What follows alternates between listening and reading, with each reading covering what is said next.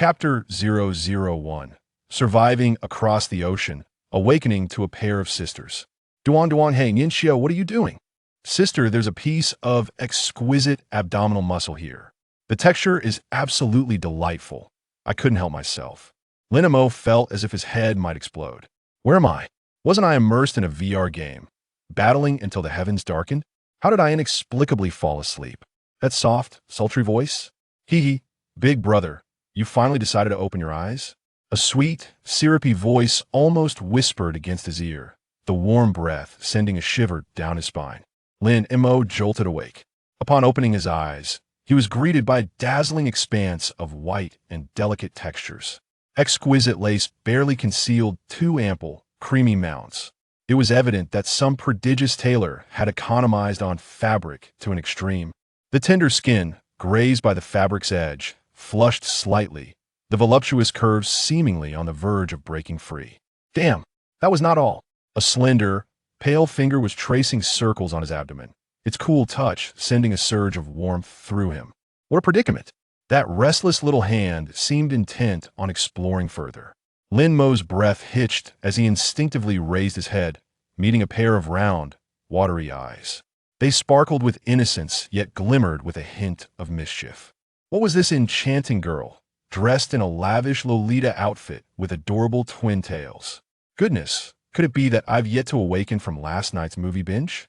All around him was a stretch of beach, with the vast ocean extending into the distance. Ninxio, he's awake.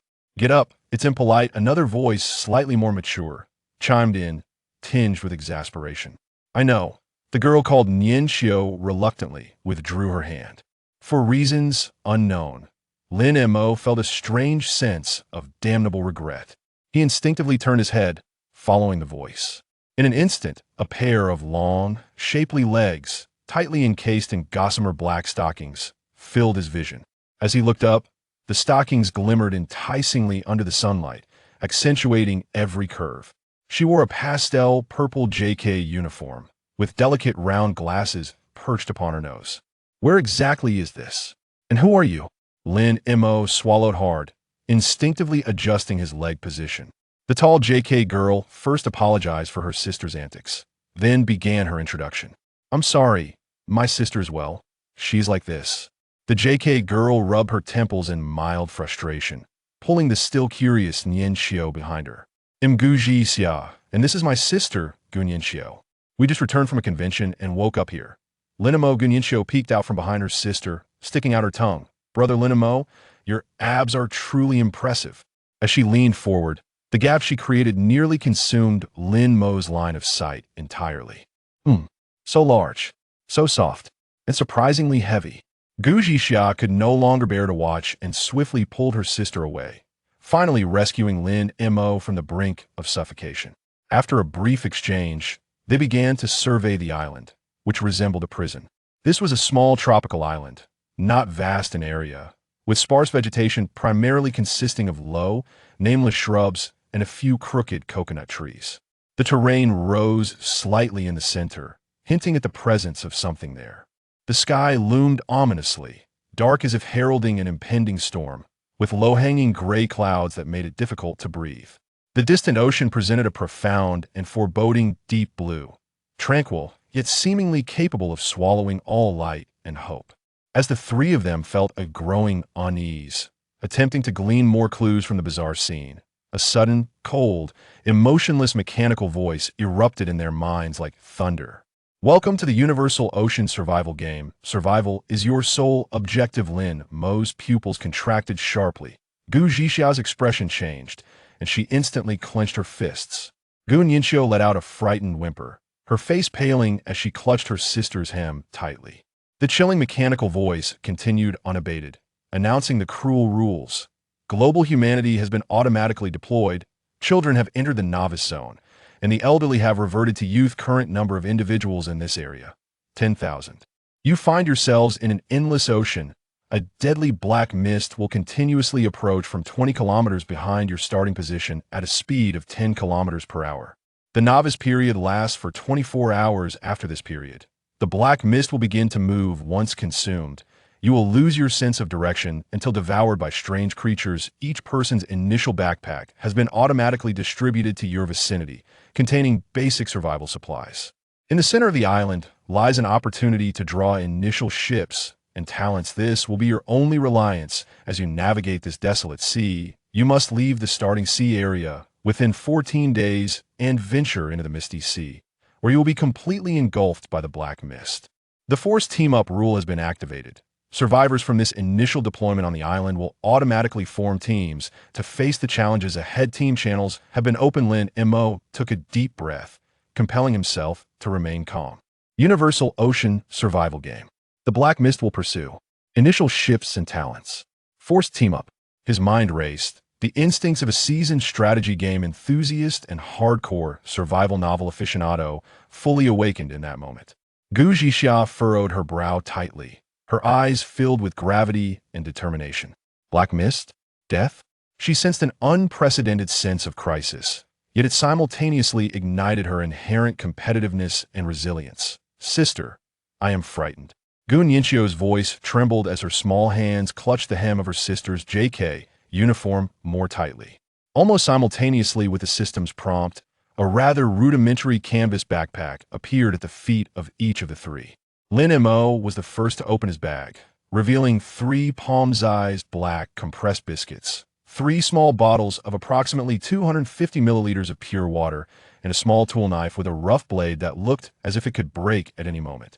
The contents of Gu Zhixia and Gu Nianxio's backpacks were identical.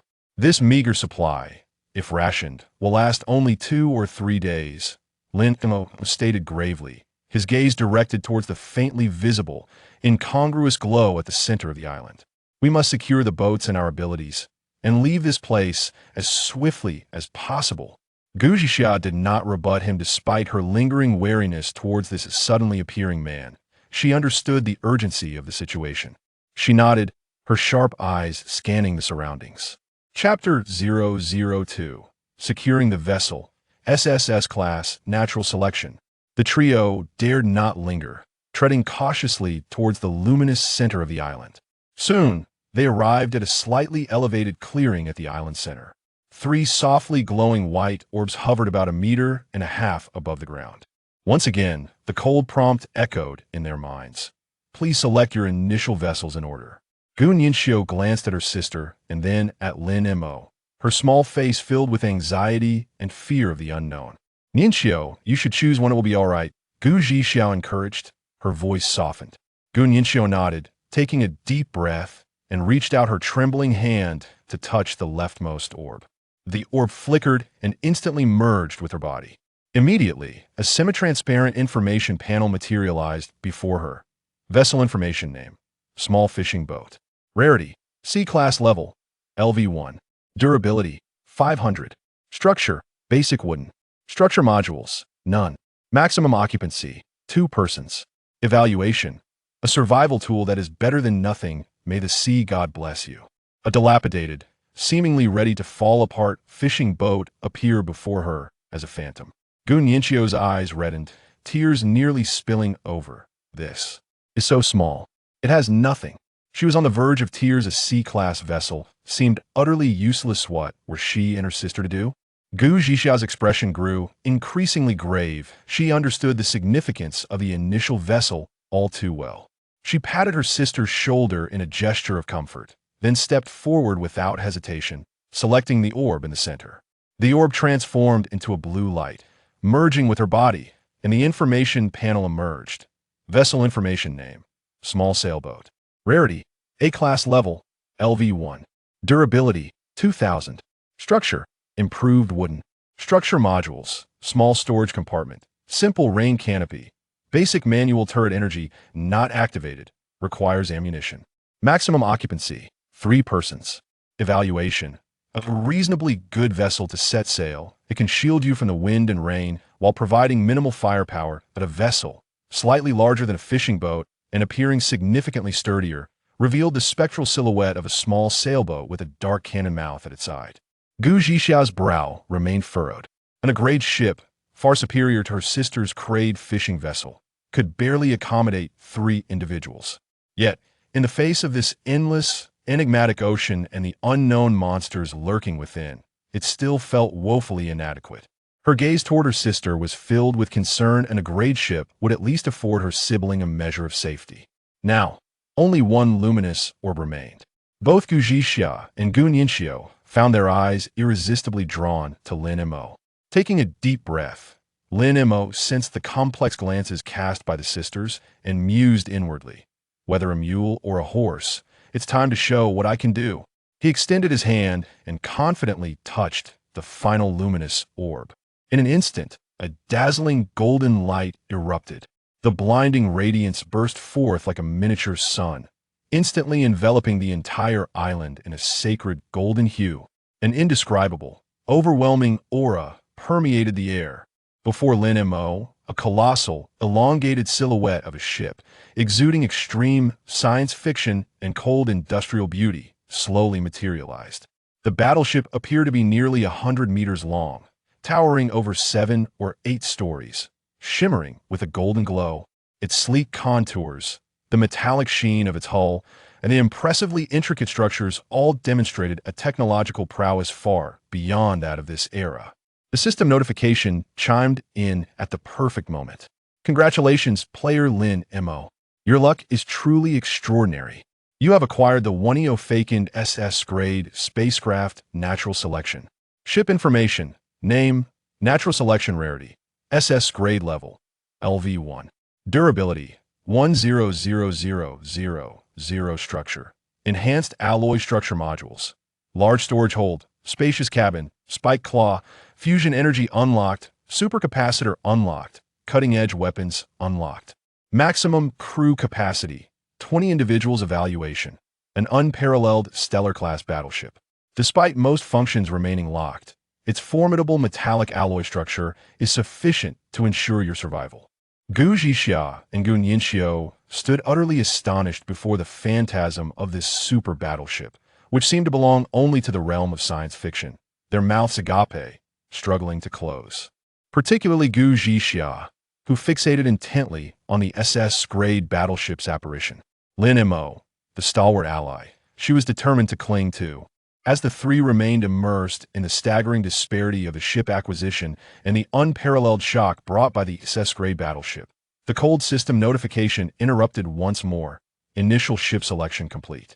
Now, we shall proceed to the talent awakening draw. The talent you receive will determine your growth trajectory and unique abilities within this world. Each person has one opportunity, which cannot be altered. Good luck.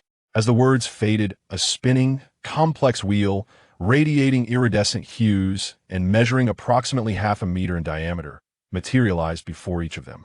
Please place your hand upon the wheel to draw your initial talent.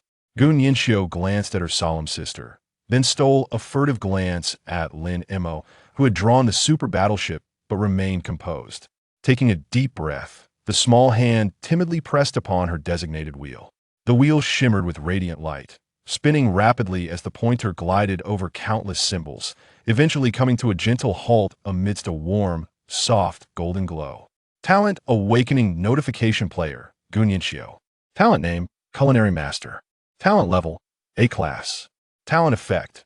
You possess the extraordinary ability to transform the mundane into the miraculous in the culinary arts, enabling you to craft exquisite dishes imbued with special enhancement effects using the most ordinary ingredients.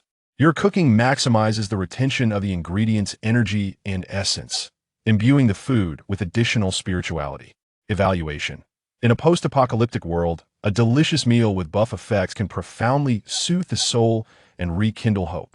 Gu Nianxiu paused momentarily, her large eyes suddenly sparkling with delight, a genuine smile gracing her delicate face for the first time since her arrival. Culinary Master? Wonderful. I adore cooking. She had always enjoyed experimenting with her favorite foods, perfectly aligning with her newfound talent. Next came Gu Zhixia. With eyes sharp as an eagle's, she understood the significance of talent better than anyone. It directly impacted her and her sister's survival in this ruthless world. Without a hint of hesitation, her long, powerful fingers decisively pressed down on the wheel. In an instant, the wheel erupted with blinding white light, so brilliant that it was nearly impossible to behold. The pointer spun wildly, finally coming to an abrupt stop with a sound reminiscent of a clear, ringing sword strike. Talent Awakening Notification Player, Gujixia. Talent Name, Weapon Master. Talent Level, S-Class. Talent Effect. You possess an extraordinary comprehension and innate control over all types of weapons. Upon touching any weapon, you can swiftly grasp its core applications and achieve mastery in an exceptionally short time. Your physical attributes receive a moderate permanent enhancement: strength, agility, and constitution, each increased by 10 points, while your combat intuition, dynamic vision, and reaction speed far surpass that of ordinary individuals. Evaluation. A born warrior, favored by weaponry. Everything in your hands can be transformed into a lethal instrument. Gu Jixia distinctly felt a powerful and familiar force surging through her limbs, as if she was inherently destined to wield arms, born for battle. She gently clenched her fist, her gaze growing even more resolute and fierce. Weapon Master Splendid. This S-Class talent bolstered her confidence in protecting her sister and establishing their footing in this apocalyptic realm. Chapter 001. Surviving Across the Ocean, Awakening with a Pair of Sisters. Duang, hey Ninxio, what are you doing? Sister, there's an exquisite set of abs here. The texture is absolutely delightful. I simply couldn't resist. Lin Mo felt as if his head were about to explode. Where am I? Wasn't I embroiled in a fierce VR game until the world faded into darkness? How did I inexplicably fall asleep? This soft, sultry tremor? Hee, big brother, you finally decided to open your eyes? A sweet, honeyed voice almost whispered against his ear, sending a warm breath that made his earlobes tingle. With a jolt, Lin Mo was abruptly awakened. Upon opening his eyes, he was greeted by a dazzling expanse of white and delicate textures. Exquisite lace trim barely concealed two ample, creamy mounts. It seemed the handiwork of some prodigious tailor who had optimized fabric to its utmost limits. The tender skin, brushed by the fabric's edges, blushed slightly, the voluptuous curves almost bursting forth as if poised to escape at any moment. Damn it, that was not all. A soft, pale finger was tracing circles on his abdomen, sending a cool sensation through him. His heart raced, blood surging uncontrollably. What the hell? That restless little hand seemed intent on venturing further down. Lin Mo gasped, suddenly lifting his head, only to meet a pair of glistening, innocent doe-like eyes. They sparkled with a hint of mischievousness. What on earth? A cute girl in a lavish Lolita dress, sporting adorable twin ponytails? Goodness, could it be that I watched too many movies last night and haven't woken up yet? Surrounding him was an expanse of beach and the boundless ocean in the distance. Ninxio, he's awake. Hurry up. It's impolite. Another, slightly more mature female voice chimed in, tinged with exasperation. I know, replied the girl referred to as Ninxio, reluctantly withdrawing her hand. For reasons unbeknownst to him, Lin Mo felt an inexplicable sense of regret. He instinctively turned his head towards the source of the voice. In that instant, a pair of long, elegant legs, encased in gossamer black stockings, filled his entire field of vision. As he gazed upward, the stockings shimmered enticingly in the sunlight, accentuating their rounded firmness. She wore a pastel purple JK uniform, her delicate nose adorned with round, gold-framed glasses. Where exactly is this? And who are you? Lin Mo stammered, struggling to swallow, instinctively adjusting the position of his legs. The tall JK lady first apologized for her sister's behavior before introducing herself. I apologize, my sister can be this way. The JK lady rubbed her forehead in slight annoyance, pulling the still curious Ninxio behind her. I'm Gu Jixia, and this is my sister Gu Ninxio. We just returned from a comic convention and woke up here. Lin Mo Gu Ninxio peeked out from behind her sister, sticking her tongue out playfully. Brother Lin Mo, your abs are truly impressive. As she leaned forward, the space created nearly engulfed Lin Mo's line of sight entirely. So large, so soft, and surprisingly heavy.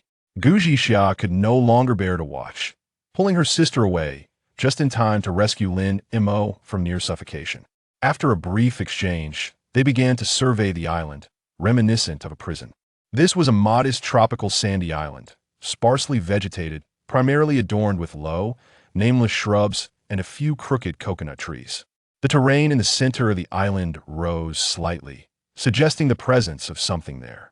The sky loomed ominously, heavy with dark clouds that pressed down like a harbinger of a tempest, making it difficult to breathe. In the distance, the ocean appeared a deep, foreboding indigo, calm yet seemingly capable of swallowing all light and hope.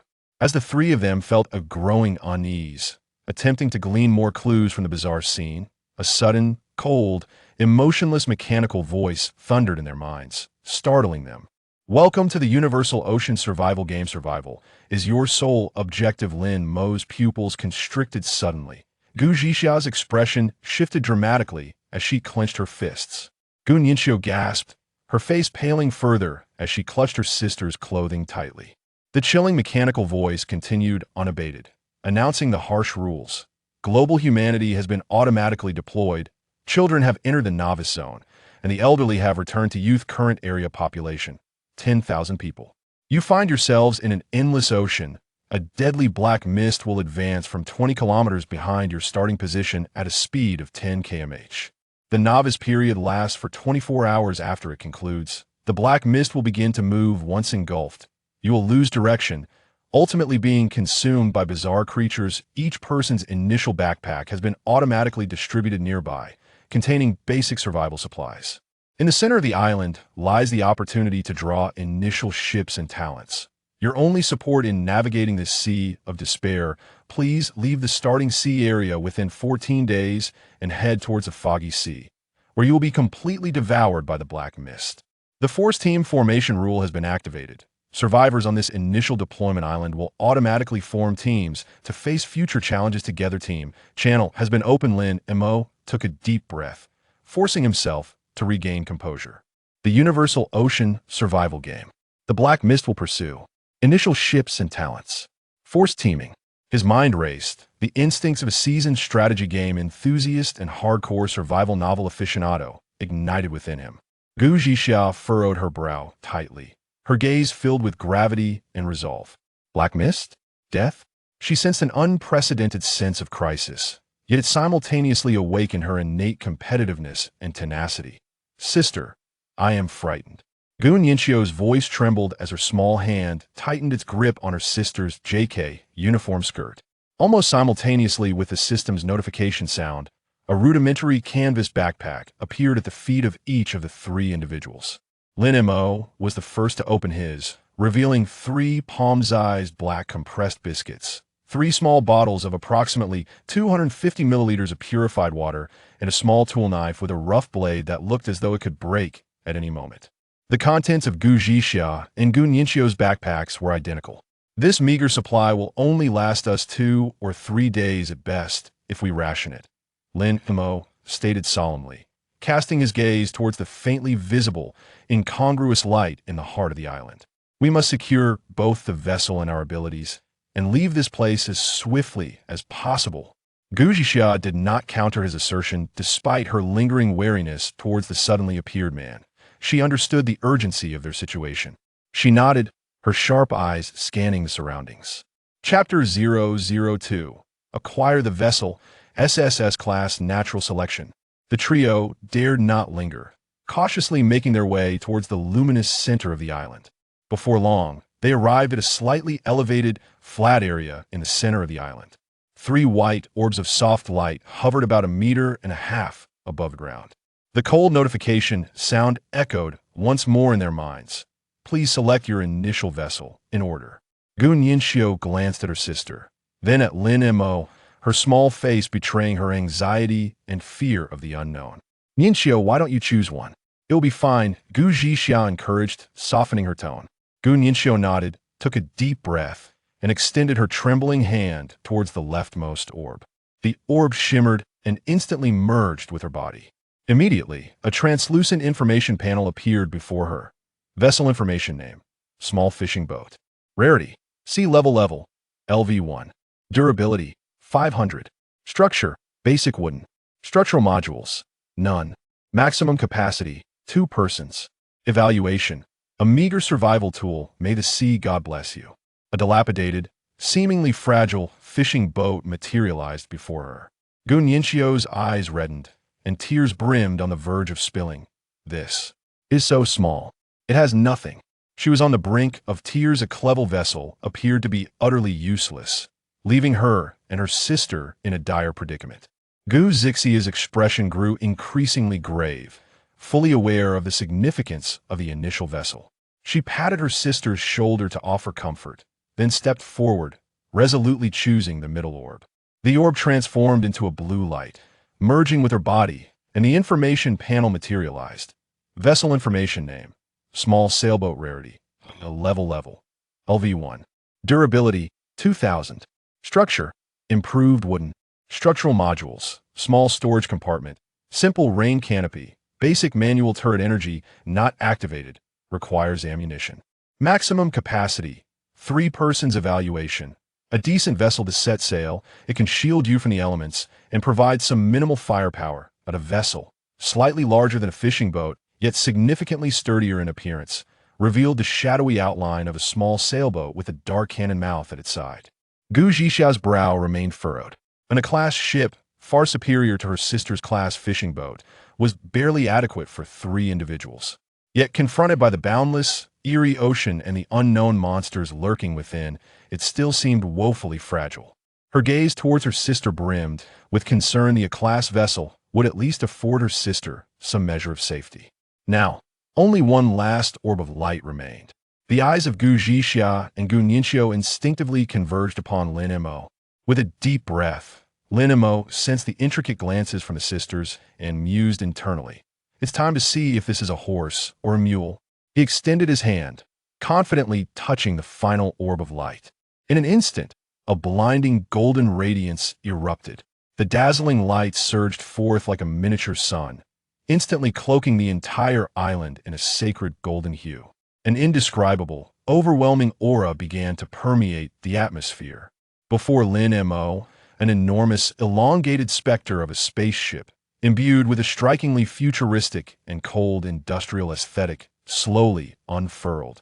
The battleship, estimated to be nearly 100 meters long and towering as high as 7 or 8 stories, shimmered with golden brilliance. Its sleek contours, the metallic luster of its hull, and its incomprehensibly intricate structures all exemplified a technological prowess far surpassing that of this era. The system's prompt resonated at the opportune moment. Congratulations, player Lin Mo. Your luck is truly extraordinary. You have acquired the one and only SS-class spaceship in this batch natural selection. Ship information. Name, natural selection. Rarity, SSS class. Level, LV1. Durability, 100,000. Structure, reinforced alloy. Modules, large storage hold, spacious cabin, spy claws, fusion energy unlocked, supercapacitor unlocked, cutting-edge weaponry unlocked.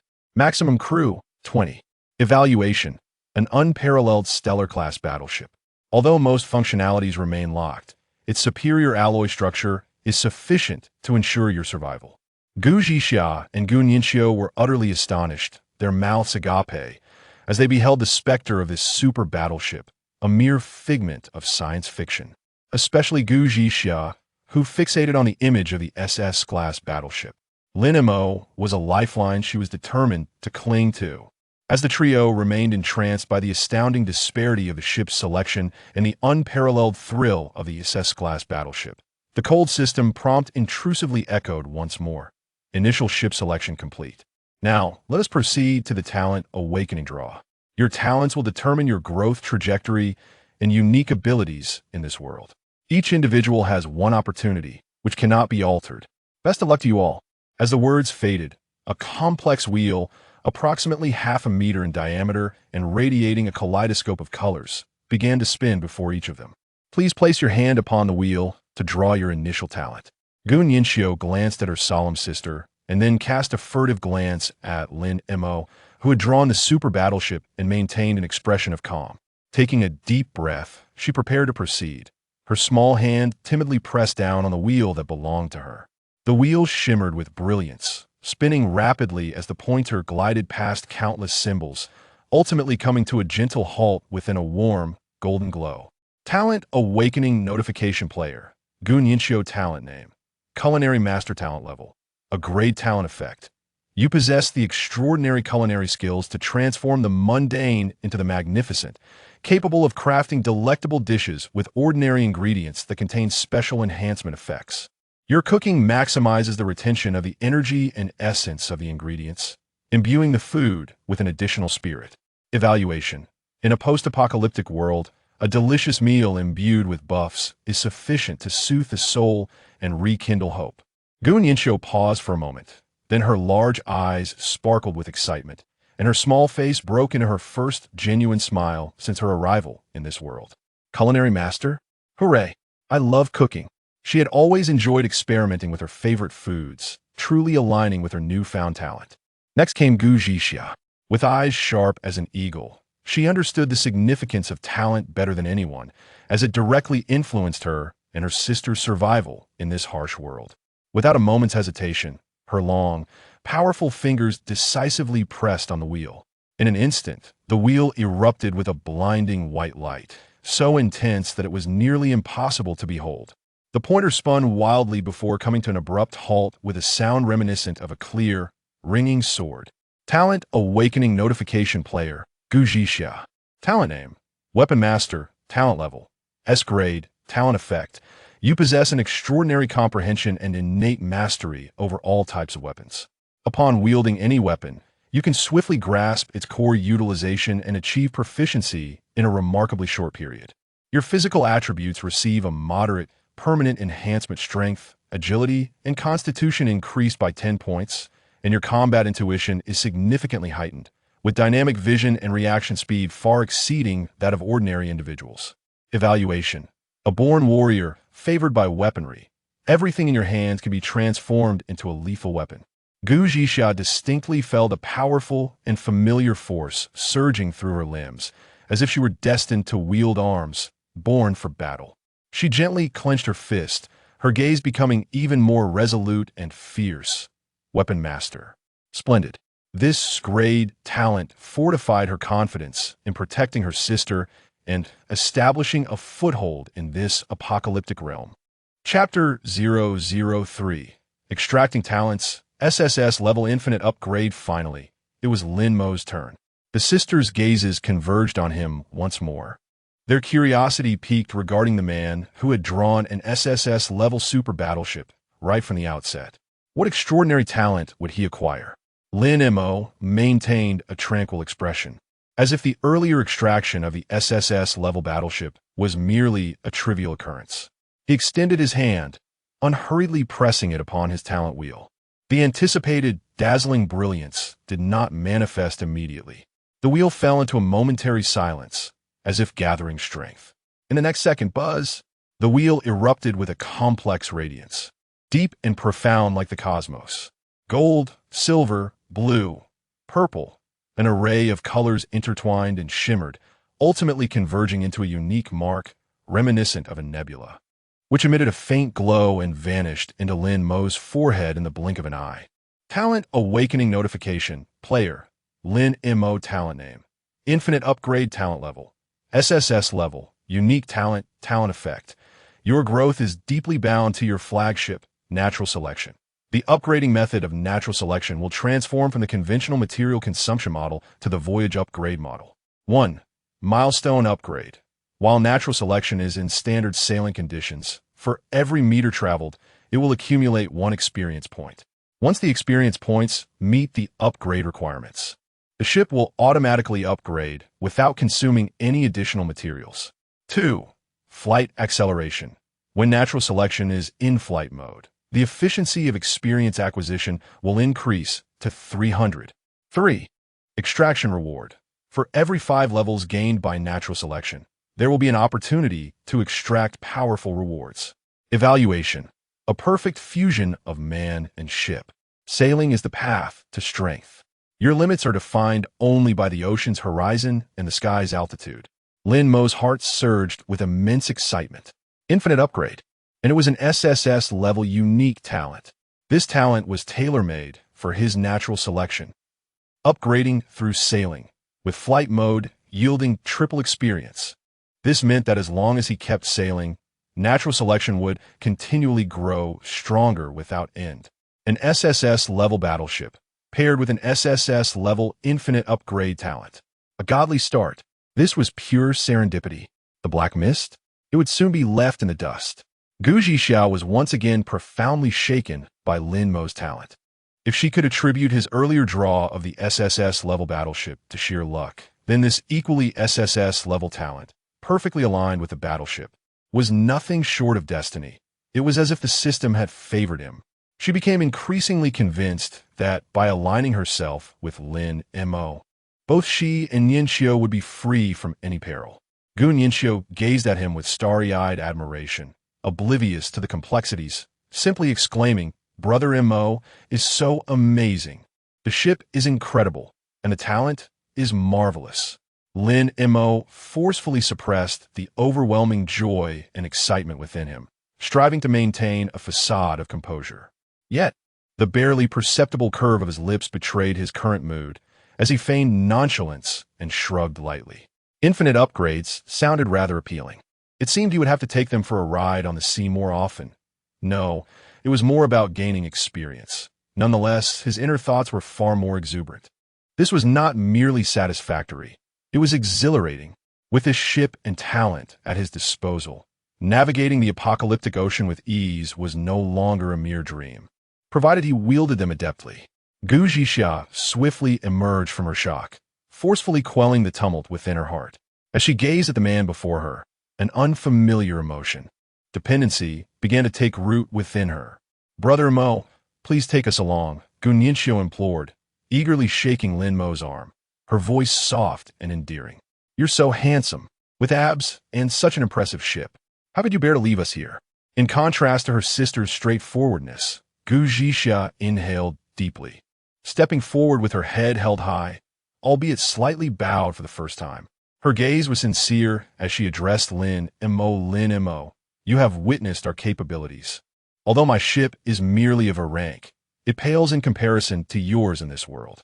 Your vessel and your talent are the only sources of hope we possess." She paused, her tone growing more earnest.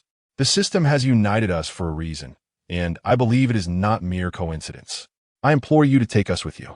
We sisters shall never be a burden. We will contribute to the best of our abilities." Lin Mo regarded the strikingly different sisters before him, one innocent and carefree, the other composed and rational. Gu Zhixia's words resonated with him, and he could not help but feel gratified. A faint smile graced his lips as he nodded in agreement. "Come aboard." As his words fell, Lin Mo focused his thoughts, and the enormous phantom hovering above the island began to solidify instantaneously. With a thunderous roar, it was as if a steel mountain descended from the void, its massive hull blocking the sunlight and casting an enormous shadow upon the beach. The metallic texture, sleek lines, and the formidable turrets and armor exuded an overwhelming sense of power and awe. Under the sisters' astonished gazes, the natural selection smoothly docked in the shallow waters. With a soft click, a shimmering alloy gangway, glowing with a gentle blue light, gracefully extended from the side of the vessel, perfectly aligning with the sand, a pathway leading toward a hopeful future. Lin Mo took the lead, turning to them as he spoke, "Since we are on the same island, I cannot simply stand by. However, as you mentioned, I hope we can work together to survive in this cursed world." Indeed, Gu Zhixia nodded earnestly, her eyes sparkling with determination. "Thank you, Brother Mo," Gu Yinxiu exclaimed excitedly, grasping her sister's hand, eager to follow suit. The three of them ascended the gangway in succession, entering the interior of the natural selection. In stark contrast to the exterior, which exudes a sense of science fiction and power, the initial interior of the battleship, while not luxurious, far surpasses Gu Zhixia's A-class sailboat and is certainly more impressive than Gu Yinxiu's C-class fishing vessel. The spacious corridors are bathed in bright light. Although many of the seemingly high-tech devices remain in an inactive, gray state, they elicit a chorus of quiet admiration from the two sisters. While the sisters gaze at the distant scenery from the deck, Lin Mo makes her way to the control room. System notification: successfully bound to the natural selection. Current ship level, level 1 upgrade method. Accumulation of sailing experience. For every meter traveled, gain 1 experience point. In flight mode. For every meter flown, Gain 3 experience points. Experience points 0, 10, 0, 0, 0. Ship exchange points 0. Each successful ship upgrade grants you 10 ship exchange points, which can be used to unlock or enhance various onboard modules in the ship upgrade interface. Special reward. Each time the ship level increases by a whole 5 levels, i.e. 5, 10, 15, and so forth, you will receive a special lottery chance, which may randomly award you with an exclusive ship skill for the natural selection, a rare component, or advanced technology blueprint. Unlocked modules: basic grapple, simple kitchen, initial supplies, basic cabin, basic fuel energy. How to unlock flight mode. Lin Mo glanced at the system, locating the flight-related modules. Flight module: not unlocked prerequisites. Unlock energy core and storage unit. Activation conditions: requires substantial electricity to initiate the anti-gravity engine for flight. Maximum flight time: 30 minutes. Charging time: 300 minutes. The flight module necessitates 1,000 megawatts of electricity to operate, while the fusion reactor S-rated power is merely 100 megawatts, implying that charging for 10 minutes only allows for 1 minute of flight. Chapter 004. Gu Zhixia and Gu Nianxiu. As the research on the flight module reached a conclusion, Lin Mo opened his personal attribute panel. Player information: name, Lin Mo. Occupation, none. Strength, 12 agility, 7 constitution, 7 spirit, 8 attack, 12 defense, 10 health points, 700. Note: the average attributes for a normal adult are 5, while an exceptionally fit adult can achieve up to 10 in individual attributes. Attack and defense are influenced by strength, and health points are affected by constitution. Upon seeing his strength attribute, Lin Mo nodded slightly. A strength score of 12 was already far beyond that of an average person, a testament to his dedication as a regular at the gym prior to his transmigration. His muscular physique was not merely a facade. At that moment, an excited shout from Gu Nianxiu broke through his thoughts. Mo Gu, come quickly. We've discovered something amazing. Lin Mo stepped out of the cockpit, just as Gu Nianxiu bounded over like a jubilant little rabbit, seizing his arm and dragging him towards a compartment in the middle of the ship. Mo Gu, look here. This was a spacious storage room exuding a faint chill. Inside, various supplies were meticulously categorized: basic flour, rice, frozen meats, and vacuum-sealed fruits and vegetables. Truly, this SSS-class battleship boasted an astonishingly rich initial supply. Gu Nianxiu's cheeks flushed with excitement as she scurried through the piles of provisions like a little hamster, her joy palpable. With all this food, we no longer need to worry about going hungry. Gu Zhixia soon followed, and upon witnessing the abundance of supplies, her eyes reflected a glimmer of astonishment and reassurance. However, she quickly regained her composure, adjusting her gold-rimmed glasses, and addressed Lin Mo earnestly. Lin Mo, these are the assets of your personal warship. Since we are a team, we can share the food, but it cannot be taken without regard. The spoils we acquire thereafter should naturally be prioritized for your use. Her words were clear, expressing both a willingness for teamwork and a commitment to her principles, ensuring that no one took undue advantage. Gu Nianxiu, overhearing, stuck out her tongue and tugged at her sister's sleeve, whispering, "Sister, you're being too formal." Mo Gu is not a stingy person. Lin Mo couldn't help but chuckle inwardly at Gu Zhixia's serious demeanor, realizing that beneath her cool exterior, she was striving to maintain balance and dignity within the team. He waved his hand dismissively and said casually, "There's no need for such formality. We are all in this together during the initial phase. The food is plentiful, but I have one condition." "What condition?" The sisters chorused in unison. Lin Mo's gaze settled on Gu Nianxiu, a smile curling at the corners of his mouth. "Nianxiu, with your A-class culinary master talent, prepare us a sumptuous feast. I wish to experience the taste of a meal with buffs." "Huh? Just that?" Gu Nianxiu was momentarily taken aback, but soon burst into a peal of laughter, her delicate face radiating ease. "No worries. Leave it to me. I've been itching to do this." With a joyful twirl, she playfully winked at Lin Mo, resembling a little cat eager to earn praise. "Wait for me, Brother Mo. I promise to make you eat until your tongue is overwhelmed." Turning to her sister, she exclaimed, "Sister, come help me." With that, She exuberantly pulled the still-dazed Gu Zhixia and dashed towards the kitchen, leaving behind a trail of melodious laughter. Lin Mo watched their retreating figures, a smile involuntarily gracing his lips. One diligently upheld the team's principles, while the other contributed her culinary talents. This sister duo was more intriguing and dependable than he had anticipated. Subsequently, Lin Mo explored various corners of the ship. Although it was named the natural selection, it was not as grand as he had envisioned, likely due to its lower tier. The ship's structure comprised 3 levels, the first featuring a vast deck alongside several bedrooms, the second housing the kitchen, storage room, and navigation control room, and a lower deck that included an energy control center, an underground farm, and a breeding facility. Each level spanned approximately 200 square meters. The energy control center's fusion reactor bore a gray inscription, and Lin Mo observed this high-tech apparatus closely. A circular magnetic confinement device with a diameter of merely 10 meters, exuding a futuristic aura. The farm and breeding facility remained locked, prompting Lin Mo to resolve to utilize them once he acquired seeds and young poultry, thus ensuring a self-sustaining food source. System notification. The chat module and trading module have been activated. Players can communicate within the regional channel, limited to 10 messages per day. Players may trade at the exchange, utilizing exchange points or bartering items. As a system prompt concluded, a semi-transparent chat interface unfurled before Lin Mo, and the regional channel erupted with a flurry of messages, each clamoring for attention. Wow, it's finally working. Is anyone there? Please, someone respond. Oh no, I'm terrified. What on earth is this place? By the way, what type of ship did you all draw? Mine's a D-class rickety vessel. I feel like a single wave could shatter it. Our team has a lucky fellow who drew a large sailboat, an A-class. Everyone's following him. He's leading us. Stop bragging upstairs.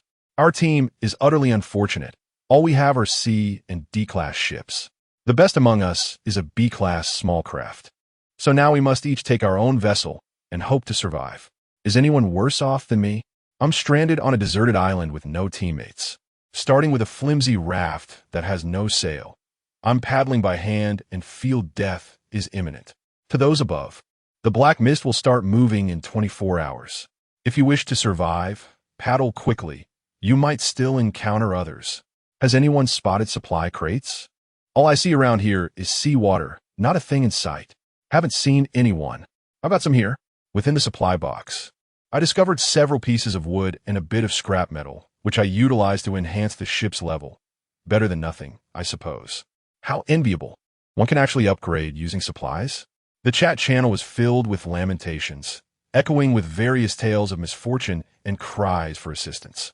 Lin Mo swiftly skimmed through the messages, noting that the majority of individuals possessed vessels rated below B level, while those fortunate enough to draw an A-class ship were exceedingly rare, revered by their peers as eminent figures.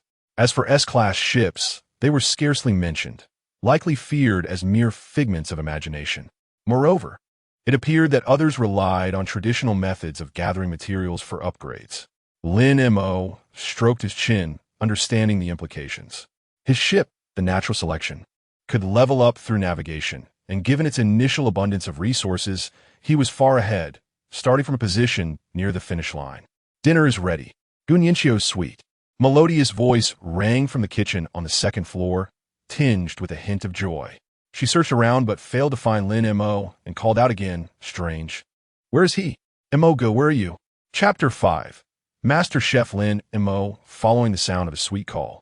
Lin Mo ascended from the control center on the lower level. As he stepped onto the expansive deck, still adjusting to the blinding midday sun, a petite figure darted towards him like a kitten discovering catnip, accompanied by a waft of fragrant air. I found you, Mo Gidge, Gunyinsho exclaimed cheerfully, unabashedly linking her arm with his, her soft form pressing closely against him. The well-proportioned fullness of her figure brushed against Lin Mo's solid arm, eliciting a series of tantalizing sensations. She tilted her exquisitely charming face upwards, her doe-like eyes sparkling like crescent moons. I prepared a plethora of delicious dishes. Just waiting for you. Feeling the remarkable warmth and elasticity from her arm, Lin Mo mused to himself that this little enchantress was indeed a natural beauty. He silently acquiesced to her pull, matching her bouncy strides. The dining area was situated on a semi-open terrace at the stern of the second floor, offering an expansive view that encompassed the endless azure sea and the distant swirling black mist. At this moment, the sun was at its zenith, casting down radiant warmth, while the gentle sea breeze carried a hint of freshness. A long alloy dining table was already laden with an array of exquisite dishes. "Where's your sister?" Lin Mo inquired, scanning the surroundings but failing to spot Gu Jixia. "Ah, my sister," Gu Nianxiu pouted her rosy lips, a blend of childish innocence and mild frustration gracing her features as she gestured towards cabin. She said she hasn't contributed anything to the ship yet and feels embarrassed to join the feast. She's in her room, cleaning her weapons. I've tried everything to persuade her, but to no avail. She then affectionately nudged Lin Mo's arm, her voice soft and sweet. "Mo Gidge, do go call her, or the food will get cold." Upon hearing this, Lin Mo not only felt no anger, but was rather amused.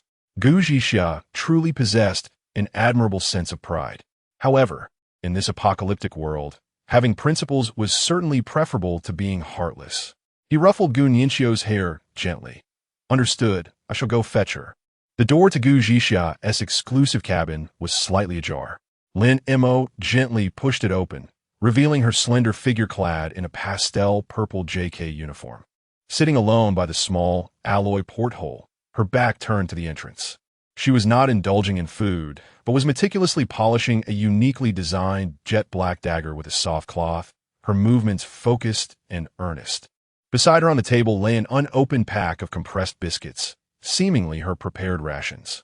Sunlight streamed through the porthole, casting a golden halo over her silky black hair, accentuating her slender waist wrapped in a uniform, while her pleated skirt subtly outlined her enticing curves. Her long legs encased in black stockings slightly curled, creating an alluring silhouette. Upon hearing the door creak, Gu Jixia turned alertly, and upon seeing Lin Mo, a fleeting ripple of emotion crossed her fair features, only to be swiftly replaced by her usual cool demeanor. Even the grand feast prepared by a master chef of the highest caliber could not entice you. Lin Mo leaned against the door frame, his gaze resting upon the compressed biscuit beside her, a half-smile playing on his lips as he remarked, "It seems Miss Gu intends to rely on this for sustenance." "My affairs are none of your concern," Gu Jixia replied coldly, retracting her dagger. "I have yet to contribute to this vessel. I cannot in good conscience deplete its resources." Lin Mo's smile waned slightly as he approached her, his countenance shifting to one of seriousness as he looked down at her. "Listen, Gu Jixia. First, Nianxiu's culinary skills provide attribute enhancements, which are integral to our team's combat efficacy. By refusing, you undermine our collective strength." He paused, his tone brooking no argument. "Second, we are a team. We are not here for a banquet. We are here to survive. Each of us must fulfill our roles, as that is the greatest contribution we can make. Nianxiu manages logistics, while you and I are responsible for combat. Only when we are nourished can we muster the strength to face the impending dangers. Therefore, dining is your obligation, not a matter of choice. Do you understand?" Gu Jixia was momentarily taken aback by his words. Raising her gaze, she met Lin Mo's deep, piercing eyes and felt the undeniable aura of leadership radiating from him, rendering her momentarily speechless. She bit her lip, her eyes flashing with defiance. Yet the steadfastness in her heart was shattered by Lin Mo's declaration. He was right. This was not a personal contest of wills, but a matter of the team's survival. Noticing her wavering stance, Lin Mo softened his tone and extended his hand. "Let us go. The food will grow cold and lose its appeal. Tasting the culinary artistry of a master chef will benefit your combat as well." Gu Jixia remained silent for a moment, ultimately refraining from retort. She regarded Lin Mo's outstretched hand, hesitating briefly before rising on her own, sidestepping his gesture and proceeding directly towards the entrance. As she passed by Lin Mo, she murmured in a tone only they could hear, "Thank you." Lin Mo paid her little mind and followed her to the terrace restaurant. Once there, Gu Jixia half forced into the elegant setting, was enveloped by the intoxicating aroma wafting through the air. Upon seeing the table adorned with exquisite dishes, each radiating an otherworldly glow, her appetite surged instantly. Her fair complexion tinged with a hint of pink, she stubbornly scoffed, "Humph, I am merely here to see if Nianxiao has wasted any ingredients. It's not because I'm hungry." Yet her body betrayed her resolve as she settled into an empty seat, her enchanting phoenix eyes involuntarily darting towards the culinary delights before her, her throat involuntarily swallowing in anticipation. The table was elegantly set with 3 dishes and a soup, all traditional home-cooked fare, yet presented with exquisite finesse. The golden, fragrant rice was perfectly cooked, nestled beside a translucent glass bowl. A plate of vibrant, glossy braised beef glistened invitingly, the meat tender and succulent, each morsel enveloped in a rich, savory sauce that tantalized the senses. Alongside was a plate of fresh, green stir-fried vegetables, their vibrant hues promising a refreshing taste, imbued with the essence of the countryside. A pot of milky white mushroom soup bubbled gently, exuding a warm steam that danced in the air, garnished with a few emerald green scallions, its savory aroma tantalizing the senses. Most intriguingly, as Lin Mo had previously observed, each dish was enveloped in a faint, almost imperceptible halo of soft light, as if infused with a mysterious energy. "Sister, Mo Gu, come savor my culinary skills." Gu Nianxiao beamed, her face alight with joy at the sight of the two reconciling. She enthusiastically served Gu Zhixiao a steaming bowl of fluffy rice, followed by the largest and most flavorful piece of braised beef, carefully placed in her bowl with her chopsticks. The beef trembled slightly, promising to melt in the mouth. With a radiant smile, she prepared a serving of rice and vegetables for Lin Mo, her large eyes sparkling with anticipation and a hint of pride. Lin Mo, not one to hesitate, picked up the specially selected piece of beef and savored it. Upon tasting, the beef almost disintegrated on his tongue, releasing a rich, robust flavor that exploded in a delightful symphony on his palate, a profound satisfaction radiating from his taste buds throughout his body. Remarkably, a warm energy surged down his esophagus into his stomach, rapidly spreading to his limbs, instantly dispelling the exhaustion and mental tension accumulated since his arrival.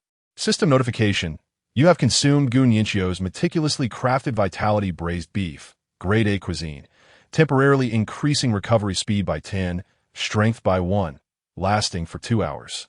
System notification: you have consumed Gu Nianxiao's carefully prepared revitalizing stir-fried vegetables, grade A cuisine, temporarily increasing mental recovery speed by 10, mental capacity by 1, lasting for 2 hours.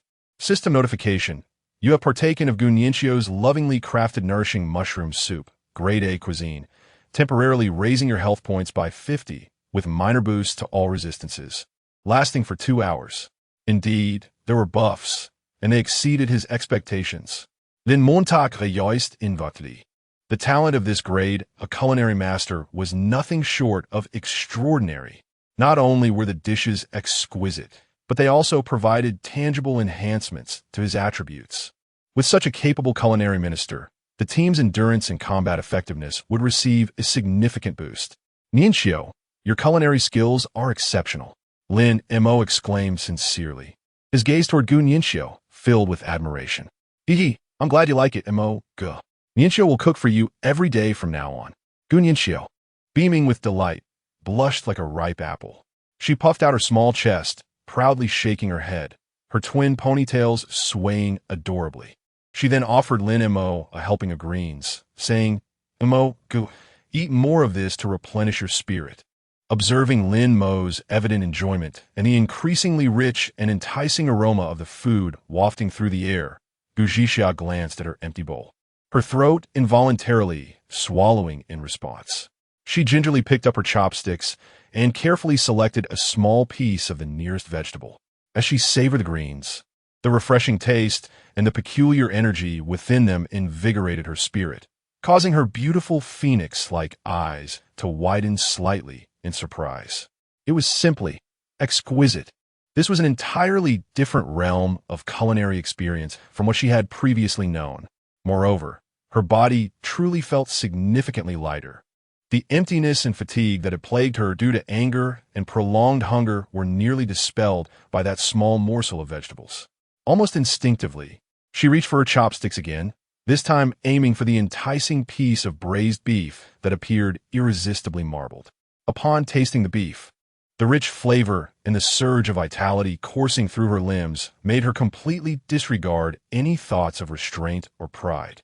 Her cheeks slightly bulged as she chewed delicately, striving to maintain an air of composure, yet her increasingly radiant eyes, sparkling with delight, and the hastening pace of her eating betrayed her true feelings. Clearing her throat, she attempted to mask her excitement with her usual cool demeanor. Nien Q this time. You did quite well. It's somewhat better than those compressed biscuits. Giggles escaped her lips, as long as sister enjoys it. Gu Nianxiu was elated, nearly spinning in place. She eagerly served her sister and Lin Mo, her little mouth incessantly chattering. Eat more, eat more. This beef must be beneficial for your weapon master talent. That soup is nourishing too. By the end of the meal, the three were thoroughly satisfied, their lips tinged with lingering flavors. Especially Gu Zhixia, who could distinctly sense that her physical condition had improved remarkably. The vitality and comfort radiating from within were something compressed biscuits could never provide. She languidly leaned back against her chair, relishing the gentle sea breeze caressing her face, and her gaze towards Lin Mo softened, losing some of its previous aloofness and wariness. Perhaps being alongside this seemingly domineering yet dependable man during critical moments could indeed allow her to survive in this apocalyptic world and thrive. Stealing a glance at Lin Mo, who was sharing laughter with her sister, her cheeks flushed once more. Chapter 006. Off we go, having feasted and quenched their thirst. The languorous comfort was dispelled by the midday sea breeze. Lin Mo rose and made his way to the navigation control room on the second floor. Off we go, Gu Nianxiu exclaimed cheerfully, following closely behind. As they stepped into the cockpit, an abrupt, chilling system alert echoed in the minds of the trio. Warning, 22 hours and 30 minutes remain until the black fog begins to move. All players, please prepare accordingly. The previously light-hearted atmosphere in the cockpit suddenly stiffened. Lin Mo's expression remained composed as he swiftly accessed the energy interface of the natural selection. Currently, it was still operating on basic fuel propulsion, with the remaining fuel supply sufficient for a journey of only 100 kilometers. Unlocking the fusion reactor module required 10 ship exchange points. Rapidly calculating in his mind, Lin Mo decided to sail for 10 kilometers first, level up to level 2, and use the acquired points to unlock the fusion reactor. With a mere thought, the massive hull of a natural selection trembled slightly and began to gracefully slice through the water, heading into the boundless depths of the deep blue sea. It was the first time for the Gu sisters, Gu Zhixia and Gu Nianxiu, to experience the launch of such a colossal vessel. Both seated in the spacious co-pilot seats, they gazed through the expansive portholes at the swiftly retreating scenery, their hearts undeniably stirred with excitement. Wow, it's so fast. Gu Nianxiu's little face nearly pressed against the window, her excitement causing her to flail her arms joyfully as she watched the rapidly receding waves. This ship is truly impressive. Gu Zhixia adjusted her gold-rimmed glasses. Although her tone remained even, the tightly clenched fists betrayed her inner turbulence. The sense of security provided by this SSS-class battleship was unparalleled compared to her previous A-class sailboat. What is that? Gu Nianxiu's keen eyes suddenly pointed toward a distant spot on the water. A seemingly inconspicuous black dot bobbed amidst the waves. Without a word, Lin Mo activated the claw module on the deck. A metallic claw, accompanied by a piercing sound, soared through the air and deftly seized the floating object, swiftly reeling it in. Acquired supply box 1. Wow, Brother Mo is amazing. He caught a supply box. Gu Nianxiu exclaimed excitedly, tugging at her sister as they rushed to the deck to discover the contents. The claw deposited a damp metal box onto the deck. Upon opening it, they found 5 neatly arranged gray-black blocks inside. Compressed biscuits, 5 compressed biscuits. Gu Nianxiu's face fell her finger poking disdainfully at the hard, unyielding items. We have so much delicious food, this seems rather useless. The sisters returned to the cockpit, clutching the blocks of biscuits. Gu Zhixia, recalling her earlier secret of nibbling on biscuits in her room, felt her cheeks flush slightly, turning her head away with a soft huff. Lin Mo glanced at the biscuits and remarked, "These can be sold." He gazed at Gu Yanxiu and suggested, "Check the chat channel to see if anyone is in need of food but has something valuable to trade." All right. Gu Yanxiu promptly opened the regional chat channel, emulating the style of others as she crafted and sent a message. Nian doesn't want to get up. Selling 5 compressed biscuits, ample quantity. Only trading for rare materials or intriguing trinkets, not for ordinary supplies. Almost immediately, responses flooded in. Survival on a deserted island. Do you have food? I am starving.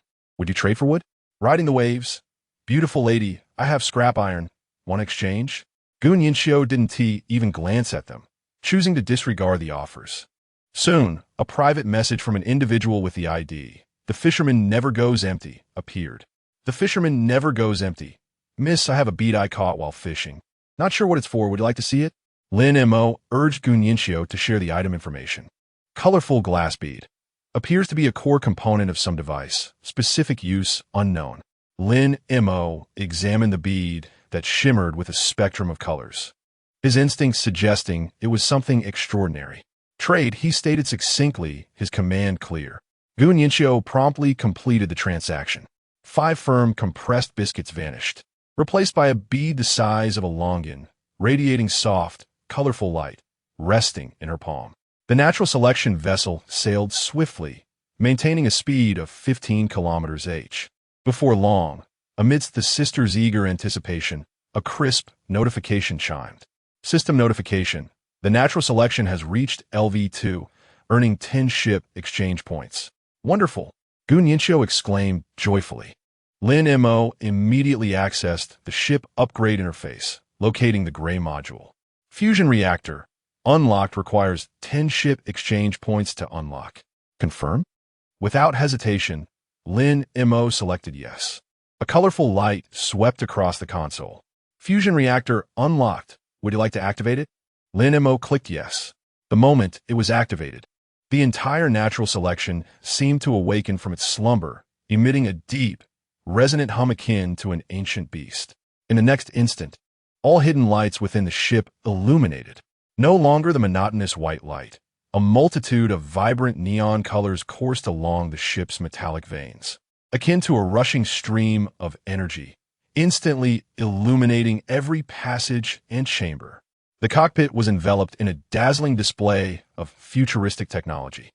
Even in broad daylight, the brilliant light effects left everyone awestruck and astonished. "Wow, Brother Mo, what is this? It's incredible!" Gu Yanxiu was the first to scream. Her mouth forming an O shape, her sparkling peach blossom eyes wide with wonder, reflecting the rapidly swirling colors. Like a child who has just received a cherished toy, she bounced around the cockpit, pointing at the flowing lights, exclaiming breathlessly, "It's cyberpunk. Absolutely cyberpunk. Our ship is so cool." Gu Zhixia presented an entirely different demeanor. She abruptly straightened her posture, her hands instinctively clutching the hem of her JK uniform. The golden-rimmed glasses perched upon her nose could not conceal the intense tremors within her pupils. She fixated on the vibrant light trails dancing upon the walls and ceiling, absorbing the steady, surging sense of power emanating from the vessel's hull. For the first time, a look of distraction graced her typically aloof and proud countenance. It was astonishing. This ship surpassed her wildest imaginings. System notification. Fusion reactor has been activated. Power supply is ample. Lin Mo remained oblivious to the sisters' reactions, his focus entirely absorbed by the control panel. He glanced at the unlocking criteria for the supercapacitor, which still required 10 ship exchange points. Meanwhile, the experience points necessary for the natural selection to reach level 3 had surged to 20,000. Each level increase demanded an additional 10,000 experience points. Lin Mo stroked his chin, rapidly calculating in his mind.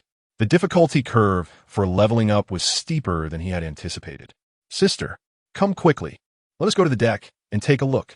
Gu Nianxiu, still brimming with excitement, seized her dazed sister Gu Zhixia and darted out of the cockpit like a jubilant little bird. They raced onto the expansive deck, where the sight before them rendered them awestruck once more. The entire hull of the battleship glimmered with countless blue energy patterns, shimmering under the sun, infusing this steel behemoth with a palpable sense of vitality. Turning back, they beheld the direction they had come from.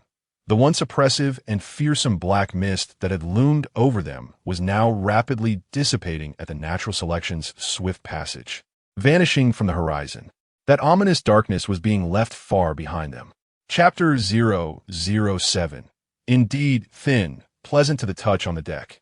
Gu Nianxiu was still spinning in excitement over the warship's dazzling cyberpunk light effects, her twin ponytails sweeping through the air like lively arcs.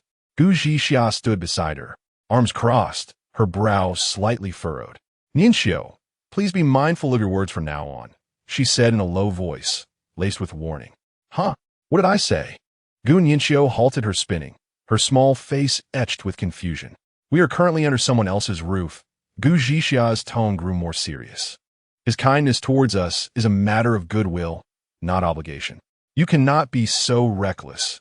Should you offend him one day and he casts us off the ship, we would be doomed in this vast sea. Upon hearing this, Gu Nianxiu playfully stuck out her tongue, running over to link her arm with Gu Zhixia's, swaying in a playful manner. Oh, sister, you're overthinking it. Brother Mo is so nice, handsome, and fit, and this ship is incredible. He is not the petty type. She leaned closer to her sister, lowering her voice and adopting a tone of keen insight. Besides, I feel like Brother Mo really likes us, especially you, sister. You. Gu Zhixia's cheeks flushed a light pink, a mix of annoyance and helplessness. Her sister was utterly carefree, saying whatever came to mind. Shaking her head, she conceded to her sister's whims. Inside the cockpit, Lin Mo had already activated the system map. A semi-transparent, technologically advanced star chart unfolded before him, clearly marking various information within a 100-kilometer radius of their surroundings. They had just departed from the starting island, navigating through the boundless sea towards the Misty Sea region. System notification: a resource point detected 30 kilometers away. Hostile conditions unknown. Just what he needed, a resource point. Lin Mo smirked, his finger lightly tapping the control panel, and the massive hull of the natural selection smoothly adjusted its course, slicing through the waves towards the blinking coordinate on the map. The warship sailed at remarkable speed, parting the sea with two long, frothy trails. Soon, they had traveled another 20 kilometers. System notification: the natural selection has reached LV3, earning 10 ship exchange points. Lin Mo immediately spent the exchange points to unlock the supercapacitor module. System notification: supercapacitor unlocked. Current charge at 90, estimated full charge in 30 minutes. Leaning comfortably against the expansive captain's chair, Lin Mo awaited the energy accumulation to complete. This interlude provided an ideal moment for him to gather his thoughts. Just then, the cockpit door slid open silently, and Gu Zhixia entered, dressed in a striking pink-purple JK uniform. Her well-toned figure was accentuated perfectly. Her long, straight legs were exposed to the air, radiating a sense of strength.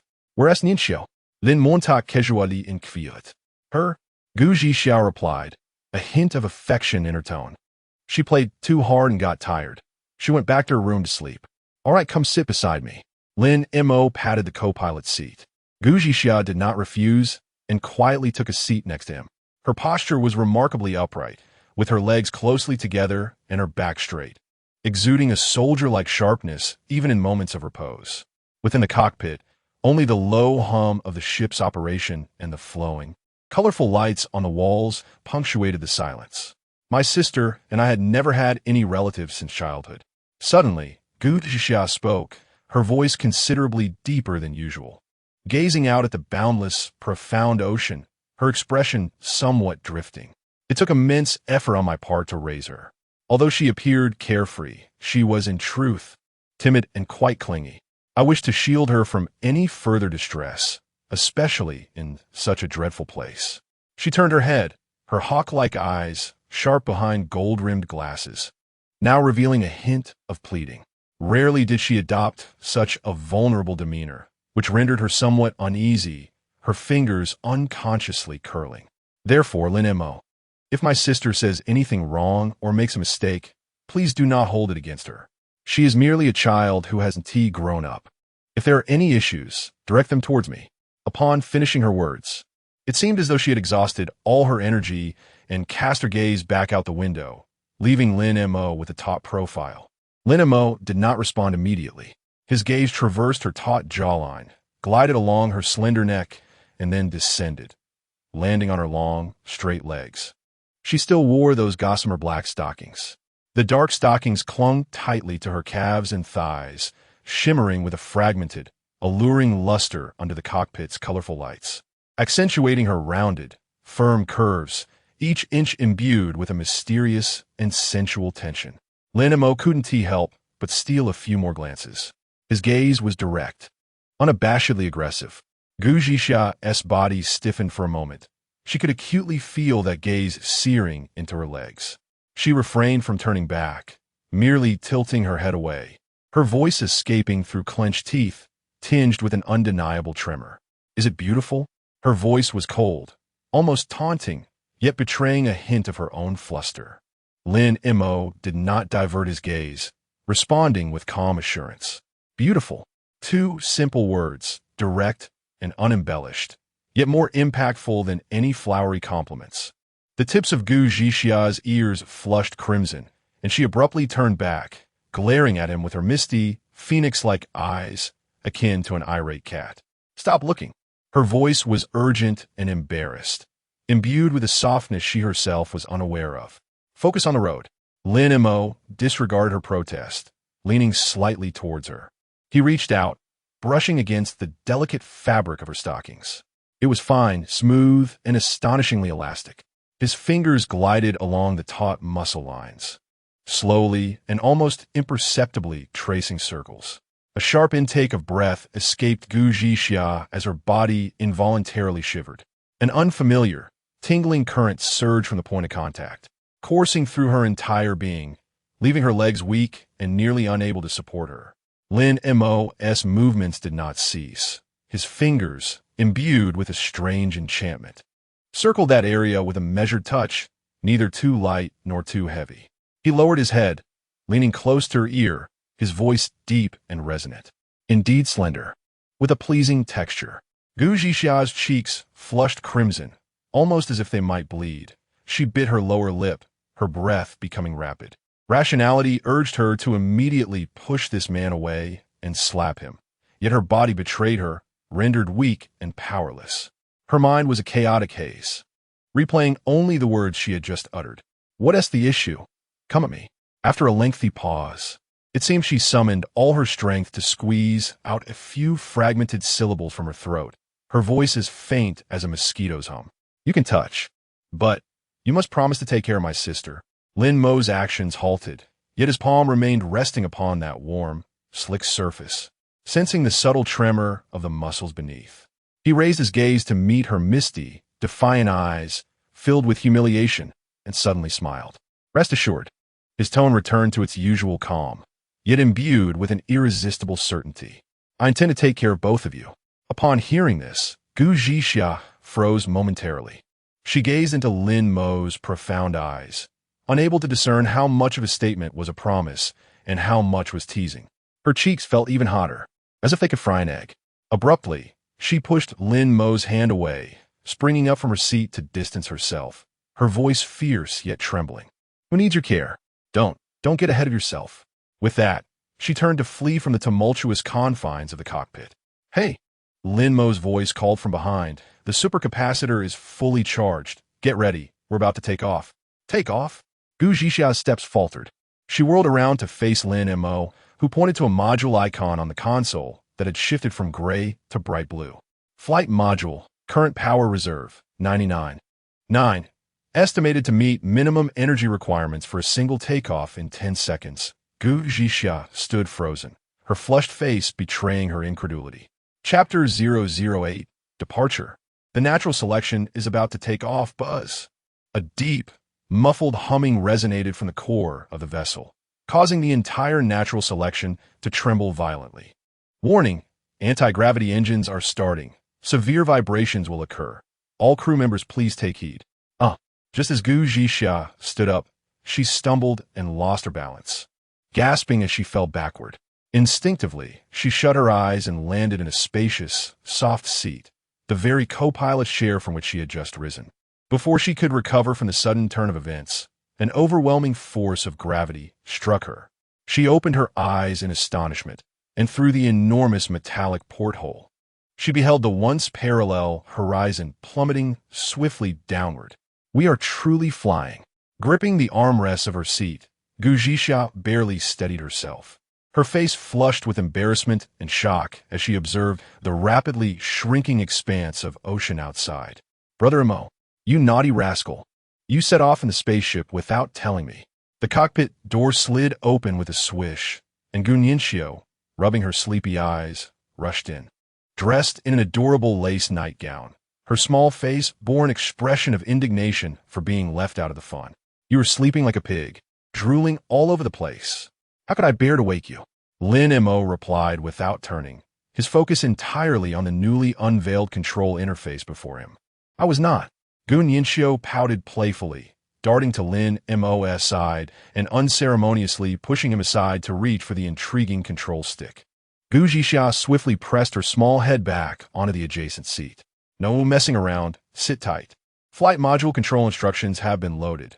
Push the joystick forward or backward to control the vessel's advance or retreat.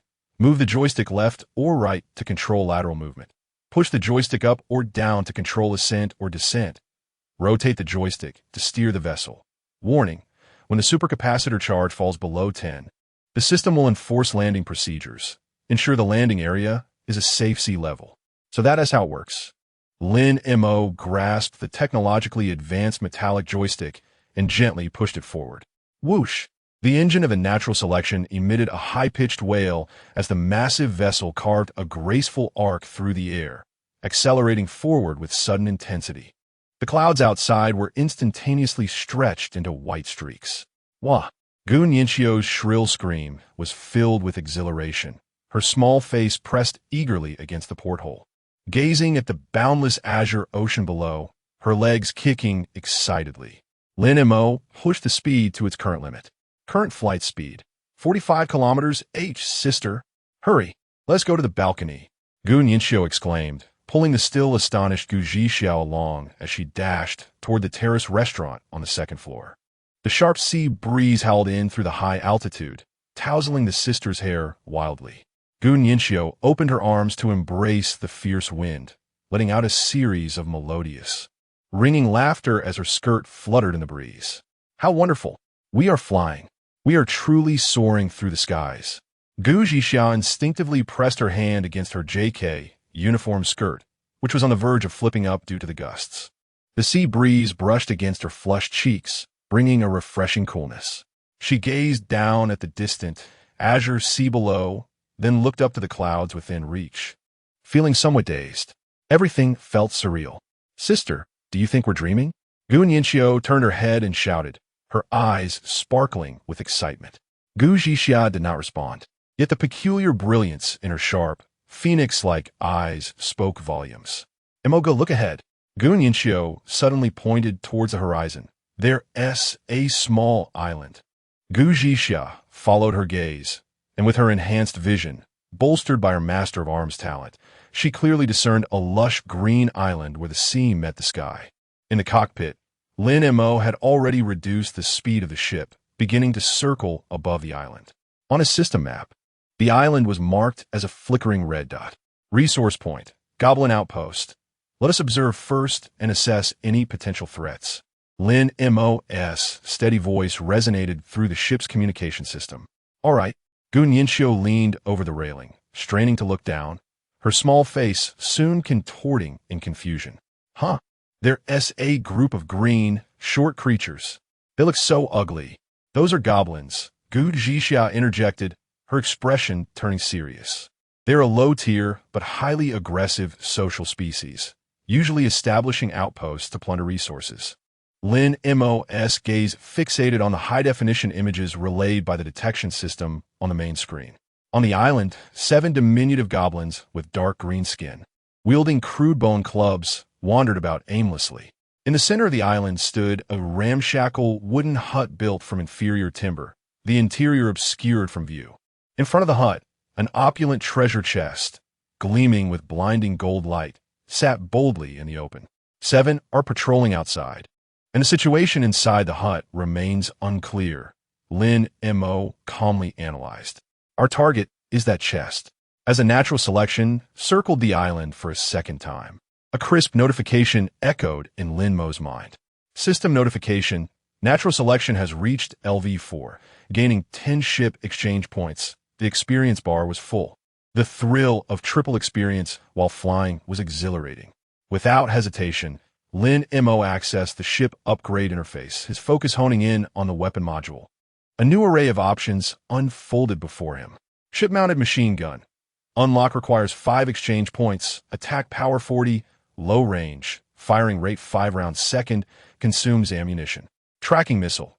Unlock requires 8 exchange points, attack power 80, high range, firing rate 2 rounds second, consumes ammunition, causes an explosion upon hitting the target resulting in secondary damage. Energy beam. Unlocking requires 10 exchange points with an attack power of 100, the highest range, and a firing rate of 1 shot per second, necessitating manual aiming and consuming electricity. The machine gun boasts sustained firepower but may lack sufficient range. The energy beam possesses maximum power, yet its firing rate is disappointingly slow, resulting in a low margin for error. The tracking missile inflicts considerable damage, has a decent firing rate, and includes a locking feature. Most importantly, it can create explosions, causing secondary damage that undoubtedly far exceeds the displayed 80 points. The energy beam appears promising. However, the necessity for manual aiming proves cumbersome, particularly with moving targets, resulting in a low hit rate. This is the decision made by Lin Mo, exchange for the tracking missile module. With an initial supply of 20 missiles, subsequent replenishment requires materials. A cold smile graced Lin Mo's lips as he pressed the communication button. You two, brace yourselves for a fireworks display. As his voice fell, he activated the weapon system. The main screen instantaneously switched to attack mode, and the 7 wandering goblins, along with the small wooden cabin, were ensnared within vivid red locking frames. The goblins on the island seemed to sense something amiss, raising their grotesque heads and emitting indistinct roars at the iron behemoth that obscured the sunlight above. Fire. Then Montag utat softly. Whoosh, whoosh, whoosh, whoosh. The alloy armor on either side of the natural selection vessel silently slid open, revealing several yawning launch ports. A series of tracking missiles, trailing flames, descended at a sharp angle, leaving behind long plumes of white smoke. The goblins screamed in terror, abandoning their bone clubs and scattering in a frantic escape. Yet, it was all too late. Boom, boom, boom. The deafening explosions erupted in succession as searing flames and shockwaves swiftly engulfed the green figures. Goblin kills. 11 area cleared. Prepare for landing. Chapter 009. The Harvest of Weapons. Gu Xia's initial display of power Lin Mo deactivated flight mode, allowing the massive hull of the natural selection to descend gradually, ultimately stirring up a great ripple on the surface of the sea at the island's edge. A metallic gangway silently extended down to the charred beach, blackened by the blast. Let us go and inspect our spoils, Lin Mo declared, rising first. Here we come. Gu Yanxiu followed closely behind, eagerly trotting down the gangway, her curiosity piqued by the glittering golden chest. Gu Xia descended last, striding ahead, her pastel pink JK uniform contrasting starkly against the smoke-filled island, yet exuding an aura of distinct sharpness. She made her way directly towards the ornate golden chest. I shall open it, she stated coolly, devoid of any room for negotiation. Wait, Lin Mo interjected. In a place like this, such an obvious chest could be a trap. What if there's a hidden danger? Gu Xia paused, glancing back at him, her phoenix eyes, framed by golden-rimmed glasses, radiating her usual pride. If there's a trap, I will trigger it first. My S-grade talent, Weapon Master, provides exceptional enhancements to my physical abilities, making my base attributes the highest among the three of us. You and Yin Xiao should keep your distance. Her words bore no hint of concession, embodying the absolute confidence characteristic of an S-grade talent holder. Sister Goon Yin Xiao tugged at Lin Mo's sleeve, worry etched across her face. It's fine. Let her proceed, Lin Mo replied, choosing not to insist further. He understood that excessive admonishment would only backfire with someone like Gu Jixia. Moreover, he was curious to witness firsthand the true strength of an S-grade talent. Seeing that he had ceased his objections, Gu Jixia gave a light huff, stepping forward without hesitation, placing her hand upon the chest's lid and forcefully lifting it. With a crisp click, the lid sprang open. Contrary to expectations of toxic gas, arrows, or explosions, nothing of the sort occurred. Inside the chest lay two items quietly resting upon a red velvet lining, one long and one short, both emanating a faint aura of energy. Gunyan Xiao rushed closer, exclaiming in delight, "Wow, it's weapons." Within the chest, one was a rugged silver-black pistol, embodying the aesthetics of brute force. The other was a 6-foot-long spear, entirely black, its tip gleaming with a chilling light. Acquired, Desert Eagle, C-grade, type, handgun, attack power, 100, magazine capacity, 10, bonus ammunition, 20 rounds, evaluation, a man's romance, has considerable recoil. Be cautious not to strain your wrist. Acquired, Liu long gun, B-grade, type, long weapon, attack power, 80 special effect, thunder, can infuse its tip with personal strength, releasing a small area of electricity, causing additional paralysis effects. Evaluation, a finely crafted combat gun, balanced in offense and defense, capable of unleashing power far beyond its grade in the hands of a true warrior. This gun is impressive, Lin Mo remarked, stepping forward to grasp the hefty Desert Eagle. The cold metallic texture and perfect weight satisfied him immensely. With an attack power of 100, this long spear undoubtedly serves as a formidable weapon in the early stages of the game. This spear belongs to me, Gu Jixia declared as she grasped the body of the Luha spear. The moment her hand made contact with the spear, an extraordinary sensation surged through her, a profound feeling of connection, as if the weapon were destined to be hers, an extension of her very being. A casual flick of her wrist produced a resonant hum from the dark spear shaft, while the tip sliced through the air with a fierce whoosh. "Hey, what about me? What do I get?" Gunyan Xiao pouted, visibly displeased as she glanced back and forth between the two, her small lips forming a frown. "You both have something splendid, and I have nothing. It's not fair." Lin Mo, playfully toying with the Desert Eagle in his hand, reassured her, "Don't fret. Your A-class culinary master talent is worth more than any weapon. Besides, there are surely other treasures on the island. Let's continue our search." He secured the handgun at his waist and turned his gaze towards a goblin wooden hut, partially collapsed from missile bombardment. "Let us investigate over there." The two sisters promptly followed. Gu Jixia, brandishing her newly acquired spear, strode confidently ahead, occasionally caressing the cool surface of the weapon, her affection unmistakable. Inside the goblin hut, chaos reigned, with several charred goblin corpses strewn haphazardly across the floor. The trio endured the acrid stench of burnt flesh as they began to rummage through the wreckage. Soon, they discovered the goblin stored supplies, several barrels of relatively clean fresh water, a small pile of dried meat from an unknown animal, and a disorganized assortment of basic materials. Acquired, fresh water 20L, acquired, wood 50 acquired, metal 30 fantastic. We found materials. Gunyan Xiao exclaimed joyfully, eagerly taking on the role of a porter as she dashed towards the ship, cradling a bundle of wood. "These materials should be sufficient for us to replenish some missiles." Gu Jixia, carrying 2 barrels of water, felt quite pleased. With his spear in hand, she felt a greater sense of security in protecting her sister. The two of them busily transported their spoils, their faces alight with the joy of victory. Only Lin Mo remained stationary, an unsettling feeling gnawing at him. Everything seemed too easy. The Goblin outpost was almost absurdly weak. Aside from a seemingly intimidating golden treasure chest, there was scarcely any proper defense. Even the goblins who had perished were merely common minor foes. Was a resource point truly this simple? A thought flickered through his mind. Where was the Lord? Logically, such a stronghold should harbor a formidable leader monster. Just then, boom, the ground of the small island trembled violently, as if some colossal entity beneath the earth was awakening. What is happening? An earthquake? Gu Nianxiao, precariously balancing as she transported the last batch of metal, nearly stumbled. Be careful, Lin Mo shouted, his pupils contracting in alarm. Before he could finish his warning, the scorched earth not far in front of them suddenly heaved upwards, sending dirt and debris flying. Roar! With a thunderous roar, a creature emerged violently from the depths of the earth, towering twice the height of an ordinary goblin. Its sinewy muscles rippled beneath dark red skin, and it wielded a massive stone axe. Its eyes glowed a fierce crimson, brimming with savagery and madness.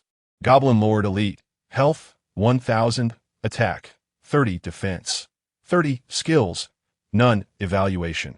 The sovereign among goblins, rugged and resilient, possessing immense strength. Nianxiao, quickly return to the ship, Lin Mo shouted, swiftly drawing his desert eagle from behind his waist, unwavering as he aimed at the Goblin Lord and pulled the trigger. Bang! A resounding shot echoed, the bullet striking precisely at the Goblin Lord's chest. A vivid red damage number floated above its head. -72. The bullet's impact caused the creature to stagger slightly. Yet it merely glanced at the small wound on its chest before unleashing an even more ferocious roar. It began to lumber toward Lin Mo, who stood closest to it. Lin Mo's expression darkened. The creature's defense was excessively high. The damage from ranged weapons was fixed, 100 attack power, -30 defense, compounded by the innate damage reduction of elite monsters, resulting in a final damage of merely over 70. To wear it down with this firearm would require more than a single magazine. Be careful, Brother Mo, Gu Nianxiao cried, her face paling with fright as she sprinted toward the ship. At that critical moment, a swift and elegant figure dashed in from the side. Beast, look over here. It was Gu Zhixia, armed with a long spear. Her gaze was as sharp as a blade. The innate talent of an S-level weapon master endowed her with strength and agility far beyond the ordinary. With a flick of her wrist, the B-grade spear seemed to come alive in her hands, transforming into a streak of black lightning, accompanied by a piercing sound as she hurled it forth. Thud! The spear struck the Goblin Lord's right shoulder joint with unerring precision. A conspicuous yellow damage number erupted. -135. Weak point attack. Lin Mo was taken aback. The damage from melee weapons reflected the base attack power of the weapon combined with the wielder's own strength attributes. Clearly, Gu Zhixia possessed an astonishing level of power. This strike not only exceeded the damage dealt by the Desert Eagle, but also accurately targeted the creature's mobility joint. Roaring in pain, the Goblin Lord abandoned its pursuit of Lin Mo, swinging its stone axe toward Gu Zhixia. Rather than retreating, she surged forward with astonishing speed, reaching the Goblin Lord before the axe could descend. Grasping the spear still lodged in the monster's shoulder, she leapt, her body tracing an incredible arc through the air, delivering a powerful kick to the Goblin Lord's face. In one fluid motion, she withdrew the spear, sending a spray of dark red blood cascading forth. Landing, she pivoted and thrust. With a precise upward jab, the spear struck the Goblin Lord's wrist where it gripped the axe. -158. Skill attack. The massive stone axe flew from its grasp. Before the creature could react, Gu Zhixia closed the distance, her spear transforming into a blur. Thunder echoed. She let out a clear cry, and the tip of the gun suddenly blazed with blinding electric light. With a sharp crackle, the electrified tip of the gun plunged mercilessly into the heart of the Goblin Lord, whose defenses had crumbled after losing its weapon. A critical strike number exploded forth. -1000. The opponent's health bar is depleted, triggering a kill. The massive form of the Goblin Lord stiffened abruptly, its body convulsing violently from the electric current, emitting a mournful wail of defiance as its life force dwindled to nothing. Gu Zhixia offered it no chance for reprieve, gripping her gun with both hands. She thrust it forward with determination. The spear pierced cleanly through. Wow, sister is so impressive. She has completely impaled it. Gu Ningxiu, hiding at the stairway, forgot her fear and clapped her small hands in exhilaration upon witnessing the scene. Lin Mo also halted his preparations to continue shooting. He gazed at the JK girl, standing boldly before the beast's carcass with her long gun in hand, and felt a surge of awe within him. Is this the true power of an S-rank weapon master? The terrifying damage stemming from her high-strength attributes, her precise identification of weaknesses, and her clean, decisive, lethal combat techniques. She seemed to have melded with her weapon. This is the essence of a top-tier combat profession. Gu Zhixia slowly withdrew her spear, shaking off the blood that clung to it. The dark barrel gleamed with an eerie light under the sun. She turned her head, her phoenix eyes glancing at Lin Mo beneath her golden-rimmed glasses, radiating an unmistakable pride. Chapter 010. Slaying the Lord and reaping abundant spoils. The corpse of the Goblin Lord still radiated warmth, its dark red blood spreading across the charred earth. Gu Zhixia stood poised before the beast, her powder-pink JK uniform immaculate, presenting a stark contrast to the gruesome scene. Her chest rose and fell slightly, indicating that the fluidity of her recent combat had taken a toll on her stamina. Lin Mo sheathed the Desert Eagle, which had proven somewhat ineffective during the battle, and approached with measured steps.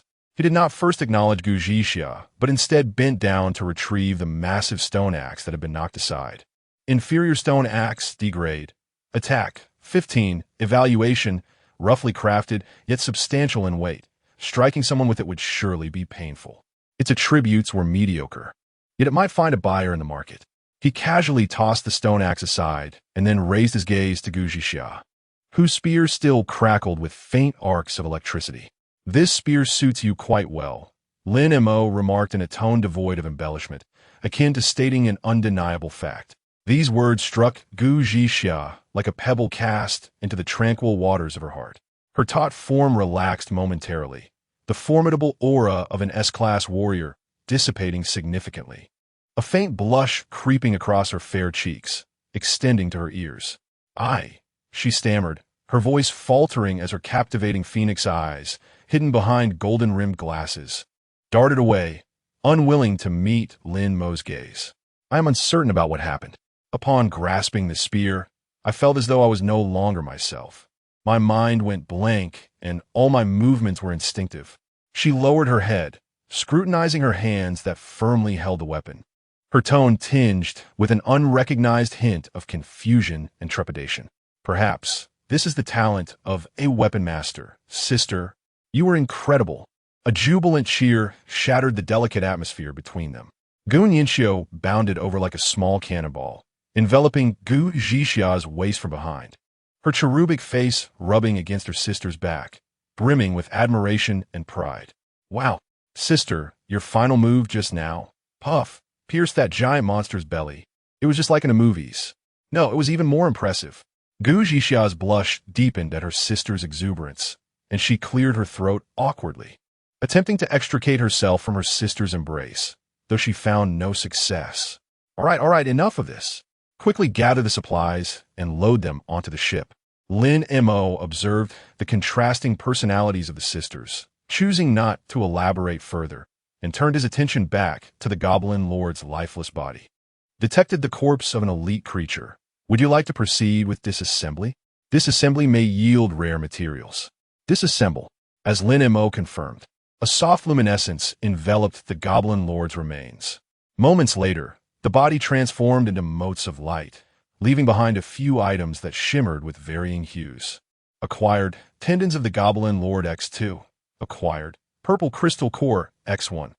Lin Mo collected the items, formulating a plan in his mind. The tendons of the Goblin Lord were uncertain in their utility, yet the purple crystal core appeared to hold significant potential. The three of them worked in unison, swiftly transporting all the supplies scavenged from the island back to the storage room of the vessel, Natural Selection. With this new batch of provisions, the ship's reserves grew even more ample. Upon returning to the ship, Gu Zhixia immediately dashed to her room, meticulously polishing the esteemed Liuha spear which had proven itself invaluable. Before placing it against the wall, like a treasured artifact, time flowed rapidly amidst the steady voyage of the natural selection. Lin Mo occupied the captain's seat in the control room, recalibrating the automated navigation route. The supercapacitor had depleted nearly 50 of its energy after the morning's flight, and it took him almost 3 hours to recharge it fully with the fusion reactor. The energy consumption ratio of flying for 10 minutes and charging for 3 hours was indeed absurd. He muttered to himself, realizing that the flight mode could only serve as a trump card in critical moments, not for regular use. During the journey, he kept himself occupied. The grappling module became his most frequently employed tool. Upon discovering a floating supply crate, he deftly maneuvered the grappling hook to retrieve a wooden box bobbing on the distant waves. Acquired. Fuel 10L. Acquired.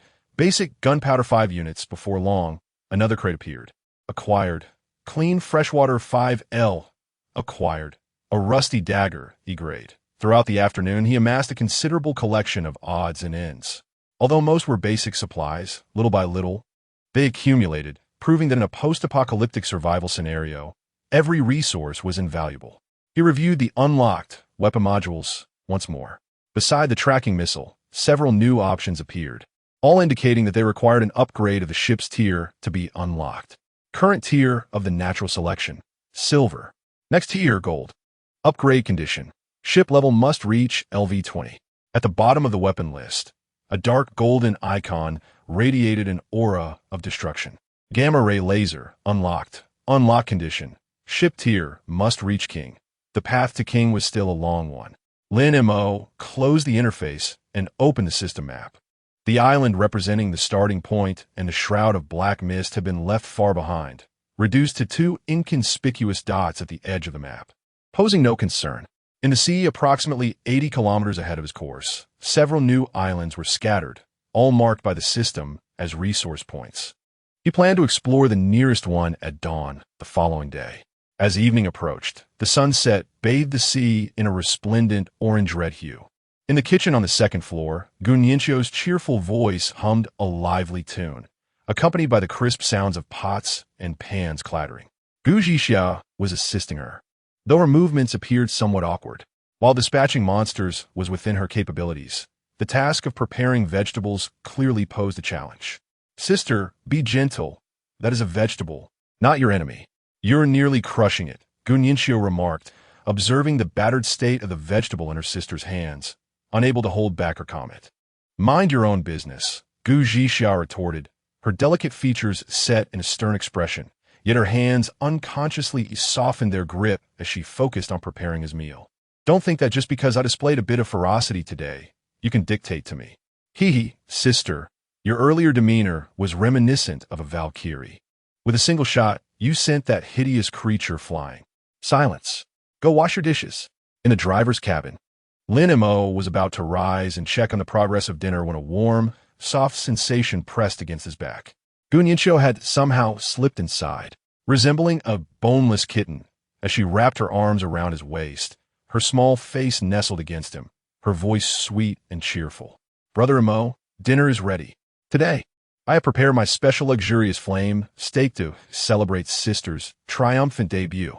Lin Mo had long since grown accustomed to the girl's affectionate nature. He reached out and gently patted her little head. Well done, our talented chef. He stood and followed Gunyinsho to the terrace dining area on the second floor. Under the warm glow of the setting sun, a lavish array of dishes had been arranged on the alloy dining table, the steam mingling with the enticing aromas of the food, igniting an appetite. Gu Zhixia was already seated there. Upon seeing Lin Mo approach, she averted her gaze with a somewhat awkward expression. Lin Mo took a seat opposite her. Chapter 011. Luxurious flaming steak, and Gunyinsho the setting sun cast a warm orange hue over the alloy dining table. Gunyinsho proudly presented a sizable steak before Lin Mo. The steak was seared to perfection, its surface a tantalizing golden brown, while the interior remained tender and pink. A rich black pepper sauce drizzled over it hissed enticingly, with a delicate flame dancing around the steak, exuding an unusual aroma without any sense of burn. Montak Giga. Do try it. This is my special luxurious flaming steak. It's made to celebrate my sister's triumphant debut. Gun Yinxio's large eyes sparkled with anticipation, reminiscent of a child eager for parental praise. Lin Mo sliced a small piece and savored it. The meat was succulent and juicy, the crisp exterior bursting with flavor on his palate, mingling with the spiciness of black pepper and an indescribable warmth that ignited his taste buds. A wave of warmth surged from his stomach, radiating throughout his body, dispelling the fatigue of a day's journey, each cell rejoicing in delight. System notification: you have consumed Gun Yinxio's meticulously prepared luxurious flaming steak, A-class cuisine. All attributes temporarily 1, lasting for 3 hours. Lin Mo raised an eyebrow and glanced at Gun Yinxio. Impressive, you can even cook Western cuisine. Actually, I can't. Gun Yinxio admitted with a playful stick out of her tongue and a slight shake of her head. But ever since I obtained this culinary master talent, many recipes just appear in my mind and my body moves on its own. It's truly magical. Lin Mo nodded, his assessment of this A-class talent elevated further. This was not merely a skill. It was a veritable mobile buff manufacturing machine. He turned his gaze to the other side of the table.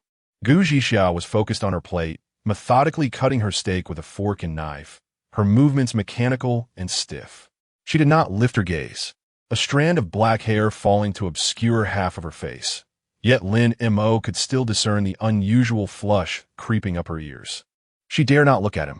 The moment her eyes met Lin Mo's face, the scenes from the afternoon in the cockpit replayed in her mind like an uncontrollable film. His searing gaze, his undeniable actions, and his deep, teasing voice that resonated by her ear. Quite thin, feels nice, he had said. The sensation of his large hand resting on her thigh, even through the thin fabric, remained alarmingly warm. That unfamiliar, intoxicating feeling lingered in her body, rendering her restless. A tumult of shame, anger, and indescribable panic tangled within her heart. That scoundrel! How could he so naturally commit such an act? Sister? Gun Yinxio's voice pulled her back from her chaotic thoughts. What's wrong? Why is your face so red? Is the steak too spicy? Gu Zhixia's body stiffened, nearly crushing the knife and fork in her grip. She suddenly lifted her head, only to swiftly evade Lin Mo's inquiring gaze, which held a hint of amusement. And no, it's nothing, she stammered, clearing her throat in an effort to sound composed. It's a bit warm here. She extended her hand, fanning the air beside her flushed cheeks in a mere gesture. Gun Yinxio tilted her head, her round eyes brimming with confusion. Warm? The breeze on the terrace is quite strong. I feel a bit chilly. If I say it's warm, then it is. Gu Zhixia retorted, her voice tinged with embarrassment as she hastily buried her head, devouring the food on her plate with a near-violent urgency. Eager to conclude this dinner that made her feel so uncomfortable, Lin Mo observed her quietly, the curve of his lips deepening. He chose not to expose her flustered state. Witnessing a typically proud and aloof female warrior in such disarray was indeed a delightful diversion. Yinxio, tomorrow morning we shall explore the new island. Prepare a hearty breakfast. Your sister has expended considerable energy today and needs to replenish. Lin Mo spoke slowly, his voice softly resonating in the ears of all present. Gu Zhixia's hand faltered as she cut her steak. Expend energy. The phrase, uttered from his lips, carried an undertone that sent warmth flooding to her cheeks. All right, Gun Yinxio chirped enthusiastically, promptly adding a generous serving of vegetables to Lin Mo's plate. Brother Mo, you should eat more. Steering the ship must be quite taxing. The meal concluded in this peculiar yet warm atmosphere. Satiated, the trio stood on the terrace of the second floor. The last rays of the sun sank below the horizon, blurring the boundary between sky and sea, as the entire world succumbed to an endless expanse of darkness and deep blue. The night breeze carried the salty scent of the ocean, a tad chilly. Gun Yinxio instinctively hugged her arms, inching closer to her sister, her voice laced with trepidation. It's dark. I'm a bit scared. I can't shake the feeling that something terrifying might suddenly emerge from this pitch-black sea. Do not fear. Gu Zhixia reassured her, enveloping her sister in an embrace and gently patting her back. Her voice remained cool, yet possessed a comforting strength. Our ship is of SSS grade. Typical dangers cannot approach us. Her gaze unconsciously drifted towards the figure of the man standing a short distance away. Perhaps what truly comforted her was not merely the vessel itself. Tonight, we will rest in this maritime expanse, Lin Mo declared, turning to face the sisters. For safety's sake, to guard against potential nighttime ambushes from other players or creatures, we shall take turns keeping watch. His suggestion was pragmatic.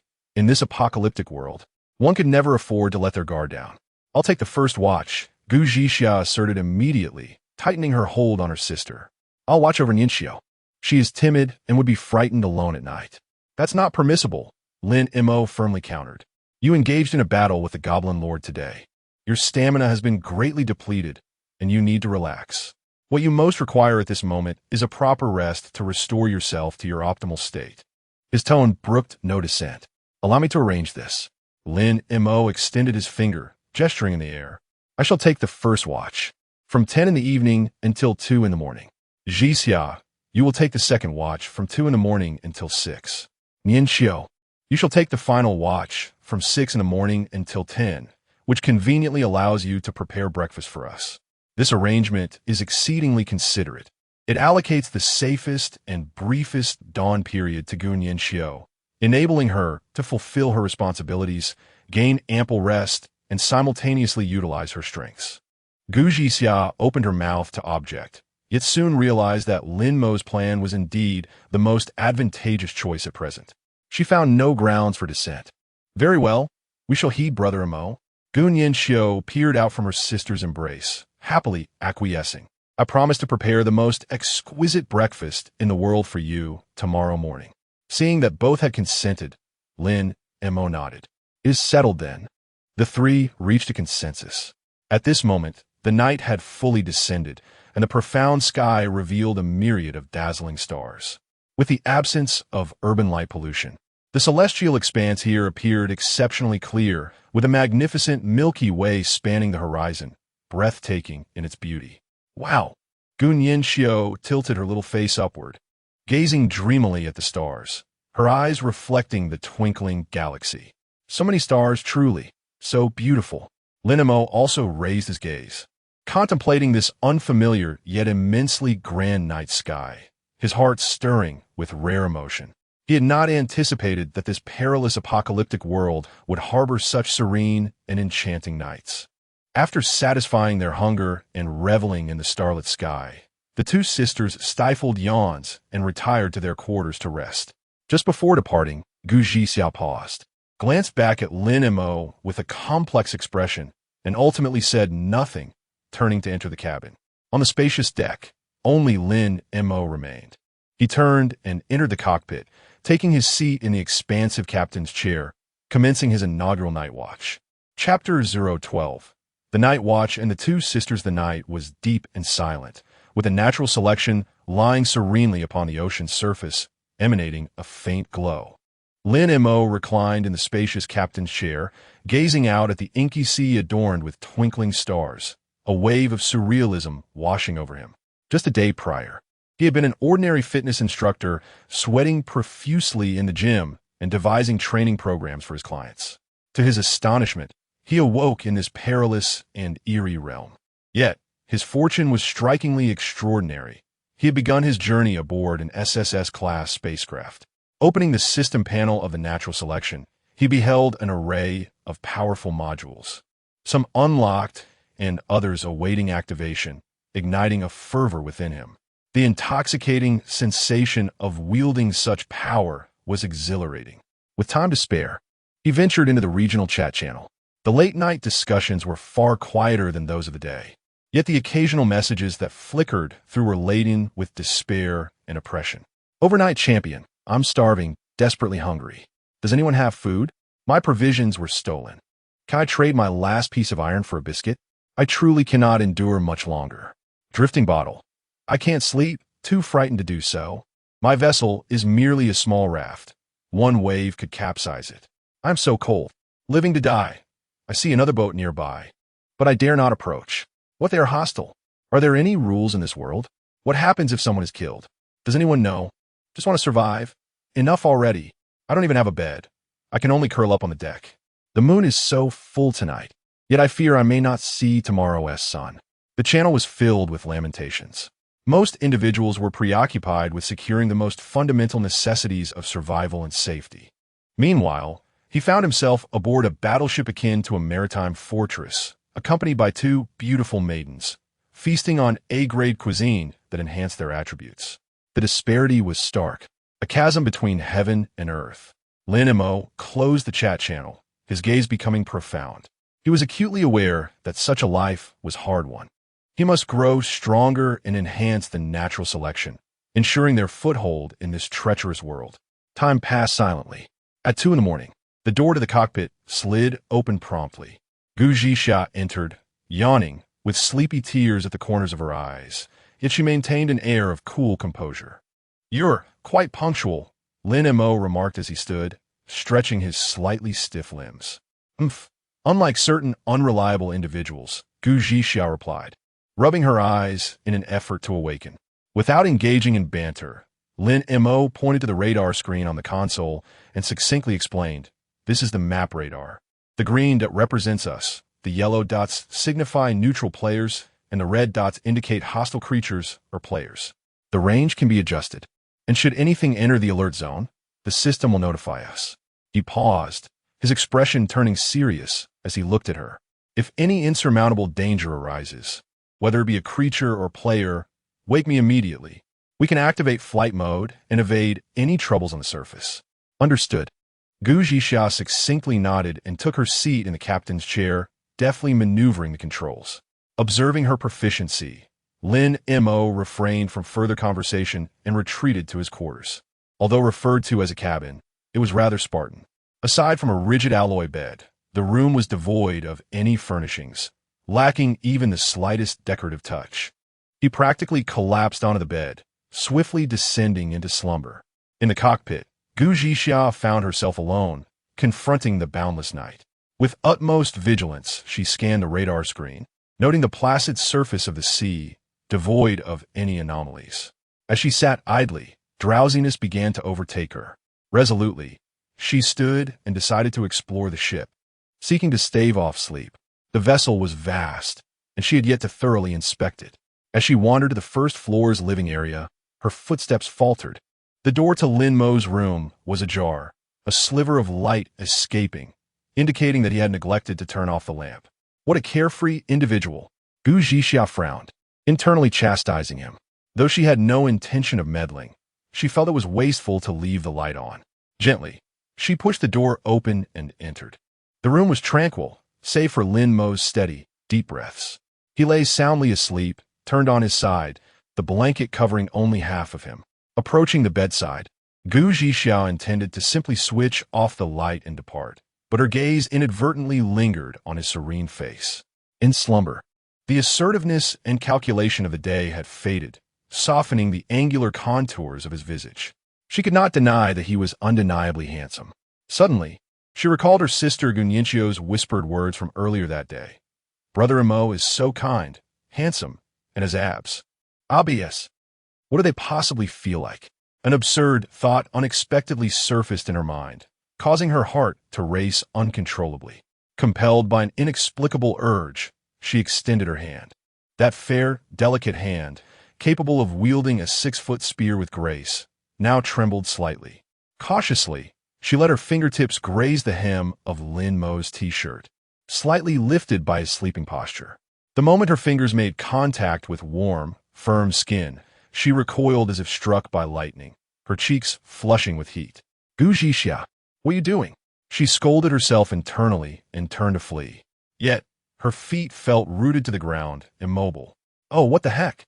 Just this once? Consider it a return for the afternoon when he touched my leg." Yes. With that rationalization bolstering her courage, she extended her hand once more, this time with increased audacity. She lifted his t-shirt and pressed her entire palm against his torso. The definition of his muscles was clear and robust, radiating an intense warmth through her palm. So this is a man's abs? The sensation, indeed, was rather delightful. Lost in her thoughts, Lin Mo unconsciously rolled over in his sleep. Gu Zhixia's heart nearly leapt from her chest. She yanked her hand back and scrambled out of the room, forgetting to turn off the light. Morning. The first rays of sunlight streamed through the porthole, dispelling the lingering chill of the night. Lin Mo slowly opened his eyes, feeling as though his eyelids were weighted down by 1,000 pounds. Having immersed himself in the study of the warship's systems until the early hours, he had exhausted his mental faculties, resulting in an exceptionally deep slumber. As he shifted his body in preparation to rise, a peculiar sensation enveloped him. A gentle pressure rested upon his chest, soft and warm. Moreover, a wave of warm, moist breath intermittently brushed against the side of his neck, carrying with it an unfamiliar, sweet fragrance. Instantly, Lin Mo's body froze, and the drowsiness evaporated in an instant. He abruptly lowered his gaze, and a serene, charming visage met his eyes. Gu Nianxiu, clad in a delicate lace nightgown, had curled up at the edge of his bed, her upper body nestled against his chest. Unconsciously, she nuzzled closer, lost in a deep slumber, with a glimmer of dew resting at the corner of her mouth. Lin Mo's mind momentarily malfunctioned for 3 seconds. What on earth was happening? He tentatively nudged the girl's shoulder. Hey, wake up.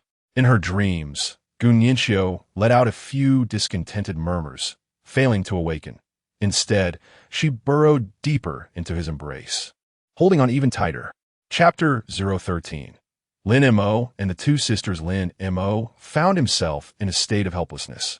He could surmise the situation. This girl had undoubtedly come to rouse him from slumber, but upon observing his deep sleep, she had decided to wait beside him, only to succumb to sleep herself. With a gentle exertion of force, he pinched the girl's cheek. Time to rise. The sun is shining on our backs. Finally, Gu Nianxiu was stirred awake, rubbing her drowsy eyes and lifting her head, only to find herself face to face with Lin Mo's piercing gaze. She froze for a couple of seconds before the realization of her position struck her. A short, startled exclamation escaped her lips as she sprang away from Lin Mo like a frightened rabbit, her cheeks flushing crimson as if they might bleed. I didn't mean to, she stammered, flustered. I made breakfast and came awake you, but you were sleeping so soundly that I just leaned over to wait a moment, and then I fell asleep. I'm so sorry. With that, she averted her gaze from Lin Mo's expression, covering her face as she bolted from the cabin. Lin Mo watched her hasty retreat, chuckling to himself and shaking his head in bemusement. What a peculiar situation this was. He shifted his slightly numb body, propping himself up against the headboard, his mood surprisingly buoyant. After a quick wash-up, Lin Mo made his way to the terrace dining area on the second floor. Gu Zhixia was already seated, intently polishing her long spear, her demeanor serene and composed. Meanwhile, Gu Nianxiu, her head lowered and cheeks still flushed, absent-mindedly stirred her spoon in a cup of milk. Upon hearing footsteps, her shoulders subtly trembled, and she buried her head even lower. Nianxiu, what is the matter with you today? Your face is so red. Gu Zhixia observed her sister's unusual behavior, curiosity evident in her tone. And nothing. The milk is too hot. Gu Nianxiu hastily waved her hand, offering a poor excuse. Gu Zhixia regarded her with a hint of suspicion, glancing at the newly seated Lin Mo before refraining from further inquiry. The dining table was adorned with a rather Western-style breakfast, 2 golden, oil-fried sunny-side-up eggs, alongside slightly charred toast and a steaming cup of milk. Delicious, Lin Montag remarked, taking a bite of the fried egg, its crispy exterior giving way to a perfectly runny yolk, yielding an exquisite taste. System notification. You have consumed Gu Nianxiu's meticulously prepared heartwarming breakfast, A-class cuisine, temporarily increasing strength 2, agility 2, duration 3 hours. He expressed his genuine admiration. This single compliment seemed to hold more power than anything else. Yay, it's great that Brother Mo likes it. Gu Nianxiu instantly cast aside the morning's awkwardness, her face brimming with joy, though the blush on her cheeks lingered. Observing her carefree demeanor, Gu Zhixia could only shake her head in resignation. Having satisfied his hunger, Lin Mo rose and made his way back to the cockpit. Today's objective was the next resource point. He pulled up the system app, pointing to a flickering dot along the route. It's approximately 20 kilometers away, It appears to be a small island. If we proceed at full speed, we should arrive in just over an hour. He set the course, and the magnificent hull of the natural selection once more cleaved through the waves, racing towards its target. Gun swiftly forgot the morning's minor incident, trailing alongside Lin Mo, humming an off-key tune, captivated by everything around her. Gu Zhixia approached, clutching a long rifle. Adjusting her gold-rimmed glasses, her demeanor returning to its usual calm and seriousness. After more than an hour, a lush island emerged at the horizon where sea met sky. Prepare for takeoff. Lin Mo's voice resonated in the cockpit. He did not approach directly, but activated the flight mode again. The natural selection ascended into the air, circling above the island. This island was considerably larger than the previous Goblin outpost, its center dominated by dense, untamed jungle, obscuring the interior from view. What truly captured Lin Mo's attention was the sight of 3 or 4 wooden sailing ships of various sizes moored on the crescent-shaped sandy beach.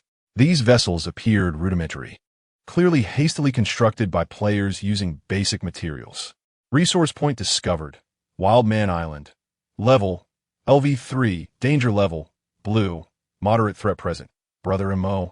There seem to be other players over there, Gunyenshio remarked, noticing the ships on the beach, her delicate face tinged with anxiety as she instinctively clutched Lin Mo's sleeve. Gu Zhixiao approached as well, adjusting her glasses once more, her expression regaining its usual composure and gravity. By the looks of it, they're at least a small team of 7 or 8 people. Should we proceed? To seize the opportunity first, he replied succinctly, without hesitation. And it appears to be a sizable group. In this world, where violence could erupt at any moment, recklessly engaging with other players was a perilous endeavor. Go! Lin Mo's response was a single, definitive word, devoid of ambiguity. He studied the primitive ships on the screen, his gaze unwavering. Why? Gu Zhixia questioned, her brow furrowed in confusion. There's no need to take such risks. There are other islands at sea. Lin Mo turned to her, his expression resolute. Risk and reward coexist. His voice was cold, imbued with an undeniable authority.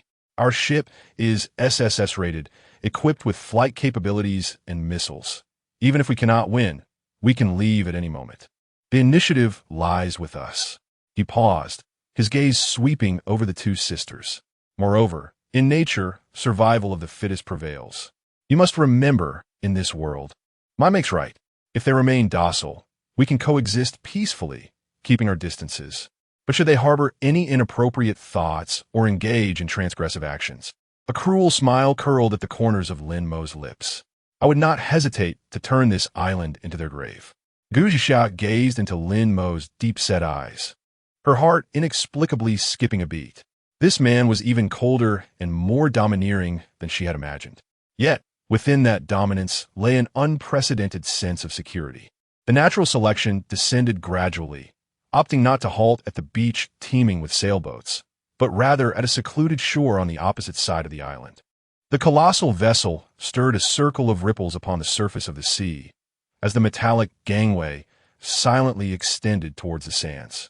Arm yourselves, Lin Mo instructed, securing the Desert Eagle at his lower back as he rose first. It was time to disembark.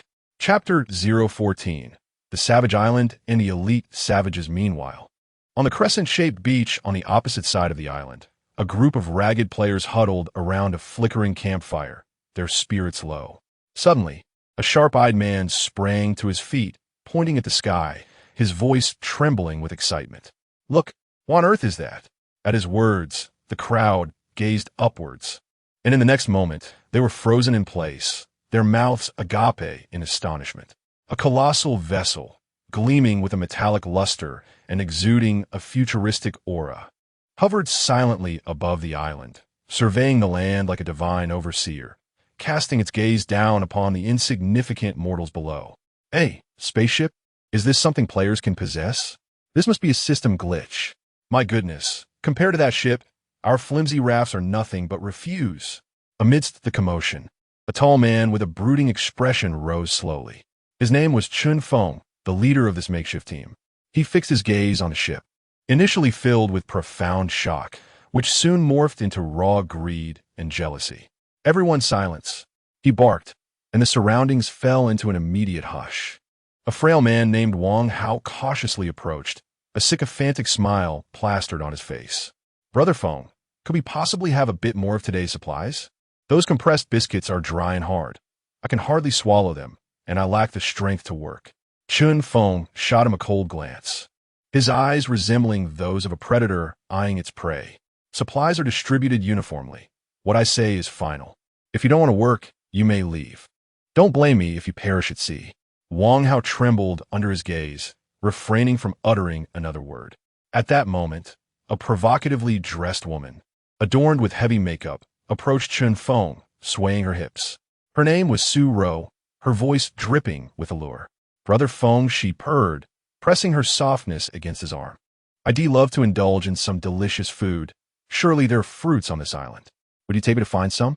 Chun Feng's icy demeanor melted away as he wrapped an arm around Su Ro's slender waist, mischievously squeezing her dairy, a lecherous grin spreading across his face.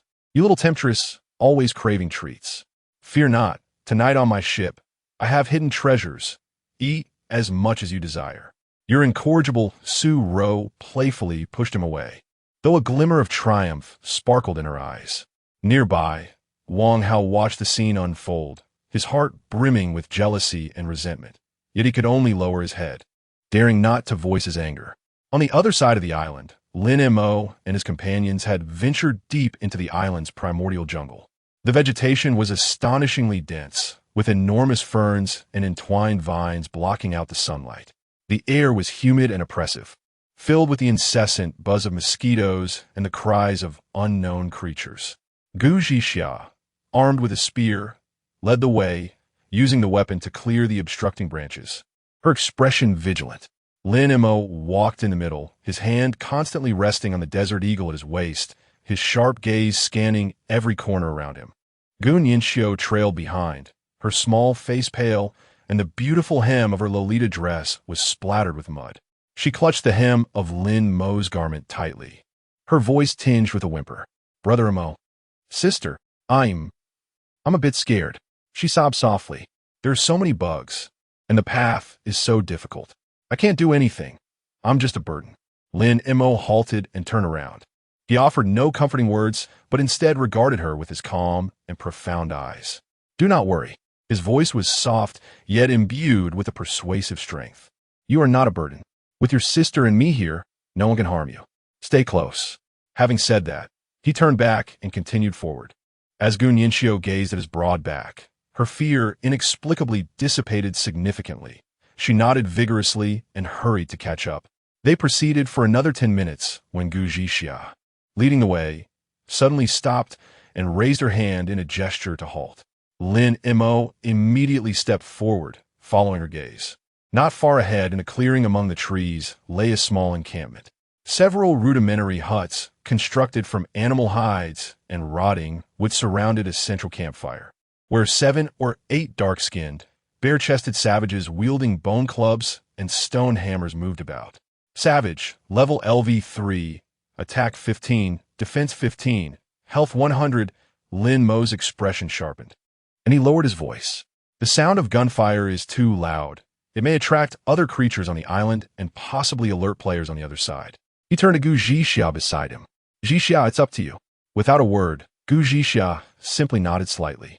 In her beautiful phoenix eyes, a cold battle intent ignited in an instant. The next moment, she moved, her figure shot forth like a black bolt of lightning from the thicket, charging directly towards the savage camp. The savages were instantly startled, emitting beast-like howls as they raised their crude weapons against this unwelcome intruder. Unfortunately for them, they were up against an S-class talent. Gu Zhixia's face bore no expression. The spear in her hand seemed to come alive. As a stone hammer came crashing down towards her, she deftly flicked her wrist, the spear tip striking with the precision of a striking serpent, piercing the throat of one savage. Blood gushed forth. She withdrew her spear a step back, evading a blow from the side, and with a sweeping motion, the spear swung out with tremendous force, striking violently against the waists of 2 other savages. A sharp crack echoed as their bones shattered, and the 2 savages cried out in agony, their bodies twisting at unnatural angles before they fell lifelessly. Thrust, jab, strike, and pierce. A simple counterattack sent the spear tip carving a deadly arc through the air, piercing the heart of the last savage. The entire process flowed seamlessly, devoid of any superfluous movements. In less than 30 seconds, the wild men in the camp were vanquished by her hand. Yet the battle was far from over. A thunderous roar erupted from the largest tent at the center of the camp. An elite wild man, nearly twice the size of an ordinary one, with sinewy muscles rippling across its body, charged forth. Wielding a colossal stone club as thick as a barrel, its crimson eyes burned with a ferocious intent to kill. Elite wild man, level LV5. Attack, 50. Defense, 50 health points. 2,000. Gu Zhixia's expression hardened, with no time to catch her breath. She immediately raised her weapon to confront it. Clang! The long spear clashed violently against a massive club, producing a sound akin to metal striking metal. A surge of terrifying power coursed through the spear, numbing Gu Zhixia's grip and forcing her to involuntarily stagger back a step. Such formidable strength. The ensuing battle devolved into a grueling struggle. This elite wild man possessed not only incredible strength, but also formidable defenses. Whenever Gu Zhixia's spear grazed its body, it merely left a shallow wound, failing to inflict any substantial damage. Relying solely on her S-grade talent, which bestowed upon her exceptional reflexes and speed, she maneuvered through the tempest of attacks, dodging, parrying, and seeking for weaknesses. Yet, alone, she found it arduous to deliver swift kill. It is gathering power. Zhixia, force it to strike. Lin Mo's calm voice resonated from behind. He remained still, his sharp gaze akin to that of a hawk, meticulously tracking the elite wild man's every movement. He was waiting for the perfect moment to strike decisively. Gu Zhixiao understood his intent, feigning a thrust to deliberately create an opening. The elite wild man fell for the ruse, roaring as it raised the stone club, channeling all its might into a devastating overhead strike. With a nimble push off her toes, Gu Zhixia glided sideways like a wisp of willow, while the wild man, overexerting itself, left its center wide open, exposing its arm joints and knees. Opportunity! Bang! Almost simultaneously with the emergence of the opening, a deafening gunshot shattered the tranquility of the jungle. Lin Mo's Desert Eagle unleashed a fiery tongue, a bullet spiraling with precision to strike the wild man's knee joint.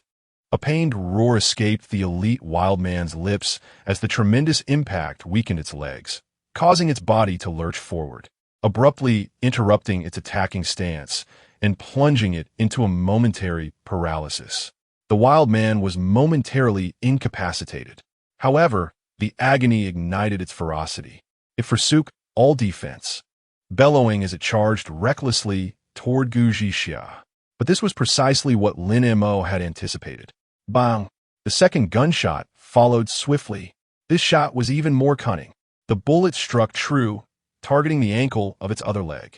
Under the dual assault, the elite wild man's massive form could no longer maintain its balance, crashing to the ground in a complete state of immobility. Now is the time. Den Montag urgeht fervently. Gu Zhixiao would never allow this golden opportunity, crafted by Lin Mo, to slip away. A glint of cold light flashed in her eyes as she channeled all her strength into the spear, becoming one with it, transforming into a streak of black light that tore through the air, breaking the army. With a sharp command, the Six Harmonies spear, imbued with immense force, precisely pierced the chest of the elite wild man. The elite wild man's voice was abruptly silenced, and his massive body fell to the ground with a thunderous crash, raising a cloud of dust. The battle concluded. Gu Zhixia's chest heaved violently, beads of sweat forming on her forehead, clearly indicating the toll this fight had taken on her. She cast a glance back at the composed Lin Mo, and for the first time, a genuine sense of recognition and trust flickered in her beautiful phoenix eyes. Without him, this battle would have been far from effortless. Chapter 15. Chun Feng's malicious words. Gu Zhixia's extraordinary powers. Lin Mo's pupils suddenly constricted, a chilling sensation of being watched surging up his spine. Without a moment's hesitation, He lunged towards Gu Zhixia, forcefully pinning her to the ground, his arms encircling her supple waist as they tumbled through the dust. "What are you doing?" Gu Zhixia's inquiry was abruptly interrupted by a sharp, whistling sound slicing through the air. Whoosh! Almost simultaneously with their fall, a glimmering arrow grazed the spot where they had just stood, embedding itself violently into a tree trunk behind them, the arrowhead vibrating ominously. Gu Zhixia froze, acutely aware of the remarkable strength in the arm wrapped around her waist, and the aggressive aura emanating from the man, a heady mix of sweat and gunpowder, which rendered her body weak and caused her cheeks to flush uncontrollably, the heat radiating to her ears. Her heart raced in disarray. Before she could extricate herself from Lin Mo's embrace, a cacophony of hurried footsteps approached from the other side of the woods. Soon, 7 or 8 men wielding crude weapons emerged from behind the trees, led by the menacing Chen Feng. One of his henchmen let out a whistle, grinning lewdly. "Well, not bad, kid." Chen Feng's gaze, predatory as a wolf, roamed unabashedly over Gu Zhixia and Gu Ninxiu, who had just dashed out from the bushes, his eyes brimming with greed and desire. "Enough of the nonsense." Chen Feng sneered, brandishing his machete at Lin Mo. "There are just 3 of us. Take down the man and capture the 2 girls alive. Charge!" At his command, the band of thugs became frenzied, akin to a pack of hyenas sensing blood, rushing forward in a frenzy. "Sister!" Gu Ninxiu's face turned pale with fright, and she quickly sought refuge behind a rock. Gu Zhixia, her fury ignited by their vile words, glared with icy determination. With a sudden burst of strength, she broke free from Lin Mo's hold, tightened her grip on the Liu's spear, and boldly advanced to meet them head-on. Lin Mo swiftly rose, gripping the silver-black desert eagle, his demeanor calm as he assessed the approaching throng. He raised his arm, aimed, and pulled the trigger. Bang! Bang! 2 deafening shots rang out. The 2 foremost thugs were met with explosive bursts of crimson, collapsing without even a scream, their bodies falling lifelessly to the ground. This brutal display of decisiveness instilled terror in the remaining assailants, halting their advance, fear evident on their faces. Meanwhile, Gu Zhixia had engaged with 4 or 5 others. Her marksmanship was fierce, her agility far surpassing that of the ragtag group. Clang! The spear deftly deflected a machete. Boom! The shaft of her weapon struck another thug's wrist, causing him to howl in pain as he dropped his weapon. Yet, within her heart, the struggle persisted. Faced with these former comrades, she found it difficult to deliver lethal blows, opting instead to disarm them and fend off their deadly strikes. A disgruntled expression flickered across the face of one thug whose weapon had been knocked away. He caught sight of Gu Ninxiu, who was hiding behind the rocks, and a fierce glint flashed in his eyes. With a swift motion, he seized a stone the size of a human head and hurled it with all his might. "Be careful!" Lin Mo's warning barely escaped his lips, but it was too late. The stone arced through the air, striking Gu Ninxiu's shoulder with a resounding thud. "Ah!" Gu Ninxiu let out a cry of pain, her small face instantly turning as pale as paper, her body collapsing to the ground. "Ninxiu!" Gu Zhixia's pupils constricted sharply. "You must eliminate them all." Lin Mo rushed to Gu Ninxiu's side, shielding her with his back, his voice chilling and resolute. There could be no more leniency. "I will protect her." The pained groans of his sister struck Gu Zhixia like a heavy hammer, shattering the last remnants of her feeble moral constraints. She loathed her own weakness. If only she had acted more decisively, had killed the adversaries outright, Ninxiu would never have been harmed. Slowly, she lifted her head. In her beautiful phoenix-like eyes, all confusion and struggle vanished, replaced by a chilling murderous intent and an overwhelming fury that could freeze souls. "You all shall die." Her voice emerged through clenched teeth. In the next moment, she moved. Her figure blurred, transforming into a black whirlwind of death, charging fiercely towards the group of thugs. Chapter 16. The Judgment from the Skies. With a swift thrust of her spear, resembling a dragon in its ferocity, Gu Zhixia pierced the heart of the foremost man. His malevolent grin frozen in a moment of eternal astonishment. With a deft motion, she withdrew her weapon, sweeping it at an oblique angle to deliver a crushing blow to the temple of the man beside her. The sound of shattering bone was unmistakable. He collapsed silently, lifeless. Confronted by another man wielding a machete, she advanced rather than retreated, thrusting the spear upwards with fierce determination, severing his jaw and a portion of his skull in one fluid motion. The entire sequence unfolded with a grace reminiscent of flowing water, both brutal and efficient. In less than 5 seconds, all henchmen lay slain.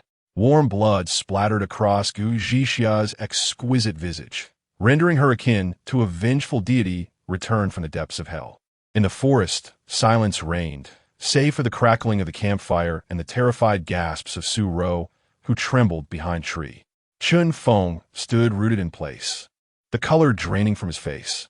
He watched in horror as his 7 or 8 subordinates were mercilessly slaughtered within a mere 20 seconds by these two individuals. A primal roar erupted from him, fueled by sheer terror, transforming into frenzied rage. His muscles tensed, veins bulging beneath his skin like coiling dragons. His eyes ablaze with crimson fury. With the activation of his A-class talent, frenzy, a fierce aura surged from him, overwhelming. "I will make you pay with your life." Chun Feng bellowed as he charged at Gu Zhixia, wielding his machete with newfound speed and strength. Gu Zhixia's gaze remained icy as she positioned her spear defensively. The clash of blade against gun echoed sharply through the air. She felt a tremendous force reverberate through her weapon, forcing her back a step, yet her expression remained unfazed. "Is that all you've got?" she scoffed, her wrist twisting to renew her assault. Though bolstered by the A-class talent frenzy, Chun Feng found himself continually thwarted by Gu Zhixia's elusive spear work. He could not close the distance, instead forced to defensively parry the relentless barrage of strikes that came at him like a torrential downpour. After several exchanges, Chun Feng was already at a disadvantage, his arms marred by deep, bone-exposing gashes from the spear's tip. Observing the tide of battle shift, Su Ro recognized the inevitability of Chun Feng's defeat. A glint of resolve crossed her eyes as she stealthily began to retreat into the underbrush. However, the moment she turned, an icy gaze locked onto her. Lin Mo, indifferent to her presence, merely raised his arm. Bang! The sound of gunfire shattered the stillness. A spray of blood erupted from Su Ro's back, and in disbelief, she looked down, her body succumbing to the weight of regret and despair as she fell to the ground. This gunshot became the final straw for Chun Feng, who watched helplessly as his last ally fell. His spirit shattered. He feigned a move before turning to flee desperately into the depths of the forest. Trying to escape, Gu Zhixia shouted in anger, brandishing her gun and preparing to give chase. "Stop pursuing," Lin Mo interjected, his voice chillingly calm. He helped the slightly unsteady Gu Yanxiu, who had lost blood, while gazing in the direction where Chun Feng had vanished, a cold smirk curling at the corners of his lips. "Leave the rest to me. We shall board the ship and obliterate him with missiles." Meanwhile, Chun Feng was frantically fleeing through the jungle, cursing venomously as he ran. "Madmen, they're all bloody lunatics. Just wait. Once I bring the ship over, I'll reduce you to mere fragments." He had a backup plan. His ship, upgraded to level 5, was armed with cannons. As long as he returned to the vessel, he could turn the tide of battle. Finally, he burst out of the jungle and beheld his proud sailboat anchored on the beach. The hope of victory was within his grasp. Just as he leaped onto the ship, ready to hoist the sails, a colossal shadow descended from the sky, enveloping him and his rickety vessel. He looked up abruptly. In the next moment, the malicious grin on his face froze completely. A massive ship, gleaming with a cold metallic sheen, silently hovered above him, akin to a deity descending from the heavens, gazing down upon him, a mere insect with indifference. He could never have imagined that the man he regarded as a pretty boy was, in fact, the master of this divine battleship. Inside the cockpit, Lin Mo sat in the captain's seat, his gaze icy. Gu Zhixiao was carefully tending to her sister's wounds. He locked onto the ludicrous wooden sailboat via the screen, then pressed the launch button for the weapon system. Whoosh, whoosh. The alloy armor on either side of the natural selection ship silently slid open, revealing 2 dark launch ports from which fierce flames erupted. 2 tracking missiles, trailing long white smoke, hurtled down at a sharp and lethal angle. Chunfeng's pupils reflected the two approaching points of death, his face now a canvas of endless fear and despair. Boom! The deafening explosion reverberated throughout the island. A blazing inferno instantly consumed Chunfeng and his once proud sailboat, leaving behind a vast, charred crater on the beach. The surging waves soon washed away all traces, as if nothing had ever occurred. Chapter 17. Gu Zhixia's determination. The deafening roar of missile explosions resonated through the skies above the island, lingering in the air. Inside the cockpit, Lin Mo maintained a stoic expression as he gazed at the enormous fireball that surged upwards on the screen, the beach now transformed into a charred abyss. It was dealt with. Leaning back in a spacious captain's chair, his taut nerves finally began to relax. Rather than heading back immediately, he maneuvered the natural selection around the perimeter of this savage island, ensuring that no other players were nearby to disrupt his forthcoming scavenging and experience farming in order to hasten his level up. He needed to unlock the medical module swiftly to treat Gu Yanxiu. Gu Zhixia sat beside Gu Yanxiu, who had her lips pressed together, seemingly in great pain. Gu Zhixia gently caressed her, filled with concern. 10 minutes later, ding! The natural selection has leveled up to LV5. Acquired ship exchange points 10. Obtained 1 lottery chance. It had arrived. Lin Mo's eyes sparkled with excitement as he promptly opened the ship's upgrade panel. Amidst the myriad of locked modules, he swiftly located the icon pulsating with a green cross. Medical module, exchange requirement, exchange points 7, exchange. Without a moment's hesitation, he confirmed the transaction, and the internal schematic of the ship lit up, revealing a previously dim room. Its complex mechanical arms and structure of the medical pod flashing before his eyes. Medical module unlocked. Medical pod activated. You take Gu Yanxiu to the medical pod. I will follow shortly, Lin Mo instructed Gu Zhixia. Appearing somewhat dazed, she nodded and proceeded toward the medical pod with Gu Yanxiu in tow. Once that was settled, Lin Mo utilized his lottery chance. Would you like to use the lottery chance? Yes. A stream of golden data flickered across the screen. Congratulations. You have obtained the captain's exclusive skill, Remote Control Beginner. Remote Control. You have established a preliminary mental link with the natural selection. Now, even if you leave the ship, you can remotely view the ship's radar panel within a certain range, current range, 5 kilometers, and maneuver the ship for simple movements and weapon launches using your thoughts. Ship name, natural selection, current ship level, level 5 current status, flight mode, maximum flight time, 30 minutes experience points, 112 60,000 durability points, 150,000 ship exchange points, 5 special reward, remote control basic modules, basic claw, simple kitchen, initial supplies, basic cabin, basic fuel energy, miniature fusion reactor, supercapacitor, medical pod, weapon module, tracking missiles. This skill. Lin Mo's pupils dilated, and his heart skipped a beat. This was nothing short of miraculous.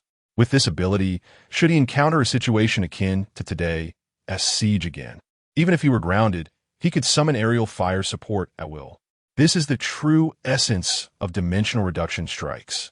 After meticulously charting the course for automatic navigation and ensuring the surroundings were secure, Lin Mo rose and swiftly made his way towards the recently unlocked medical chamber.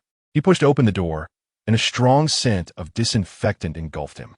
The entire room was pristine, exuding an aura of futuristic technology.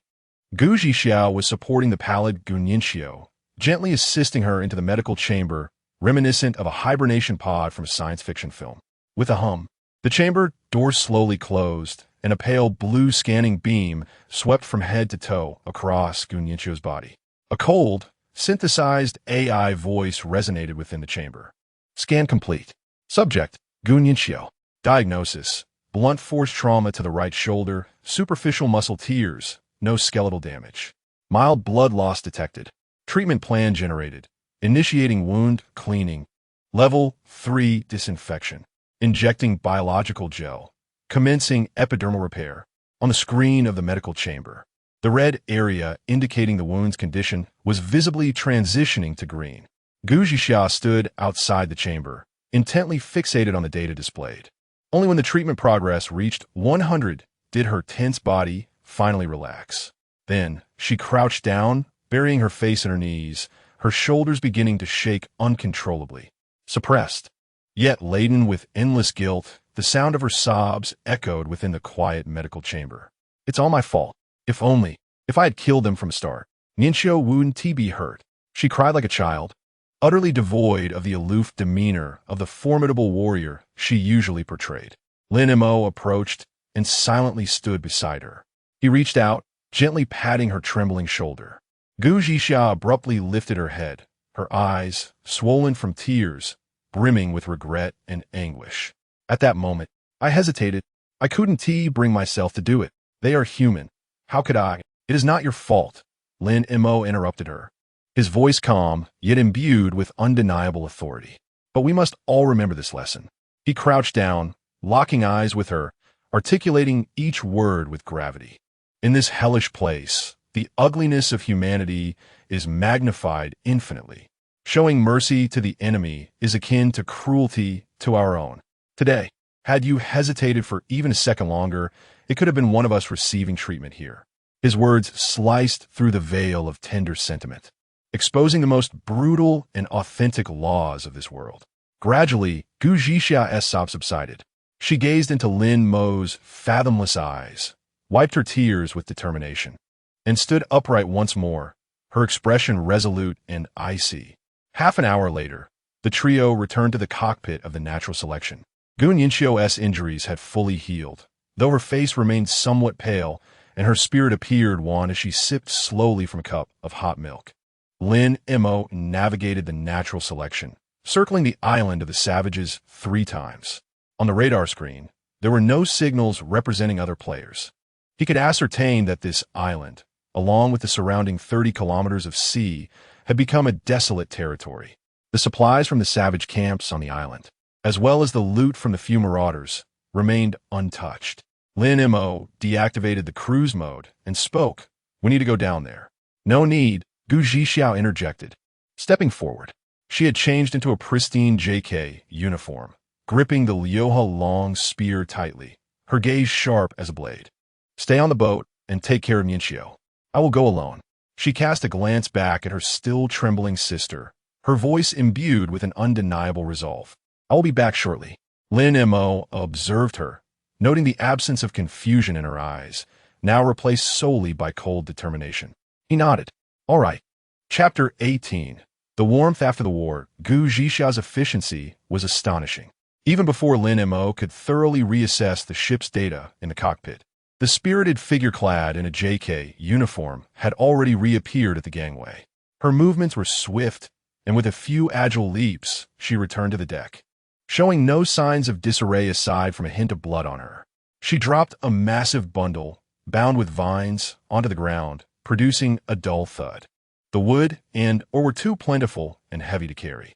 I only brought some food and water. Her voice remained cool and composed. Lin Mo approached and unwrapped the parcel. Acquired. Fresh vegetables, 30. Acquired. Clean fresh water, 20L. These were merely the most fundamental survival supplies. Is that all? He inquired. Yes. Gu Zhixia nodded, producing a gem that radiated a warm orange hue from her uniform pocket and handing it over. I found this beside the corpse of that elite savage. I'm unsure of its purpose. Orange crystal core 1. Evaluation. A crystal core infused with peculiar energy, seemingly a type of advanced material. Lin Mo accepted the core, then asked, what about those players? Gu Zhixia's eyes remained unperturbed. Your missile's power was too great. It reduced both the people and the ship to ashes, leaving nothing behind. TSK. Lin Mo clicked his tongue, shaking his head in regret. Next time, I'll need to change weapons. A precision strike would suffice. Otherwise, it's a waste if there's nothing left to salvage. Gu Zhixia's eyelid twitched slightly, but she refrained from responding. This man always had such peculiar priorities. As noon approached, hunger began to remind everyone of their needs. Despite her frail state and pale complexion, Gu Ningxiu struggled to rise from the sofa and made her way toward the kitchen. I'll make lunch, she declared, her small face set with determination. Sit down. You need to rest. Lin Mo and Gu Zhixia's voices echoed simultaneously. Gu Zhixia darted forward, gripping her sister's shoulder with an authoritative tone that brooked no argument. What you need most now is to rest. You need not concern yourself with meals. But Gu Nianxiu wanted to protest, but her sister silenced her with a stern glare. Taking a deep breath, as if resolving a significant decision, Gu Zhixia turned to Lin Mo, her gaze slightly unfocused. I will prepare the meal. Lin Mo raised an eyebrow, intrigued. You can cook? This question pierced through Gu Zhixia's newly found courage like a needle. Her delicate face flushed instantly, warmth creeping to her ears as she averted her gaze, unable to meet his eyes. I can manage a little. She straightened her neck, striving to maintain her aloof demeanor. Let me be clear. Regardless of whether it's good or bad, you all must finish it. No objections. With that proclamation, she dashed into the kitchen, almost as if fleeing. Lin Mo gazed at her retreating figure, a subtle smile gracing his lips. He returned to the captain's chair in the cockpit, recalibrating their course, while Gu Nianxiu obediently settled into the co-pilot's seat beside him. The tranquil cockpit was enveloped in the faint hum of the instruments at work. Suddenly, a muffled, oppressive sob disrupted the serenity. Lin Mo turned to see Gu Nianxiu curled up, her face buried in her arms, her slender shoulders trembling with sorrowful cries. What troubles you? Lin Mo's voice was soft. Gu Nianxiu lifted her head, her beautiful eyes swollen and red, tears cascading down her cheeks like pearls slipping from a broken string, tightening his heart. Brother Mo, am I truly useless? I am merely a burden. Her voice quivered with deep self-reproach and helplessness. Today, if it weren't for my protection, my sister wouldn't have been distracted, and you wouldn't have been besieged by so many. I can't be of any help. I only drag you down. With every word, her sadness deepened, and her tears flowed more freely. I am so scared. Scared that the next time danger arises, you all will suffer because of me. Lin Mo paused in silence. He refrained from offering empty reassurances about her not being a burden. Instead, he gently tapped her head with his knuckles. Without the meals you prepare, where would your sister and I find the strength to fight? His tone was calm, yet imbued with a persuasive strength. The steak you cook can enhance attributes on the fly. Your breakfast can also boost our capabilities. Do you consider such skills a burden? Gu Nianxiu's sobs stilled momentarily as she gazed at Lin Mo with tear-filled eyes, momentarily bewildered. Have you forgotten? Your sister is an S-class weapon master, and you are an A-class culinary master. The two of you complement each other perfectly, one responsible for combat prowess, the other for logistical support. Both are indispensable cores of this team. Lin Mo looked at her, enunciating each word with clarity. As for me, I am merely the one who navigates the ship.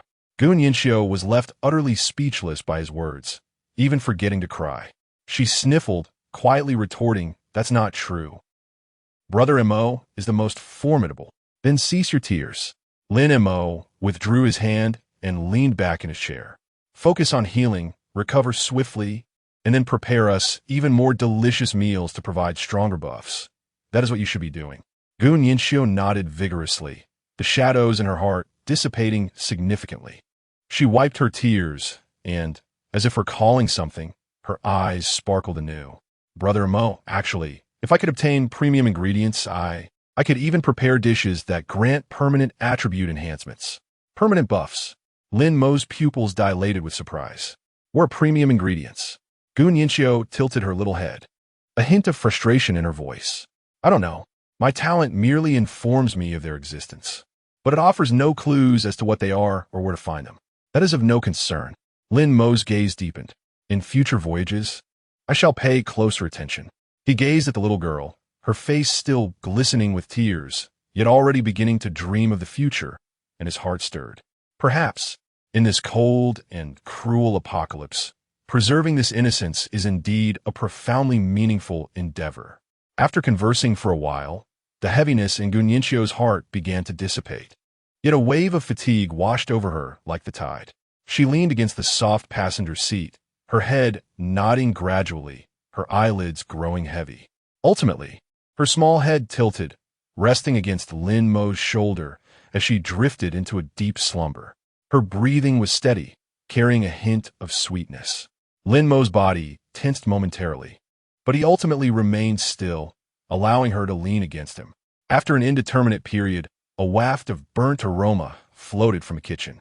Gu Zhixiao emerged, holding 2 plates, her expression somewhat stiff.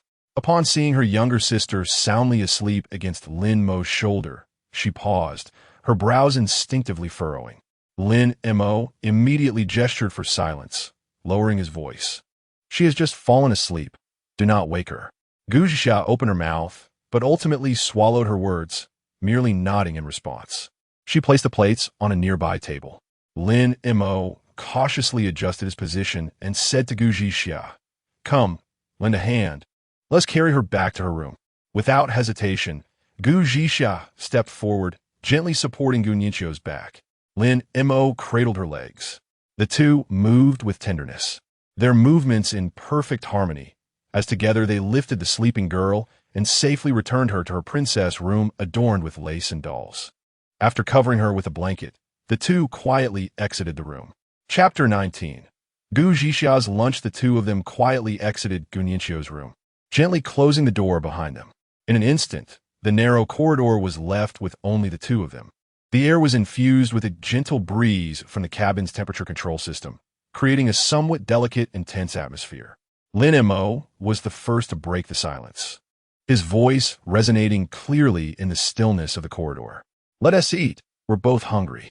He turned and strode towards the terrace restaurant on the 2nd floor, his gait as steady as ever.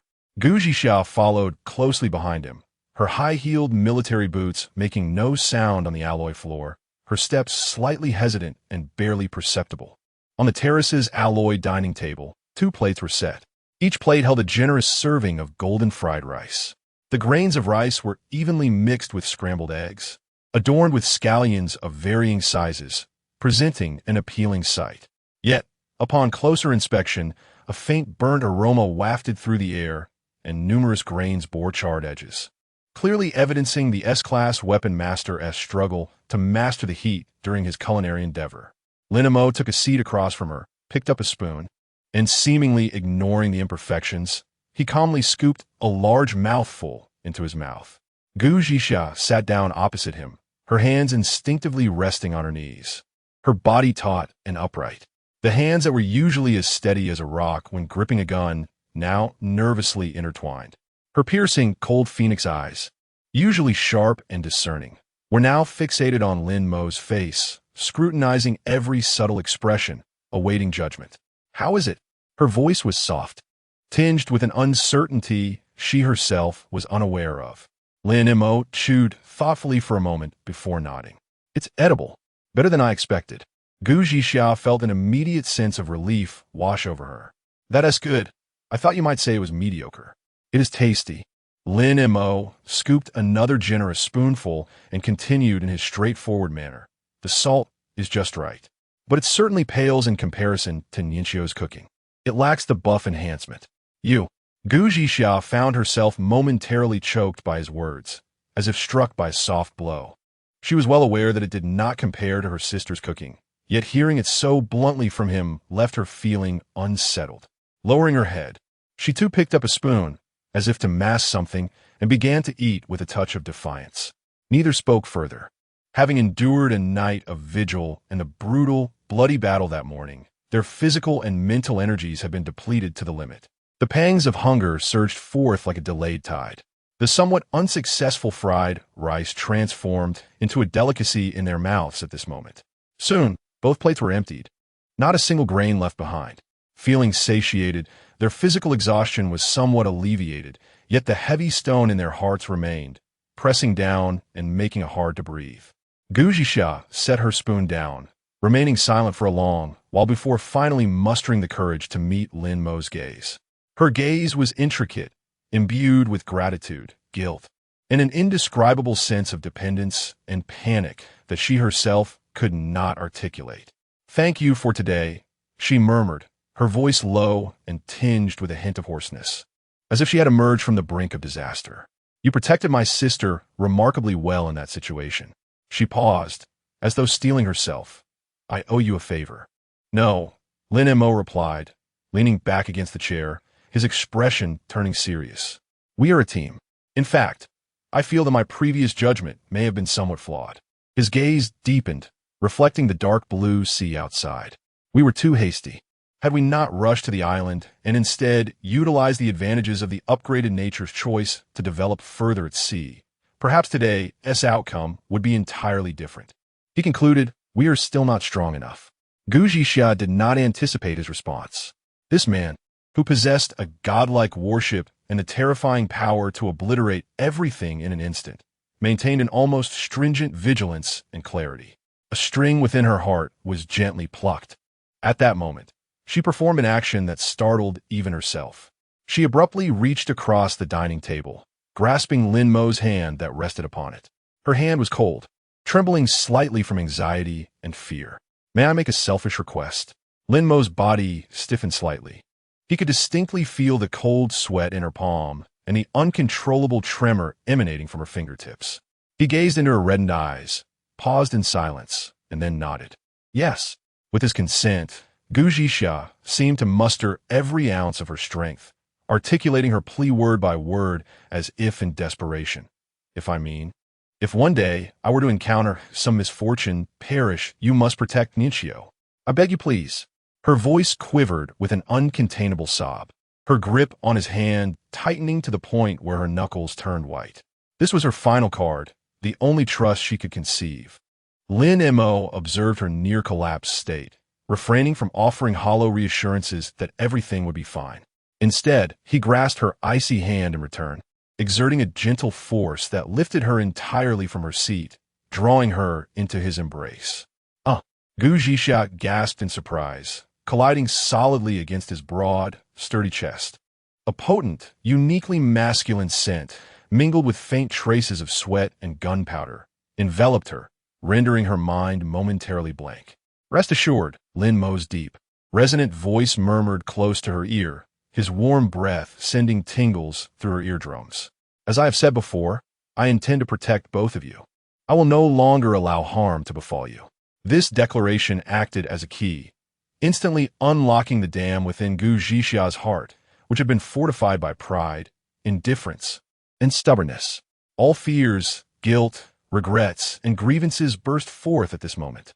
Overwhelmed, she could no longer contain herself, burying her face deep within Lin Mo's sturdy embrace, and weeping profusely. Today's battle had instilled genuine terror in her heart. It was not death that she feared. Rather, it was the thought that her innocent and kind-hearted sister might fall into the clutches of a scoundrel like Chen Feng. The mere notion of Chun Feng's sordid intentions, treating them as mere spoils of war to be toyed with, twisted her heart as though it were being relentlessly sliced by countless dull blades, rendering her breathless with anguish. The feeling of helplessly witnessing her sister's suffering, coupled with an overwhelming despair and dread for the future, threatened to consume her entirely. In that moment, this man offered her a promise, a vow that allowed her to shed all defenses and facades. In the expansive terrace restaurant, only her heart-wrenching sobs, long suppressed, echoed in the air. Lin Mo remained still, silent, simply holding her close, allowing her searing tears to soak his garments. Just then, the bedroom door was gently pushed ajar. A small head adorned in a lace nightgown peeked out. Gu Ningxiu, rubbing her sleepy eyes, gazed at the two tightly entwined figures on the terrace, blinking in confusion. Sister? Brother Mo? What are you doing? Chapter 020. Sister, do you like Brother Mo? The innocent inquiry pierced the tranquil air like a stone cast upon a placid lake. Gu Zhixia's sobs abruptly ceased, her entire being frozen as if time itself had paused. In the next moment, she sprang away from Lin Mo, her sudden movement almost toppling the chair behind her. Her exquisitely delicate face flushed crimson at a visible pace, the color spreading from her ears to her neck, as if it might bleed. In a flurry, she hastily wiped the tears from her cheeks, her gaze evasive, too timid to meet her sister at the doorway. Let alone Lin Mo. Wasn't he doing anything? Her voice, tinged with urgency and a post-cry rasp, attempted to project a fierce demeanor. Lin Mo, he had dust on his clothes. I merely helped to brush it off. The excuse was so clumsy that even she felt her cheeks burn with embarrassment. Gu Nianxiu tilted her head, her round, sparkling eyes filled with innocent curiosity. She stepped out from behind the door, her bare feet softly patting the floor as she approached Gu Zhixia, gazing up earnestly. "Sister, do you like Brother Mo?" Boom! It was as if a bomb detonated in Gu Zhixia's mind, leaving her momentarily blank. What nonsense are you spouting?" She erupted like a cat whose tail had been stepped on, her voice soaring an octave higher. "How could I possibly like him? That unreliable fellow." She stammered, unable to articulate a coherent response, her furious eyes fixed on Lin Mo as if she could devour him whole. Lin Mo, scratching his nose, chose to ignore Gu Zhixia's murderous glare. He stood up and walked over to Gu Nianxiu, seamlessly diverting the conversation from the topic that threatened to ignite his sister's fury. "Your sister has made fried rice. Come over and eat." "Wow, really?" The attention of the little foodie shifted effortlessly. Gu Nianxiu's eyes sparkled with delight, instantly casting aside her earlier question. "Yay, I want to eat what sister made." On the terrace restaurant, Gu Nianxiu sat at the dining table, gazing at the rather unappealing plate of fried rice. Yet instead of disdain, her eyes glistened with excitement. She eagerly scooped a generous mouthful, her cheeks puffing out like an adorable little hamster. "MMM," she mumbled through her chewing. "Delicious. Sister's cooking is so good." Opposite her, Gu Zhixia maintained a composed facade, hands neatly resting on her lap, yet her eyes couldn't help but steal glances at her sister, the corners of her mouth curving into a subtle smile. That hint of gratification and pride was impossible to conceal. You were simply hungry," she retorted, still feigning a haughty demeanor. "There's more in the pot, so eat up." Gu Nianxiu nodded enthusiastically, diving back into her meal, quickly devouring the entire plate of fried rice. Having feasted and quenched their thirst, a wave of exhaustion washed over the two sisters, who leaned back in their chairs in contemplative silence. Lin Mo, however, approached the railing of the terrace, gazing into the distance. The last vestiges of the sun had dipped below the horizon, leaving behind a brilliant sunset that bathed the deep blue sea in a warm hue of orange-red. The sea breeze swept in, carrying with it a briny scent that dispelled the day's earlier bloodiness and heat. The trio stood quietly, absorbing the grandeur of the scenery, their spirits gradually calming. "Oh, if only this were not the apocalypse," Gu Nianxiu mused, resting her chin on her hand as she gazed at the meeting point of sea and sky, her voice imbued with longing. "Imagine sailing on this magnificent ship, carefree and at leisure, taking in the sights, fishing, and playing every day. How delightful that would be." Her words plunged Gu Zhixia into silence as well. She regarded the resplendent vista before them and softly echoed, "Indeed, the beauty of this maritime expanse is truly remarkable. If it weren't for those monsters, and the even more terrifying hearts of men, this place might truly be paradise. Then why not grant ourselves a respite?" Lin Mo turned, leaning against the railing, his tone serene. The two sisters exchanged puzzled glances, their expressions questioning. A break? In a world where one might lose their life at any moment? Such a notion seems rather extravagant. Observing their expressions, Lin Mo discerned their thoughts and elaborated, "Consider this. For the nature's choice to upgrade, there exists but one method: accumulating sailing mileage. Our current location is relatively safe. There are no other players nearby, nor have we detected any high-threat monsters." He paused before continuing. "We can utilize this time to take a few days off, allowing the ship to cover some mileage and level up. This way, we can rest and grow stronger simultaneously, a win-win scenario." Gu Zhixia's eyes sparkled with realization. Adjusting her gold-rimmed glasses, she acknowledged, "That makes sense. You always devise the most effective plans from the most practical perspectives." She nodded in agreement. "Indeed, well done, Brother Mo. You are truly remarkable." Gu Nianxiu clapped her hands in approval, her gaze towards Lin Mo now tinged with admiration. As afternoon waned, the sisters retreated to their quarters for rest. Lin Mo alone returned to the cockpit. He settled into the spacious captain's chair and programmed the autopilot to chart a course away from the ominous black fog. Sailing in a straight line. He calculated the escalating experience required for upgrades. To ascend from level 5 to 6 necessitated a staggering 60,000 experience points. With a conversion rate of 1,000 experience points per kilometer sailed, it meant the Nature's Choice must traverse a full 60 kilometers to achieve a single level increase. At the current base sailing speed, this would take approximately 4 hours. And this was merely the ascent to level 6. The subsequent requirements would demand hundreds of thousands, even millions of experience points. The higher the rank, the slower the progression, a truth Lin Mo understood better than anyone. Time is life. One must find a way to enhance efficiency. He opened the ship's upgrade panel, his gaze swiftly scanning the multitude of modules, ultimately resting upon the icon of the power module.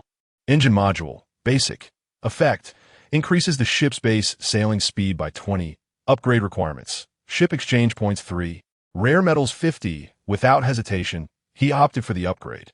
The exchange points were sufficient, and as for the rare metals, he had scavenged quite a few at the Goblin outpost, which would suffice. Upgrade. Confirm consumption of exchange points 3, rare metals 50, to upgrade engine module. Confirm. As his command was issued, a subtle tremor reverberated through the entire vessel. On the console screen, the structural diagram representing the engine section illuminated with a dazzling blue light. Countless data streams flashed by. Engine module upgrade successful. Current level. Intermediate. Effect. Increases the ship's base sailing speed by 50. Speed. 18 kilometers h. Sailing speed has been enhanced. Expected to reach ship level LV6 in 3 hours and 15 minutes. Excellent. Lin Montag nodded in satisfaction. Speed equates to efficiency, and efficiency is the assurance of survival. Having completed all this, he did not seek rest. Instead, he reclined in the captain's chair, closed his eyes, and began to experience the captain-exclusive skill he had just acquired, remote control. His mental energy extended through a wondrous connection, merging with the entire vessel, the natural selection. He could see the sea surface outside the ship. He could hear the sound of waves crashing against the hull. He could feel the engine's steady rumble deep within the ship's cabin. This sensation was extraordinary. It was as if this colossal iron beast had become a part of his own body. A thought flickered through his mind. The previously steady sailing of the natural selection slightly veered 5 degrees to the left before swiftly correcting itself. It was a success. Lin Mo opened his eyes, his gaze profound. From this day forth, he had truly become the master of this divine battleship. Chapter 21. Above the cloud layers in the evening. In gratitude to her 2 life saviors and to celebrate this hard-won survival, Gunyinshio revealed her culinary prowess, transforming the humble kitchen into her magical workshop. As she emerged from the kitchen with the final dish, an enticing aroma enveloped the entire terraced dining area, awakening appetites with its complexity. The dining table was adorned with a lavish feast of appreciation. Succulent and juicy pan-seared sole, its surface kissed with a golden hue and sprinkled with finely chopped verdant herbs, emitted a fragrant allure that invigorated the senses. Beside it lay a mound of golden, crispy shrimp balls, each perfectly round and accompanied by a tantalizing sweet and spicy sauce, crafted from wild fruits and spices. The main course featured a rich cream mushroom pasta, its creamy, off-white sauce enveloping each al dente strand, garnished with crispy, aromatic bacon. What captured Lin Mo's attention most was the clear broth at the center of the table. The soup, a delicate amber hue, cradled unknown mushrooms, their azure bodies resembling fragments of stars, gently bobbing in the liquid, exuding an extraordinary aroma that seemed capable of penetrating the depths of the soul. As he approached, a system notification resonated in his mind. System notification. You have consumed Gunyinshio's meticulously crafted tranquility soup, A-class cuisine, temporarily increasing mental attributes by 5, lasting for 3 hours. Mental attributes. Lin Mo's gaze shifted instantaneously, his breath momentarily stilled. This attribute was invaluable to him, who had just acquired remote control skills. A higher mental capacity would mean a deeper connection with the Nature's Choice, allowing for greater manipulation distance, enhanced precision, and even the execution of more extraordinary and complex maneuvers. This was not merely a timely gift. It was a divine supply tailored for him. "Brother Mo, sister, please try it," Gun Yinxiu exclaimed, clad in an adorable lace apron, her hands clasped behind her back, looking at the two with eager anticipation, much like a child awaiting praise. Lin Mo offered his compliments generously, scooping a bowl of soup and savoring it thoughtfully. The warm broth slid down his throat. A refreshing sensation surged into his mind, washing away the fatigue and tension of recent days. "This soup is remarkable. It means a lot to me," he said, his gaze serious as he looked at Gun Yinxiu. Gu Zhixia gracefully picked up her fork, twirling a small portion of pasta before savoring it. The rich creaminess and the umami of the mushrooms blossomed on her palate, softening the tautness of her features that had persisted throughout the day. She took another bite of the sole, which melted in her mouth, its tenderness astonishing. Although her expression remained cool and reluctant, the slight upturn of her lips and the glimmer of satisfaction in her eyes betrayed her true feelings. The atmosphere at the dining table was warm and harmonious, dissipating the acrid scent of blood from the day as earlier events. Gu Zhixia gazed at her sister's little face, now flushed with color and adorned with a sweet smile. Her eyes then drifted to the man across from her, whose composed demeanor exuded a calming strength. In her heart, the corner hardened by battle began to soften. She ate in silence, yet her gaze frequently wandered toward Lin Mo. He consumed his food swiftly, yet with an air of refinement, as if merely replenishing his energy efficiently. By some strange impulse, she used her chopsticks to pick up the largest, crisply golden shrimp ball from the plate, rolled it in sweet and spicy sauce, and before she could fully comprehend her actions, she extended her arm and placed the shrimp ball delicately into Lin Mo's bowl. The moment the deed was done, she froze, her body stiffening in surprise.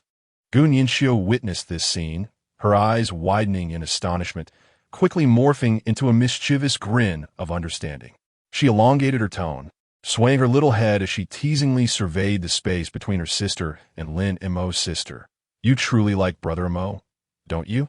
Look at you. You've taken the initiative to serve him."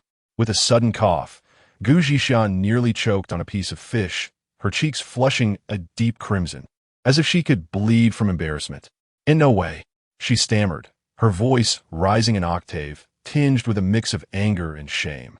"I was just worried he might be hungry. He hardly ate this afternoon, after all." Lin Mo observed her flustered, adorable demeanor, a silent smile gracing his lips. He picked up his chopsticks and smoothly transferred 2 pieces of the most pristine sole fish into the bowls of the sisters, his movements fluid and natural. "You both should eat more. You've worked hard today." He then turned to Gun Yinxiu, his tone warm and sincere. "Yinxiu, your cooking is delightful." "Thank you." That simple compliment instantly brightened Gu Yinxiu's spirits, her eyes curving into crescent moons, effectively dispelling Gu Zhixia's embarrassment.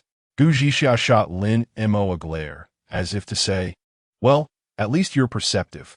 She lowered her head, stabbing her fork into the pasta on her plate in a display of frustration. Yet her reddened ears betrayed her lingering embarrassment.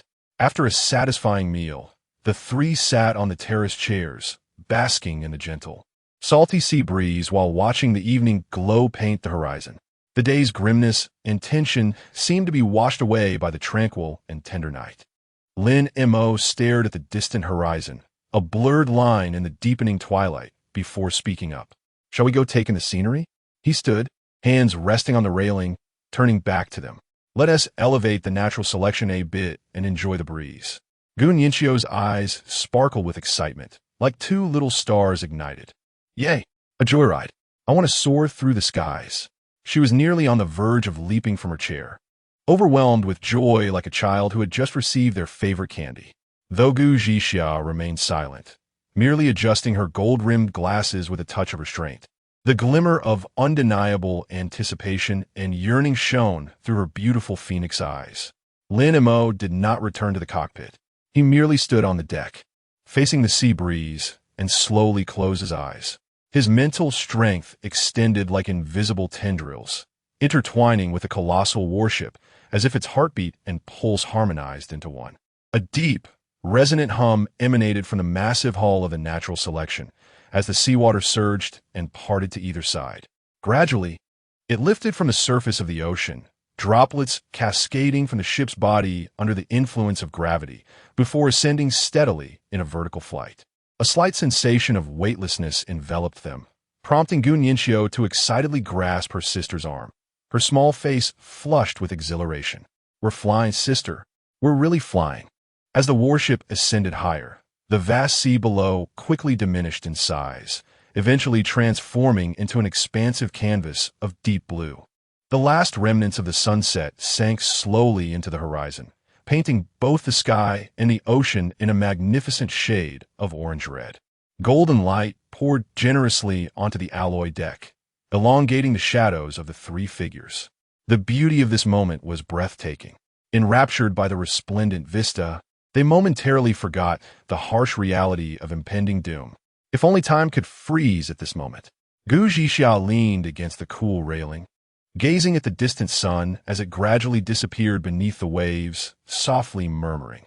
The cold and guarded expression that usually adorned her face melted away, leaving only enchantment and a hint of melancholy. Lin Mo observed her profile, bathed in the soft glow of twilight, and replied softly, "Indeed, it is exquisite." "Emoga, Emoga." Gun Yinxiu's voice shattered the tranquility as she pointed excitedly at a massive, cotton candy-like cloud tinged pink by the sunset. "Can we dive into the cloud and take a look?" Lin Mo felt a surge of inspiration and summoned the ship's energy panel. Supercapacitor remaining power, 85, that was sufficient. He nodded in agreement to Gun Yinxiu's childlike request, a smile unconsciously gracing his lips.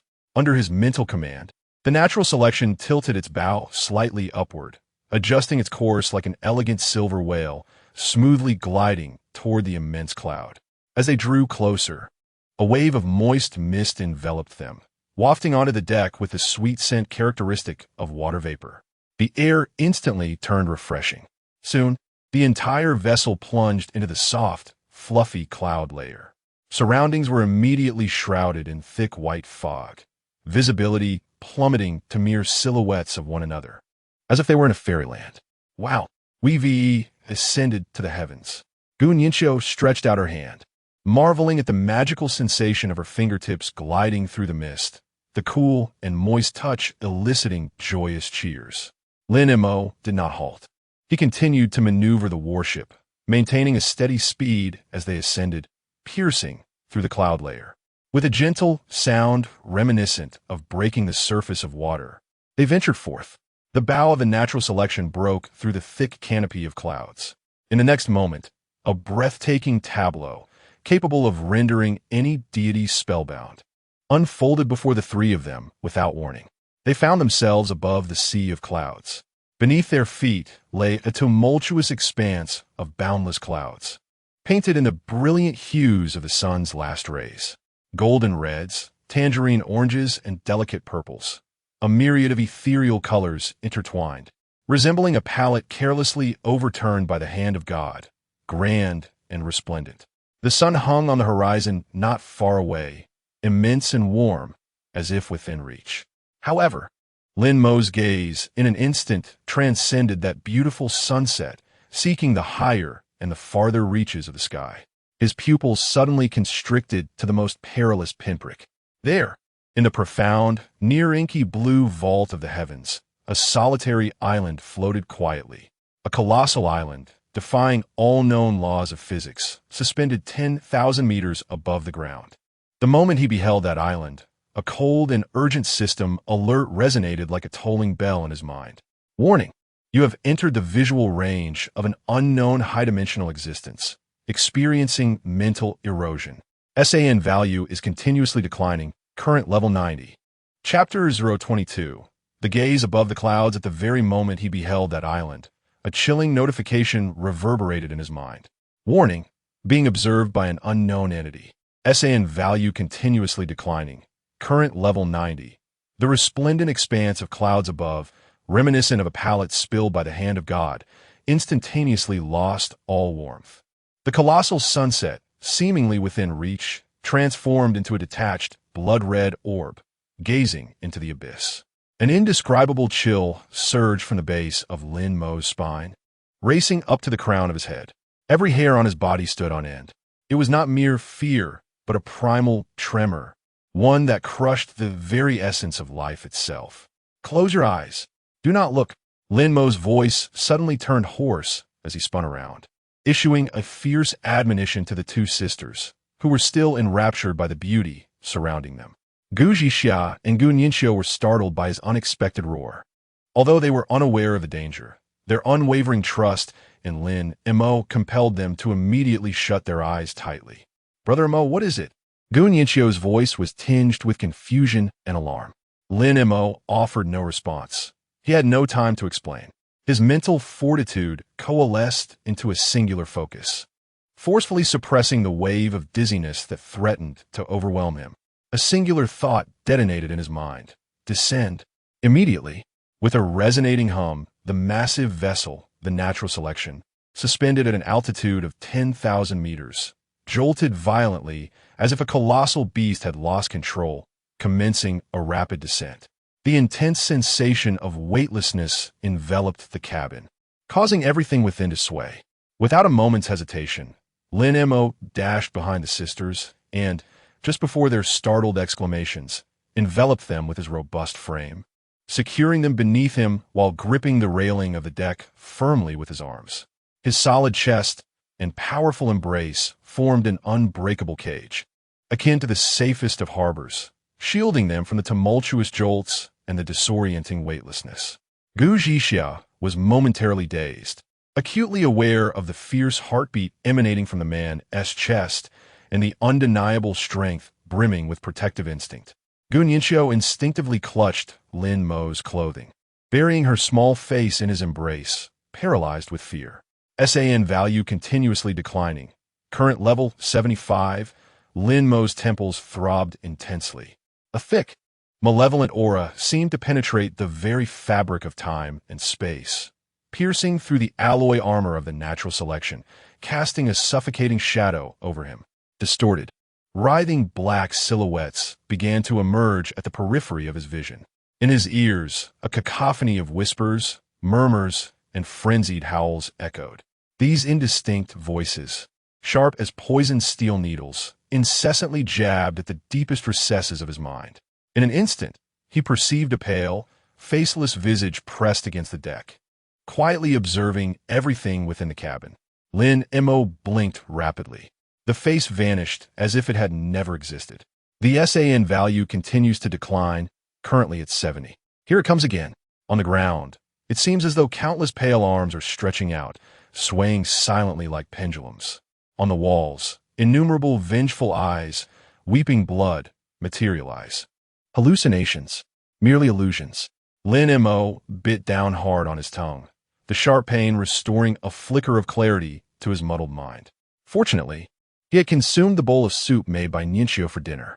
The temporary boost of 5 points in mental strength now served as a sturdy dam, barely resisting the horrific onslaught that could drive an ordinary person to madness in an instant.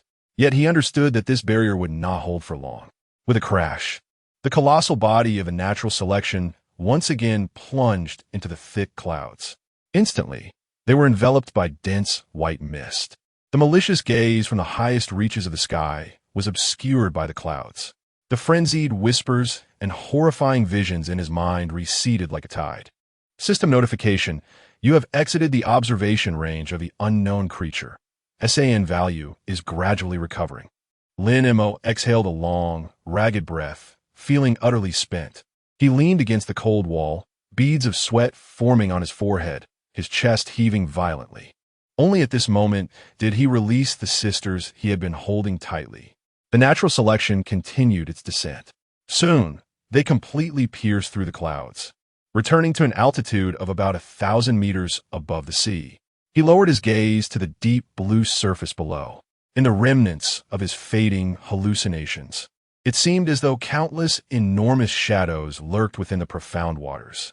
A gigantic fish, over 100 meters in length, covered in glowing, grotesque growths, swam languidly through the sea. Further down, an unfathomable horror lay coiled on the seabed, its numerous tentacles thicker than mountains, visible even in the depths, slowly undulating and stirring the currents. Lin Mo closed his eyes, shaking his head vigorously, and upon reopening them, the terrifying visions vanished completely. The sea remained a tranquil and profound expanse. "Brother Mo, can I open my eyes now?" Gun Yinxiu asked, her eyes tightly shut, clutching her sister's clothing. Her voice tinged with a sob. Lin Mo took a deep breath, calming his turbulent emotions, striving to make his voice sound as tranquil as usual. "You may."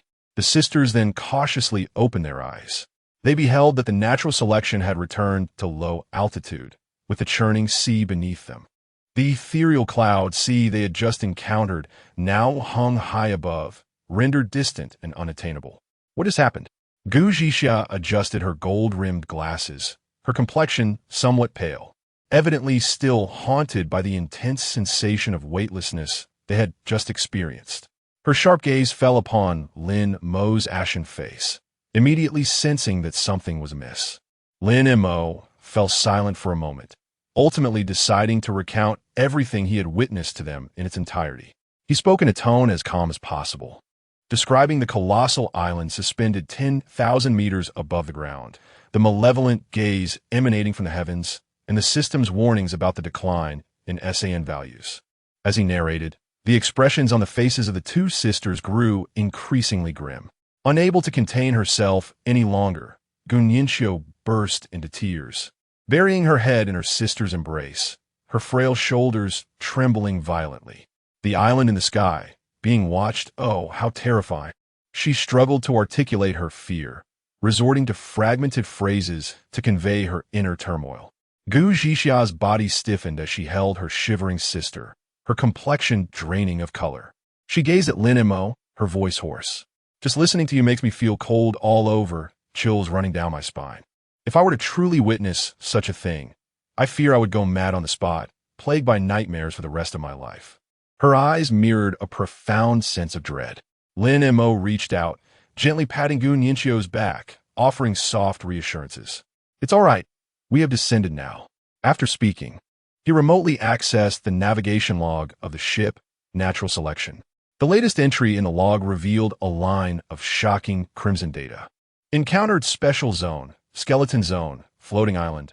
Level, LV-45, danger level, deep red existential threat, LV-45. Skeleton zone. The name, along with the deep red danger rating, spoke volumes.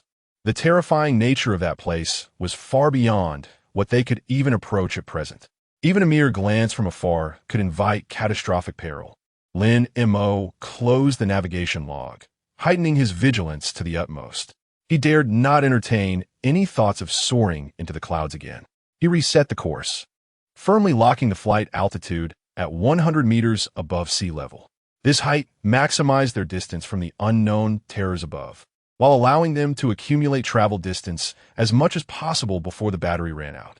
This was, under the current circumstances, the most prudent and efficient choice. The massive hull of the Natural Selection glided silently across the darkened sea, navigating steadily toward the unknown horizon. Chapter 023.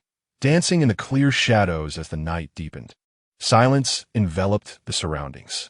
The colossal hull of the Natural Selection, akin to a silent steel behemoth, glided silently across the boundless sea. In a bid to swiftly elevate his level and unlock additional functional modules, Lin Mo had set the ship on autopilot. The warship traced an enormous circular trajectory with a radius of 1 kilometer, perpetually accruing mileage, following the harrowing gaze from the clouds that had loomed over them at dusk. No one had the heart to admire the night scene. Gun Yinxiu, thoroughly frightened, retreated to her room early, cocooning herself in her blankets. Lin Mo arranged the night watch in a manner akin to the previous day. He ascended to the open-air restaurant on the second floor, leaning against the cold alloy railing, allowing the briny sea breeze to caress his cheeks. He lifted his gaze toward the sky, shrouded in thick clouds. The events of the day had utterly shattered his understanding of this world. The floating skeleton zone at an altitude of 10,000 meters was an unknown entity that could send one's sanity plummeting with just a glance. All of this indicated that beneath the seemingly tranquil waters lay horrors far beyond his imagination, capable of reducing them to mere dust in an instant. In the depths of the sea and above the clouds, perhaps unspeakable monsters lurked. They were akin to a frail leaf adrift upon a monster's nest, insignificant and vulnerable. They must grow stronger, swiftly. As he pondered, a faint sound of slicing air emanated from the deck below. Whoosh, whoosh, whoosh. The sound was subtle, yet carried an edge that tore through the air. Lin Mo's gaze sharpened, and following the source of the sound, he stealthily approached. On the deck, the cool moonlight filtered through the gaps in the clouds, draping the world in a silvery veil. Gu Zhixia stood beneath that beam of moonlight, clad in her black JK uniform. The long spear in her hands glimmered with a chilling light under the moon's glow. Sweat had dampened the wisps of hair at her temples, a few strands clinging to her smooth cheeks, adding an arresting beauty to her usual icy demeanor. Her enchanting phoenix eyes, devoid of all emotion, now radiated an intense focus, with an indomitable warrior's spirit igniting in the depths of her pupils. In the next moment, she moved. Her form floated like willow fluff, yet her wrist unleashed an astonishing force. The spear's tip traced a sharp flower in the air, thrusting forward in a straightforward, direct stab. Quick, accurate, fierce. The spear tip darted forth like a venomous snake emerging from its lair, aimed at an imaginary enemy in the void ahead. She retracted the spear, stepping back half a pace, her waist coiling with strength, rotating her entire body as the spear swept out with tremendous force, generating a howling gust that billowed her uniform skirt. Thrust, stabs, smashes, sweeps. Each fundamental movement of spear technique was repeatedly practiced in her hands, growing faster and more fluid. The spear's shadow danced, tracing lethal silver arcs in the cool moonlight. The delicate grace of a maiden and the chilling coldness of weaponry meld together in perfect harmony at this moment, forming a tableau rich with contradiction and impact. Lin Mo stood silently in the shadows, refraining from disturbing the scene. He observed the young woman wielding a spear beneath the moonlight, noting the tension in her lips, drawn tight with concentration and the fiery determination gleaming in her eyes. In this instant, she was not engaged in battle, but rather dancing, a dance with her own shadow. The ethereal movement of her form seemed to transcend the earthly realm. Lin Mo approached her. "Is it so late, and yet you still practice?" Upon hearing his voice, Gu Zhixia abruptly halted her movements. She lowered her spear and turned to face Lin Mo, the sharpness in her gaze softening slightly. Wiping the sweat from her brow with the back of her hand, she breathed a bit heavily. "My talent merely shows me how to wield it," she stated, her voice hoarse from exertion, yet unwavering. "To master it, I must rely on my own practice." Today's skirmish had profoundly revealed her shortcomings.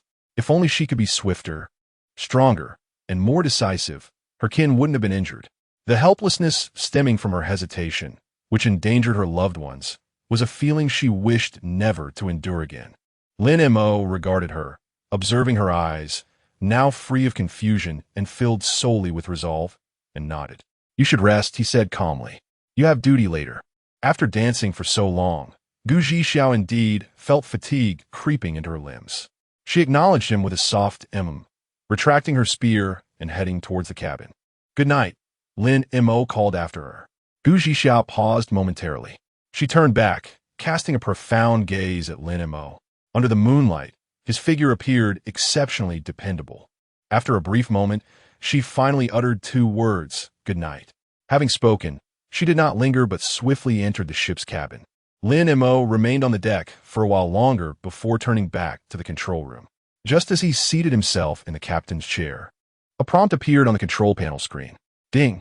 The natural selection has reached level LV7. Acquired ship exchange points 10. Lin Mo promptly opened the ship's upgrade panel. His eyes scanned the weapon module section rapidly, finally resting on a new icon. Shipborne machine gun unlock requires 5 exchange points, attack power 40. Rate of fire 5 rounds second, consumes ammunition. Note, this weapon requires manual aiming. The so-called drawback of manual operation seemed insignificant to him. With his remote control skills, he could maneuver it with his mind, achieving precision that surpassed that of manual handling. Exchange. Lin Mo did not hesitate. Confirm consumption of exchange points 5 to construct the shipborne machine gun module. Confirm. As the command was issued, a clattering of metal echoed across the deck. A dark, metallic turret slowly emerged from beneath the deck, its robust barrel glimmering with a cold metallic sheen, embodying a violent aesthetic.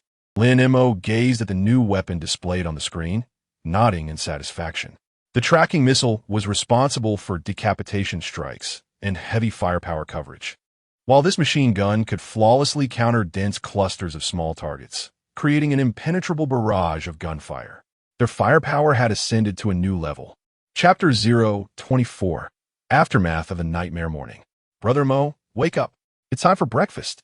A sweet, soft voice resonated in his ear, tinged with a delicate nasal tone, like a feather gently tickling his eardrum. Lin Mo abruptly opened his eyes and sat up in bed. His head throbbed painfully. The area around his temples felt as if two steel needles were relentlessly piercing inward. With each heartbeat came a wave of excruciating, tearing pain. He raised his hand to press against his forehead, breathing heavily.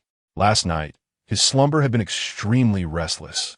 After the shift change with Gu Zhixia at 2 o'clock, he was plunged into an unending nightmare. He dreamt of a pitch-black, fathomless deep sea, teeming with countless spherical entities covered in eyeballs, writhing and rolling as they ascended from the ocean floor. They crowded the deck, enormous, bloodshot eyes fixated on him, staring unblinkingly. Brother Mo, are you all right? Gu Yinxiu noticed his pale complexion and the cold sweat beading on his forehead. She approached him with concern, reaching out her small hand to feel his forehead. You're so hot. Lin Mo shook his head, forcing himself to dispel the grotesque, terrifying images from his mind. I'm fine, just had a nightmare. It seemed the impact of losing sanity points the previous day was far more severe than he had anticipated. Despite merely glancing at the presents and swiftly averting his gaze, even after consuming food that boosted his mental strength at dinner, his sanity points had inexplicably plummeted to 70. The mental pollution from a higher existence could not be entirely mitigated merely by numerical values. He threw off the covers and, after a quick wash, followed Gu Yinxiu to the dining area. At the terrace dining table, Gu Zhixia was already seated. She had changed into a black JK uniform, with gold-rimmed glasses perched on her nose, sitting upright with hands neatly placed on her knees. Upon noticing Lin Mo approach, her sharp, phoenix-like eyes swept over him, and her brows knitted slightly in concern. You look unwell, she remarked coldly. Still feeling unwell? Lin Mo pulled out a chair and sat down, rubbing his aching temples, his voice slightly hoarse. It's nothing, just an old ailment. Humph. Putting on a brave face, Gu Zhixia scoffed, her lips curling in a slight smirk. She chose not to press further, though her gaze occasionally darted towards him with concern. Clang, clang, clang. Gu Yinxiu emerged from the kitchen, presenting a delicate cheesecake like a treasure. The cake was adorned with a few blueberries, exuding a rich, milky aroma. Brother Mo, you must try this. She cut a generous slice and placed it on Lin Mo's plate, her little face beaming with pride. This is my specially crafted calming cheesecake. After eating it, you won't have nightmares anymore. Seeing the eager expression on the little girl's face, Lin Mo felt some of his irritation dissipate. He picked up a fork and took a bite.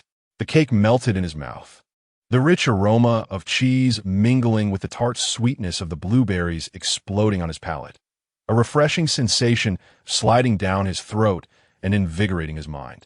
The sharp, piercing pain in his head was instantly alleviated. The cold sound of the system notification followed. System notification. You have consumed calming cheesecake, grade A cuisine, temporary increase in mental strength 10, mental resistance 50, lasting for 3 hours.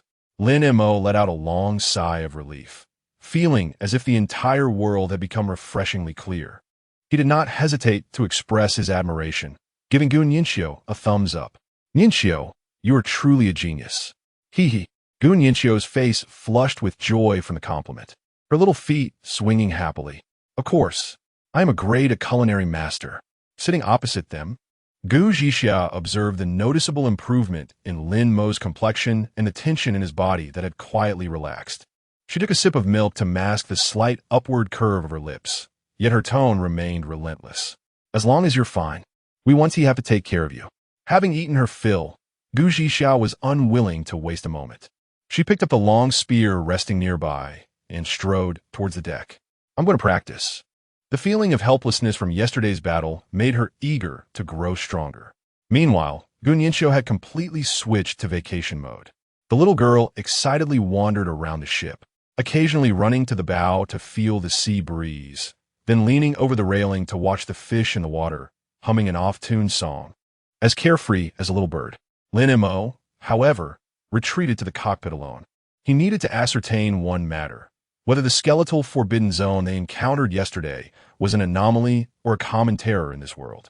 He settled into the spacious captain's chair and opened the long-neglected regional chat channel. The channel was still bustling with activity, a torrent of information refreshing at a rapid pace. East Sea Wu Yanzu, collecting wood, collecting metal, prices negotiable, bosses private message me. Survival day 1. Does anyone know how to start a fire? My lighter is out, and I'm freezing to death.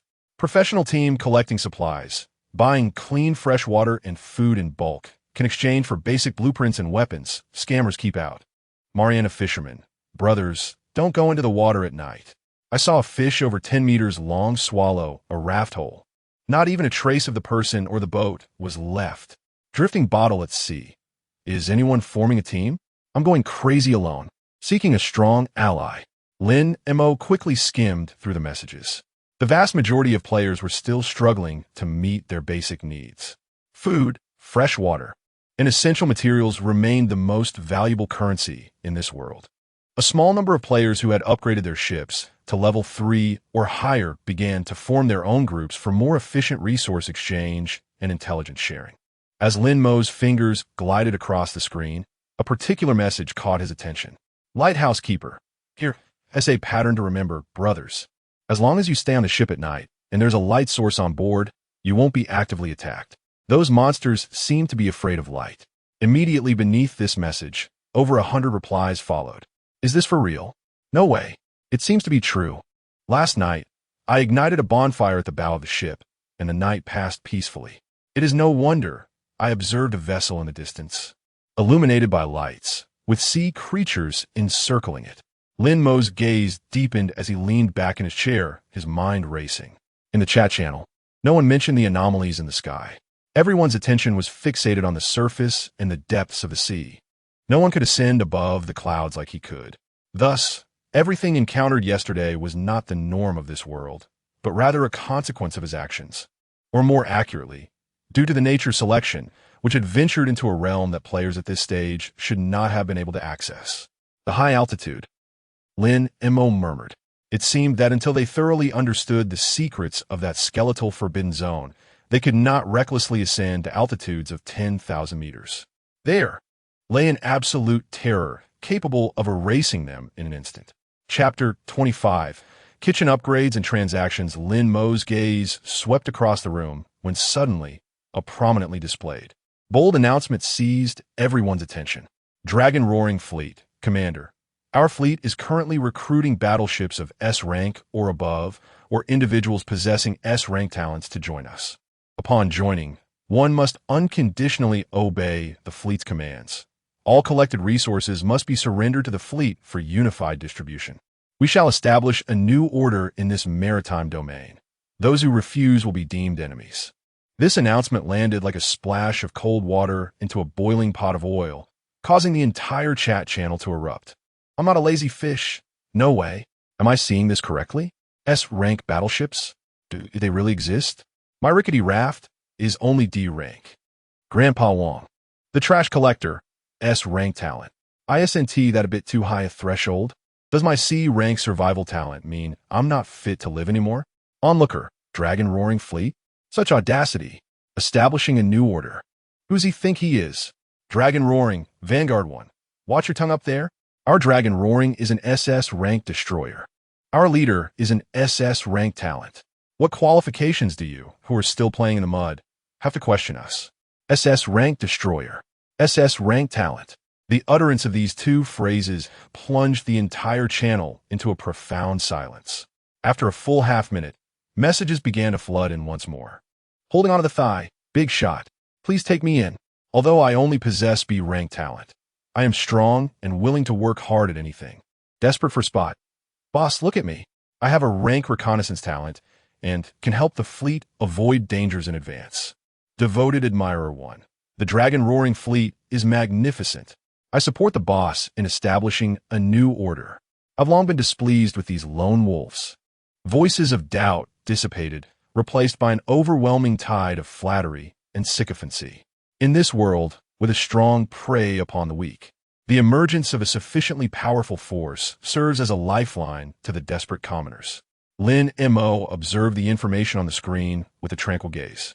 An SS rank destroyer? Indeed, it is formidable. In the presence of any other player, it would easily create a crushing advantage. Unfortunately, they were about to encounter him. His fingertips gently tapped the armrest, his heart devoid of any turbulence. Compared to that so-called dragon-roaring fleet, he was far more concerned with his own advancement. The immediate priority was to swiftly elevate the level of the natural selection, unlocking more functionalities and gradually unearthing the potential of this divine battleship. As he pondered, a pair of soft little hands suddenly reached from behind, gently covering his eyes. A sweet fragrance wafted through the air, accompanied by the melodious laughter of a girl. Guess who I am? Who else could it be but our little gluttonous chef? Lin Mo's voice carried a hint of amusement. I'm not gluttonous. Gun Yinxiu released her hands and playfully circled around to stand in front of him. She bent down, resting her hands on the armrests of the captain's chair, bringing her cherubic face close to Lin Mo's, her large, glistening eyes blinking with anticipation. Her soft bosom, barely concealed by the delicate lace of her nightgown, nearly brushed against Lin Mo's arm. Emogu, her voice sweet and melodious, seemed to drip with sweetness. I wish to upgrade the kitchen. What prompted this sudden desire to enhance the kitchen? Lin Montak in Kvilet. Upon hearing this, Gun Yinxiu's lips immediately pouted, her tone laden with grievance. The current kitchen is far too rudimentary. It only has a single pot and a freezer. I cannot fully showcase my culinary talents. She extended her delicate fingers, beginning to enumerate her grievances. There's no refrigerator. So many ingredients that require refrigeration have no place to be stored. There's no oven. I wish to prepare fragrant roasted chicken and egg tarts for you and sister, but I cannot. We lack a barbecue grill. We can't even host a barbecue party on the deck. As she continued, her expression grew increasingly pitiful, her large eyes shimmering with unshed tears, evoking a profound sense of sympathy. Many exquisite dishes require specialized kitchenware to create. Observing her demeanor, Lin Mo felt a stirring in his heart. An upgrade to the kitchen? This was indeed imperative. A pivotal thought struck him. If they had a refrigerator, Ningxiu could prepare a substantial stock of beneficial food in advance. For instance, that invigorating cheese cake which enhances mental fortitude.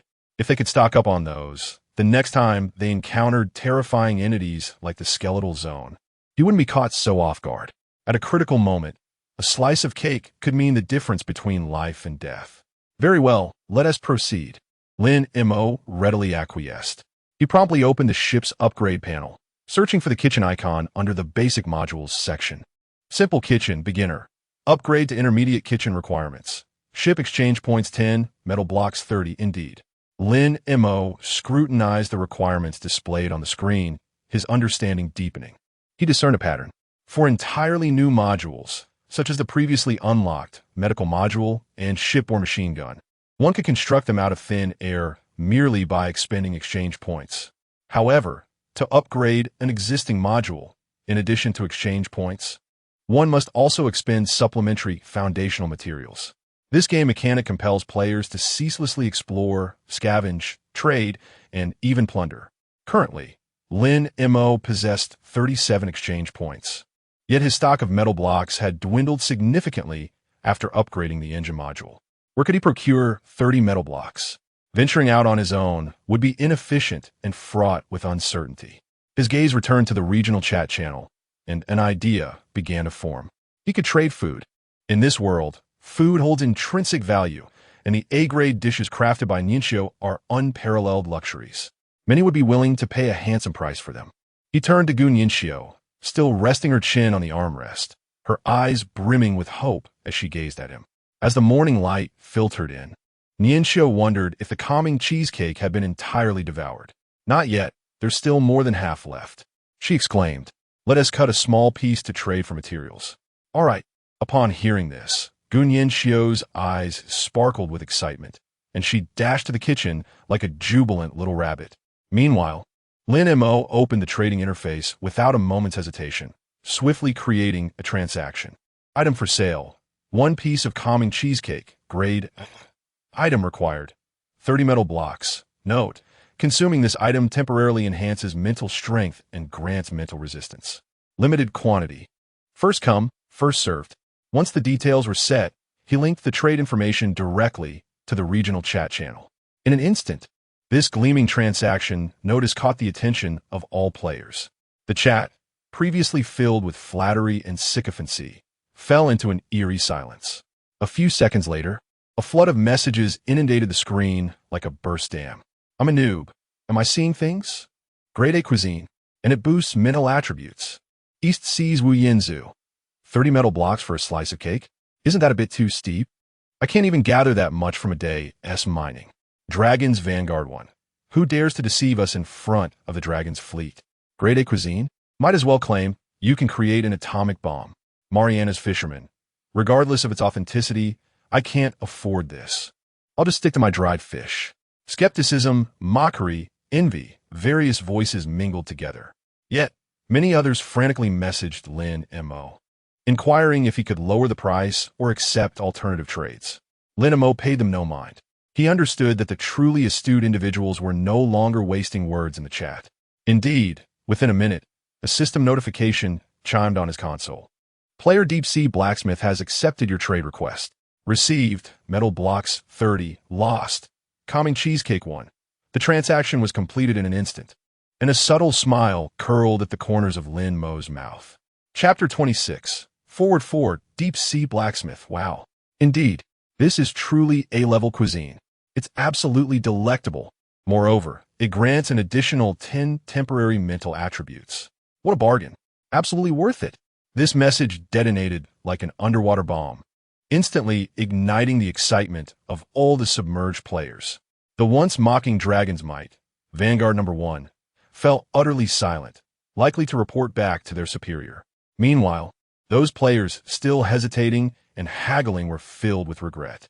Lin Mo shut down the chat channel, deaf to the clamor of the outside world. He directly accessed the ship upgrade panel, selecting the upgrade option for the simple kitchen icon. Confirmation. Confirm consumption of 10 exchange points, 30 metal blocks. And upgrade the kitchen module? Confirmed. The command was issued. A series of muffled metallic grinding and reconfiguration sounds resonated from the depths of the cabin, gradually subsiding after several seconds. Ding. Kitchen module upgrade successful. Current level, intermediate. Lin Mo rose and strode towards the kitchen. The previously cramped space was now visibly expanded by more than double. A brand new integrated metal cabinet replaced the former rudimentary cooking station, accompanied by a built-in multi-functional oven and a spacious double-door refrigerator. In a corner, there was even a foldable barbecue grill. This was no longer a simple kitchen. The configuration was more complete than that of a luxurious apartment in peaceful times. Go call your sister over, Lin Mo instructed Gu Nianxio, who was dumbfounded behind him. Oh, all right.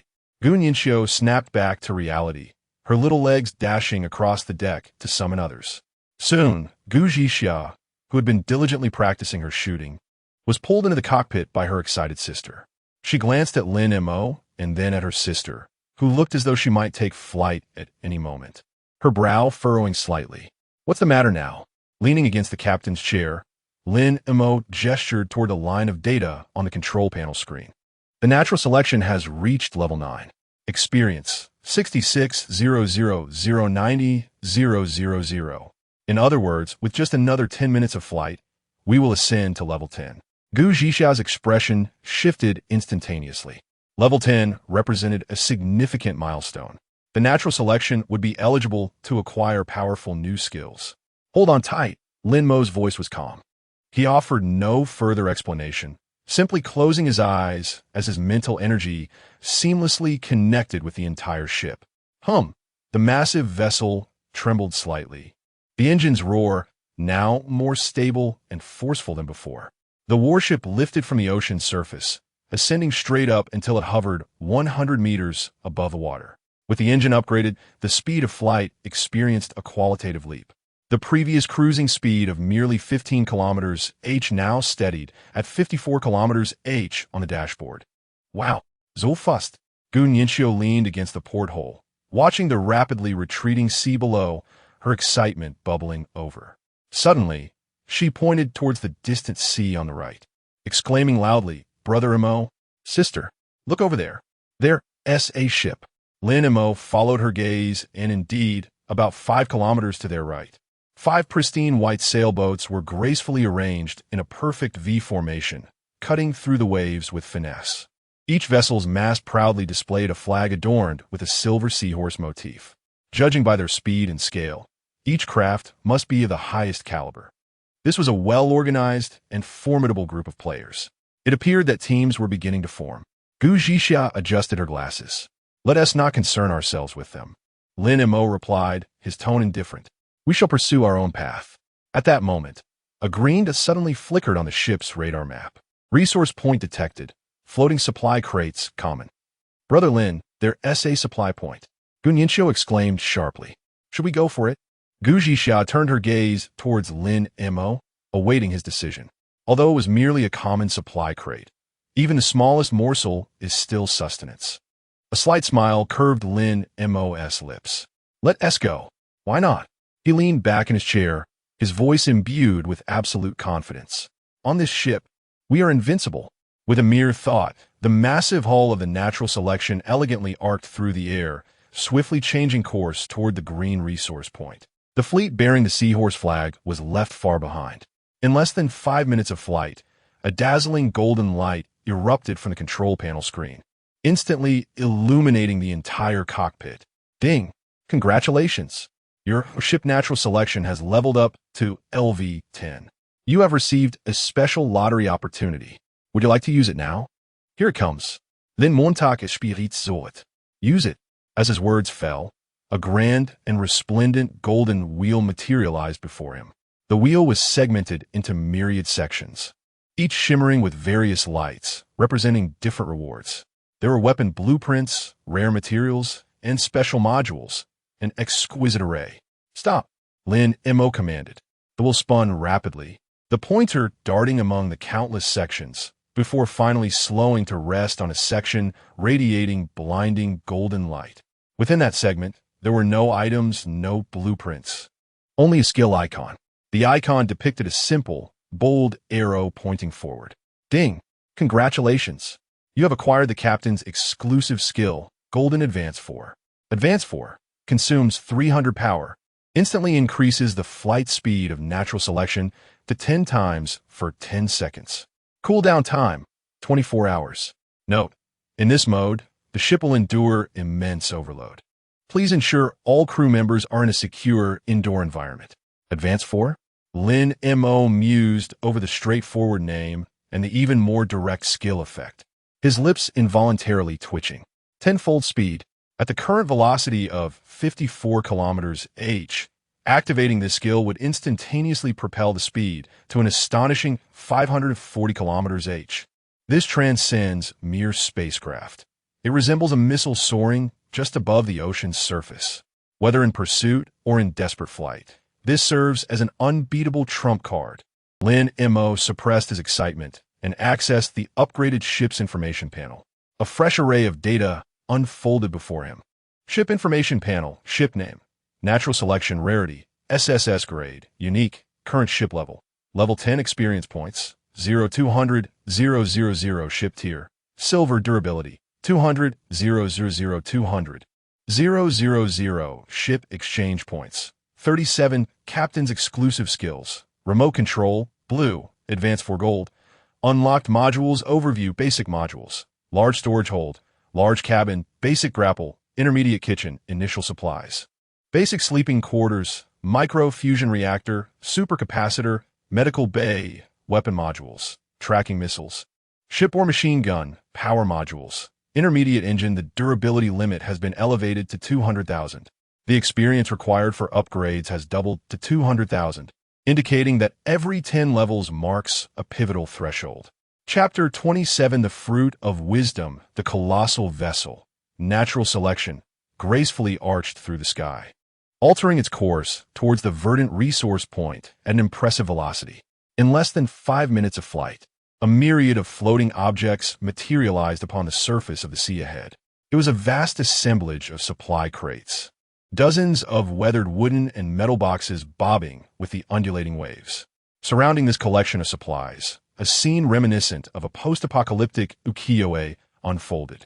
Several rickety rafts, hastily constructed from planks and plastic barrels, barely qualifying as D-class, frantically employed hooks and even bare hands to salvage the goods. Further afield, a few slightly better C-class fishing boats floated, their occupants warily eyeing one another, scavenging while remaining vigilant against any potential treachery from behind. The air was thick with tension and avarice. As the overwhelming shadow of natural selection descended, all frenzied efforts ceased abruptly. A profound silence enveloped the sea. Everyone gazed upwards, transfixed by the steel behemoth, seemingly a divine creation, descending from the heavens. In the next instant, panic erupted. What in the world is that? Run, for your lives. The terrified screams reverberated as those players, previously embroiled in fierce competition over a box of biscuits, now wished fervently for extra limbs, furiously paddling their boats. Fleeing in all directions, their fear palpable. Amidst the chaos, only one vessel remained still. It was an A-class white sailboat, its sleek lines and towering masts standing out starkly against the surrounding dilapidation. Although the few individuals aboard bore ashen faces and trembling hands gripping their weapons, they suppressed their instinct to flee, fixated instead on the descending natural selection. Lin Mo paid no heed to these insignificant creatures. He maneuvered the natural selection, gently lowering it onto the sea's surface, the massive hull stirring up frothy white waves. "Let us go see what treasures we've retrieved," he called, leading the way to the deck. Gun Yinxiu eagerly followed, while Gu Zhixia, grasping a long gun, cast a wary glance at the unmoving sailboat before joining them. Standing upon the deck, Lin Mo concentrated. The claw module on the side of the ship activated instantly, its robust alloy claws resembling predatory birds, deftly plunging into the depths. Capable of retrieving 3 or 4 supply boxes at once with astonishing efficiency. Soon, a small mountain of supplies began to accumulate on the deck. The trio commenced sorting through their haul. Compressed biscuits 50, bottled freshwater 30, fresh vegetables 30 kilograms, fresh meat 10 kilograms, metal blocks 55, lumber 80, gunpowder 40. Most of these constituted basic supplies. While not particularly precious to them, they sufficiently replenished their stock. At that moment, the A-class sailboat, which had remained at a distance, could no longer contain its boldness and began to slowly approach. At the bow of the ship stood a tall man, who, from several dozen meters away, shouted at Lin Mo with all his might. "Boss! Hello, boss! We mean no harm." Lin Mo, without lifting his head, continued to organize the supplies, treating him as if he were merely a figment of the air. Observing this, the man gritted his teeth and called out again, "Boss, we are the Koi team, and we are willing to follow you. All we ask is for your protection. I have no interest in taking along a bunch of useless individuals." Lin Mo finally spoke, his voice low yet distinctly clear. Cold and devoid of any emotion, his words struck like 2 resounding slaps across the faces of the members of the Seahorse team. The tall man's face instantly flushed a deep shade of liver color, as shame, anger, and resentment intermingled upon his visage. Yet he clenched his fist tightly, not daring to utter a single word in rebuttal, for the truth of Lin Mo's statement was undeniable. Before this godly warship, their prideful A-class sailboat was indeed no different from mere refuse. As Lin Mo prepared to lead his crew back to the cabin, the tall man grew anxious. As if he had made a monumental decision, he pulled several items from his pocket and held them high. "Boss, please wait. We are willing to make a trade. We have this." Lin Mo halted in his tracks, turning to gaze at what the man presented. It was a trio of fist-sized fruits, enveloped in an enchanting lavender hue, adorned with peculiar spiral patterns and emanating a faint glow. Most importantly, Lin Mo noticed the system annotation hovering above the fruits. Superb ingredients. His pupils constricted slightly. Beside him, Gu Nianxiu gasped, her wide eyes fixated on the fruits, nearly drooling.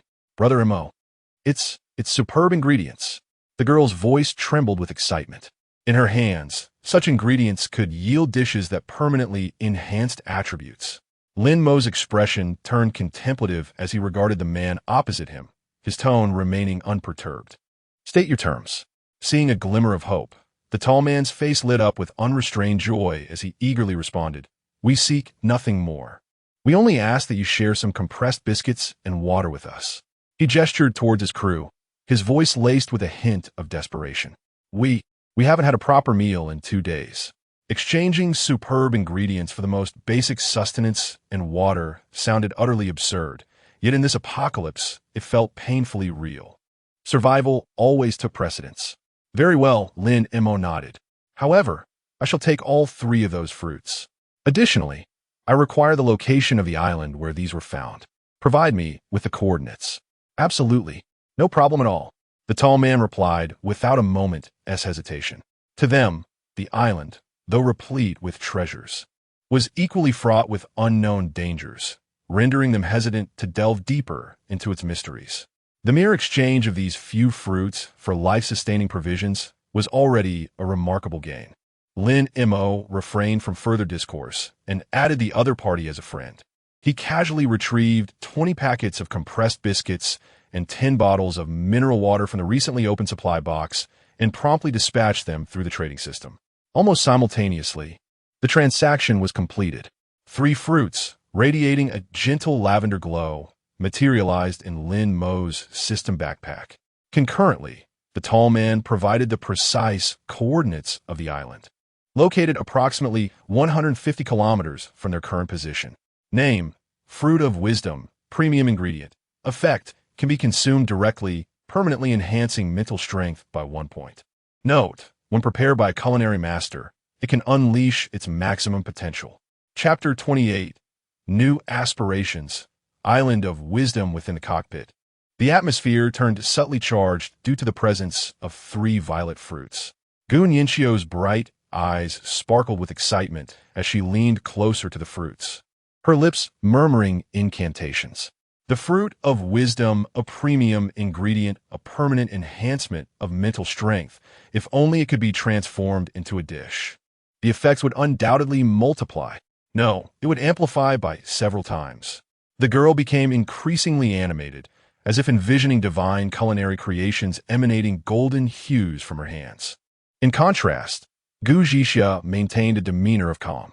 She adjusted her gold-rimmed glasses, her keen gaze scanning the information of the 3 fruits before shifting to Lin Mo. Are we truly heading to that island? Her voice remained even, devoid of emotion, yet Lin Mo sensed the tension in her demeanor. After all, the terrifying gaze from the clouds the previous night had left an indelible psychological scar. Yes, we shall go. Lin Mo decisively closed the trading interface, storing all materials in the warehouse. There cannot possibly be only 3 premium ingredients. Such items that permanently enhance fundamental attributes are far too valuable. Gu Zhixia's brows furrowed instantly. It's too perilous. We know nothing about that island. What if there are creatures more fearsome than goblins? Have you forgotten how we nearly lost our lives last night? This time is different. Lin Mo reclined in the expansive captain's chair, turning to meet her concerned gaze. Nianxiu will remain on the ship. His voice was calm and firm, exuding a reassuring confidence. I can remotely control this vessel. As long as I am here, no one can approach her. Should there truly be something we cannot contend with on the island, a mere thought from me will summon the ship for an escape. We can retreat at any moment. Gu Zhixia was momentarily taken aback by his words. Upon reflection, she realized the validity of his reasoning. With Lin Mo's remote control capabilities and the flight abilities of the natural selection, their mobility was maximized. If they were unable to fight, they could simply flee, placing them in an invulnerable position.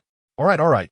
Before Gu Zhixia could voice any further objections, Gu Nianxiu had already raised her small hand high, her face alight with anticipation. I'll prepare delicious meals for you on the ship. When you return victorious, I'll throw a celebration feast for you." The girl's enthusiastic declaration effectively silenced any remaining arguments from Gu Zhixia. With a resigned glare at her sister and an exasperated roll of her eyes at Lin Mo, she tacitly acquiesced to the plan. Lin Mo set the navigational coordinates, and a massive hull of the natural selection turned direction, surging forth at full speed toward the unknown island. Situated 150 kilometers away, he resumed his seat in the captain's chair, contemplating how best to utilize his 37 exchange points. Every point must be judiciously invested. His gaze swept rapidly over the weapon module options. Tracking missile and shipborne machine gun, one designed for precision strikes and the other for heavy fire coverage, formed a nearly perfect combination. Yet, it was still insufficient. He required a weapon that consumed less energy, yet possessed formidable power, suitable for conventional attacks. Soon, a new icon captured his attention. Energy Beam. Unlock requires 10 exchange points, attack power 100, fire rate 1 shot second, power consumption. This was it, with an attack power of 100. Though inferior to missiles, its rapid fire rate and reliance on electricity were advantageous. With a nearly limitless energy from a microfusion reactor, he could wield this device as a laser gun with infinite ammunition. Unlocking it. Confirm consumption of 10 exchange points. Construct energy beam module. Confirmed. He now had 27 exchange points remaining. Lin Mo's gaze shifted to the icon of tracking missile. Intermediate tracking missile. Upgrade requires 15 exchange points, 30 wood, 20 metal blocks, attack power, 200. The attack power doubled. The materials he had just acquired from a supply box were sufficient for the upgrade. Upgrade. Confirm consumption of 15 exchange points, 30 wood, 20 metal blocks, upgrade, tracking missile module. Confirmed. After completing these actions, Lin Mo had 12 exchange points left. Without hesitation, he clicked on the last module he had long coveted. Workbench. Unlock requires 10 exchange points. Effect. Can consume basic materials to manufacture ammunition, parts, and various other items. 1 metal block, 1 gunpowder, 10 machine gun bullets, 5 metal blocks, 1 gunpowder, 1 tracking missile. This was the true logistical support. With a workbench, he would no longer worry about running out of ammunition. He could achieve complete self-sufficiency. Unlock. A triumphant series of upgrades followed seamlessly. Lin Mo gazed at the refreshed ship panel, his heart swelling with a sense of security. A tranquil day swiftly passed. 10 hours of travel. Amidst the playful banter and delectable meals shared by the two sisters, felt far from tedious. In the afternoon, Gu Zhixia continued to practice her marksmanship on the deck, each movement becoming more precise and fierce than the last. Lin Mo, meanwhile, indulged in a rare afternoon nap in his quarters. This time, he slept deeply and peacefully, free from any nightmares. Gu Ningxiu became the busiest among them, dedicating all her time to preparing lunch and dinner while diligently studying the 3 wisdom fruits. Unfortunately, the handling of such exquisite ingredients proved far more complex than she had anticipated. Thus, she could not devise the optimal culinary scheme and had to temporarily set it aside. As the last hues of twilight sank beneath the ocean's surface and the profound night enveloped them, the vessel, Nature's Choice, finally arrived at its destination. A vast island silently emerged before the trio. Island of Wisdom, level, Ulviton, danger level, yellow, not yet in haste to approach. Lin Mo maneuvered Nature's Choice to hover several kilometers away from the island shores. We shall first circle the island to ascertain whether there are any other players present. Tomorrow morning, we will set foot on the island. Neither Gu Zhixia nor Gu Ningxiu voiced any objections. Lin Mo, with a flicker of thought, remotely guided the vessel Natural Selection to commence a reconnaissance flight around the vast island. The expanse of this island far surpassed that of the Goblin outpost and the wild man S.Al they had previously encountered. At the heart of the island stood a modestly elevated peak, lush and verdant, resembling a silent behemoth under the cloak of night. After completing a full circuit, they discerned no signs of human activity, apart from the occasional low growl of unknown creatures emanating from the island, and saw no other players' ships. It appeared to be an uncharted virgin territory, pristine and untouched. Excellent, remarkably clean. Lin Mo anchored the ship in a safe area 5 kilometers from the island, a distance that facilitated observation and allowed for swift assistance or retreat in the event of an unforeseen occurrence. His arrangements met with unanimous agreement. As night deepened, gentle waves caressed the hull of the vessel. Observing the two sisters, who were beginning to show signs of fatigue, Lin Mo spoke up to organize their watch. "We shall take turns keeping watch tonight. Everyone should retire early. I will take the first shift from 8 to midnight. Jixia, you will take the second shift from midnight to 4 in the morning. Nianxiu, you will take the third shift from 4 to 8 in the morning." Chapter 29. The princess carried the night past in silence. As dawn broke the following day, Lin Mo and Gu Jixia arrived at the dining room to find a lavish breakfast laid out before them, resembling a work of art. The golden fried egg rested atop a perfectly toasted slice of bread, accompanied by several strips of sizzling bacon that exuded an enticing aroma. At the center of the table, 2 cups of warm milk released gentle wisps of steam. Notably, a small dish of fruit salad adorned with an unfamiliar blueberry caught Lin Mo's eye. A mere glance revealed the breakfast's exquisite value. In a world where many struggled for a mere compressed biscuit, this was truly a royal indulgence. He sat down and took a bite of the fried egg, which was crisp on the outside yet tender within, the yolk delightfully runny. System notification. You have consumed Gu Nianxiu's meticulously prepared vitality breakfast, grade A cuisine. All attributes temporarily increased by 3, lasting for 8 hours. In contrast, Gu Jixia appeared far more discerning. She prodded the bacon with her silver fork, scrutinizing the toast quality. Too much oil, she mused, it could lead to weight gain. Though her lips expressed disdain, her actions betrayed her, as she gracefully cut a small piece and brought it to her mouth, chewing with an air of delightful restraint. Yet, the slight squint of her enchanting eyes and the involuntary slowing of her pace revealed her inner enjoyment. Gu Nianxiu, clad in her charming lace apron, stood with her hands clasped behind her back, resembling a kitten awaiting praise, gazing expectantly at the two. "How is it? Is it delicious? I found that blueberry in yesterday's supply box. Of course it's delicious. How could Nianxiu's cooking be anything less?" Lin Mo praised, finishing the last bite. As they prepared to depart, Gu Nianxiu opened her arms and tightly embraced her sister. "Sister, you must be careful. Understood? You take care as well." Gu Jixia replied, gently patting her back, her gaze soft. Next, Gu Nianxiu dashed over to Lin Mo, enveloping him in a warm hug. The sweet scent of her youthful form filled the air as she tilted her face up, her voice soft and tender. "Mo Gu, you must be careful too, and bring my sister back safely." Lin Montauk responded. Observing her embrace, Gu Jixia's elegant brows lifted imperceptibly. Her lips moved slightly, as if to speak. But ultimately, she merely let out a barely audible huff and turned away, no longer watching them. Lin Mo topped off his handgun's magazine and retrieved 40 spare bullets from the ammunition crafted at the workbench, tucking them into his pocket. Gu Jixia hoisted her long rifle, its cold metal glinting sharply in the morning light. They stood side by side on the deck, with Lin Mo steering the natural selection to a smooth stretch of sandy beach. According to the information provided by the captain of the koi team yesterday, the fruit of wisdom grew on a grand tree near the island's center. The two stepped onto the soft sand, cautiously advancing into the dense forest at the heart of the island. The forest was dense, casting shadows that obscured the sunlight. The air was thick with a damp scent, mingled with the rich aroma of earth and decayed matter. An eerie silence enveloped the surroundings, broken only by the soft rustle of leaves beneath their feet. Both individuals were on high alert, keenly observing their environment. Suddenly, as they navigated through a thicket, an unexpected event occurred. A deep green vine, as thick as an arm, surged forth from the ground like a venomous serpent lying in wait, striking without warning. Its speed was astonishing, ensnaring Gu Jixia's calf in an instant. "Be careful."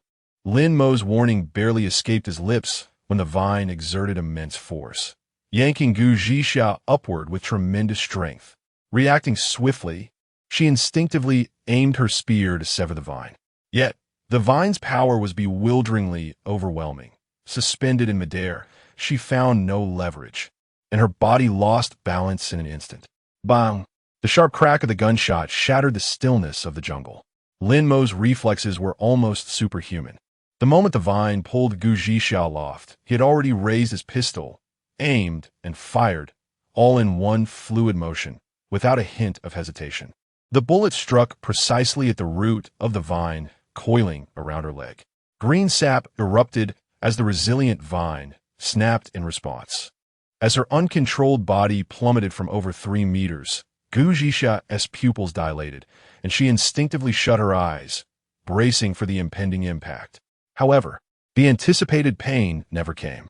Instead, she found herself cradled in a solid and warm embrace. Lin Mo had dashed forward, catching her effortlessly just before she hit the ground. It was a textbook princess carry. Gu Zhixia was momentarily dazed.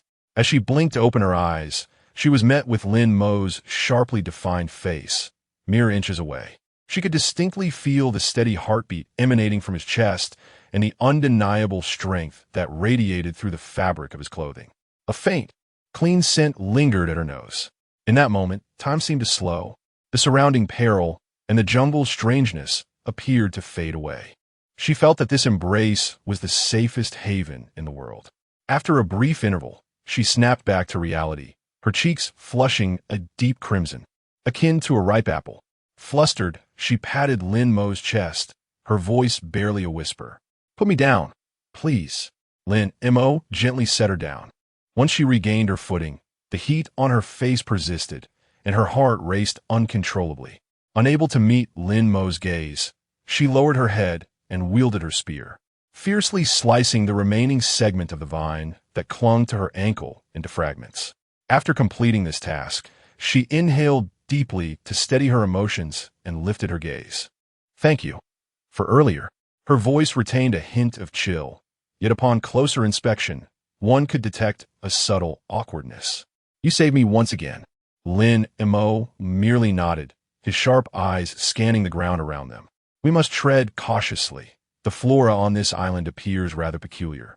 The two continued forward side by side.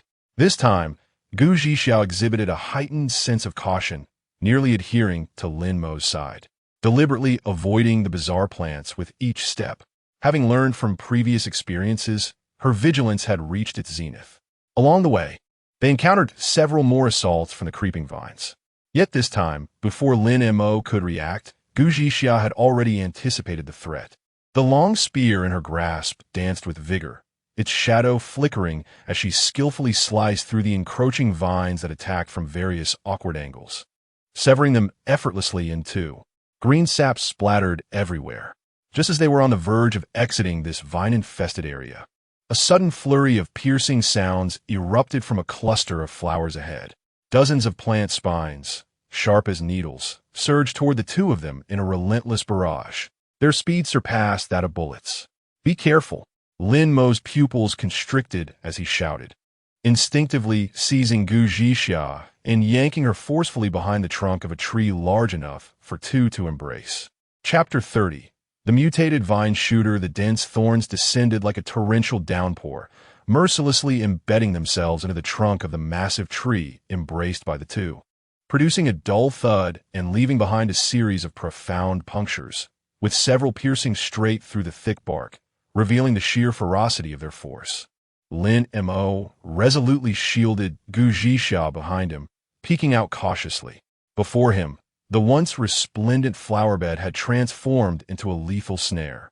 Dozens of peculiar plants erupted from the earth, their forms reminiscent of enormous trumpet flowers, yet at their cores lay gaping black voids, from which the venomous thorns were violently ejected.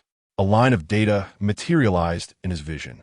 Name: Mutated Vine Shooter. Attack: 30. Defense: 30. Health: 200. The attribute seemed rather unremarkable, even weak. However, their overwhelming numbers and the barrage of ranged attacks they unleashed could easily turn any unwary creature into a sieve, presenting a formidable challenge. "I'll take care of them." Gu Zhixia's voice emanated from behind him, laced with an undeniable resolve. "Conserve your ammunition." Before he could finish his warning, she had already darted out from behind him, leaving him no time to react. The young girl's figure was akin to a flash of black lightning, advancing rather than retreating, charging boldly into the relentless storm of thorns. Clang, clang. With a sudden flick of her wrist, the Six Harmonies spear transformed in her grasp into a silvery whirlwind, weaving an impenetrable shield of overlapping spear shadows before her. Countless thorns collided with this argent barrier, producing a crisp metallic resonance, only to be repelled entirely, none breaching her defense. The spectacle was breathtaking. Amidst the hail of spears, Gu Zhixia forged a path drenched in blood, reaching the very front of the mutated vine shooters in mere seconds. Her enchanting phoenix eyes now radiated a chilling intent to kill. With a low growl, her spear transitioned from defense to an onslaught of tempestuous strikes. The spear tip lunged forth like a dragon, precisely piercing the root of one vine shooter. Green sap erupted. She twisted her wrist, the spear sweeping with immense force, crashing against the midsection of two other vines, severing them in half. Thrust, stab, smash, sweep. The girl danced through the floral chaos, each thrust resulting in the violent annihilation of a mutated plant. This was no longer a battle, but a one-sided slaughter, steeped in the aesthetics of brutality. In less than 10 seconds, the horde of mutated vine shooters lay utterly vanquished. Green sap and shattered roots splattered across her form. The jungle once again fell into a deathly silence. Lin Mo emerged from behind the tree, gazing at Gu Zhixia, who stood amidst the devastation, her chest gently rising and falling. He could not help but exclaim in genuine admiration. That display with the spear was quite impressive. Upon hearing his praise, Gu Zhixia's body instinctively stiffened. She subconsciously turned her head, avoiding Lin Mo's gaze, and wiped the green juice staining her cheek with the back of her hand. Yet her words remained defiant. It's nothing, merely a reflex. However, the slight flush of her ears betrayed her true feelings. Lin Mo chuckled softly, choosing not to pursue the topic further, and instead turned his attention to the disarrayed ground, his expression becoming icy. It seemed that the Koi team had intentionally concealed information about these plants. Gu Zhixia huffed in disdain, her tone dripping with scorn. They must have suffered significant losses here. Losing manpower. How could they possibly be so kind as to divulge information to us? With the crisis averted, the two continued deeper into the island. This time, their journey proceeded with much greater ease. After walking for another 10 minutes or so, when they parted the last massive fronds of ferns before them, they simultaneously halted, rooted to the spot. The sight before them took their breath away. What they had previously perceived as a small peak at the center of the island from their boat was, upon closer inspection, not a peak at all. Instead, it was a tree, a colossal tree beyond imagination, so immense it challenged their understanding.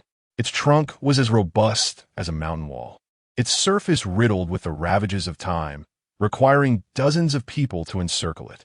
The towering canopy obscured the sky, casting a shadow over the central area of the island, with sunlight filtering through the leaves, creating dappled patches of light. This was no mere tree. It was a green temple, majestically rising from the earth.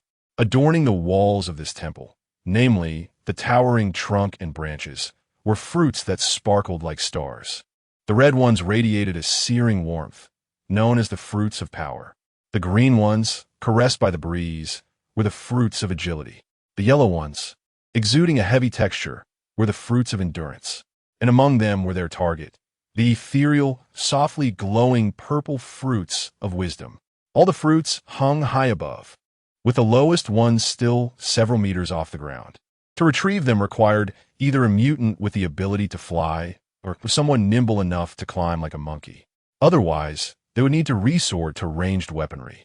Prepare for battle. Lin Mo's voice shattered the silence, pulling Gu Zhixia back from her astonishment.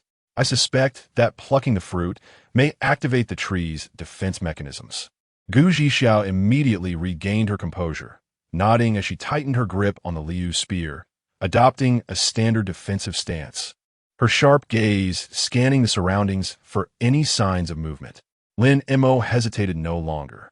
He raised his pistol, aiming at the nearest purple fruit. Perched on a branch about 50 meters high, he focused on the slender stem connecting the fruit to the branch. Bang! The crisp sound of the gunshot erupted in the tranquil forest, startling a flock of birds into flight. The bullet struck its target with precision. The fruit, shimmering with a delicate lavender halo, fell in response, tracing a graceful parabola through the air as it descended. Gu Jixia's gaze sharpened. She exerted force beneath her feet, propelling herself forward in an instant. Just as the fruit reached the ground, she extended her fair hand, deftly catching it with precision. The fruit of wisdom was now in her possession. Chapter 31. The fruit of the world, tree silence enveloped the surroundings, the colossal tree remaining utterly unresponsive. Lin Mo's anticipated assault had not transpired. Proceed. Lin Mo's voice remained unwavering. He replaced the magazine and raised his pistol once more. Bang, bang, bang. The gunfire echoed through the forest. His marksmanship was impeccable, yet the distance was formidable. At 50 meters above, even the slightest breeze could divert the trajectory of the bullets. The rounds whistled towards the towering trunk, with a few straying off course, sparking upon the resilient bark. Gu Jixiao remained intently fixated on the sky. Whenever a fruit was dislodged, she would dart forth like an arrow released from a bow, her agile form weaving through the trees, always managing to catch the fruit deftly before it could touch the ground, rapidly stowing it away in her cloth bag. Their coordination was seamless. Before long, from magazines had been expended, the bag brimmed with a heavy load, containing at least 30 assorted fruits. That should suffice for now, Lin Mo decided, sheathing his pistol and retaining only one spare magazine. He knew he must conserve ammunition for unforeseen circumstances. Gu Jixiao nodded, shouldering the weighty bag while keeping her long gun firmly gripped, vigilant of their surroundings.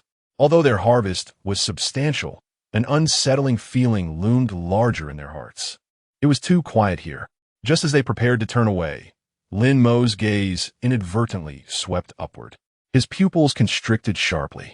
At the pinnacle of the immense tree, where the branches nearly grazed the clouds, hung a singular fruit, unlike any other.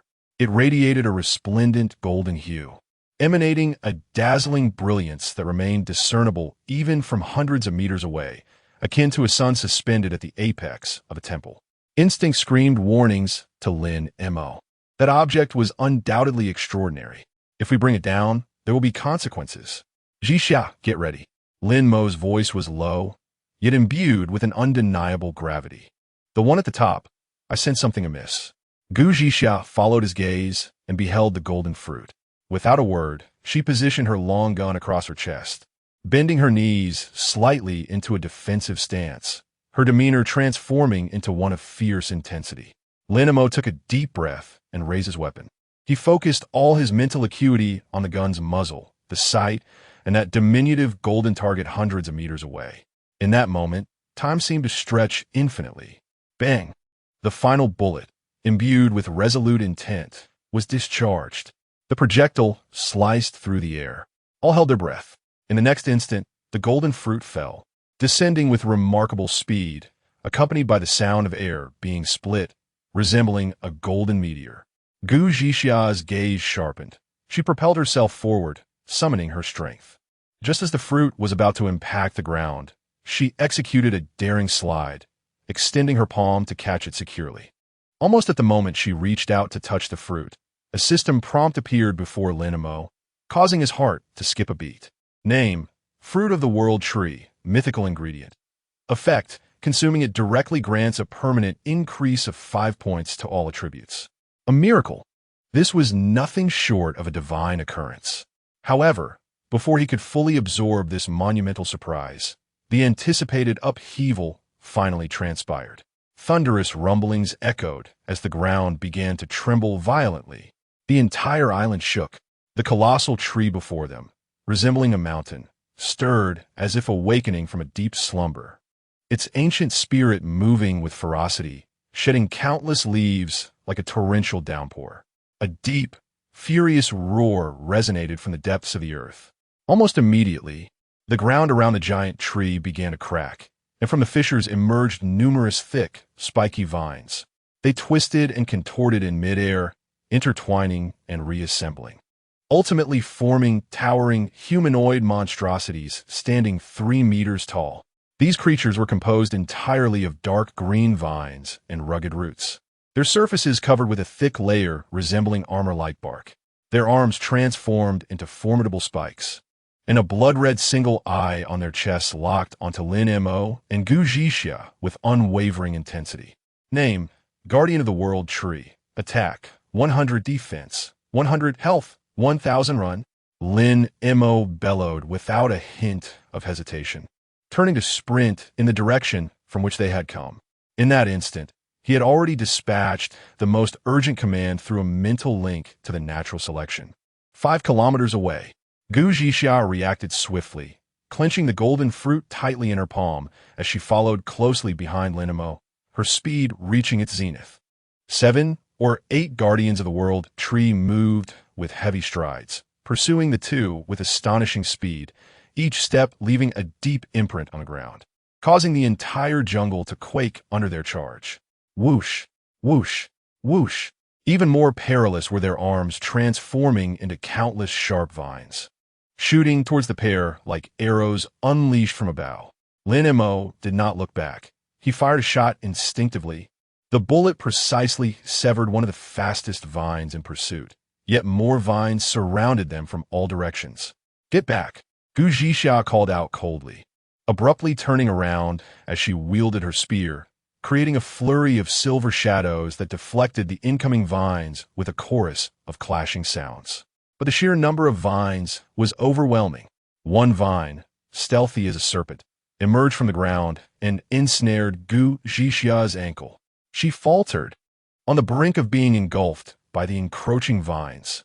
In a moment of dire urgency, a familiar roar of engines resonated from the heavens. The massive hull of the natural selection, resembling a ghostly black ship, pierced through the mist of the forest, arriving just in time. Boom, boom. 2 tracking missiles descended from the sky, trailing long tails of flame, and struck the 2 foremost Guardians with pinpoint accuracy, resulting in a violent explosion that shattered them into countless fragments. Immediately thereafter, a searing beam of energy shot forth from the bow of the ship, sweeping across like the scythe of death, instantaneously severing a vast expanse of vines that threatened the two. The assault was momentarily quelled. The hatch on the side of the ship opened, and a metallic ladder was swiftly lowered. Gu Zhixia anxiously leaned over the railing of the deck, desperately waving her hands downward, her voice tinged with a sob. Brother Mo, sister, hurry up. Lin Mo seized Gu Zhixia's wrist, using his strength to pull her free from the entangling vines. No longer willing to engage in battle, they fled with great haste, scrambling towards the base of the ladder and climbing with all their might. At last, they heaved themselves onto the deck, standing upon solid ground. Let us go, Lin Mo shouted, preparing to command the ship, natural selection, to ascend immediately and escape this perilous place. Yet at that moment, a new calamity unfolded. The towering world tree revealed its true form, shedding all pretense. From its massive canopy, hundreds of gigantic tendrils, far thicker than the previous vines, erupted violently. These tendrils blotted out the sun, resembling a colossal net descending from the heavens, ensnaring the vast hull of natural selection at an utterly inescapable speed. Creaking and groaning echoed as the metal contorted. The engines of natural selection emitted an enraged roar, and the massive vessel thrashed violently. It was unable to break free from the terrifying grip. They were ensnared. Chapter 32. Breaking free from restraints. Escaping death, the jarring screech of twisted metal echoed from every corner of the ship, the natural selection. The entire warship trembled violently, as if ensnared by an invisible giant hand, on the verge of being crushed into a heap of scrap. Hundreds of massive tentacles, each as thick as 7 or 8 meters, extended from the world tree, resembling demonic arms reaching from the depths of hell, tightly coiling around the hull, relentlessly tightening with a terrifying force capable of crushing steel. Grip of the world tree. Health points. 5,000. This was not the health of a single tentacle. It was the health of each one. Lin Mo stood upon the deck, his garments billowing in the fierce wind. Deep within his pupils, a line of blinding red data appeared. Durability, 163,811, 200,000 durability. 159,385, 200,000. These numbers plummeted at a visibly alarming rate. Open fire. Lin Mo's eyes blazed crimson as he remained rooted in place. Yet his mental energy erupted with unprecedented intensity, merging completely with the warship. He was the natural selection, and the natural selection was him. In the next moment, the ship's weapon systems were fully activated by his will. The energy beam module at the bow charged in an instant, unleashing a searing white beam that tore through the air, striking one of the thickest tentacles with tremendous force. Sizzle. The surface of the tentacle was seared black, green liquid gushing forth, but that was merely the breaking of a superficial layer. For its colossal form, this damage was hardly more than a scratch. The ship's machine gun turrets whirled into action, their barrels spitting deadly flames as a torrential rain of bullets formed a storm of metal. Yet, those bullets, capable of rending steel plates, merely sparked against the tentacle's armor-like bark, helplessly ricocheting away. Boom! Boom! The tracking missile module activated once more, 2 missiles streaking away with fiery tails, striking the same location with precision. A violent explosion erupted, sending plumes of thick smoke and shockwaves into the air. However, as the smoke cleared, the tentacle was left with only a shallow gash, from which more slender tendrils surged forth, writhing frantically in an effort to mend the wound. Futile. The damage inflicted by conventional weapons was negligible. Meanwhile, the constricting power of the tentacles grew ever stronger. The engines of the natural selection roared in furious defiance. The massive hull, struggling violently against its terrifying bindings, yet inexorably being dragged toward the heart of the towering world tree. There lay their grave. It was over. Gu Zhixia sat slumped on the cold deck, her lance, the Lioha, hanging limply from her grasp. She gazed at the ominous tentacles that blotted out the sun, watching as the warship was slowly drawn toward its demise. The once fiery determination in her phoenix eyes had dimmed to a desolate gray. Her proud power seemed laughably insignificant before this absolute, godlike might. "Sister," Gu Nianxiu cried, tumbling into Gu Zhixia's embrace, her petite form trembling like leaves caught in a tempest. "Woo-woo, are we going to die? Sister, I'm so scared." Despair enveloped them like the frigid embrace of the ocean, drowning the entire deck in hopelessness. Lin Mo gazed at the screen, depicting the plummeting durability, and while he heard the sister's anguished sobs, an unexpected tranquility settled upon his features. A flicker of resolve flashed in his deep-set eyes. It seemed he had no choice but to resort to that final measure. He abruptly turned and strode purposefully toward the sisters, who were slumped on the ground. "Follow me." His voice, though not loud, resonated like thunder in the ears of the 2 girls, already steeped in despair. Gu Zhixia and Gu Nianxiu simultaneously lifted their heads, staring at him in bewilderment. Without further explanation, Lin Mo grasped the limp Gu Zhixia with one hand and pulled the weeping Gu Nianxiu with the other. He led the sisters at breakneck speed into the sturdiest cabin nearby. Bang! The heavy alloy door slammed shut behind them, muffling the horrifying metallic distortions from the outside world. "Hold on tight," Lin Mo commanded, his tone imbued with an undeniable authority. Gu Zhixia and Gu Nianxiu instinctively clutched the nearby railings to steady themselves. Lin Mo closed his eyes, concentrating all his mental energy into a single point, issuing that final command to the heart of the battleship. Natural selection, advance 4. Virum. In that instant, the ship's engine roared, transforming from a furious growl into a devastating, earth-shattering shriek. The miniature fusion reactor was pushed to its absolute limits. An overwhelming torrent of energy surged forth like a breached dam, flooding into the supercapacitor, then into the core of the engine. Boom! The rear of the natural selection erupted in a blue flame more blinding than the sun. An unparalleled, terrifying thrust that defied the laws of physics erupted within a mere 0.01 seconds. Inside the cabin, Gu Zhixia and Gu Nianxiu felt as though they were struck by an invisible hammer, their bodies pressed firmly against the rear wall, breathing becoming an arduous task. Outside, the natural selection, ensnared by massive tentacles, surged forward with the ferocity of a divine arrow, imbued with otherworldly power. Tear them apart. Those incredibly resilient tentacles, which even missiles struggled to damage, became as fragile as twine in the face of such speed and strength. 1, 10, 100. Puff, puff, puff. Countless tentacles were ripped asunder, raining green blood upon the sky. The world tree let out a roar of anguish and fury, but it was in vain. The natural selection transformed into a streak of black lightning, dragging a massive severed tentacle over 100 meters long, breaking free from its constraints and racing toward the distant horizon.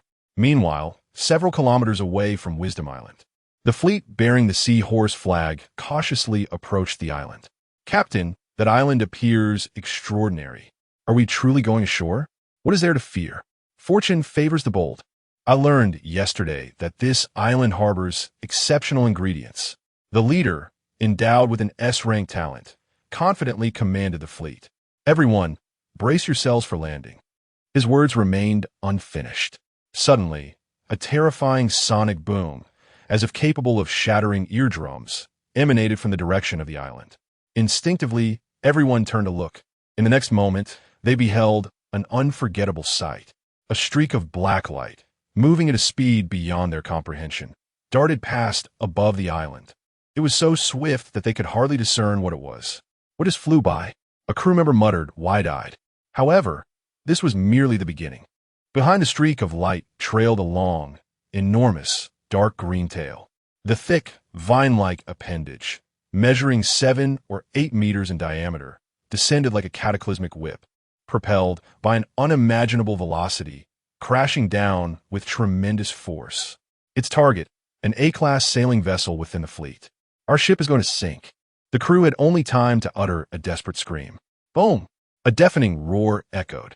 The proud A-class sailing vessel was struck in half by the colossal vine, its sturdy keel shattering instantaneously, the entire ship fracturing like a crumbled cookie, swiftly succumbing to the tumultuous waves. The entire Seahorse fleet descended into chaos. Fear engulfed them all. They were utterly bewildered, believing they had angered some ancient, malevolent deity of the island. After frantically rescuing the fallen crew members, the fleet dared not linger any longer, turning their ships around and desperately fleeing from the terrifying island. Chapter 33. Surviving the Aftermath and Divine Cuisine Inside the Cockpit. An eerie silence enveloped the atmosphere. Lin Mo held one girl in his arms, with Gu Nianxiu to his left and Gu Zhixia to his right. He could distinctly sense the soft, trembling bodies nestled against him, their warmth and the rapid breaths fueled by fear transmitted through the fabric of their clothes, akin to two frightened fledglings. At this moment, the taut string in Lin Mo's heart, stretched to the brink of snapping, finally began to relax, accompanied by a wave of numbing aftershocks. The harrowing images of colossal vines, akin to enraged serpents, wrapping around them, and the terrifying force capable of reducing the natural selection to scrap metal, replayed incessantly in his mind, etched with vivid clarity. He too felt a surge of panic, even fear. Cold sweat had already drenched his back, masked only by the adrenaline and focus from the battle. Yet in this moment, he could not afford to show any signs of weakness. He was the captain of this vessel, the sole anchor for the two girls amidst the apocalyptic sea. Any hint of instability from him might lead them to utter despair. Fortunately, he recalled the final trump card, the forward 4. It was a reckless gamble, expending all energy within mere minutes for a chance to break free from the grasp of the divine. He had emerged victorious. Suddenly, Gu Nianxiu, cradled in his arms, was the first to completely unravel. Once her taut nerves relaxed, the pent-up fear surged forth like a torrential flood. She could no longer contain herself, bursting into tears, her small hands gripping Lin Mo's shirt tightly. Her sobs were heart-wrenching, breathless. Brother Mo, you scare me to death. I thought we were going to be crushed.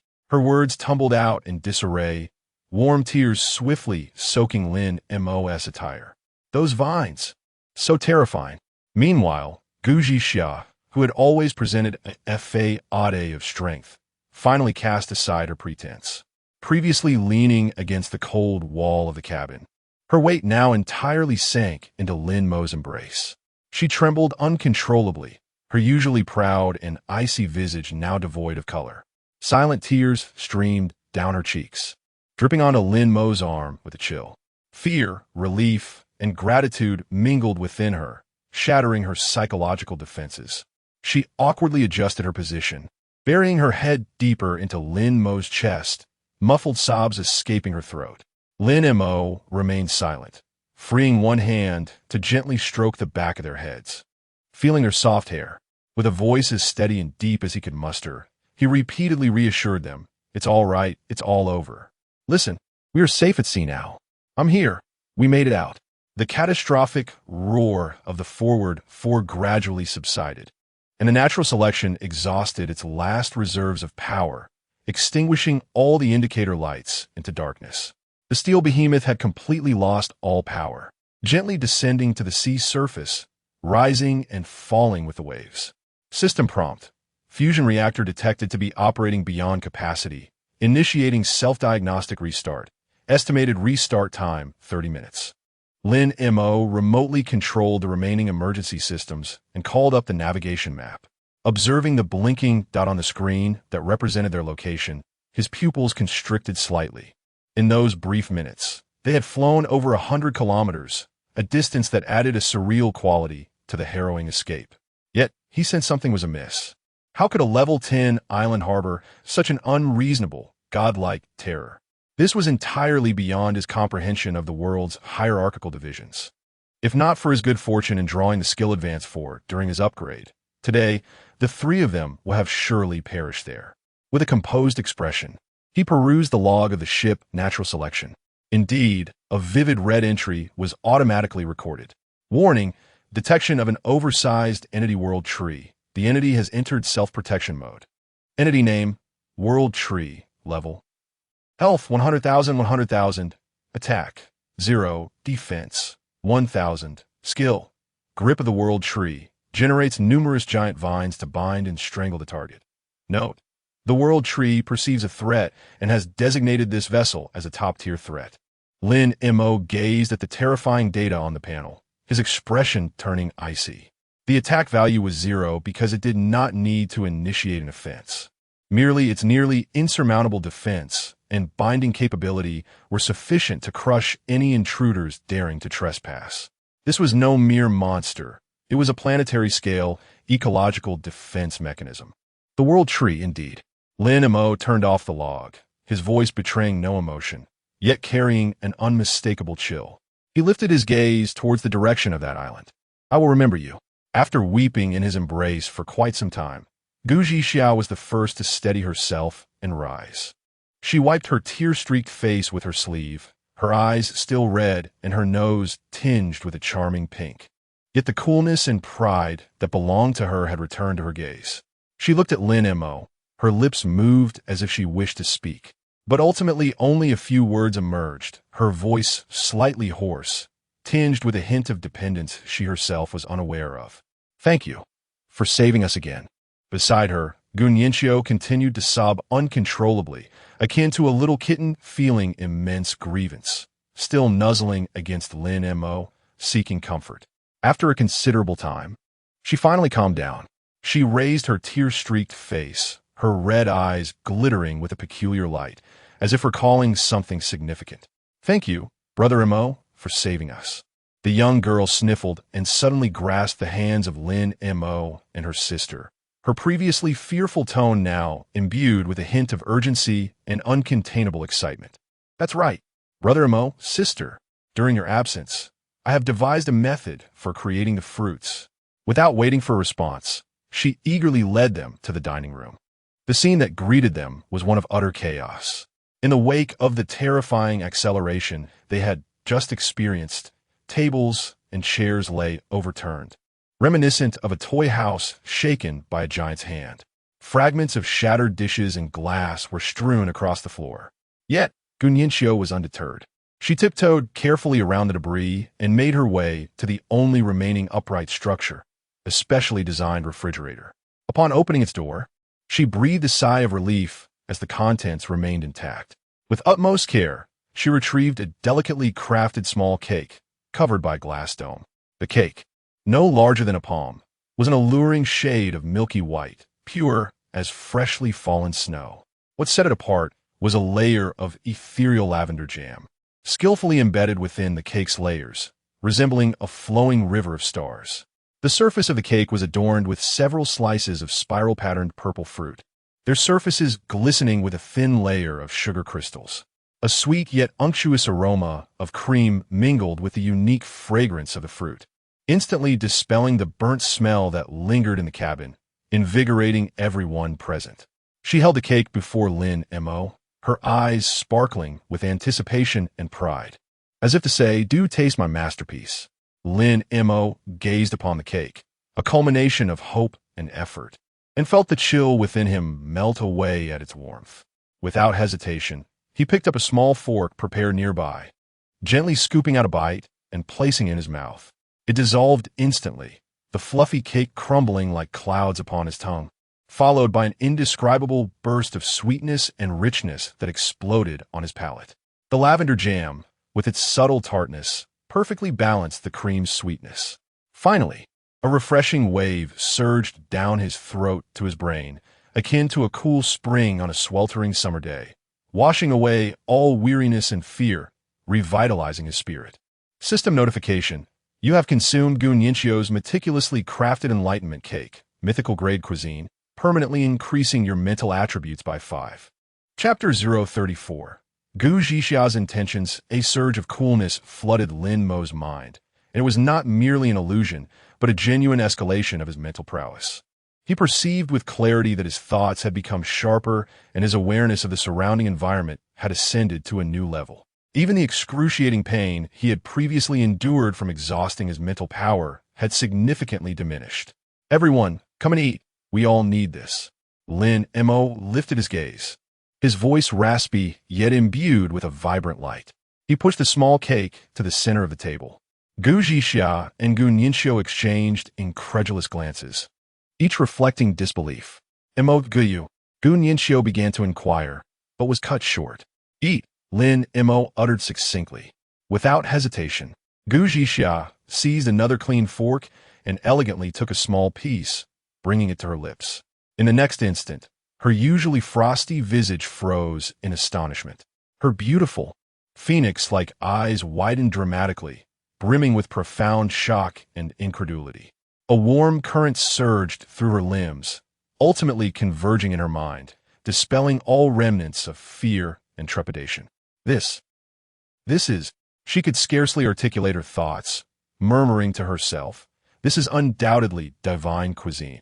I have never tasted anything this exquisite on Blue Star." The sensation was beyond verbal expression. It was not merely a feast for the palate, but a transcendental cleansing and elevation of the soul. Hee. Witnessing her sister's reaction, Gun Yinchio finally broke into laughter. She too picked up her fork, joyfully scooping a generous portion into her mouth, her eyes narrowing in bliss. The shadow of death that loomed over the three of them was irrevocably dispelled by this seemingly inconsequential cake. What remained was a profound sense of gratitude for surviving and boundless hope for the future. Having finished the cake and replenished their strength, mental fatigue washed over them like a tide. Particularly for Lin Mo, who had forcibly overloaded his mental capacity and activated his forward movement, the toll was the greatest. A sharp pain pierced through his temples, causing him to furrow his brow and press his hand against his forehead. "I need to rest. My mental power has been severely depleted." He rose and addressed the two sisters. "The cockpit is in your hands. If anything arises, wake me immediately." "Yes, Montak Ge. You should go sleep now." "We are here," Gun Yinchio and Gu Zhixia responded, their faces etched with concern. Lin Mo trudged heavily back to his quarters. In the cockpit, only the two sisters remained. Gun Yinchio leaned against the porthole, gazing at the endless expanse of deep blue sea, softly humming an off-key tune, striving to lighten the atmosphere. However, Gu Zhixia appeared somewhat restless, occasionally glancing toward Lin Mo's quarters, her sharp eyes reflecting a whirlpool of emotions. At last, she rose to her feet. "Yinchio, I shall inspect the hull for any damages. You keep an eye on the radar here. Oh, all right, sister. Gu Nianxiu obediently nodded. Gu Jixia stepped out of the cockpit, yet her feet instinctively halted before Lin Mo's cabin door. The door was ajar, not securely closed. Compelled by an inexplicable force, she gently pushed the door open and peeked inside. Lin Mo was already asleep. He lay on the bed, breathing steadily, yet his brow remained tightly furrowed, as if he could not find true peace even in slumber. His face, usually composed and serene, was now etched with weariness and perhaps a hint of vulnerability she had never witnessed before. Gu Jixia felt an unaccountable pang in her heart. It was painful. From saving him in the wild, tribe to moments ago beneath the world tree, where he unhesitatingly shielded her behind him, to his roaring command that propelled them out of despair. Scenes flashed rapidly through her mind. This man, at the most perilous times, always stood before them all. She recalled falling into his solid, warm embrace in the jungle, remembered the warmth of his hand clasping hers as they raced through adversity. A strange, bittersweet feeling burgeoned within her, nearly melting her heart, which had been fortified by coldness and pride. She realized her dependence on this man had far surpassed her expectations. Gu Jixia held her breath, stealthily approaching the bedside. Her heart raced as if it might leap from her throat. The world around them fell silent, leaving only Lin Mo's steady breaths and the thunderous beat of her heart. She gazed at his sleeping profile, observing his tightly knit brow. An uncontrollable, reckless thought surged from deep within her. Slowly, she inclined her head. She pressed her cool lips gently against Lin Mo's cheek. Soft, warm. At the moment of contact, it felt as if an electric current coursed through her, causing Gu Jixia to shudder and awaken in an instant. What? What had she just done? With a thud, her entire face, along with her fair neck, turned as red as a ripe apple. She swiftly covered her mouth, her almond-shaped eyes widening in shock, filled with panic and shame. Not daring to steal another glance at Lin Mo, she turned and fled, her movements so frantic that she nearly stumbled over the carpet. Like a startled fawn, she scampered away from the scene of her transgression. Upon awakening, it was already dusk. The sky outside was painted in a magnificent orange hue by the setting sun. Lin Mo opened his eyes and exhaled a long, drawn-out breath. The excruciating pain that had lingered in his mind had vanished entirely, replaced by an unprecedented clarity and ease. He sat up, feeling invigorated and full of life. His stomach audibly protested at an inopportune moment. Supporting himself against the wall, he exited the cabin, intending to see if there was anything to eat in the kitchen. As he reached the kitchen door, he froze in surprise. Gu Nianxiu was tying her charming lace apron, humming a melody while deftly preparing the ingredients on the countertop. To her surprise, Gu Jixia was also present, awkwardly wielding a knife and clumsily chopping a green vegetable. Rather than slicing, it appeared she was engaged in a personal vendetta against the poor vegetable. This unprecedented scene left Lin Mo momentarily taken aback. As he began to speak, both sisters turned to face him simultaneously. Mo Gij, you're awake, Gu Nianxiu exclaimed, her face instantly lighting up with a radiant smile. Gu Jixia's movements stiffened noticeably. She instinctively averted her gaze from Lin Mo, a faint, unnatural blush blooming on her cheeks. Are you feeling better? Although her tone remained cool, a hint of concern could be discerned upon closer inspection. Much improved, Lin Mo nodded, choosing not to confront her evident discomfort. Mo Gij, please go to the dining room. The meal will be ready shortly. Without further ado, Gu Nianxiu ushered Lin Mo out of the kitchen. Upon entering the dining room, he found that the earlier chaos had been tidied up and the tables and chairs were arranged neatly. He pulled out a chair and settled down. Soon, an enticing aroma wafted through the air as Gu Nianxiu and Gu Jixia brought forth steaming plates of dishes to the table. A golden brown, crispy roast chicken, glistening with oil, was prepared with fresh meat they had discovered in the supply box the previous day. A vibrant medley of stir-fried vegetables, resplendent in color, was a feast for the eyes. A pot of rich soup, simmered with fish and mushrooms, bubbled invitingly, exuding an irresistible fragrance. To top it off, a small bowl of pudding made from blueberries and milk awaited as a dessert. The table overflowed with an abundance of food. lavish enough to seem as if it belonged to a celebratory banquet at an upscale restaurant rather than a post-apocalyptic setting.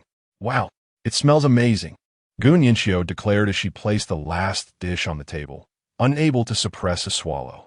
Gu Zhixia arranged the bowls and chopsticks with her usual stoic demeanor. Yet the slight upward curve of her lips betrayed her current mood. She turned to Lin Mo and, in a rare moment of initiative, spoke up. This meal is to celebrate our miraculous escape from danger. She hesitated for a moment, a hint of shyness creeping in as her voice lowered. And, also to thank you for saving us once again. Chapter 35. Sister, when did you and Brother Missouri become so close? Lin Mo observed Gu Zhixia, whose expression was a blend of gratitude and awkwardness, and couldn't help but smile. He picked up his chopsticks and placed the largest chicken leg into his bowl, casually stating, "All right, let's not engage in any pretentiousness. We are now a team, bound together like grasshoppers on the same string. Speaking of whether to save or not is rather distant." His words, delivered with nonchalance, effectively dispelled the slightly awkward atmosphere around the dining table. Gu Zhixia's tense shoulders unconsciously relaxed. Exactly. Gu Yanxiu immediately raised her small fist in agreement. We are family. Family doesn't speak in halves. The little girl took the serving chopsticks and generously filled both Lin Mo's and her sister's bowls with food, urging, "Quick, taste my cooking. This is a celebration of survival. We must eat joyfully." Perhaps it was indeed the result of having weathered a life-and-death ordeal, but this meal was particularly sumptuous for the three of them. The aroma of the food, intermingled with the relief of survival, permeated the small restaurant, dissipating all shadows that loomed over their hearts. Having eaten their fill, the three of them instinctively made their way to the deck. The natural selection was now quietly floating upon the surface of the sea, having lost its power, rocking gently with the waves. The sun had completely sunk beneath the horizon, leaving behind a magnificent and grand sunset that painted half the sky in hues of orange and red. The sea breeze, carrying a hint of saltiness, brushed against their cheeks, whisking away the last remnants of fatigue. In silence, they leaned against the railing, quietly admiring the rare tranquility and beauty amidst the apocalypse. After a long while, Gu Zhixia's cool voice broke the stillness. Back in school, my favorite thing was to watch the sunset from the rooftop in the evenings. She gazed at the distant glow of the sunset, a rare reminiscence shimmering in her eyes. Lin Mo turned to glance at her, refraining from interrupting. However, the sky back then wasn't as clear as it is now. Gu Zhixia added with a self-deprecating smile. What about you, Lin Mo? She suddenly turned her head, her beautiful Danfeng eyes appearing particularly enchanting against the backdrop of the sunset. What did you do before? Lin Mo withdrew his gaze and looked out over the endless sea, casually fabricating a reason. Me? Just a fitness coach. This identity perfectly explained his extraordinary physique and calm demeanor. Gu Zhixia nodded, seemingly accepting this explanation. She then shared her own past. I am a fourth-year student in the finance department. I was supposed to graduate this year. Her voice was soft, tinged with a barely perceptible sense of melancholy. As they exchanged questions and answers, reminiscing about their irretrievable past, the atmosphere unexpectedly became harmonious. At that moment, a fluffy little head peeked out from between them. It was Gu Yanxiu, blinking her innocent, large eyes as she looked from her sister to Lin Mo, her face filled with curiosity. Sister, Mo Gu, when did you two become so close? Gu Zhixia was momentarily at a loss for words. She opened her mouth, but no sound escaped. Her cheeks began to flush uncontrollably as memories of that impulsive kiss in the cabin flashed through her mind. She felt utterly frozen. Lin Mo, noticing her near catatonic state, smoothly took over the conversation. We have always maintained an excellent relationship, he stated matter-of-factly, glancing at Gu Zhixia with a look that urged her to play along. Really? Gu Yanxiu tilted her head, still somewhat perplexed. But I have never seen you two chatting so joyfully. The little girl's words struck sharply, as precise as a knife. Gu Zhixia's face turned even redder, almost burying her head or chest. That is because, Lin Mo explained with calm assurance, we weren't as familiar before. Now that we have gone through life and death together, our bond has naturally grown closer. Isn't that quite normal? This explanation was utterly impeccable. Oh, that seems to make sense. Gun Yinxiu nodded in sudden realization, no longer fixating on the matter. Beside her, Gu Zhixia hurriedly nodded along, like a chick pecking at grains, attempting to mask her own anxiety and fluster. As night deepened, the last remnants of the sunset vanished, yielding to a profound darkness, adorned with countless stars that resembled scattered diamonds across the velvety sky. All right, everyone should rest now. Lin Mo broke the silence, his tone regaining the steadiness befitting a captain. I will keep watch tonight. I have had ample rest during the day and am not weary. Zhixia, you come to relieve me at 4 in the morning. No way. Gu Zhixia instinctively countered. Your mental energy has been drained the most. You ought to rest more. I will take the night watch. Her tone was resolute, laced with an unyielding authority. Lin Mo merely gazed at her calmly. This is an order. I am a captain. In just 2 sentences, all of Gu Zhixia's rebuttals were stifled in her throat. She met Lin Mo's unassailable gaze and ultimately acquiesced, albeit reluctantly murmuring an acknowledgement. Once everything was arranged, Lin Mo watched as the sisters returned to their cabin. Soon, the deck was left desolate, with him as its sole occupant. Instead of sitting, he lay directly on the cold deck, hands clasped behind his head, gazing up at the resplendent galaxy. The day's events replayed in his mind like a swiftly edited film. The terrifying power of the world tree that crushed all in its path, and the overwhelming sense of helplessness before divinity were deeply etched into the depths of his soul. He clenched his fists, become stronger. He yearned for strength more than ever before. The name natural selection itself embodied the ultimate law of this world. It should not merely serve as a lifeboat adrift upon the sea. It was meant to be a stellar-class warship, traversing the cosmic expanse and overlooking civilizations. Lin Mo's gaze pierced through the profound night sky, fixed upon the stars billions of light years away. He understood that these celestial bodies were no longer the same as those glimpsed from Earth in his past life. They existed in tangible reality, each a planet within this universe awaiting exploration. If one day the natural selection could regain its rightful power, formidable enough to escape the gravitational pull of this planet, he would embark on a journey to behold the essence of this world, to uncover its true nature. Chapter 036. Uninvited guest at 2 o'clock in the morning. The sea breeze carried the chill of the night, caressing the deck. Lin Mo leaned alone against the railing, his profound gaze fixed upon the moonlit sea, shimmering like silver. At that moment, the faintest sound of footsteps echoed from the direction of the cabin.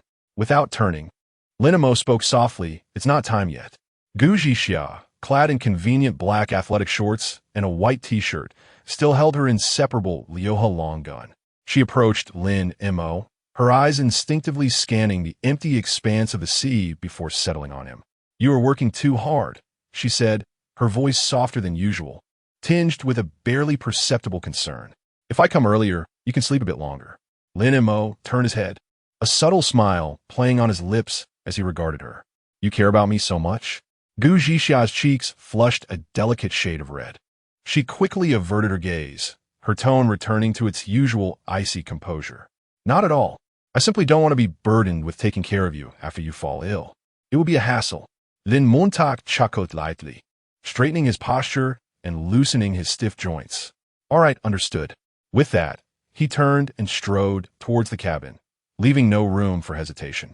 Watching his retreating figure, Gu Zhixia's lips moved, and she finally managed to squeeze out 2 words from her throat. "Good night." Her voice was so soft, it seemed afraid of being swept away by the wind. Immediately after, she turned her head to the other side, feigning interest in the scenery. "Good night," came Lin Mo's voice from ahead, as he stepped into the shadows of the cabin. Gu Zhixia lingered for a moment, inexplicably relieved, yet an unnameable sense of loss washed over her. She shook her head, banishing the chaotic thoughts from her mind, and made her way to the cockpit, taking her place in the captain's seat to commence her night watch. Time flowed steadily, each minute passing by. The sea remained tranquil, and the radar screen displayed a serene green expanse. Just as the first light of dawn began to break on the horizon, and Gu Zhixia felt herself slipping into drowsiness. A sudden, urgent alarm blared from the control panel, shattering the morning calm. Startled, Gu Zhixia jolted upright, her senses sharpened. She fixed her gaze on the radar screen, where, along the edge, several glaring red dots had inexplicably appeared behind the light, representing their position. These dots formed a standard attack formation, hurtling towards them at an alarming speed. What the? Gu Zhixia's heart raced to her throat. Without delay, she activated the radar detection system, zooming in on the display. Before her lay a formidable fleet of warships, comprising dozens of vessels. At the forefront was a massive destroyer, entirely black and bristling with menacing gun ports.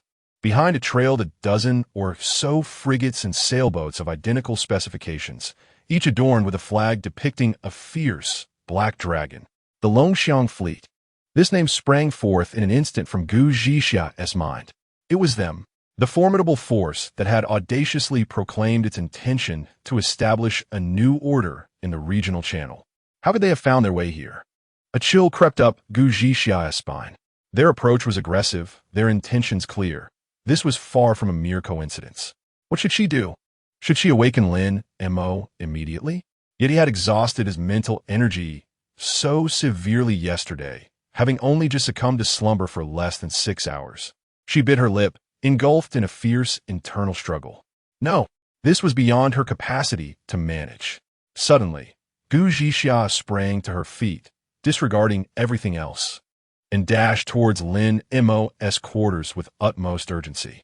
She even forgot to knock, abruptly pushing open the slightly ajar door. Lin Montauk, this is bad. There's a situation. Her voice bore a hint of urgency and panic she had not even realized she possessed. In that instant, Lin Mo's eyes shot open as she entered. There was no trace of confusion from just awakening in his profound gaze. He sat up immediately, his mental energy already linked with the entire ship, the natural selection. The radar display vividly manifested in his mind. The Longxiang fleet. Lin Mo's expression darkened. Gu Zhixia stood at the doorway, watching Lin Mo transition into combat readiness, her voice urgent. They're moving swiftly, closing in on us. We must activate flight mode and shake them off. To her, engaging them head-on with their overwhelming numbers was undeniably the most foolish course of action. Not yet, Lin Mo replied, shaking his head as he threw off the covers and rose without a trace of panic. After a night of recharging, his energy reserves were full, ready for flight. Yet, it was unnecessary to reveal their cards so soon. He placed a reassuring hand on Gu Zhixia's shoulder, his voice steady and powerful, imbued with a calming strength. Do not worry. Let us first discern their intentions. At that moment, a sweet, melodic voice accompanied by a patter of footsteps echoed from the far end of the corridor. Mogo, it's time to get up. Breakfast is ready. Gu Yanxiu flitted towards them like a joyful butterfly, and just as she was about to push open the door, she spotted her sister standing there. The little girl blinked her innocent eyes, tilting her head in curiosity. Oh, sister, are you here to wake Mogo up too? Aye. Gu Zhixia's face flushed crimson. She opened her mouth, yet found herself utterly incapable of explaining why she was alone at Lin Mo's quarters so early in the morning. For a moment, she felt frozen in place, wishing to vanish into the ground. Indeed, Lin Mo's voice chimed in at the right moment, as he emerged from the quarters fully dressed, standing effortlessly between the two sisters and seamlessly taking over the conversation. Your sister sensed something amiss and came to inform me. Oh, I see. Gu Yanxiu suddenly realized, and without further contemplation, she grasped Lin Mo in her sister's hands, urging, let us hasten to breakfast. Only with full bellies can we muster the strength to vanquish the wicked. The trio arrived at the dining hall, where a sumptuous breakfast lay prepared. However, at that moment, none possessed the appetite to indulge. Gu Zhixia appeared deeply troubled, glancing intermittently at the radar screen, where a dozen red dots loomed like mountains upon her heart. In contrast, Lin Mo remained remarkably composed. As he leisurely savored his fried egg, he activated the ship's information panel. Surviving the ordeal had not been without merit. The harrowing battle at Wisdom Island had propelled the natural selection to a remarkable upgrade, ascending directly to level 12. Ship exchange points, 22 shortly. You two must keep a low profile, Lin Mo stated after taking a sip of milk. I shall negotiate with them alone. Should they harbor ill intentions and attempt to overwhelm us with numbers, we shall ascend and flee. If they seek trade or collaboration, that would be a different matter. Gu Zhixia nodded in agreement. Lin Mo's strategy was invariably the most prudent choice in the present circumstances. They're moving swiftly, she added, her tone laced with concern. I estimate their cruising speed to be at least 25 kilometers h, whereas we are currently at 18 kilometers h. They're still over 20 kilometers away, and in no more than 4 or 5 hours, they shall catch up to us. 4 or 5 hours is ample time, Lin Mo remarked, a cold smirk gracing his lips. His gaze fell upon the ship's upgrade panel, focusing on a module he had long desired to unlock, but had lacked sufficient exchange points for.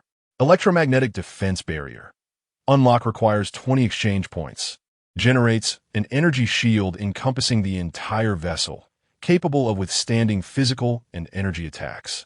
Shield strength is linked to the ship's durability and consumes power to maintain. This truly is a life-saving artifact. Without hesitation, Lin Mo confirmed the exchange. Confirm consumption of exchange points 20 to construct the electromagnetic defense barrier module. Confirm. With the command issued, a faint humming resonated from deep within the ship's hull. A layer of nearly invisible light blue energy enveloped the entirety of the natural selection, before dissipating from sight. He was eager to ascertain the true intentions of this so-called Longxiang fleet. Chapter 037. I will protect you, Brother Mo. Gu Yanxiu tugged at Lin Mo, racing into the freshly renovated kitchen, her petite face brimming with uncontainable pride, like a little magician presenting her treasures. She pointed at the array of fruits on the countertop, each radiating a kaleidoscope of hues. Look, I've discovered the most splendid methods to prepare these ordinary fruits. However, her expression shifted as she pouted, indicating a singular golden fruit placed delicately on a crystal plate. This golden giant seems rather formidable. I've tried several techniques, but they all risk compromising its innate flavor. I haven't yet devised a plan for it. Observing the charming mix of pride and frustration on the little girl's face, Lin Mo couldn't help but reach out, gently patting her fluffy head. No rush. Take your time, he spoke softly. You can do it. Gu Yanxiu nodded vigorously, as if receiving monumental encouragement, suddenly reinvigorated. She turned to the refrigerator and cautiously retrieved a massive glass bowl. Inside, it brimmed with a vibrant fruit salad, a riot of reds, greens, yellows, and purples. Each fruit was uniformly diced, stacked harmoniously, and drizzled with a sauce made from blueberries and milk, rendering it utterly irresistible. Brother Mo, you must taste this, Gu Yanxiu exclaimed, scooping a generous spoonful and offering it to Lin Mo with eager eyes. He opened his mouth, savoring the chilled, sweet-tart explosion of flavors that burst forth, each distinct taste layered and perfectly melded by the refreshing sauce, flooding his senses with warmth and delight. He felt every cell in his body rejoicing. System notification. You have consumed miraculous colorful fruit salad, epic cuisine, permanently gaining 5 to all attributes: strength, agility, endurance, and spirit. Lin Mo's expression transformed. The effect was nothing short of extraordinary. How is it? How is it? Gu Yanxiu observed his reaction, immediately aware that her creation had triumphed. She puffed out her chest, declaring with immense pride, I mixed all the fruits I picked yesterday in the most perfect proportions. Am I amazing, or what? Truly remarkable. Lin Mo replied sincerely, his admiration genuine. This was not merely impressive. It was a veritable mobile divine buff machine. He scooped another spoonful and offered it to Gu Yanxiu. You should have some too. I already tried it. She giggled, playfully dodging, before shoving the entire bowl into Lin Mo's embrace. Take the rest to sister. She will surely adore it. Carrying the bowl of colorful fruit salad, Lin Mo stepped out of the cabin. The morning sea breeze greeted him cool and moist. His gaze was immediately drawn to the end of the deck, where Gu Zhixia stood alone. She had donned a crisp black JK uniform, her long, straight legs elegantly adorned with black over-the-knee socks, accentuating her perfect silhouette. The sea breeze tousled her silky long hair. Unlike her usual routine of practicing marksmanship, she leaned quietly against the railing, staring blankly at the horizon, lost in thought. That solitary silhouette, bathed in the morning light, emanated a poignant fragility that tugged at the heart. Lin Mo approached her and extended a glass bowl he held. "Have something to eat." Gu Jixia was startled by his voice and turned abruptly. Upon seeing Lin Mo, along with the fruit salad in his hand, her gaze momentarily flickered away, and an unnatural blush crept onto her cheeks. Did Nianxiu make this? Her voice was barely a whisper. Yes. She did not inquire further, accepting the bowl and elegantly spearing a small piece of red fruit with a fork prepared beside her, bringing it to her lips. The instant the fruit touched her tongue, her usually cool and sharp phoenix eyes widened in astonishment. Shock, delight, disbelief, various emotions played across her face. "Delicious," she exclaimed almost instinctively. Lin Mo watched her with a smile that involuntarily curved his lips. "I could never make something this good." "That is true," Gu Jixia instinctively agreed, only realizing the awkwardness of her response afterwards, causing her cheeks to redden further. She speared another piece of purple fruit, lowering her head and taking small bites to mask her embarrassment. Lin Mo, seemingly oblivious to her discomfort, continued, "However, I have cooked before. If given a chance, I shall let you taste my culinary skills." Gu Jixia halted her movements, lifting her head in surprise to stare at Lin Mo. This man had always embodied calmness, strength, and an air of mystery in her mind. She could hardly reconcile him with the idea of cooking, a task so steeped in the mundane. Yet, she quickly masked her surprise, responding with a gentle and returned her attention to the salad. They sat in silence, the atmosphere no longer drenched in distance. After finishing the last bite, Gu Jixia returned the empty bowl to Lin Mo. She leaned back against the railing, gazing again at the distant horizon, her beautiful brows knitting together once more. "I believe they harbor ill intentions." Her voice regained its habitual coldness and decisiveness. "Why?" Lin Montauk inquired. "Intuition." Gu Jixia turned her head, earnestly meeting his gaze. "They are either after our resources or our ship."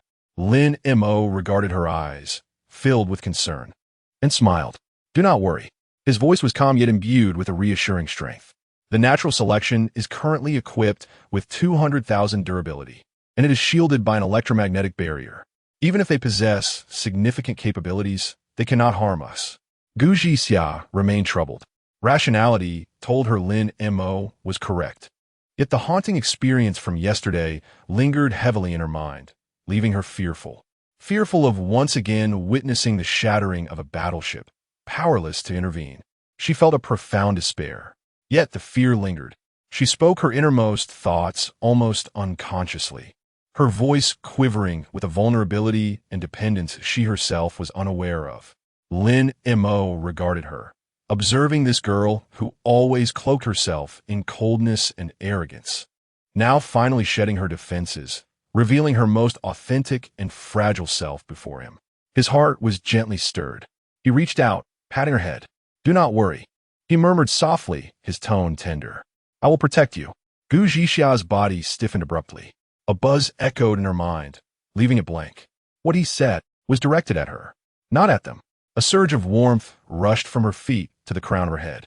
Her entire face, along with her fair neck and delicate earlobes, was instantly flushed with a deep crimson. Her heart raced uncontrollably, as if it might leap from her throat.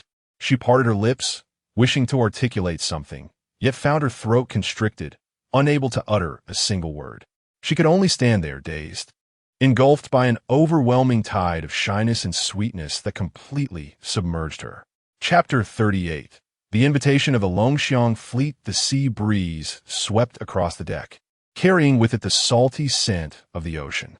The gentle words, "I will protect you," echoed in Gu Jixia's mind like an incantation, leaving her in a state of disorientation.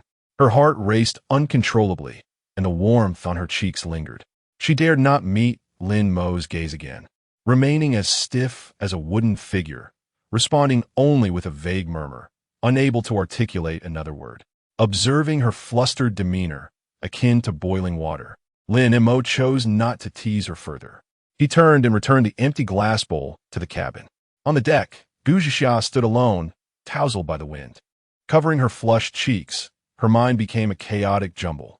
How could this man speak in such a tone?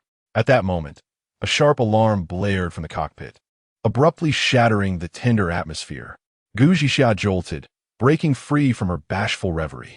Almost instinctively, she dashed back to the cockpit.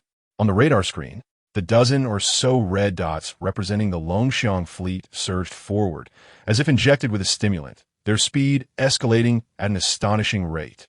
25 km/h, 30 km/h, 35 km/h, 40 km/h.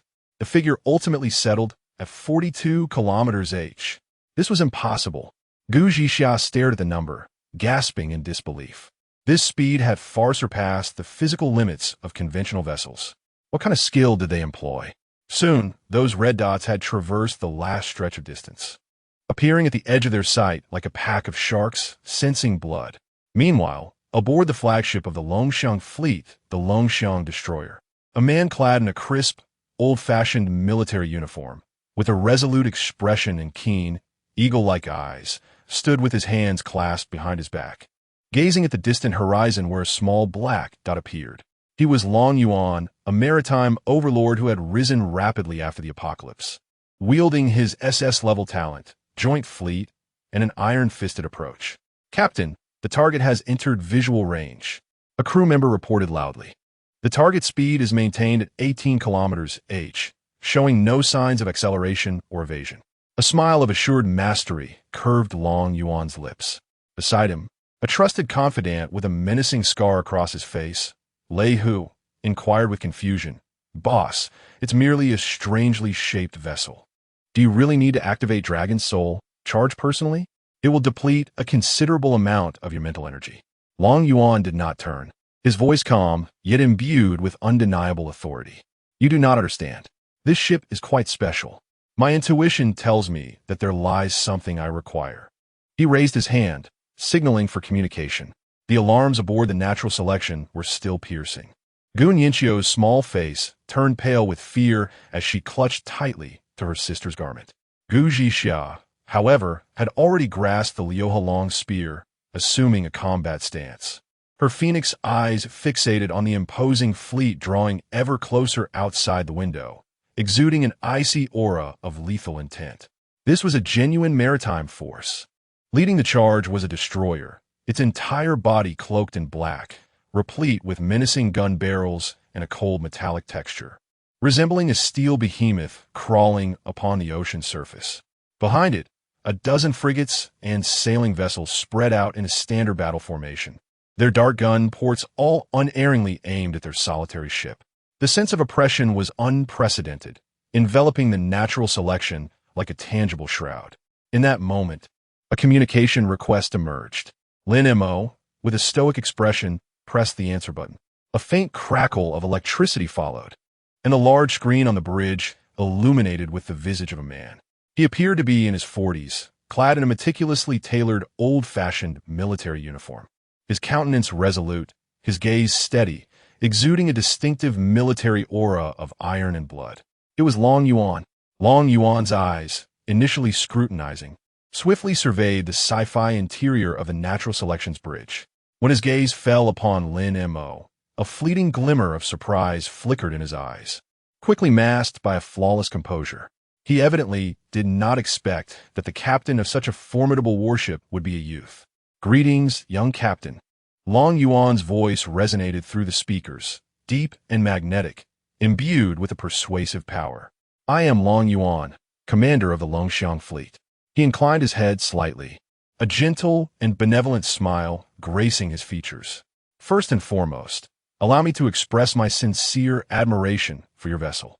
In this chaotic and desolate ocean, encountering such an extraordinary creation is indeed a blessing for the survivors." His words were impeccably crafted, conveying goodwill while elevating the other party. Lin Mo simply observed him in silence. Long Yuan continued, his tone becoming impassioned and infectious. "My friend, the current seas are fraught with peril, filled with monstrous creatures. An order has long since collapsed. Going solo is ultimately not a sustainable strategy. I, Long Yuan, harbor a dream to unite all like-minded and powerful survivors to restore order upon this apocalyptic ocean and establish a formidable maritime alliance belonging to humanity. We possess a powerful fleet, ample supplies, and hundreds of loyal warriors. And you possess this unparalleled warship. A strong alliance is the only path forward. I hereby formally extend an invitation for you to join us. Together, let us forge a brand new era. By that time, all resources shall be shared, and all adversaries shall be faced collectively. We shall ascend to become the undisputed sovereigns of this vast ocean. His words resonated with grand narratives and alluring visions, enough to ignite the fervor of any survivor grappling with the apocalypse. Even Gu Zhixia, beside him, found herself slightly swayed, if what he claimed were true. Yet, Lin Mo's face betrayed no emotion. He recalled Chun Feng and the other small factions. The human heart, in this world of desolation, is a far more terrifying entity than any monstrous creature. He gazed at the man on the screen, whose impassioned rhetoric transformed him into a savior, and spoke calmly. Apologies. We are accustomed to sailing freely and have no intention of aligning with any faction at this time. In a mere sentence, polite yet resolute, the air became thick with tension. The gentle, charismatic smile on Long Yuan's face gradually faded, inch by inch, replaced by an aura of chilling authority. His gaze, stripped of all pretense, transformed into a blade unsheathed, brimming with aggression. Is that so? He queried softly, his tone laced with an eerie coldness. Young man, I shall grant you another opportunity to rephrase your words. In this ocean, uncontrolled, powerful individuals pose the greatest threat to all. I admire your vessel and your courage. Yet order allows for no exceptions. He took a step forward, his presence nearly pressing against the screen, exuding a dominance that seemed capable of penetrating the barrier between them. At this moment, I am not extending an invitation. I am delivering a notification. For the safety of the majority of survivors, and for the future order of these waters, you must submit to reorganization. Surrender half of your supplies and share control of this ship. This is your sole option. Otherwise, he left his words hanging, yet his icy gaze, coupled with the dark muzzles of the warships outside, spoke volumes. Submit or face annihilation. Chapter 039, Captain. It has taken flight. The facade of gentle elegance worn by Long Yuan was shattered in an instant of rejection, replaced by a raw and unmasked chill of dominance. Surrender half of your supplies and share control of the vessel. This is your only option. Otherwise, the final threat hung heavily in the air, a blunt instrument striking at the hearts of everyone in the cockpit. The atmosphere froze. Gu Zhixia's fingers, gripping the rifle, turned pale as her muscles tensed, entering a state of utmost combat readiness. Gu Nianxio's small face was ashen, clinging desperately to her sister's garment, tears welling in her eyes. Amidst this tense silence, where tension crackled like a drawn bowstring, Lin Mo suddenly laughed, a deep, somewhat amused chuckle that rang harshly in the stifling environment. Leaning back in the captain's chair, he leisurely observed the domineering man on the screen, slowly reiterating, "Surrender your supplies and share control." He nodded. Certainly, a thunderous proclamation. Upon hearing those words, Gu Zhixiao whipped her head around, her Danfeng eyes wide with disbelief. Lin Mo, are you out of your mind? The man on the screen, Long Yuan, was also taken aback. He had envisioned countless reactions from his adversary, pleas for mercy, resistance, or blustering threats, but never anticipated such a straightforward agreement. A flicker of victorious arrogance returned to his features. It seems you are an astute individual. Ignoring the frantic Gu Zhixia beside him, Lin Mo continued to address the screen with unhurried composure. However, I have a condition. Speak. Long Yuan's tone shifted to one of magnanimity, akin to a sovereign granting a request to a vanquished foe. I wish to be the commander of this maritime alliance. Lin Mo's voice was soft, yet resonated clearly in every ear present. All supplies from your Longxiang fleet shall be under my custody, stored aboard my ship. Silence. An absolute silence. 3 seconds later, a fit of raucous laughter erupted from the speakers, a cacophony of arrogance. Long Yuan laughed uproariously, as if he had heard the funniest joke of the century. "Young man, have you become utterly daft with fear?" He pointed at the screen, his face betraying an unmasked scorn and pity. "It appears you have yet to grasp the current situation, have you? Your vessel, it seems, is at most of the same caliber as my Longxiang and SS class. Do you truly believe you can contend against our entire fleet?" In the face of this merciless mockery, Lin Mo maintained an inscrutable expression. He simply gazed steadily at the animated figure on the screen and spoke coolly. "I believe it is you who fail to comprehend the situation." His voice grew colder. "Let me reiterate. Either you allow me to be the commander, or we part ways, each minding our own business." The laughter of Long Yuan abruptly ceased. His trusted confidant, Lei Hu, immediately leaned in, his voice rough and deliberately loud enough for Lin Mo and the others to hear. "Boss, don't listen to his nonsense. This brat is merely playing a bluff to intimidate us." Another sinister-eyed henchman, Wang Yi, chimed in, "Boss, there's no need to waste words with him. If he refuses to drink the toast, let us serve him a cup of punishment instead. We can talk after we subdued him." All eyes converged on Long Yuan. His authority had been openly challenged by an insignificant nobody right in front of his subordinates. Long Yuan's gaze darkened, heavy with impending doom. Since it had come to this, his voice bore a chilling, murderous intent. Then there's no need for discussion. With a sharp crackle, the communication was severed, and the screen was instantly engulfed in darkness. The next moment, a thunderous roar erupted. The sea churned violently. Outside the window, a fleet of colossal warships seemed to be infused with a ferocious spirit, their engines roaring deafeningly. The hulls sliced through the frothy white waves, rapidly forming a standard arc of attack, their ominous cannon muzzles sealing off all avenues of escape for the natural selection. It was over. Gu Zhixia's face turned ashen, her grip on the long gun tightening, her body trembling slightly from sheer tension. "Woo, brother Mo." Gu Yanxiu could no longer contain herself, emitting a wailing cry tinged with sorrow as she threw herself into Lin Mo's embrace, her small body shaking like leaves in the wind. Lin Mo reached out a hand, gently resting on the back of her head, offering reassurance with soft pats. He lifted his gaze, surveying the menacing and bloodthirsty steel fleet outside, then glanced at Gu Zhixia, who was already engulfed in despair. "Do not panic." His voice was steady, akin to an ancient, unyielding reef, instantly calming the anxious atmosphere within the cabin. Gu Zhixia raised her head, her eyes filled with confusion. "They're about to open fire." "I am aware." Lin Mo's tone remained composed. He casually tapped on the control panel, projecting a data screen before the two of them. Beneath the ship's durability, a new line of data appeared. "Electromagnetic defense barrier, 100,000, 100,000. Lin Mo pointed at the glaring number. "Our energy shield has a durability of 100,000. He then indicated another value that was fluctuating. "Moreover, it can automatically regenerate 1,000 every minute." He stated this in a matter-of-fact tone, delivering words that could plunge any enemy into despair. We shall see if they possess the capability to breach it. Gu Zhixia's pupils remained fixed on that string of numbers. 100,000. Regenerating 1,000 every minute. This revelation brought a modicum of calm to her racing heart. Lin Mo's gaze swept over the fleet that had them encircled. The closest frigate was now less than a kilometer away, allowing him to clearly see the grotesque grins on the faces of the crew on deck. The corners of his mouth lifted into a frigid arc. No further action was required. His will was the supreme command of this vessel. Flight mode activated.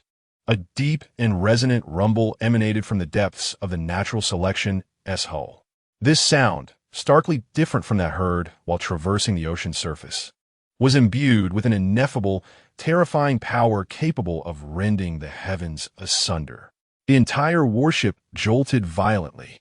In the next moment, amid the horrified gazes of the entire Dragon Xiang fleet, this immense black warship, which they had considered their assured prize, gracefully yet defiantly lifted itself from the sea amidst a colossal surge of water. Cascading torrents flowed down its sleek hull. It was ascending. It was soaring. On the bridge of the Longxiang, Lehu clutched the communicator, spitting out fervent roars. All ships, be advised. The target is exhibiting unusual activity. Prepare to fire in unison. Reduce it to rubble. Long Yuan stood with his hands clasped behind his back, a cruel smile still lingering at the corners of his mouth, ready to relish a grand display of fireworks. Then, that smile, along with all expression on his face, froze. His eyes widened incrementally. His mouth opened uncontrollably. A crew member pointed out the window, his voice trembling like a leaf. "Captain, it has taken flight." Long Yuan stared, entranced. Everyone on the bridge was similarly transfixed. The entire Dragon Xiong fleet, comprised of hundreds of fierce warriors, stood spellbound, heads tilted back, mouths agape, minds blank. The prey in their sights, that solitary black vessel, now ascended as if by divine miracle, soaring above their masts, casting a shadow reminiscent of divine retribution over them. Chapter 40. The Wrath of the Divine, a Dimensional Strike. The cruel and arrogant expression on Long Yuan's face was utterly frozen, shattered, and then replaced by shock and absurdity. His mind was a blank slate. This defied all scientific rationale. How could a ship possibly fly? On board the Natural Selection, in the captain's quarters. Wow. Gun Yinchio's little head peeked out from Lin Mo's embrace, her previously tear-filled eyes now round with awe as they were captivated by the spectacle outside the window. She gazed at the battleships below, which had shrunk to the size of toy models, her mouth forming an astonished "Mo Gidge. We're truly remarkable." Gu Zhixia was equally spellbound. As the Natural Selection ascended to great heights and surveyed the world below, she felt an overwhelming surge of confidence. In this apocalyptic realm bound by the ocean, what did flight signify? It represented absolute freedom. It heralded a dimensional strike. "Hold on tight." Lin Mo's voice pulled the sisters back from their astonishment. Leaning against the captain's chair, his demeanor remained utterly composed, as though he were merely engaged in the most mundane of tasks. His mental prowess had seamlessly integrated with the warship's fire control system. His gaze fixated on the largest flagship below, the Long Xiong. Let the assault begin. With a mere thought, Lin Mo issued the command. In the next instant, the bow of the Natural Selection surged with energy, the beam module charging instantaneously. A blinding white column of light, more searing than the sun, tore through the air, descending with an aura of annihilation, precisely aimed at the bridge of the Long Xiong. Just as the light was about to strike, buzz, a pale blue energy shield suddenly manifested on the surface of the Long Xiong, resembling an inverted blue giant bowl, safeguarding the entire vessel. Sizzle. The white beam collided violently with the shield, erupting in a cacophony of energy friction, sending arcs of electricity splattering. Within the Long Xiong's bridge, a brilliant flash of blue light flickered. Long Yuan's pupils constricted sharply as a line of data popped up on the system panel before him. Joint Fleet Shield value, 9,910,000 it held. Lehu exclaimed in surprise.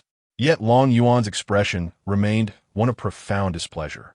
His once proud SS-level talent had, in this initial confrontation, already diminished the shield's integrity. On board the Natural Selection, Gu Zhixia scrutinized the resilient shield below, her attractive brows knitting tightly. They too possessed an energy shield. Indeed, Lin Mo nodded, his countenance still serene. He smiled and remarked, "Let us not concern ourselves with that iron turtle. We shall deal with the other, smaller vessels."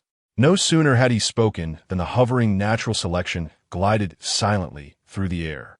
A vast shadow enveloped an A-class sailing ship, the Ling Feng, hovering over the flank of the fleet. The captain of the Ling Feng vessel, a burly man with a face full of roughness, had just been mocking Lin Mo for his audacity. Now, however, he felt akin to an ant ensnared by a prehistoric behemoth, a chill rushing from his soles to the crown of his head. "Fire!" Lin Montauk commanded, his intent as cold and unyielding as ice. The energy beams at the bow of the ship illuminated once more, this time not in solitary bursts, but in a relentless rhythm of terrifying frequency, commencing a continuous barrage.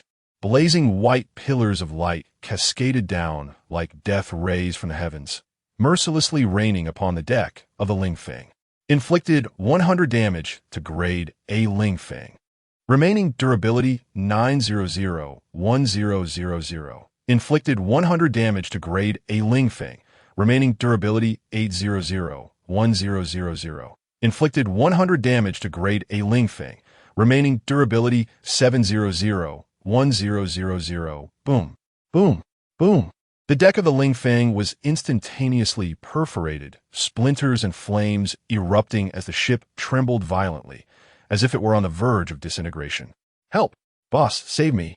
The captain wailed like a slaughtered pig, scrambling to evade the soul-chasing beams of light. Just as the durability of the Lingfeng was about to plummet below 100 points, poised for total annihilation, a faint blue shield abruptly manifested upon the vessel's surface. Not only it, but the entire Longxiang fleet, comprising numerous ships of varying sizes, simultaneously activated identical shields. Lin Mo furrowed his brow, realizing that the adversary's talent was more troublesome than he had anticipated. It was indeed a fleet-wide shared shield. On the bridge of the Longxiang, Long Yuan gazed at the Lingfeng, safeguarded by the shield, his expression ashen, yet his eyes glimmering with fierce confidence. "Boss, how long can this shield hold?" inquired Wang Yi anxiously. Long Yuan snorted disdainfully. "My mental energy is sufficient to sustain it until his energy is depleted. I refuse to believe that a single ship's energy can rival that of our entire fleet." As Lin Mo continued to unleash energy beams, he switched weapon modules. Tracking missile module, activate. Whoosh, whoosh. 2 missiles, trailing long tails of flame, soared forth, tracing an elegant arc as they accurately plunged toward another frigate below. However, the moment the missiles struck the faint blue shield, they detonated with a thunderous explosion, erupting into 2 colossal fireballs. The blue shield flickered briefly before swiftly restoring tranquility. "What should we do?" Lin Mo. Gu Zhixia's voice carried a hint of concern. "It seems we cannot breach this tortoise shell." "No worries," Lin Mo replied, his tone unwavering. "We shall exhaust them with lasers and missiles." Leaning back in his chair, a playful smirk danced upon his lips. "If worst comes to worst, we shall retreat. In terms of fleeing, they shall never catch up to us in this lifetime." Upon concluding his words, the natural selection began to hover above the fleet, akin to a circling eagle, leisurely commencing its performance. Energy beams and tracking missiles, seemingly without cost, unleashed a relentless barrage upon the fleet below. Boom, boom, boom. The sounds of explosions echoed incessantly. Although the Dragon Xiang fleet's combined shields boasted a total durability of 10,000 points, under the intensity of such bombardment, the shield's integrity plummeted at an alarming rate, visibly diminishing before the naked eye. In mere minutes, the glow of the shields flickered erratically, with the value dwindling to below 1,000 points, on the verge of total collapse. Long Yuan's countenance darkened ominously. "Boss, what should we do? We can't hit him at all," Lei Hu exclaimed, beads of sweat dotting his forehead in anxiety. "Who says we can't hit him?" Long Yuan's teeth ground together audibly, his fierce gaze fixated upon the colossal object in the sky. He ascended to the artillery station, personally maneuvering the main cannon of the Dragon Xiang, slowly elevating the dark muzzle towards the heavens. "Dragon Soul armor-piercing shell. Bring it down." With a resounding boom, a specially enhanced shell, trailing a spiraling blue tail, surged forth at a velocity far exceeding that of conventional projectiles, resembling a dragon soaring from the sea, cleaving through the air and hurtling towards the natural selection. The shell traversed the 100-meter distance almost instantaneously, colliding violently with the electromagnetic defense barrier of the natural selection. Under attack, shield value -500. Remaining durability 199,500, 200,000. Upon witnessing this system prompt, Gu Zhixia was initially taken aback, only to subsequently voice her incredulity. "Is this it? Are they merely giving us a scratch?" Gun Yinxiu, who had been anxiously tense moments ago, now felt entirely untroubled. She continued to clasp Lin Mo's arm tightly, peering down at the fleet, chiming in with a lively tone. "Exactly. They aren't all that impressive either." Chapter 41. The shell is cracked, the azure glow of the United Fleet's shield extinguished entirely, that seemingly indestructible barrier finally succumbing under Lin Mo's relentless bombardment. United Fleet shield value, 110,000 shatter it. Lin Mo's gaze turned frigid, his aura surging to its zenith. The energy beam module recharged once more. A radiant beam of annihilation descended from above, this time encountering no obstructions as it hurtled towards the nearest ship, the Lingfeng. Boom! The blinding white light instantaneously pierced through the Lingfeng's shield, the blue luminescence dimming and fracturing into a myriad of pieces.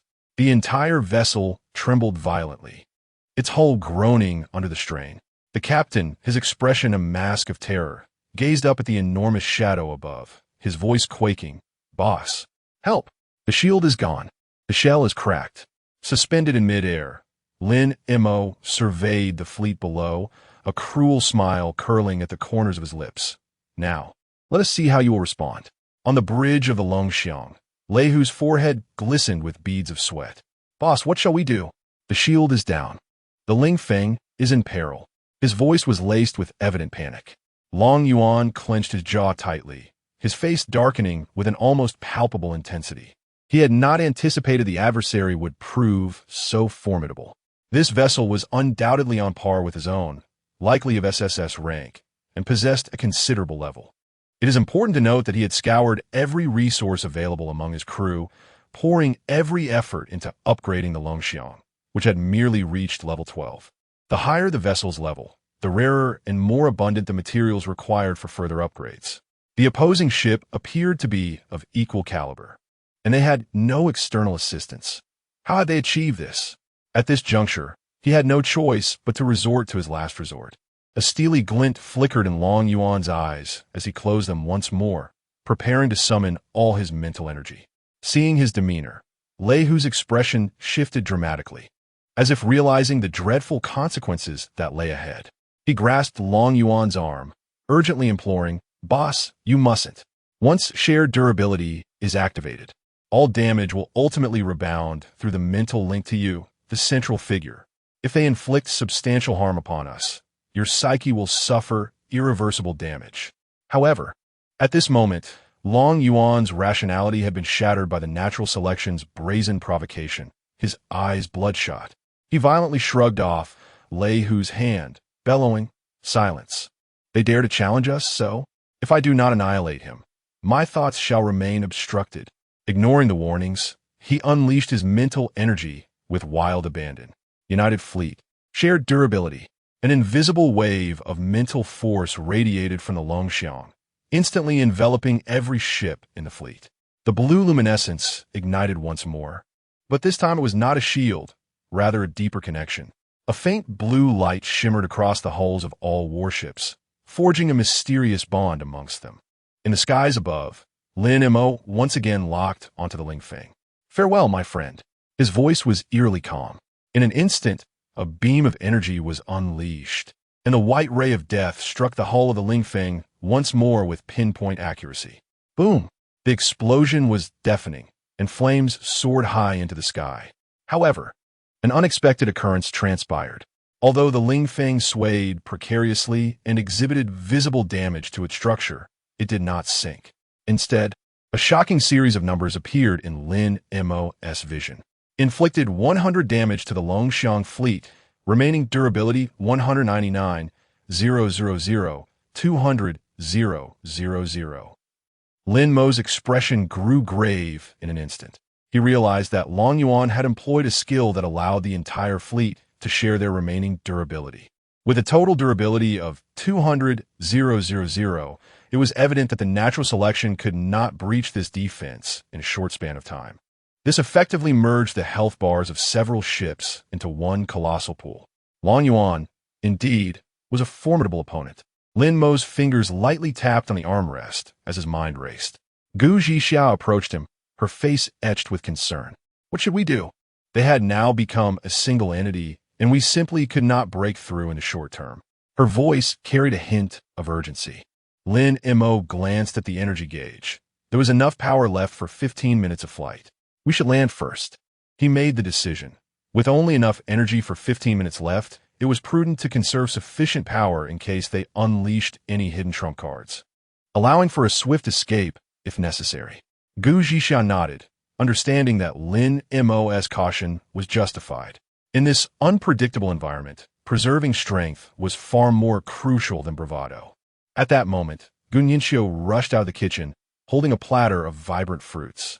A faint blush still adorned her little face from the earlier fright, but her eyes had regained their usual warmth. "Brother Mo, you must eat some of this," she urged, presenting the platter to Lin Mo, her voice sweet and soft. "You've exerted yourself greatly in battle. You need to replenish." The platter was filled with an assortment of cut fruits, reds, purples, and golds, glistening under the sunlight. Each piece emanated an enticing aroma. Lin Mo gazed at the caring expression on the little girl's face, and the coldness in his heart thawed slightly. "All right." He picked up a fork and speared a piece of purple fruit, placing it in his mouth. The sweet juice burst forth instantly, sending a warm flow throughout his limbs. "You have consumed Gu Ningxiu's A-grade dish, colorful ice fruit salad, 5 to all attributes, lasting for 3 hours. The natural selection began to descend slowly, its vast hull making contact with the ocean's surface, sending up massive splashes of water. In the distance, the Longxiang fleet observed this scene, and a collective sigh of relief escaped their lips. "Captain, they have landed," Liu shouted excitedly. Could it be that their energy is depleted? A glimmer of shrewdness flickered in Long Yuan's eyes. It was highly probable. The flying mode must consume a tremendous amount of energy. They could not sustain it for long. He turned to face all the crew members, his voice booming. "All fleet, heed my command. Maintain formation and continue to surround them. Their energy will eventually run out, and when that time comes, it shall be our opportunity." On the surface of the sea, two formidable forces once again stand in opposition. One side boasts a sci-fi warship endowed with the ability to soar through the skies, while the other is a vast coalition fleet. The air is thick with the acrid scent of gunpowder, and the sea breeze is taken on an unusually somber tone. Lin Mo reclines in the captain's chair, savoring the meticulously prepared fruit by Gu Ningxiu, while contemplating the forthcoming strategy. The 200,000 shared durability is indeed a significant concern. However, every skill harbors its vulnerabilities. He must discover a way to counteract them. Gu Zhixia stands by the porthole, firmly gripping her long spear, her keen gaze scrutinizing the enemy vessels in the distance. They seem to be preparing for something. Her voice is soft, yet Lin Mo catches her words. "Yes, I have noticed as well." His attention shifts to the Longxiang, where figures bustle about on the flagship's deck.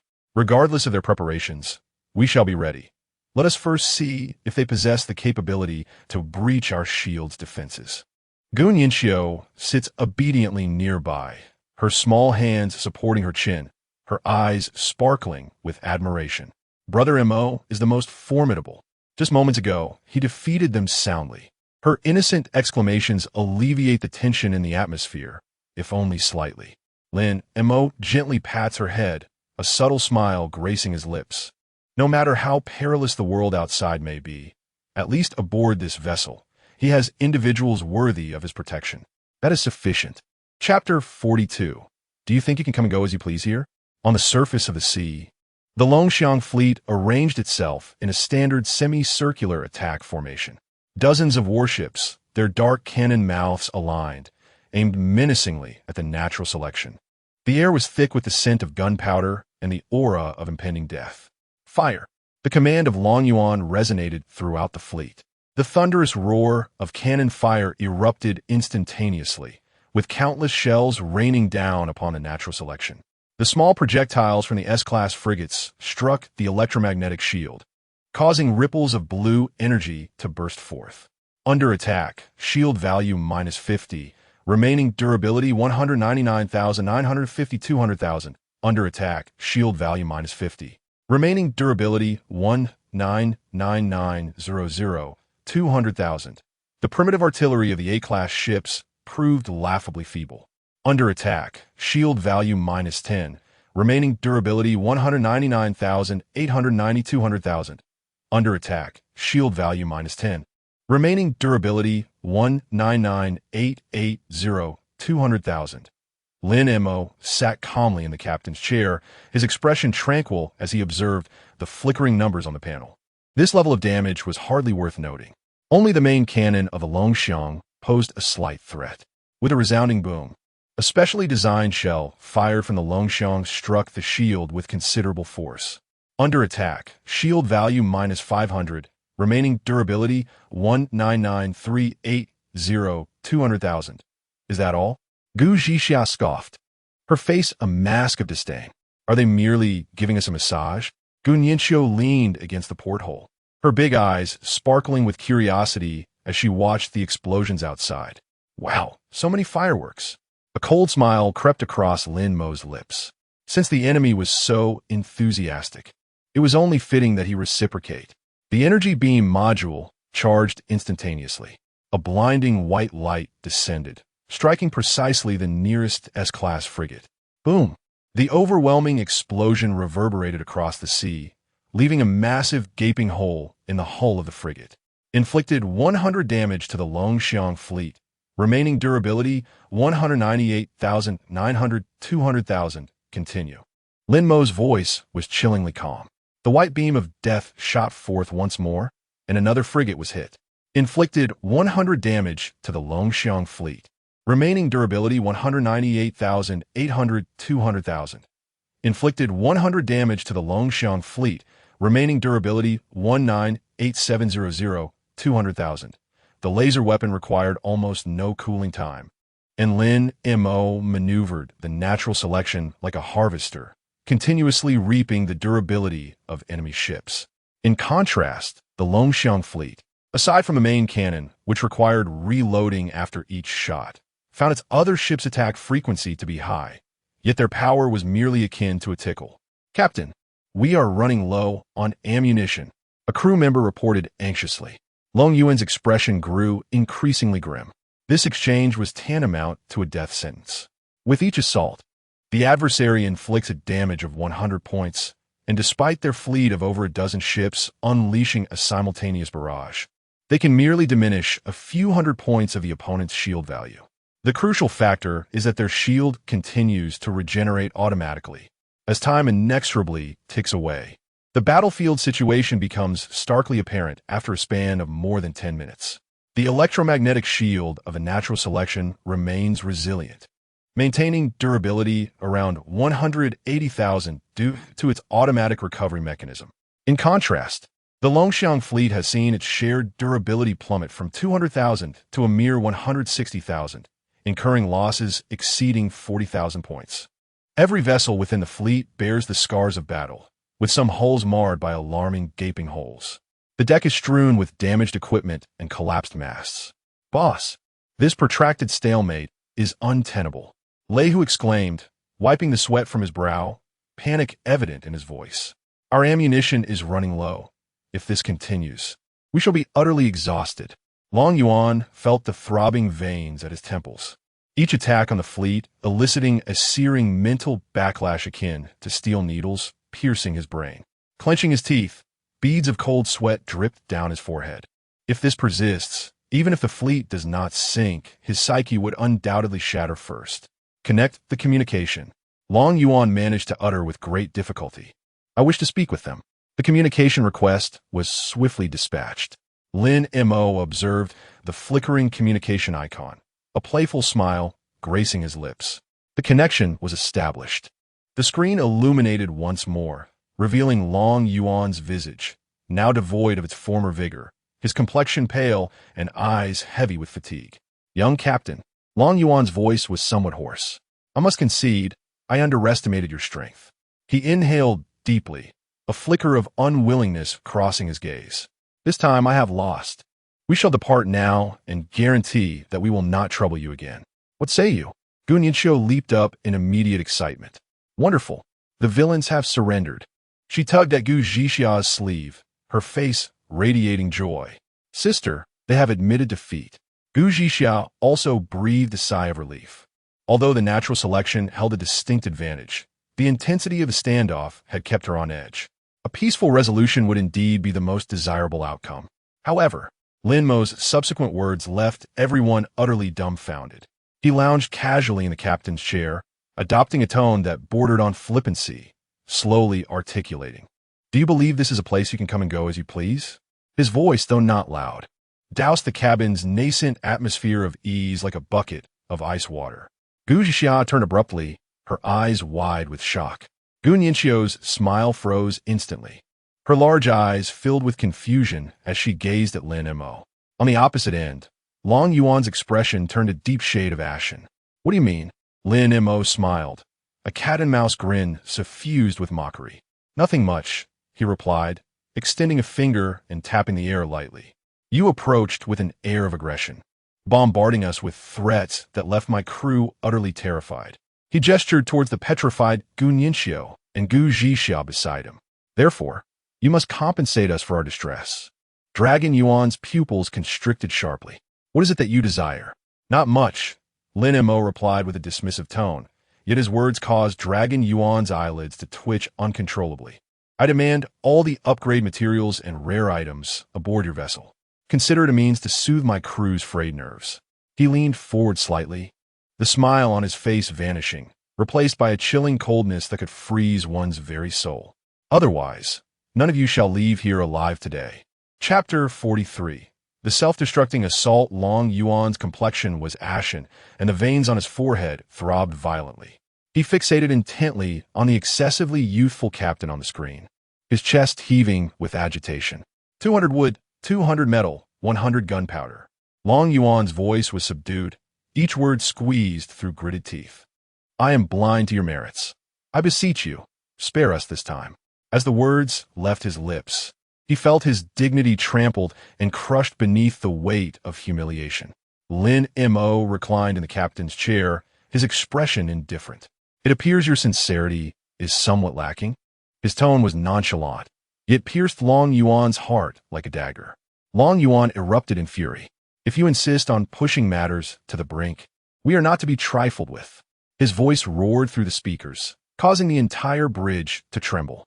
Lin Mo's lips curled into a cold smile. That shall depend on your capabilities. With a sharp crackle, Long Yuan unilaterally severed the communication, plunging the screen into darkness. Gu Nianqiu immediately rushed over, her cheeks flushed, eyes sparkling with admiration. Brother Mo, you are so handsome. She clung tightly to Lin Mo's arm, her voice sweet enough to drip with honey. You completely put that captain in his place. Gu Zhixia approached Lin Mo as well, her slender fingers gently entwining with his arm. But, do you think they truly possess any hidden trump cards? A hint of concern laced her voice, her phoenix eyes shimmering with rationality. Gu Nianqiu quickly countered. Even if they are formidable, they cannot surpass Brother Mo. Lin Mo gently stroked Gu Nianqiu's head, his gaze drifting through the viewport towards the distant Long Xiong fleet. After our recent encounter, I have discerned their true capabilities. His voice was calm and confident. Only the Long Xiong is capable of combat. The rest are of significantly lower rank. It seems Long Yuan has withheld resources for upgrades, treating them merely as cannon fodder. On the bridge of the Long Xiong, the atmosphere had grown stiflingly tense. Long Yuan's face was dark as water, the veins at his temples throbbing. Lei Hu cautiously approached. Boss, what shall we do now? His voice trembled with evident fear and anxiety. Long Yuan remained silent, instead dialing internal communications. Ling Feng.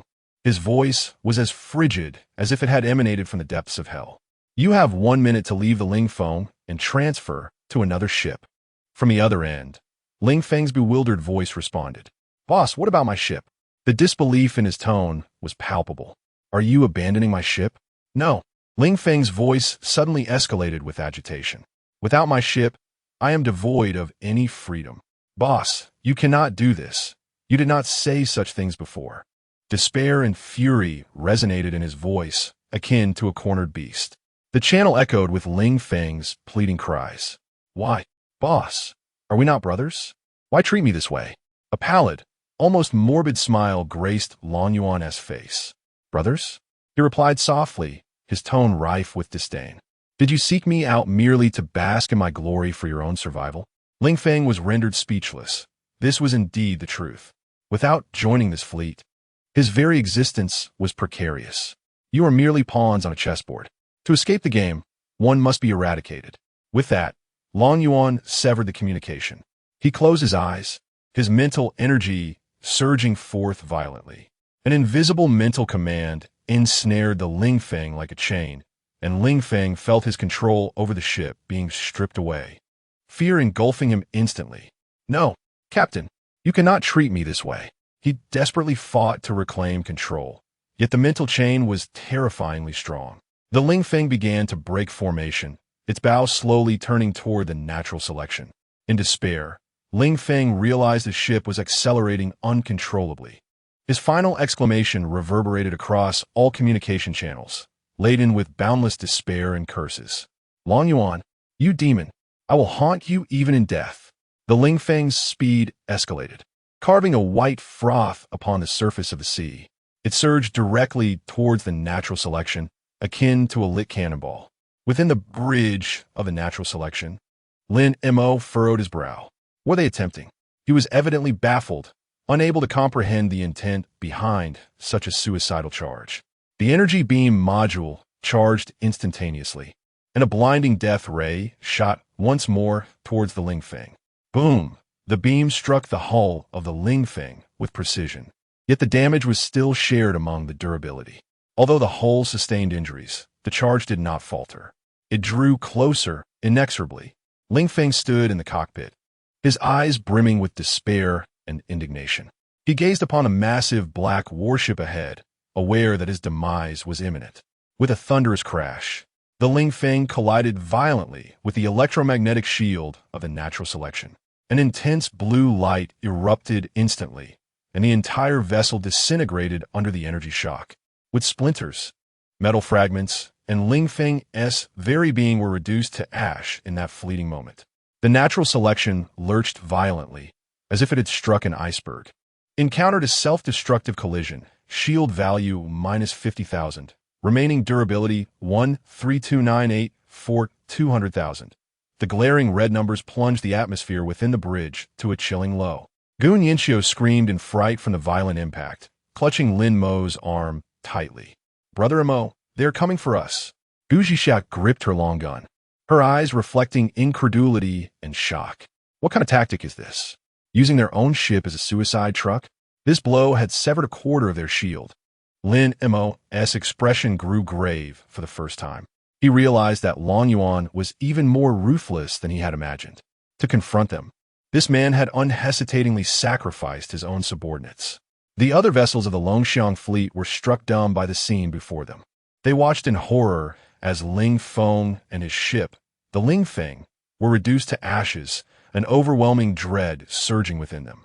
Captain, the captain truly, stammered a crew member, his voice trembling and incomplete. Lei Hu's complexion turned as pale as a sheet. He suddenly realized that in Long Yuan's eyes, they were mere pawns, disposable at any moment. On the bridge of the Longxiang, Long Yuan opened his eyes. His visage bore no expression, as if the life that had just been sacrificed was not that of a living being, but rather an inconsequential piece on a chessboard. The effect is commendable, he remarked softly, a hint of satisfaction lacing his voice. 50,000 points of damage, far more effective than cannon fire. Lei Hu and Wang Yi exchanged a glance, both recognizing the profound fear reflected in each other's eyes. This was the first time they had witnessed Long Yuan's cold-blooded ruthlessness after following him for so long. Captain, do we truly have to proceed in this manner? Lei Hu's voice quavered. Long Yuan turned his head, his eyes as frigid as a serpent's. Do you have an objection? Lei Hu immediately lowered his gaze, silenced by dread. Long Yuan's attention shifted back to the distant natural selection. Since conventional means have proven ineffective, we shall resort to unorthodox methods. A cruel smile curled upon his lips.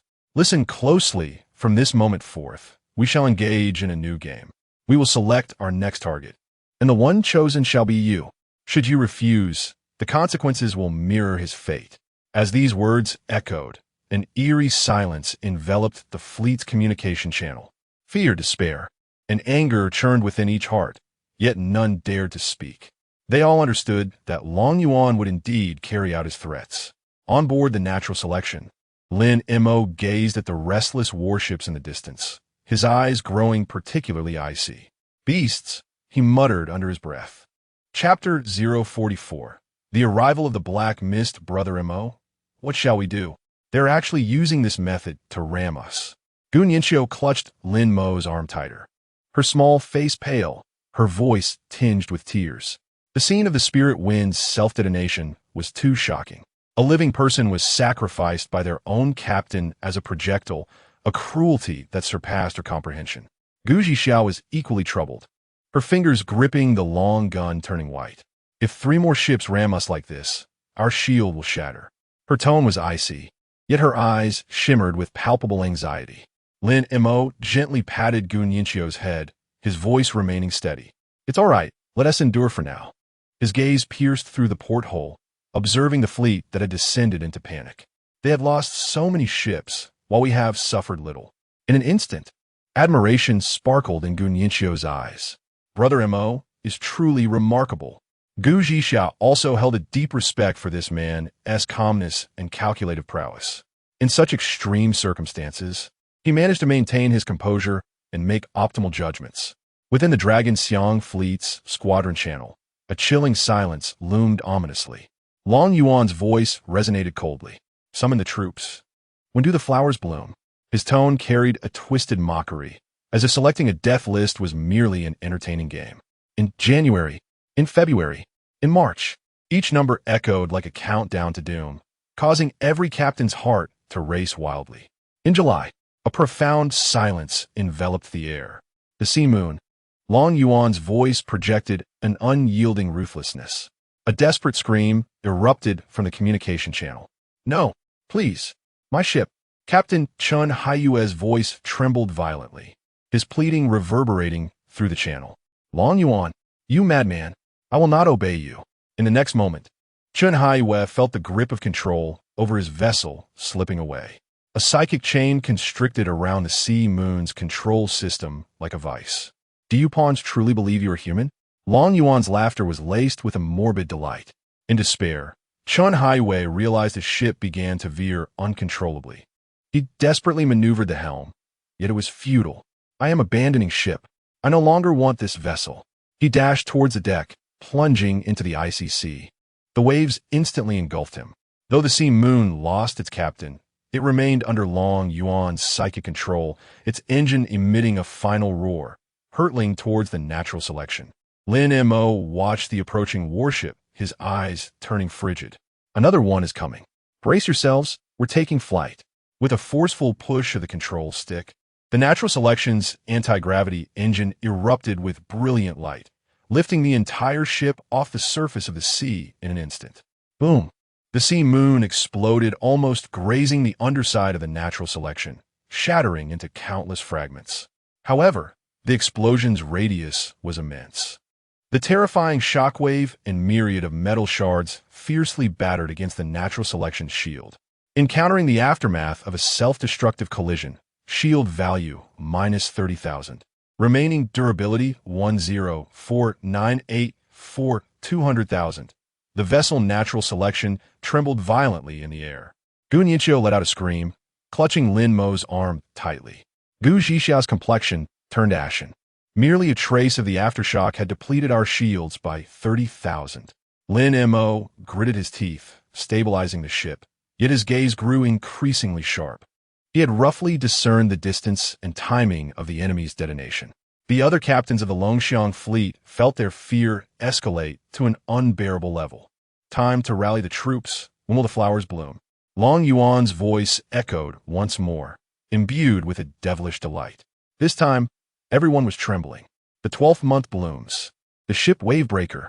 Captain Wang Polong of the Wavebreaker let out a desperate wail, mimicking Chun Haiyue's leap for survival. The mental chains descended again, and the Wavebreaker broke formation, darting forth like a keen arrow. Montak Ge, Gu Nianxiu shouted anxiously. This time, let him do it for free. A cold smile crept across Lin Mo's lips. This time, he chose not to ascend simply. Instead, amidst everyone's gasps, he maneuvered the natural selection to dive forward sharply, charging directly towards the Wavebreaker. As he lost his mind, Long Yuan's pupils constricted at this sight. Just as the two ships were less than 50 meters apart, on the brink of collision. Long Yuan instinctively prepared to detonate. But at that moment, Lin Mo yanked the control stick back with all his might. The natural selection ascended like a nimble falcon, pulling up vertically at an astonishing angle. The engines roaring in overload. The wave breaker whistled past directly beneath it, and then, under Long Yuan's bewildered detonation command, erupted into a massive fireball over the empty sea. Splendid. Gu Zhixia couldn't help but cheer. Long Yuan, infuriated, bit down hard on his teeth and slammed his fist into the control panel.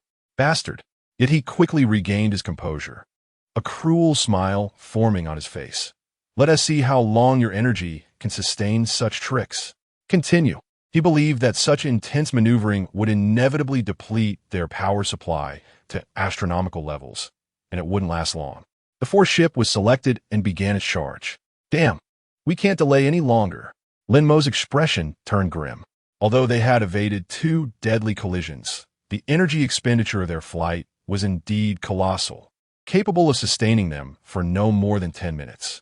Enough of this charade. We must make our escape and settle the score later. He prepared to ascend directly and activate the forward mode for a hasty retreat. But at that moment, the entire ship suddenly blared an ear-piercing alarm. Beep, beep, beep. Red warning lights flickered madly, and all control screens began to display static interference. System prompt. Encountering an ultra-strong magnetic field interference. Radar function disabled. Control system malfunctioning. Initiating emergency protocols. Lin Mo's expression shifted dramatically. What is happening? The charging progress bar of the flight module halted its movement, and all electronic devices flashed violently. Meanwhile, the Longxiang fleet found itself in a similar predicament. The radar screens of all warships were enveloped in static, and the communication systems emitted a cacophony of dissonant noise. What was happening? Could the enemy possibly employ such electromagnetic assaults? Long Yuan was evidently convinced that this was a ploy orchestrated by Lin Mo and his companions. He pounded on the malfunctioning control panel before him, fury gleaming in his eyes. Did they think they could incapacitate us with electromagnetic weapons? Such naivety. Yet, in the next moment, his words were abruptly silenced. A strange, dark mist surged swiftly from the horizon's edge. This was no ordinary fog. It was a pure darkness that seemed capable of devouring light itself. Wherever the black mist passed, the sea fell into an eerie silence, the sound of crashing waves vanishing entirely. This was dire. It was the black mist. Lin Mo instantly grasped the gravity of the situation. He frantically manipulated the rebooting system, striving to activate the flight module. Yet, the system remained sluggishly in the process of restarting, with various modules displaying offline statuses. Damn it! He could only watch helplessly as the black mist approached with astonishing speed. Gu Zhixia gripped her long spear tightly, her voice trembling. What was that thing? Gu Nianxiu huddled in Lin Mo's embrace, her pale face betraying her fear, her body shaking like leaves in an autumn breeze. Brother Mo, I'm so scared. The black mist advanced with alarming swiftness, swiftly closing in to within 100 meters behind the natural selection, and the Longxiang fleet had already been engulfed by more than half. Chapter 045. The eerie creature, a dense black mist engulfed the world like an enormous curtain, erasing light, sound, and even the sea breeze in an instant. An oppressive stillness descended, a silence so profound it could drive one to madness. Within the cockpit of the natural selection, the lights flickered wildly for a moment before extinguishing with a sharp pop, plunging the screens into darkness. Gu Nianxiu let out a brief, piercing scream, curling tightly into Lin Mo's embrace, her small frame trembling uncontrollably. Gu Zhixia's breathing quickened, and instinctively she gripped her long spear, pressing against the cold ship's wall, scanning the impenetrable darkness beyond the window with vigilance. Lin Mo's brow furrowed deeply. He sensed an unusual force within the mist, suppressing his mental strength. Attempting to establish a mental link with the natural selection, he found the connection intermittent and fraught with interference. This was beyond what Long Yuan could achieve.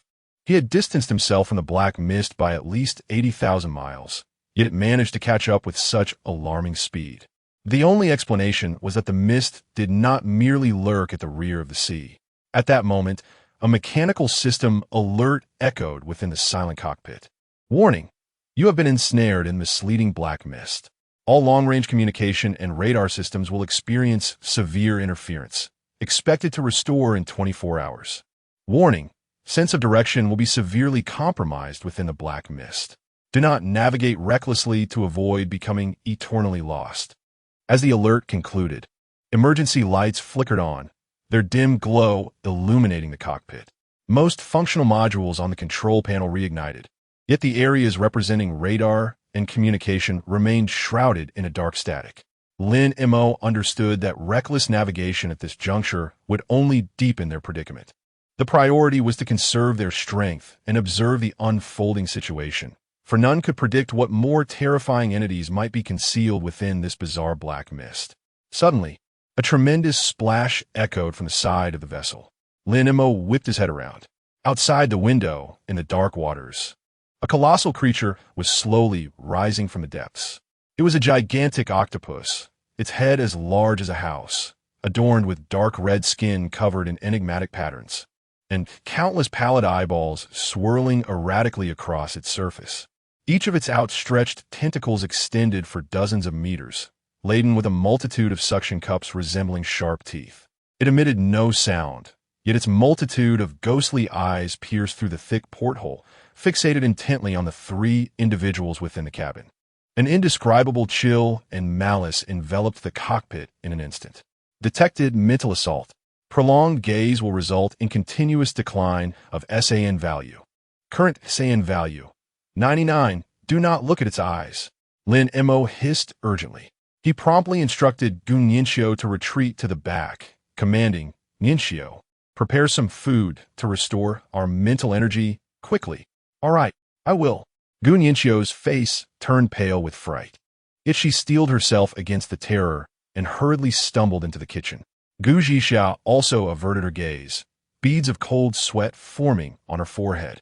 Fortunately, they had consumed a significant amount of food that permanently enhanced their attributes, thereby bolstering their resistance to mental attacks.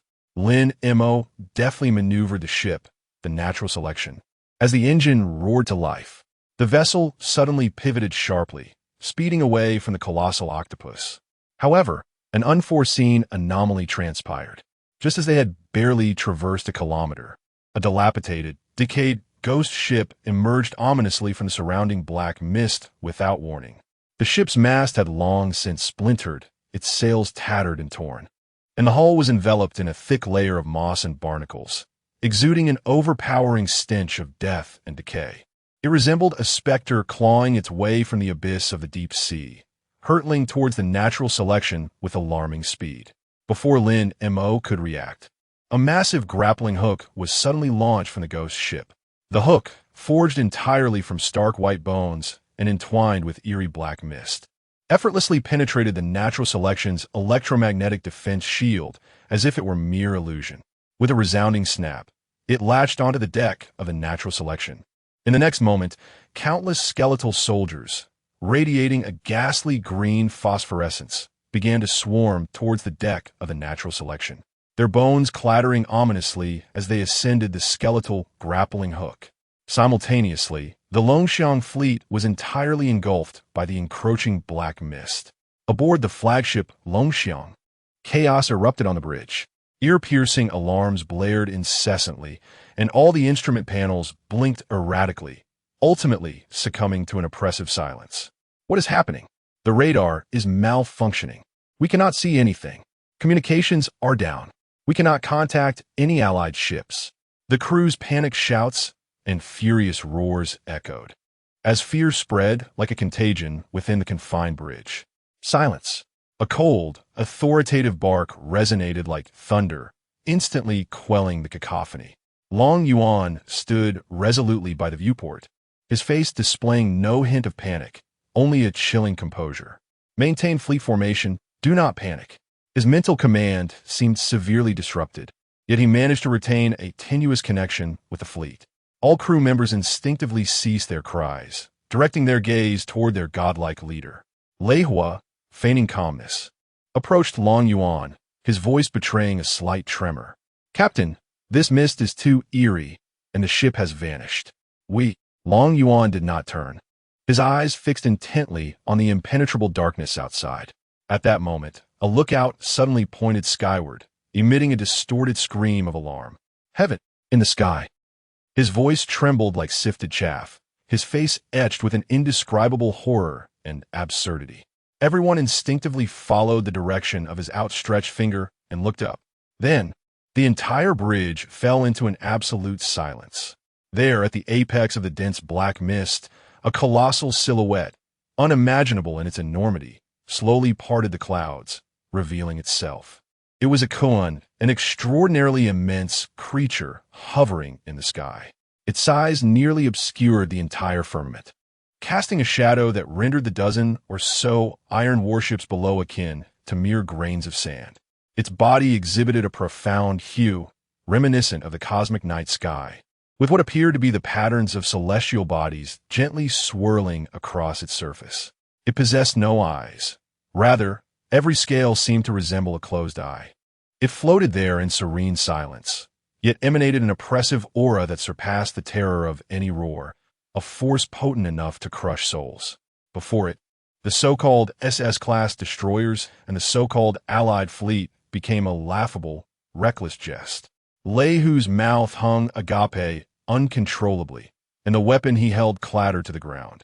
Yet he remained oblivious. Long Yuan's previous composure and calmness shattered entirely in that moment. His pupils constricted. Then, the colossal koan stirred. It slowly oriented its continent-like head towards the Dragon Xiong fleet below. In the next instant, it charged toward the fleet.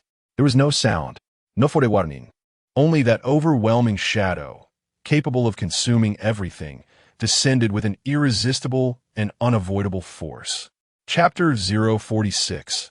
The phantom ship. The incessant clattering of bones echoed from the deck, as countless skeletal soldiers, emanating a ghastly green phosphorescence, clambered aboard the natural selection. Gu Zhixia dashed out of the cockpit, her spear swirling in her grasp like a silver serpent. A motley crew indeed. The spear's tip glimmered with a cold light, accurately piercing the skull of the first skeletal soldier.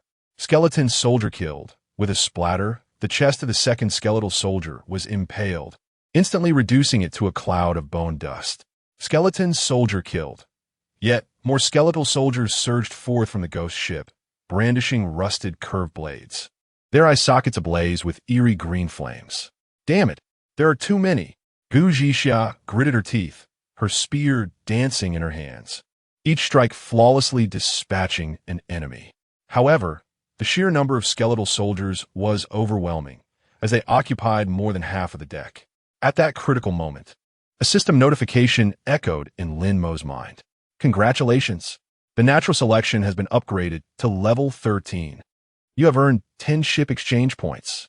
Current remaining ship exchange points, 22 points. A glimmer of determination flashed in Lin Mo's eyes. The timing of this upgrade was impeccable, allowing for another enhancement of weaponry. Upgrade the Energy Beam Module. Cost, 20 exchange points. Purple Crystal Core 1. Energy Beam Module upgraded to High Energy Laser Module. High Energy Laser. Damage 500 points. Range 5,000 meters. Charge time 1 second. Lin Mo's thoughts seamlessly connected with the High Energy Laser Module, and a blinding red beam shot forth from the bow of the ship. Boom! The intense laser pierced through the hull of the ghost ship, creating a gaping hole from which billowed thick black smoke. 500 points of damage inflicted on the ghost ship. Remaining durability 19500. 20000. Continue. The red laser rained down like the scythe of death, relentlessly bombarding the ghost ship. Boom! Boom! Boom! Each strike tore massive gashes into the ghostly vessel, black mist swirling forth from the ruptures. Within mere seconds, the ghost ship disintegrated under the relentless assault of the laser. Clatter! The skeletal soldiers, bereft of their mothership, instantaneously lost their source of power, disintegrating into bone dust scattered by the sea breeze. Gu Zhixia leaned on her spear, sweat beading on her forehead. These wretched creatures are finally vanquished. She turned back towards the cockpit, a flush of exhilaration still lingering on her face post-battle. What shall we do next? Lin Mo surveyed the thick, lingering black mist surrounding them, his expression grave.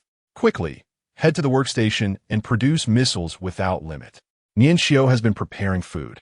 We must immediately begin stockpiling ammunition, just in case. Gu Zhixia nodded, promptly turning and sprinting towards the workstation. Gu Nianxiu peeked out from the kitchen, her face still pale from earlier fright. Brother Mo, I will prepare a plethora of dishes right away. Lin Mo opened the chat channel and sent a pinned message under the ID survival of the fittest.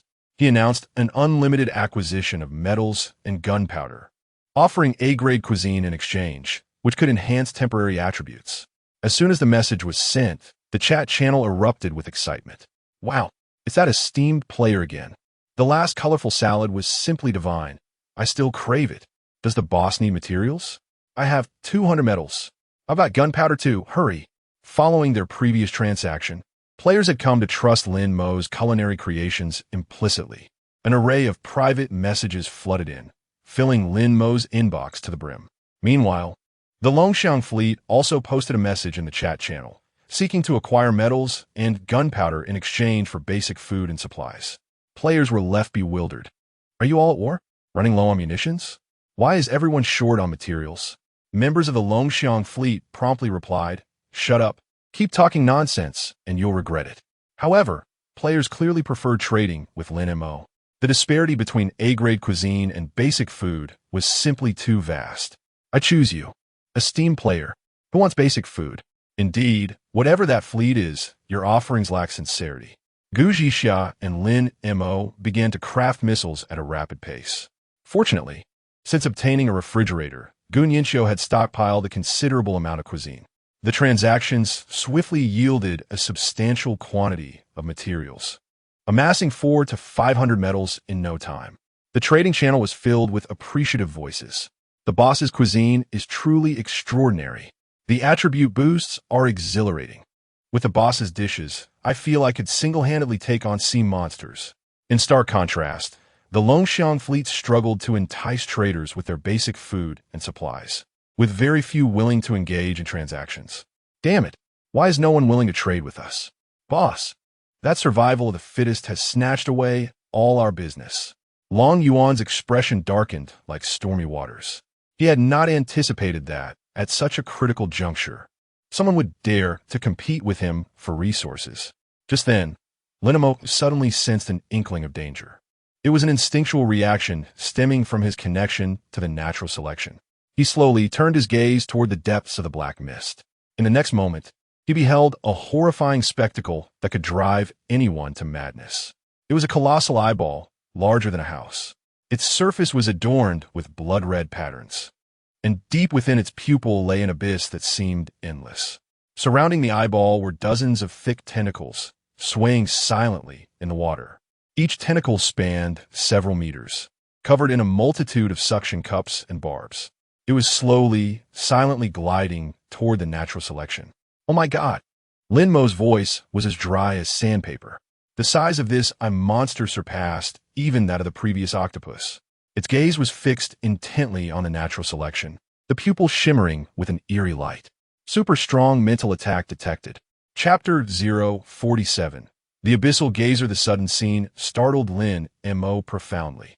From the depths of the unfathomable darkness, an immense eyeball, indescribable by mere words, silently approached. There was no roar, no overwhelming pressure, merely a pure, chilling gaze. Lin Mo's temples throbbed violently, a sharp pain instantaneously coursing through his nerves. Behind him, Gu Zhixia emitted a muffled grunt. She followed Lin Mo's line of sight and instantly froze. Her always sharp, knife-like phoenix eyes now bore an unmistakable trace of horror.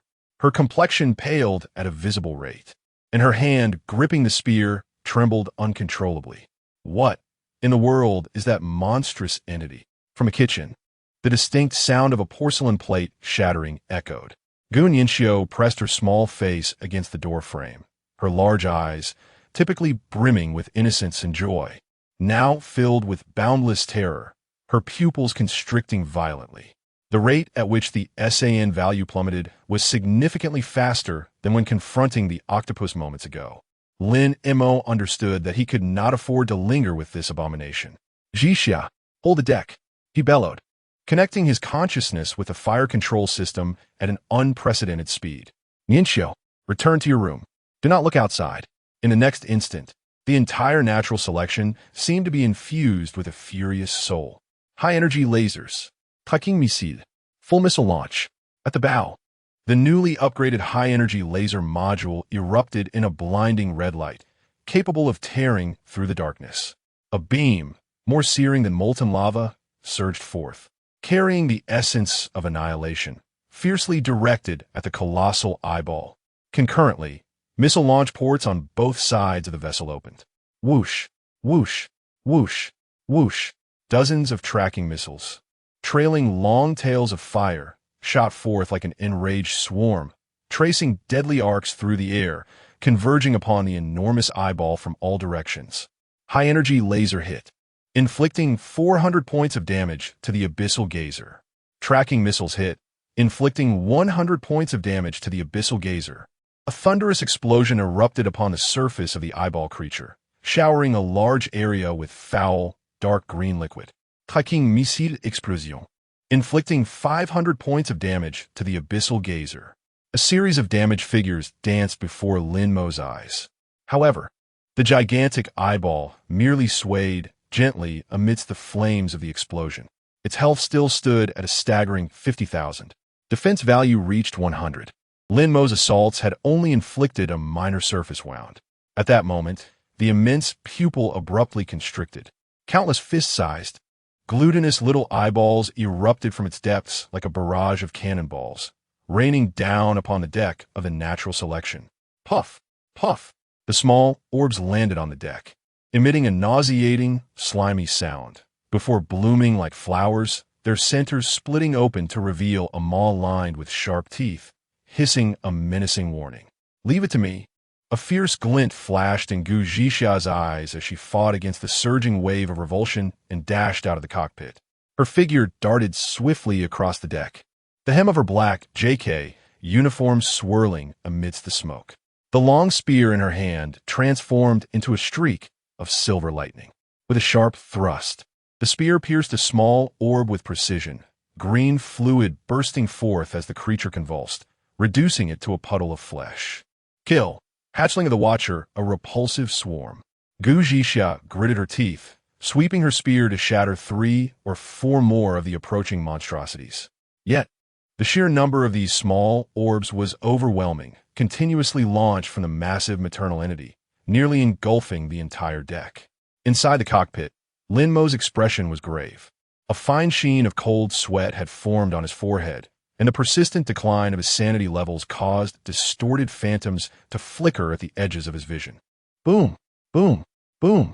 He relentlessly unleashed firepower through the weapon system, laboriously whittling down the deep-sea Watcher's health to 30,000 points. At that moment, a spark of inspiration struck him. During the upgrade of the high-energy laser module, the system had indicated the addition of a gem inlay slot that could accommodate special materials to unlock hidden abilities. The urgency of the situation had prevented him from examining it closely at the time. Now, it was the only path to resolution. His thoughts raced through the system's repository, focusing on a gem he had acquired through trade. Rainbow Glass Orb, a peculiar gem containing unstable energy, possibly resonating with certain high-energy devices. This is it. Lin Mo concentrated, dragging the Rainbow Glass Orb into the inlay slot of the high-energy laser module on the virtual control interface. Buzz like hot oil splashing into cold water. The entire weapon system erupted into a violent hum. Inlay successful. High-energy laser module resonates with the Rainbow Glass Orb. Unlocking special skill. Overclocking. Overclocking.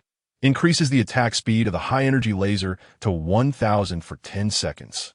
Cost. The high-energy laser module will overload and incapacitate for 180 seconds after the skill ends.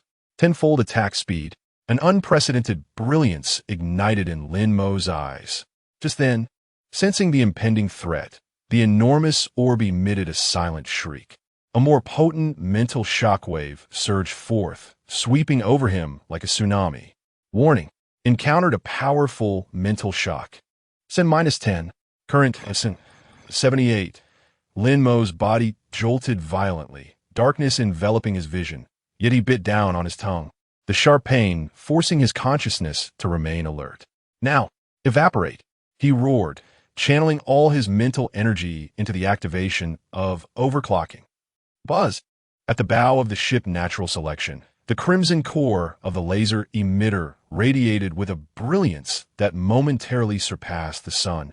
In the next instant, it transformed from a mere beam of light into a torrent of relentless crimson beams, cascading down in a storm of light that struck with an unperceivable speed upon the immense eyeball. The piercing sound of the projectiles filled the air, resembling the roar of the Grim Reaper. For the first time, a profound terror flickered within the depths of that colossal pupil. It yearned to evade. Yet the curtain of death woven from light had ensnared it completely. In the span of a second, 10 damage notifications flooded the screen. The remaining 30,000 health points of the deep-sea gazer evaporated like snow under a blazing sun, disintegrating at an unfathomable pace. 25,000, 10,000, 5,000, 0. In mere moments, the gigantic eyeball monster could not even emit a cry of despair before being utterly pierced, torn asunder, and vaporized by the violent laser storm. Boom! Its vast form burst apart like a punctured balloon, erupting into a rain of crimson. While all the smaller eyeballs on the deck were instantly reduced to ashes in the wake of this cataclysmic force, the world fell into silence. The eerie whispers that had lingered in the mind dissipated into nothingness. At the epicenter of the monster's explosion, a dark golden radiance quietly floated upon the ocean surface, exuding a mysterious and alluring aura. Defeated LV-10 Deep Sea Gazer. Obtained Red Arcane Gem 1. Warning, high-energy laser module overloaded, entering 60-second paralysis countdown. Lin Mo gasped for breath, slumped in the captain's chair, feeling as though his mental faculties had been utterly drained. He retrieved the gem using the claw module, finally allowing himself to breathe a sigh of relief. Gu Zhixia leaned against her spear on the deck, momentarily dazed by the sudden disappearance of the monstrous threat that had just moments ago loomed over them. She gazed toward the cockpit, her beautiful phoenix eyes reflecting not only the relief of survival, but also sheer astonishment. What? Was that just now, at that moment? The kitchen door creaked open. Gun Yinchio's little head peeked out. Unlike her usual exuberance, she stood there, dazed, her small face stained with tears, timidly observing the scene outside. Go, is that big eye gone? Lin Mo exited the cockpit and hurried to her side, kneeling down to gently wipe away her tears. Speaking in the softest tone possible, yes, it's gone. I drove it away. Gun Yinchio sniffled, looking at the unscathed Lin Mo and Gu Zhixia, her fear gradually replaced by a sense of security. She reached out her small hands, enveloping Lin Mo's neck tightly, burying her head in his shoulder. Oh, it was so terrifying. I never want to see it again. Lin Mo gently patted her back, a wave of indescribable coldness and resolve surging within him. He returned to the cockpit, where Gu Zhixia was already waiting. The radar and communications would not be restored for another 23 hours. Lin Mo's voice was deep and resolute within this shroud of darkness. It was uncertain how many such creatures lay in wait. Gu Zhixia tightened her grip on the long gun, her phoenix-like eyes ablaze with an unprecedented resolve and fighting spirit. It matters not. She glanced at Lin Mo and then at her sister peering cautiously from the kitchen doorway. Next time, I will ensure her safety. And you, her lips curled into a subtle smile of trust, will safeguard us all, won't you? Chapter 048. Survival of the Fittest. Fortunately, the three of them had consumed a substantial amount of dishes that permanently enhanced their mental attributes beforehand. The intensity of the mental assault, after the monsters were vanquished, was swiftly dissipating, along with the lingering sting and hallucinations that had pervaded their minds. The diminishing SAN value was also recovering rapidly. Gu Zhixia leaned against the frigid wall of the cabin, exhaling a long breath of stale air, her chest heaving from the exertion of her heavy breathing. She gazed at Lin Mo, whose usually sharp, phoenix-like eyes now exhibited a rare hint of confusion. What shall we do next? Lin Mo did not respond immediately. His fingers glided gently over the radar screen, which had become utterly non-functional, displaying only a disconcerting flurry of static. If the ship's supercapacitor were fully charged, I could attempt to ascend to an altitude of 10,000 meters to see if I could locate the perimeter of this ominous black mist. His voice was calm, yet it bore an unmistakable trace of exhaustion. Regrettably, we expended too much energy previously dealing with the Longxiang fleet. Should we take flight recklessly, and our power were to deplete mid-air, or if we encountered another unforeseen monstrosity that would spell true doom? Brother Mo, sister, wait for me. Gun Yinxio's voice echoed from the kitchen entrance, her tear-streaked face still bearing signs of distress. Yet her large eyes had rekindled with hope. I will prepare something delicious for you. Clenching her small fist, she motivated herself. Once you consume my cooking, you will regain your spirits and have the strength to drive away all the evildoers. With that, she dashed back into the kitchen, and soon the gentle clattering of pots and pans filled the air, becoming the sole warm note amidst the desolate warship. Gu Zhixia's gaze shifted back from the kitchen, her brow still furrowed in concern. If that monster returns a few more times, I fear our SAN value won't withstand it. She spoke in a hushed tone. Moreover, who knows what other unseen horrors lurk within this wretched black mist? Do not worry. Lin Mo's voice resonated with a reassuring strength. Leaning against the captain's chair, despite his fatigue, his thoughts remained remarkably lucid. We will continue to stockpile missiles. He brought up the workstation interface, showcasing a mountain of metal and gunpowder acquired through recent trades. The explosive range of the missiles is highly effective against these corporeal monsters. If we encounter a crisis beyond our capacity to handle, we will activate flight mode. He paused, his gaze sharpening. We will make a swift retreat, waiting until 23 hours have passed for the radar and communications to restore. Meanwhile, on the other side of the black mist, the plight of the Longxiang fleet was scarcely better than hell. Within the bridge of the flagship, Longxiang, the atmosphere was palpably tense. The emergency red lights cast sinister shadows on the faces of the crew, rendering them akin to malevolent specters. Captain, what do we do now? Lei Hu's voice was hoarse, trembling with uncontainable fear. Their ammunition had already dwindled significantly after the prior confrontation with the natural selection. After being engulfed by the dark mist, they encountered a terrifying behemoth that defied all logic, a colossal leviathan floating in the sky.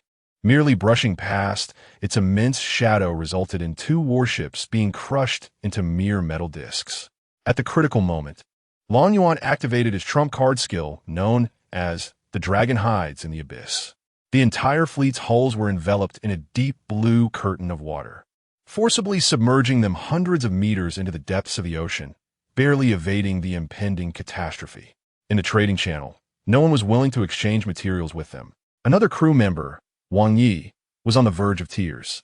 They had all gone to seek out the one called survival of the fittest. He was bartering with A-grade cuisine. What could they possibly offer in comparison?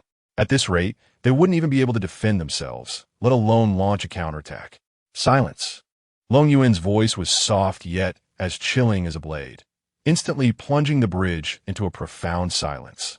He stood with his back to the others, concealing his expression from view. Only he knew the torment of his mind, as if pierced by countless steel needles, a harrowing backlash from the overexertion of his mental faculties.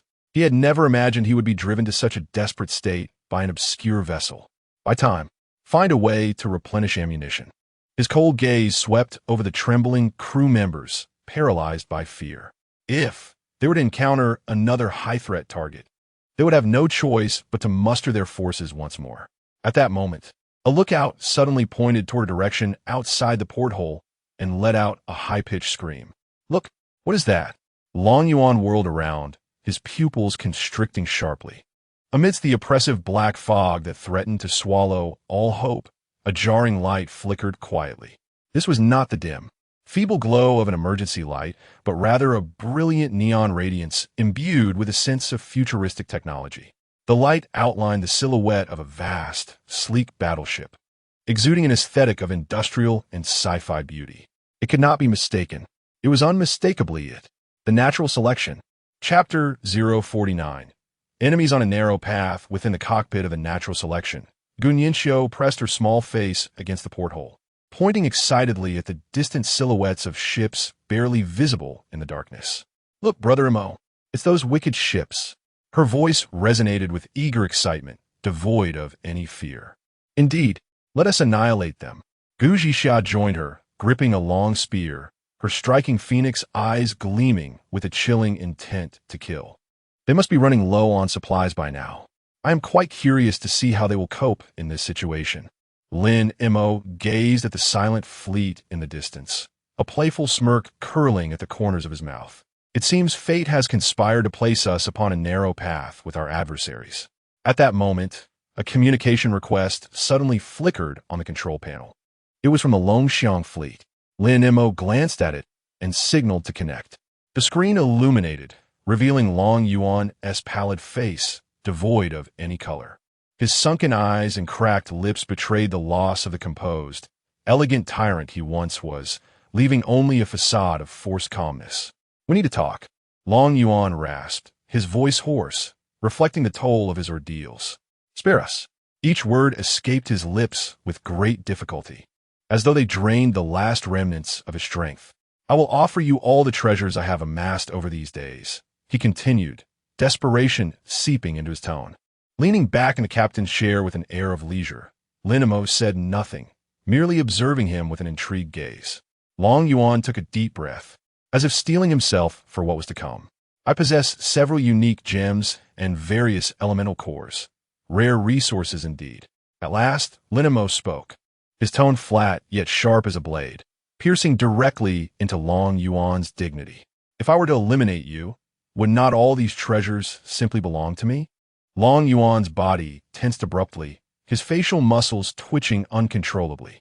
He stared intensely at the young man on the screen, his eyes suddenly bloodshot with disbelief. He had not anticipated such ruthless resolve from this man, who showed no inclination to leave even the slightest room for mercy. Lin Mo leaned slightly forward, his smile vanishing, replaced by a coldness that could freeze the very soul. Previously, you were so aggressive, surrounding me with your fleet and commanding your troops. Now, do not blame me for my lack of compassion. As his words faded, Lin Mo unilaterally severed the communication, plunging the screen into darkness. In the next instant, the bow of a natural selection surged to life, the red high-energy laser module fully charged. A blinding red beam shot forth like a sword of judgment from the depths of hell, hurtling toward the distant Longxiang fleet. Boom! The crimson beam struck an S-class frigate with precision. The vessel's armor melted away instantaneously, creating a gaping hole, but quickly began to recover, dispersing the damage.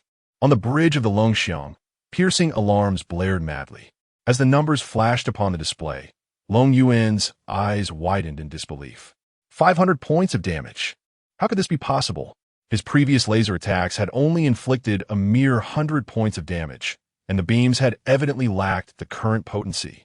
Boss, his weapon has been upgraded, Lei Hu exclaimed, his voice tinged with an incredulous fear. Before they could fully comprehend the situation, 2 trailing missiles soared forth, crashing mercilessly into another vessel. Boom! Another 500 points of damage. Boss, what should we do? At this rate, we will be annihilated. Wang Ye's voice trembled with despair. The chilling sense of hopelessness enveloped the bridge like icy waters. Long Yuan gritted his teeth, the sound echoing ominously. We must flee. A glint of frenzied determination flashed in his eyes. He closed them once more, disregarding the searing pain tearing through his mind, desperately squeezing the last remnants of his mental fortitude. The dragon lies in the abyss. A deep blue curtain of water erupted around the Longxiang, enveloping the battered fleet in its depths. With a sudden heave, Long Yuan spat blood, his body swaying dangerously as he nearly collapsed. His complexion had transformed from pale to a ghastly gray, reminiscent of the dead. Forcing himself to unleash this skill once again had inflicted nearly irreversible damage upon his very essence. Yet, he could no longer afford to be concerned with such matters.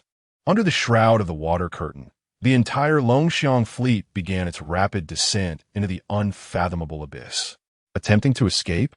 Lin Mo observed the swiftly descending blue veil with a furrowed brow. He had no intention of letting them slip away so easily. Brother Mo is so impressive. Gun Yinchio's starry eyes sparkled with admiration as she clung to Lin Mo's arm, her face alight with adoration. Lin Mo's was locked onto a special skill within the fire control system. Overclock. He activated it. Buzz. The bow of the natural selection glowed as the red laser launch core outshone the sun in an instant.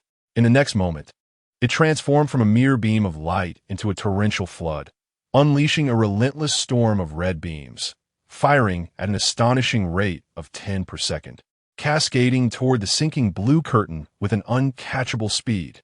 Whoosh, whoosh, whoosh, whoosh, whoosh. The deafening sound of piercing air resonated like the roar of death itself. The descending Longxiang fleet was instantly engulfed by this barrage of lethal light. -500, -500, -500, -500, -500. In the span of a single second, damage notifications surged across the screen in a frenzy. The remaining durability of the Longxiang fleet, exceeding 80,000 points, melted away with an astonishing rapidity akin to ice under the scorching sun. 70,000, 60,000, 50,000 in merely 10 seconds. As the overclocking concluded and the high-energy laser module succumbed to overload paralysis, the shared durability of the Longxiang fleet was brutally reduced by a staggering 50,000 points. Each vessel beneath the shimmering water curtain became battered and tattered. Some ships had even lost half of their hulls, vaporized by the laser tempest, on the verge of disintegration. Yet, that deep blue water curtain ultimately bore this fleet, teetering on the brink of annihilation, deep into the obscured abyss, vanishing from sight. Alas, it is regrettable. They have managed to escape. Gu Zhixia sighed, her tone heavy with reluctance. In contrast, Lin Mo maintained a serene expression, slumped in the captain's chair, feeling his spirit momentarily vacate. Do not worry, he spoke, his voice weary yet resolute. They cannot flee indefinitely. There will be ample opportunities to deal with them in due course.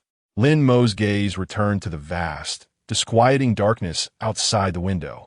The immediate priority was to devise a means to extricate themselves from this accursed fog. Chapter 050.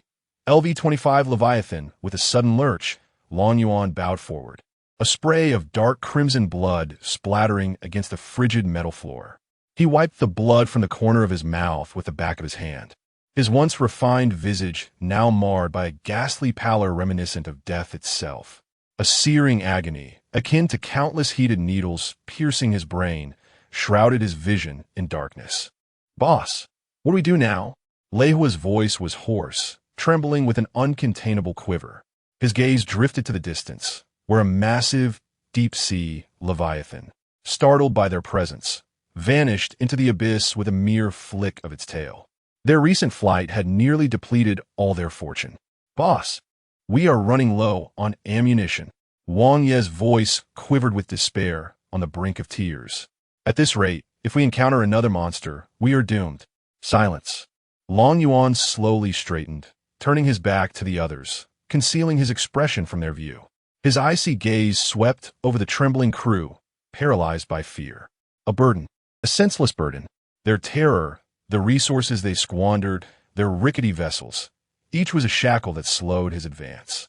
A sudden low laugh escaped him, echoing eerily within the silent bridge. At this juncture, preserving the entire fleet was an impossibility. He turned to face them, a sickly, elegant smile gracing his lips. Useless pawns ought to be discarded. Fear instantaneously filled Lei Hua and Wang Ye's eyes, a chilling dread surging up their spines. Long Yuan paid no heed to their horror. He closed his eyes once more. The remnants of his mental fortitude coalesced into a cold, merciless command, transmitted through the blood pact binding him to every captain in the fleet, reaching every vessel in an instant. A self-destruct order. Boss, you. A captain's incredulous exclamation crackled through the communication channel. But before he could finish, outside the porthole of the Longxiang, the battered warships disintegrated without explosion or flame. They simply dissolved into silence. Like a sand painting erased by an invisible hand, the hulls, decks, mass, and even the crew, who perished without ever grasping what transpired, transformed in an instant into primordial fragments, glimmering softly. Their greatest regret in life was entering into that inescapable blood pact with the demon Long Yuan. Acquired wood 50, acquired metal 80, acquired gunpowder 30, acquired purple crystal core 1. A flurry of system notifications inundated Long Yuan's vision. He gazed at the resources suspended in the water, purchased with the lives and ships of his comrades, a satisfied smile illuminating his face. With the disassembly of so many vessels, the Longxiang should upgrade to level 20 in one fell swoop. His voice brimmed with fervor and confidence for the future. At that moment, the so-called spaceship would be incapable of defeating me. Commence salvage, he coldly commanded. Time flowed languidly within the oppressive black mist. The natural selection, like a solitary specter, glided across the desolate sea surface. Over the course of 20 hours, they encountered countless bizarre creatures, swarming, luminescent, venomous jellyfish, and fleeting deep-sea predators that were too swift to even catch a glimpse of their shadows. Yet, under Lin Mo's calm command and the formidable firepower of the natural selection, these threats were systematically neutralized. Congratulations! The natural selection has upgraded to level 14. Acquired 10 ship exchange points. Current remaining ship exchange points, 12 points. Only 30 minutes remained until the black mist dissipated. Inside the cockpit, an indescribable fatigue permeated the air. Gun Yinxiu could no longer endure it and curled up on the sofa beside the captain's chair, falling asleep. A faint trace of tears lingered on her delicate face as she tightly clutched a rabbit plush toy, the rhythmic sound of her breathing becoming the sole source of solace within the cabin. Beside her, Gu Zhixia yawned, leaning against the cold wall, methodically polishing the long spear in her hands, her movements significantly slower than usual. After more than 30 hours without rest, even with Gun Yinxiu's culinary masterpieces replenishing their strength, the fatigue weighing heavily on their spirits felt as relentless as the tide. Only Lin Mo remained, steadfast as a statue, seated in the captain's chair, his mind sharply focused. He understood that it was precisely in such moments that one must remain vigilant. The darkness before dawn is often the most perilous. Suddenly, Lin Mo sensed a dramatic decrease in ambient light. It was not the extinguishing of lights, but rather as if some presence had devoured the very source of illumination, plunging everything into an unfathomable darkness. An indescribable sense of oppression descended upon him, and his instincts warned him of an extraordinary approaching entity. He abruptly lifted his head and gazed through the massive porthole above. His breath caught for a moment. Atop the dense, impenetrable black mist, an unimaginably colossal silhouette was slowly parting the clouds, revealing itself. It was a Kuin, an enormous, floating creature in the sky. Its size nearly obscured the entire heavens, casting a shadow that rendered the natural selection below a mere insignificant speck of sand. LV-25 Giant Kuin Attack. Defense. Health. 100,000. Lin Mo's pupils constricted sharply. Without hesitation, he plunged his thoughts into the ship's upgrade interface. The 12 exchange points must be immediately converted into combat power. Would you like to consume 12 exchange points to unlock the Tesla electromagnetic tower module? Unlock. Buzz, a metallic tower, imbued with a retro-futuristic aesthetic, rapidly ascended from the midsection of the natural selection, with perilous blue arcs of electricity beginning to flicker at the spiraling coils atop.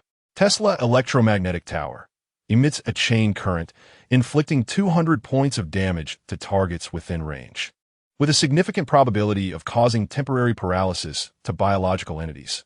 However, its range is rather limited. Control is the key to dealing with such a colossal creature. At the very moment the electromagnetic tower was unlocked, the giant Kuin stirred. It slowly turned its head, resembling a continent, towards the natural selection. In the next instant, it charged towards the natural selection. Chapter 051. Slaying the colossal Kuin, silence reigned. There were no forewarnings, only an immense shadow capable of devouring all, descending with an irresistible and inescapable force. High-energy lasers. Homing missile. Lin Mo's thoughts synchronized flawlessly with the fire control system. From the bow of the ship, a blinding red beam shot forth, striking precisely at the abdomen of the colossal Kun. On either side of the vessel, dozens of missiles trailed fiery tails, howling towards that vast shadow. Boom! Boom! 400 points of damage inflicted on the colossal Kun. 500 points of damage inflicted on the colossal Kun. The series of attacks merely stirred insignificant ripples of energy across that massive form. The colossal Kun drew ever closer, emanating a terrifying pressure that made the entire ship tremble slightly. As it entered a range of 500 meters, the electromagnetic tower activated. ZZZZ.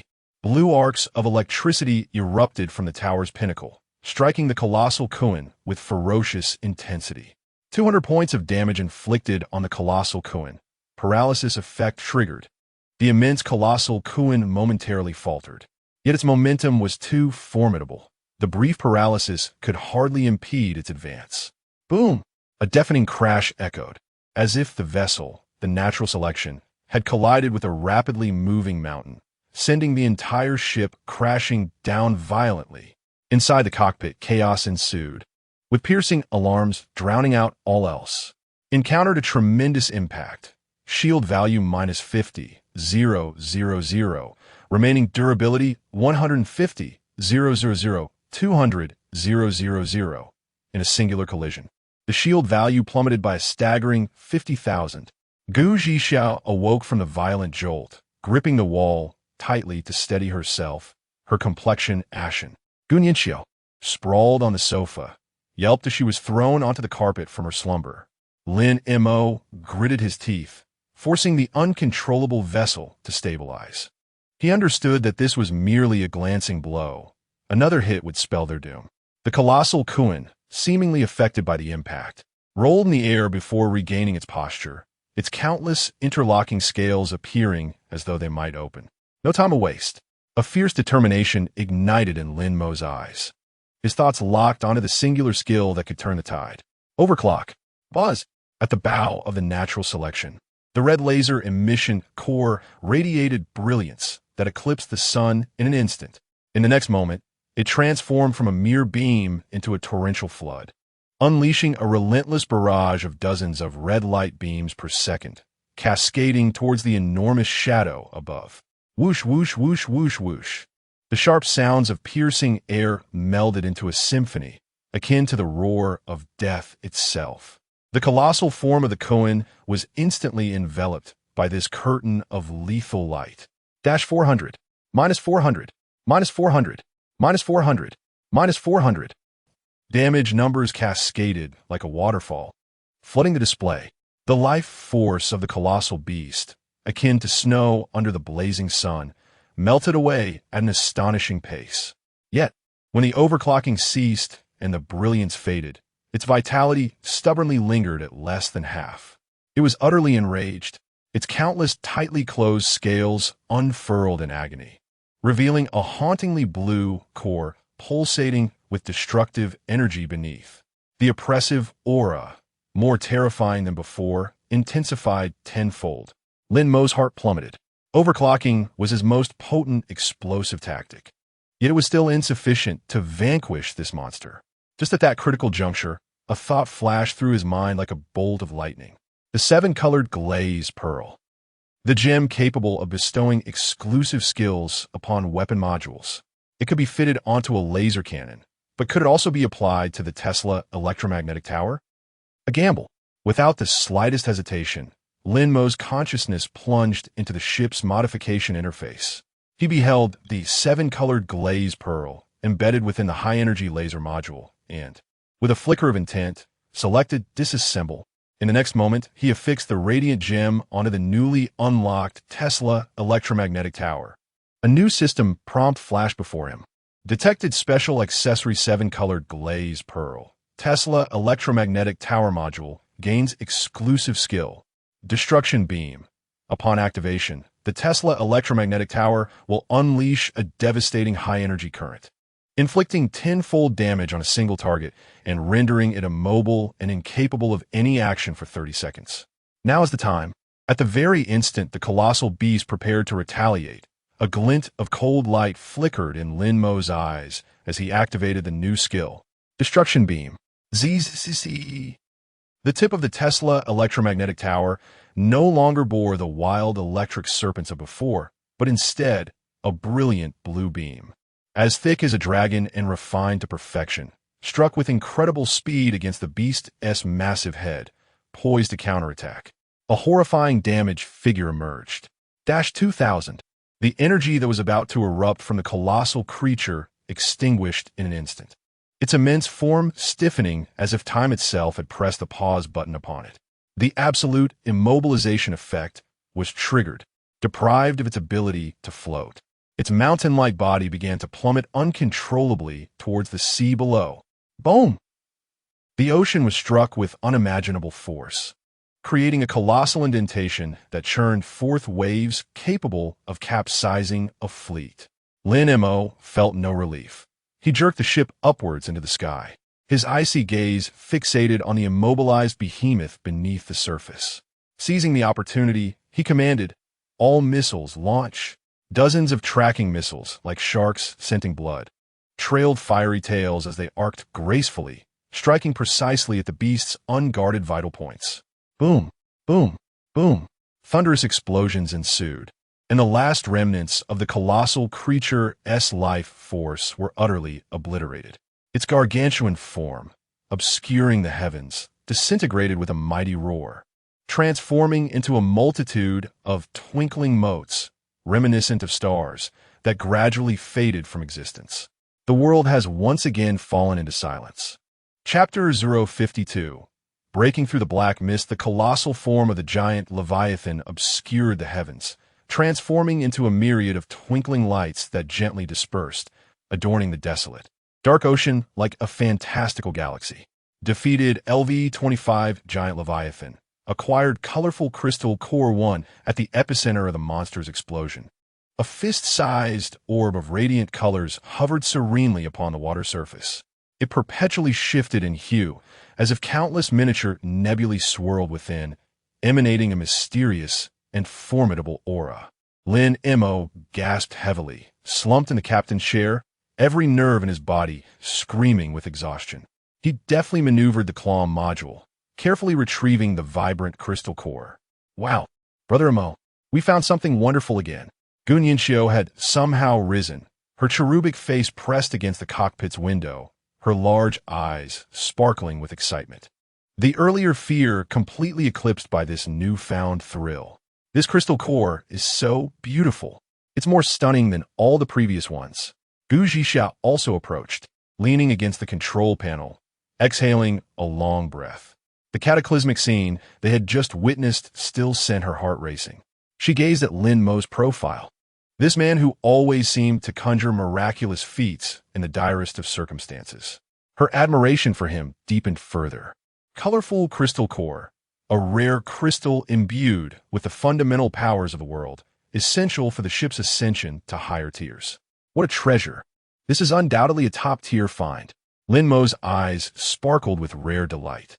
With this, the SS natural selection could advance once more, heralding a qualitative leap in power. He secured the crystal core carefully and glanced at the countdown on the control panel. System restoration countdown, 05:00. Only 5 minutes remained. In 5 minutes, the radar and communication systems would be restored, allowing them to locate a way to escape this cursed place. The dawn of victory was within reach. However, at that moment, Lin Mo's heart lurched. An instinctive warning, born from a profound connection with the SS natural selection, blared within him. An indescribable, soul-deep terror surged from the abyss below, cascading forth in a frenzied wave. Something was amiss. Lin Mo's complexion paled as he forcefully pushed the control stick. Take off. Ascend 200 meters. The anti-gravity engines of the natural selection erupted in blinding brilliance, the entire warship soaring upwards like an arrow released from its bow. Just as they broke the surface of the sea, a thunderous roar erupted below. The water no longer surged with towering waves. Instead, it erupted entirely as if the ocean itself had ceased to exist. In its place arose a grotesque amalgamation of twisted flesh, ghastly bones, and countless writhing tentacles, an endless expanse of uncanny marine life. Fish with human-like faces emerged, their mouths splitting to the roots of their ears, emitting silent, piercing shrieks. A colossal octopus, its form rivaling that of a skyscraper, boasts tentacles adorned with a multitude of constantly opening and closing eyes. Countless nameless, grotesque creatures emerge from the sea of flesh, transforming this aquatic realm into a veritable hell on earth. Come home with me. Come home with me. An eerie whisper unexpectedly echoes in the ears of the trio. Gunyinsho lets out a piercing scream, abandoning all restraint as she scrambles towards Lin Mo, throwing herself into his embrace, her petite frame trembling uncontrollably. Brother Mo. Below.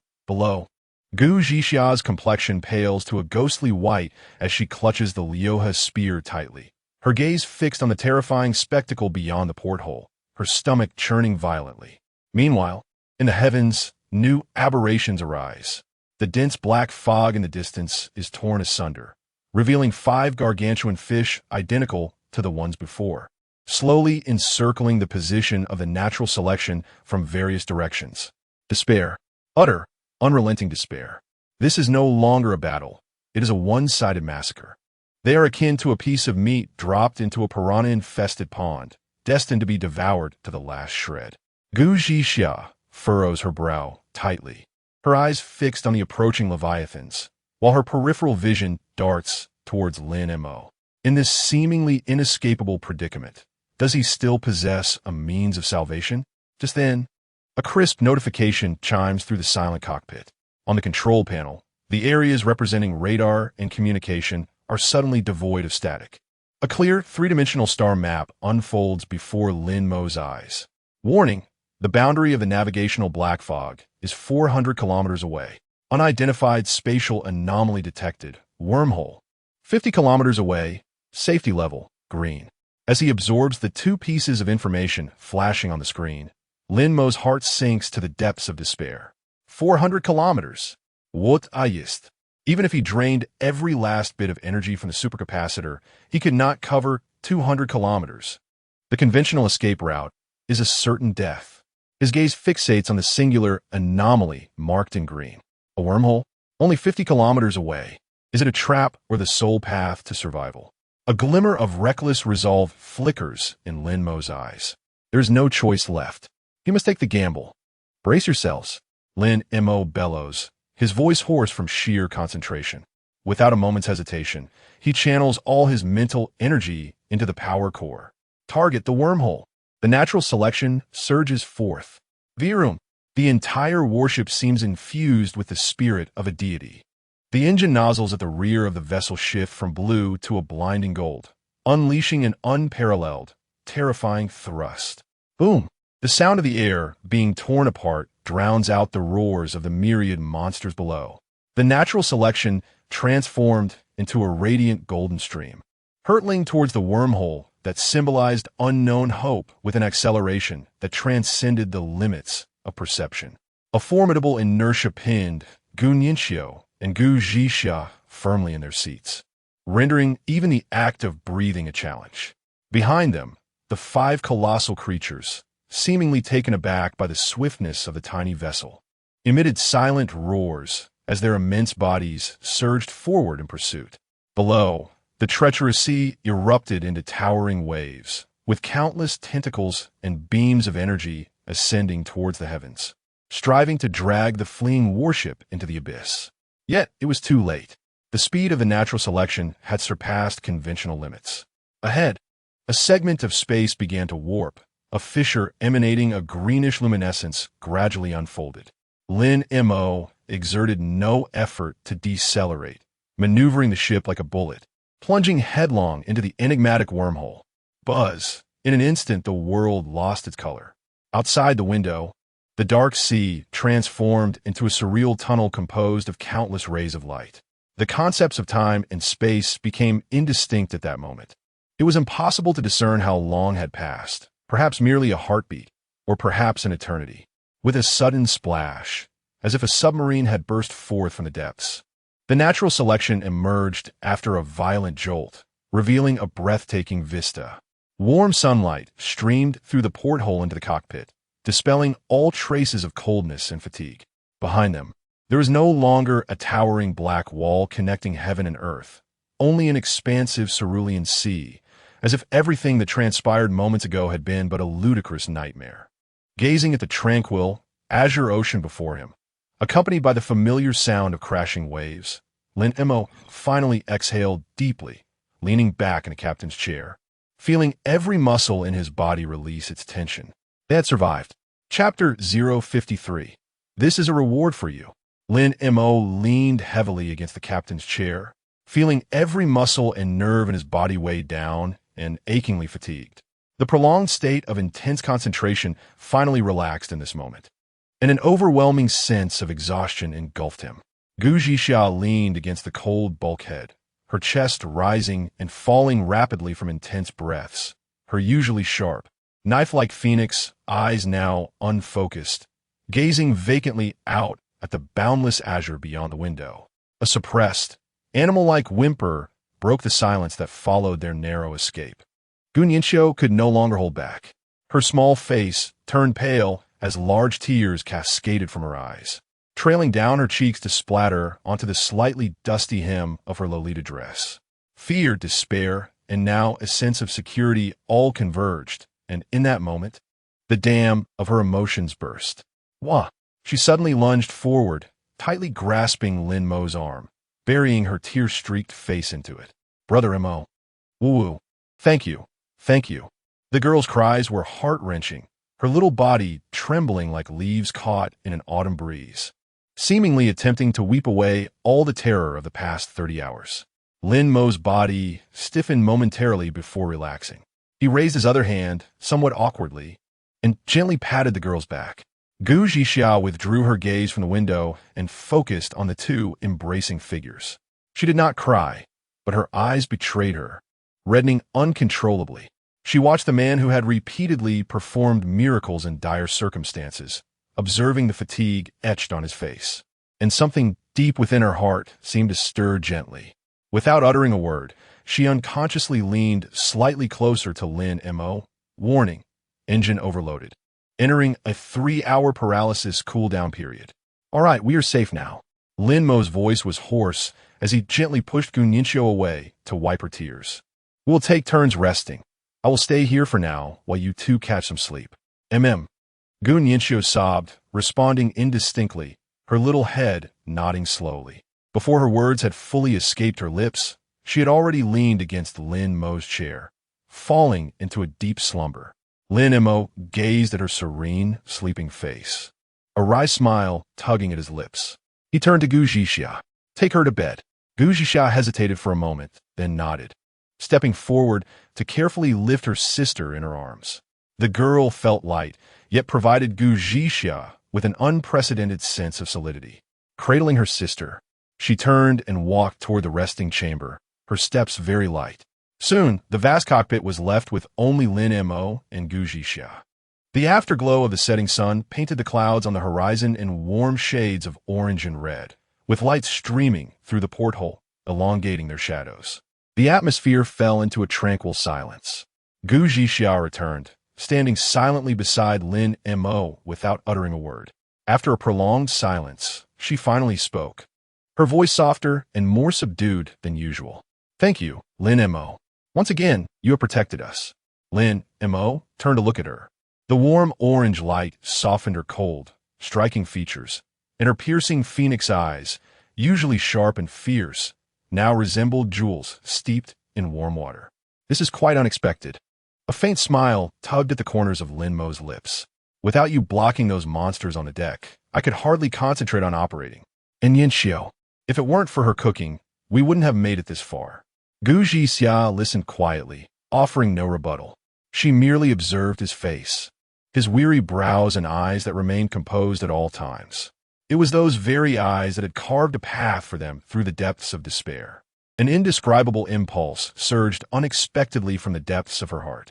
Reason, pride, and restraint shattered under the weight of this overwhelming emotion. Almost instinctively, she leaned forward, her soft, slightly cool touch gently pressed against Lin Mo's cheek. The moment lingered, the air seemingly frozen in time. Lin Mo appeared taken aback by this sudden gesture.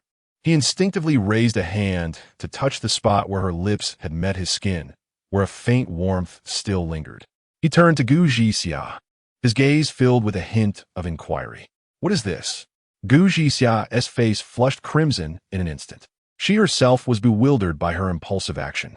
A scorching heat spread from her neck to her ears as she abruptly turned away, unable to meet Lin Mo's gaze. Humph. She forced herself to maintain her usual haughty tone to mask her fluster. This is a reward for you. A reward for saving us sisters. Lin Mo regarded her adorable facade of stubbornness and vulnerability, a playful smile tugging at his weary features. Oh, a reward, is it? He deliberately elongated the words, leaning slightly closer to her. Then, I want more. Gu Jixia's heart skipped a beat. Her mind went blank, overwhelmed by the warmth of his breath brushing against her ear, leaving her feeling weak all over. Words of refusal lingered on her lips, yet they would not escape. It was as if her body possessed a will of its own. Slowly, she turned her head. Under the gaze of his amused, deep-set eyes, she closed her eyes, resigned, and leaned in once more. Like a dragonfly skimming the water, her soft lips brushed lightly against his. Then, startled like a frightened rabbit, she sprang back. No more, she declared, her voice shaky as she fled, her back telling tales of her hasty retreat. Left alone in the quiet cockpit, Lin Mo raised a hand to gently touch his lips. Above, there lingered a faint trace of a young girl's sweet and tender fragrance. He gazed out at the sea, painted crimson by the evening glow, and let out a soft chuckle. Chapter 054. Curvature Engine. Lin Mo remained alone in the tranquil cockpit. The remnants of the sunset bathed the clouds on the horizon in a warm, orange hue, and the light streaming through the porthole elongated his solitary shadow. Gazing at the vast sea, now tinged with the evening glow, the tension that had gripped him throughout the day gradually began to ease, and a faint smile involuntarily graced his weary face. These agonizing 30-plus hours had resembled a bizarre and nightmarish dream, and at this moment, he finally felt as though he had awakened. The two girls must have succumbed to deep slumber by now, particularly Guninxio, who would likely sleep until noon the following day. Leaning back in the captain's chair, Lin Mo relished this fleeting moment of tranquility while simultaneously immersing his consciousness into the ship's control system. At that instant, a gentle system notification resonated in his mind. Congratulations! You have met the mileage requirement. The natural selection has upgraded to level 15. You have received 10 ship exchange points. Current remaining ship exchange points, 10 points. Detected that the ship's level has reached a multiple of 5. You have earned a special lottery opportunity. Lin Mo's spirits lifted slightly. A special lottery. What a fortunate occurrence. The last time he had drawn the forward 4. It had become their sole lifeline in a critical moment. Without hesitation, he opted to draw immediately. Before him, a virtual panel materialized, revealing a spinning wheel composed of countless stars. The wheel bore no text, only enigmatic runes representing various modules and capabilities. Lin Mo's thoughts activated the central button of the wheel. Buzz. The wheel whirled rapidly, a cascade of runes shimmering in vibrant hues too swift to discern. Eventually, its speed gradually diminished, and the pointer settled firmly upon a rune that exuded a sense of spatial distortion. Congratulations! You have obtained the rare golden module, Curvature Engine. Curvature Engine can be linked with the flight module, enabling superliminal travel by folding the space ahead. During activation, flight speed increases to 1,000. Cost. Energy consumption rises to 200, and there is a certain load on the ship's structure. With the current supercapacitor reserves, the Curvature Engine can only sustain full power for 15 minutes. Lin Mo spriet kvickenet instantaneously. A tenfold increase in flight speed. He rapidly calculated. The natural selection's current base flight speed was 54 kilometers per hour. Tenfold. That equated to 540 kilometers per hour. If combined with forward 4, he could scarcely fathom the velocity they could achieve. though its duration was limited to 15 minutes and the energy consumption was daunting. This was undoubtedly a trump card capable of altering the course of battle at a critical juncture. With it, whether in pursuit or retreat, he would possess absolute initiative. Suppressing his excitement, Lin Mo shifted his gaze to the 10 ship exchange points. After enduring a series of harrowing battles in the black mist, he had come to a profound realization. The greatest shortcoming of a natural selection lay in its energy reserves. Whether it be the ultra-frequency of high-energy lasers or the recently acquired curvature engine, both are indisputable power guzzlers. The 100 megawatts output of the micro-fusion reactor has gradually become insufficient. An upgrade to the power core is imperative. His thoughts swiftly navigated to the exchange list, where he discovered the upgrade option for the power module. Micro-fusion engine, medium fusion engine. Upgrade requirements: 10 ship exchange points, metal 500, wood 200. Gem core 1. Upon seeing the final requirement, Lin Mo's brow furrowed slightly. A gem core? What is that? He rummaged through the warehouse, but found no material by the name of gem core. Suddenly, a spark of inspiration ignited in his mind. The red enigmatic gem obtained after defeating the deep-sea gazer, and the colorful crystal core acquired from vanquishing the giant Culinary. Could these be the so-called gem cores? With a mindset of trial and error, he dragged the red enigmatic gem into the upgrade material slot. Material match successful. Success. A wave of joy surged within Lin Mo as he unhesitatingly chose to confirm the upgrade. Consuming 10 exchange points, 5,000 metal, 2,000 wood, red enigmatic gem 1. Upgrading to medium fusion engine.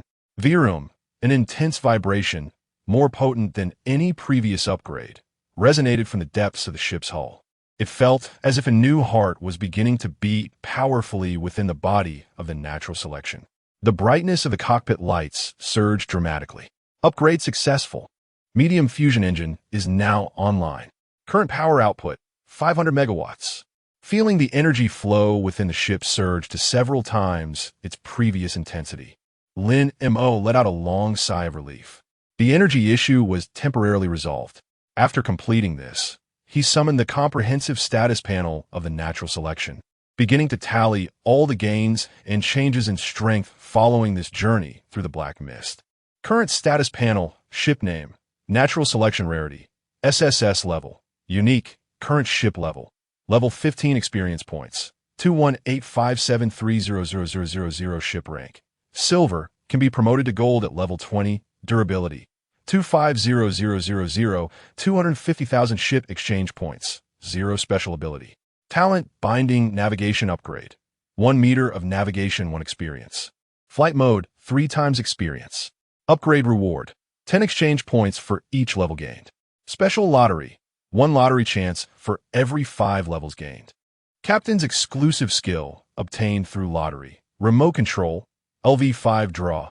Blue, the captain can remotely view radar and mentally control the ship for simple movements and weapon launches within a range of 5 kilometers. Forward 4, LV10 draw. Gold consumes 300 power, increasing flight speed to 10 times for 10 seconds. Following this, engine overload will occur, lasting for 3 hours, with a cooldown period of 24 hours. Curvature engine, LV15 extraction. Gold consumes 200 power, increasing flight speed tenfold, capable of surpassing the speed of light. Unlocked modules overview, basic modules, large storage hold, large cabin, basic sleeping quarters, basic grapple, intermediate kitchen, upgraded from simple kitchen, equipped with an oven, refrigerator, barbecue grill, etc. Medical bay, unlocked at LV5, capable of diagnosing and treating injuries. Workbench, unlocked after LV10, capable of crafting ammunition, parts, etc. 1 metal block, 1 gunpowder, 10 machine gun bullets, 5 metal blocks, 1 gunpowder, 1 tracking missile. Power modules, medium fusion reactor, upgraded for micro, core energy source. Power output of 500 megawatts. Supercapacitor, unlocked at LV3, stores electricity to power high-energy consumption modules, such as flight. Intermediate engine, increases basic navigation speed by 50. Current speed is 18 kilometers/h. Flight module, built-in, requires prior unlocking, enables flight significantly enhancing maneuverability. Curvature engine, LV-15 extraction, gold, fold space for navigation, flight speed 10. Energy consumption, 200. Defense modules, electromagnetic defense barrier, unlocked after LV-12. Generates an energy shield linked to the ship's durability, capable of withstanding attacks while gradually regenerating. Weapon modules, intermediate tracking missile, upgraded from basic, attack power of 200, firing rate of 2 rounds second. Shipboard machine gun, attack power of 40, firing rate of 5 rounds second, requires manual or mental control. High energy laser, upgraded from energy beam, damage of 500, range of 5,000 meters, charging time of 1 second. Special skill, overclock, from multicolor glass speed, increases firing rate by 1,000 for 10 seconds, followed by module overload paralysis. Tesla electromagnetic tower, unlocked at LV-14.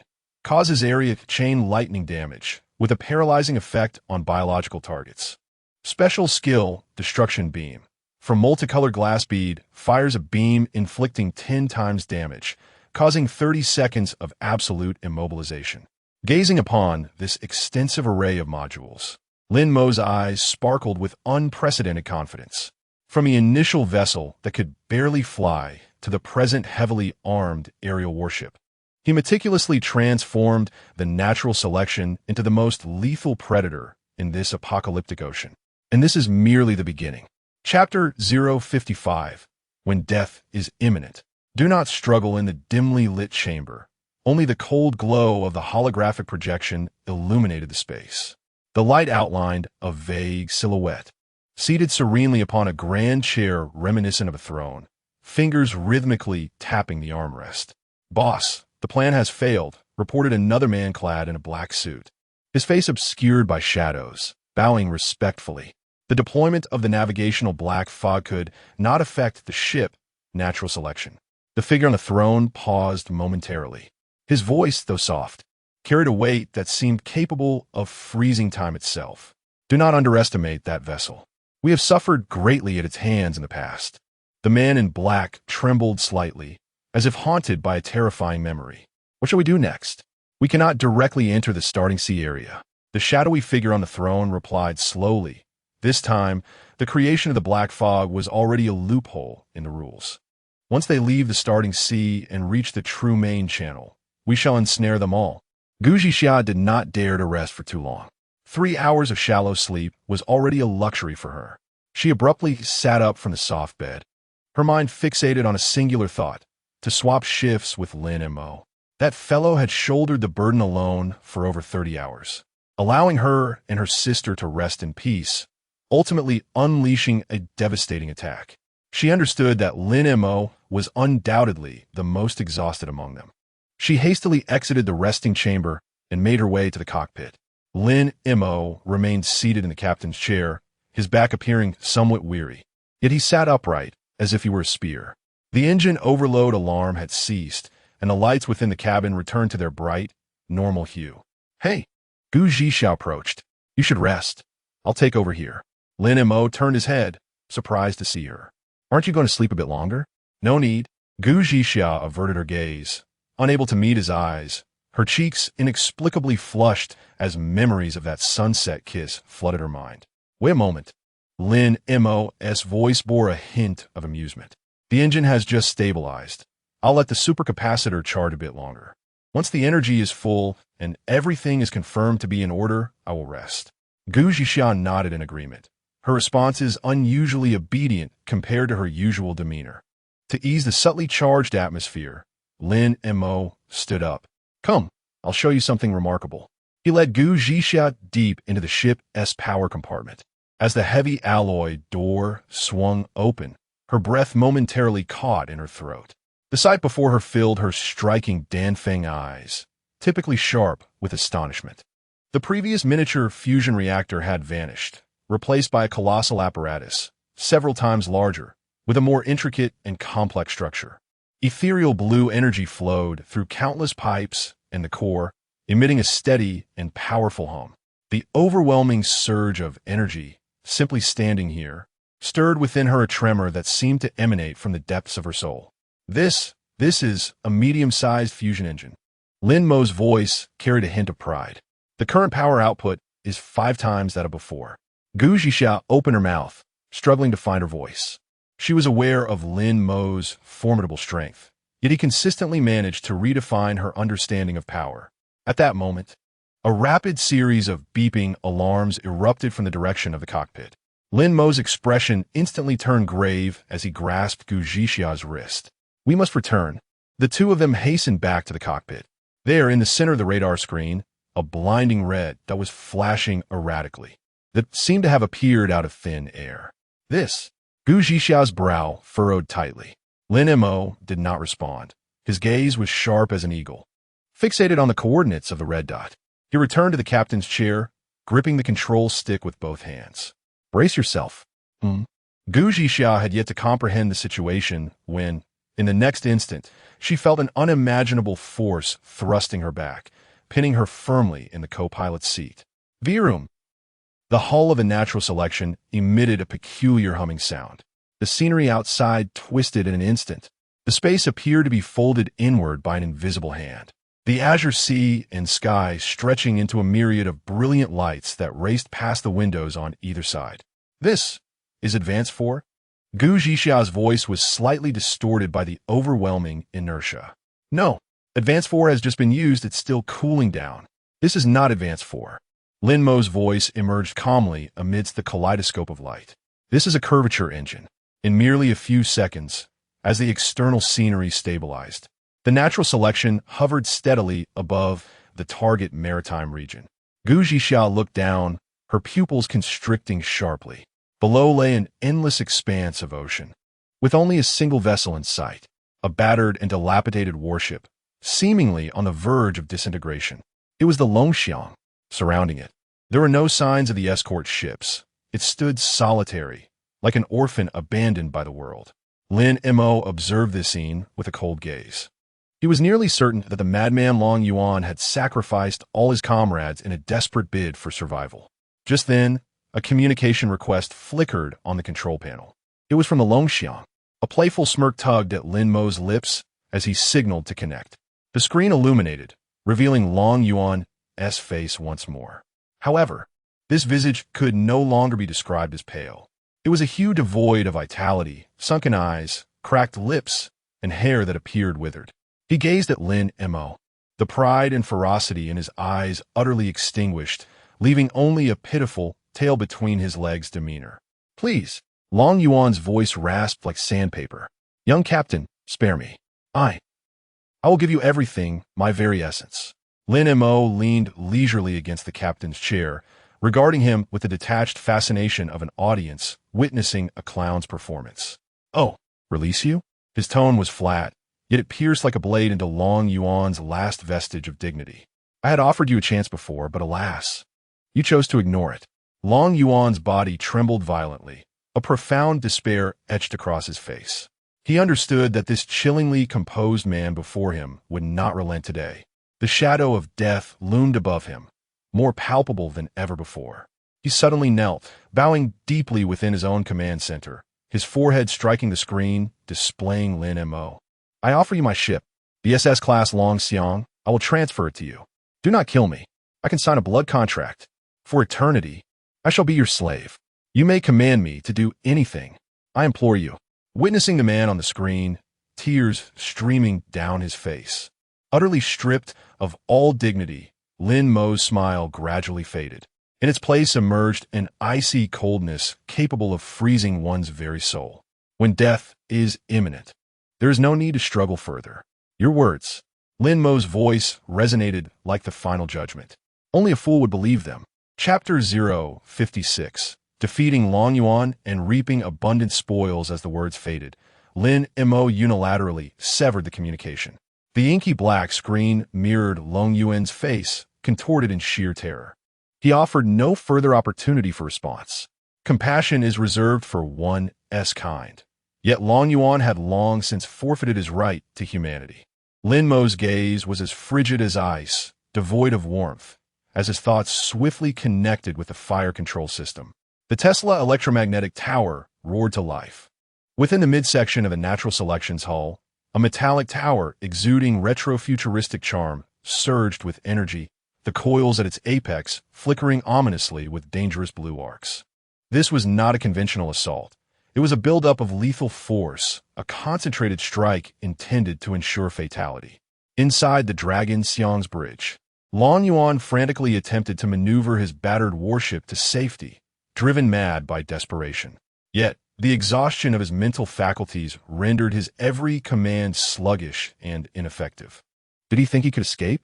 A cruel smile curled at the corners of Lin Mo's lips.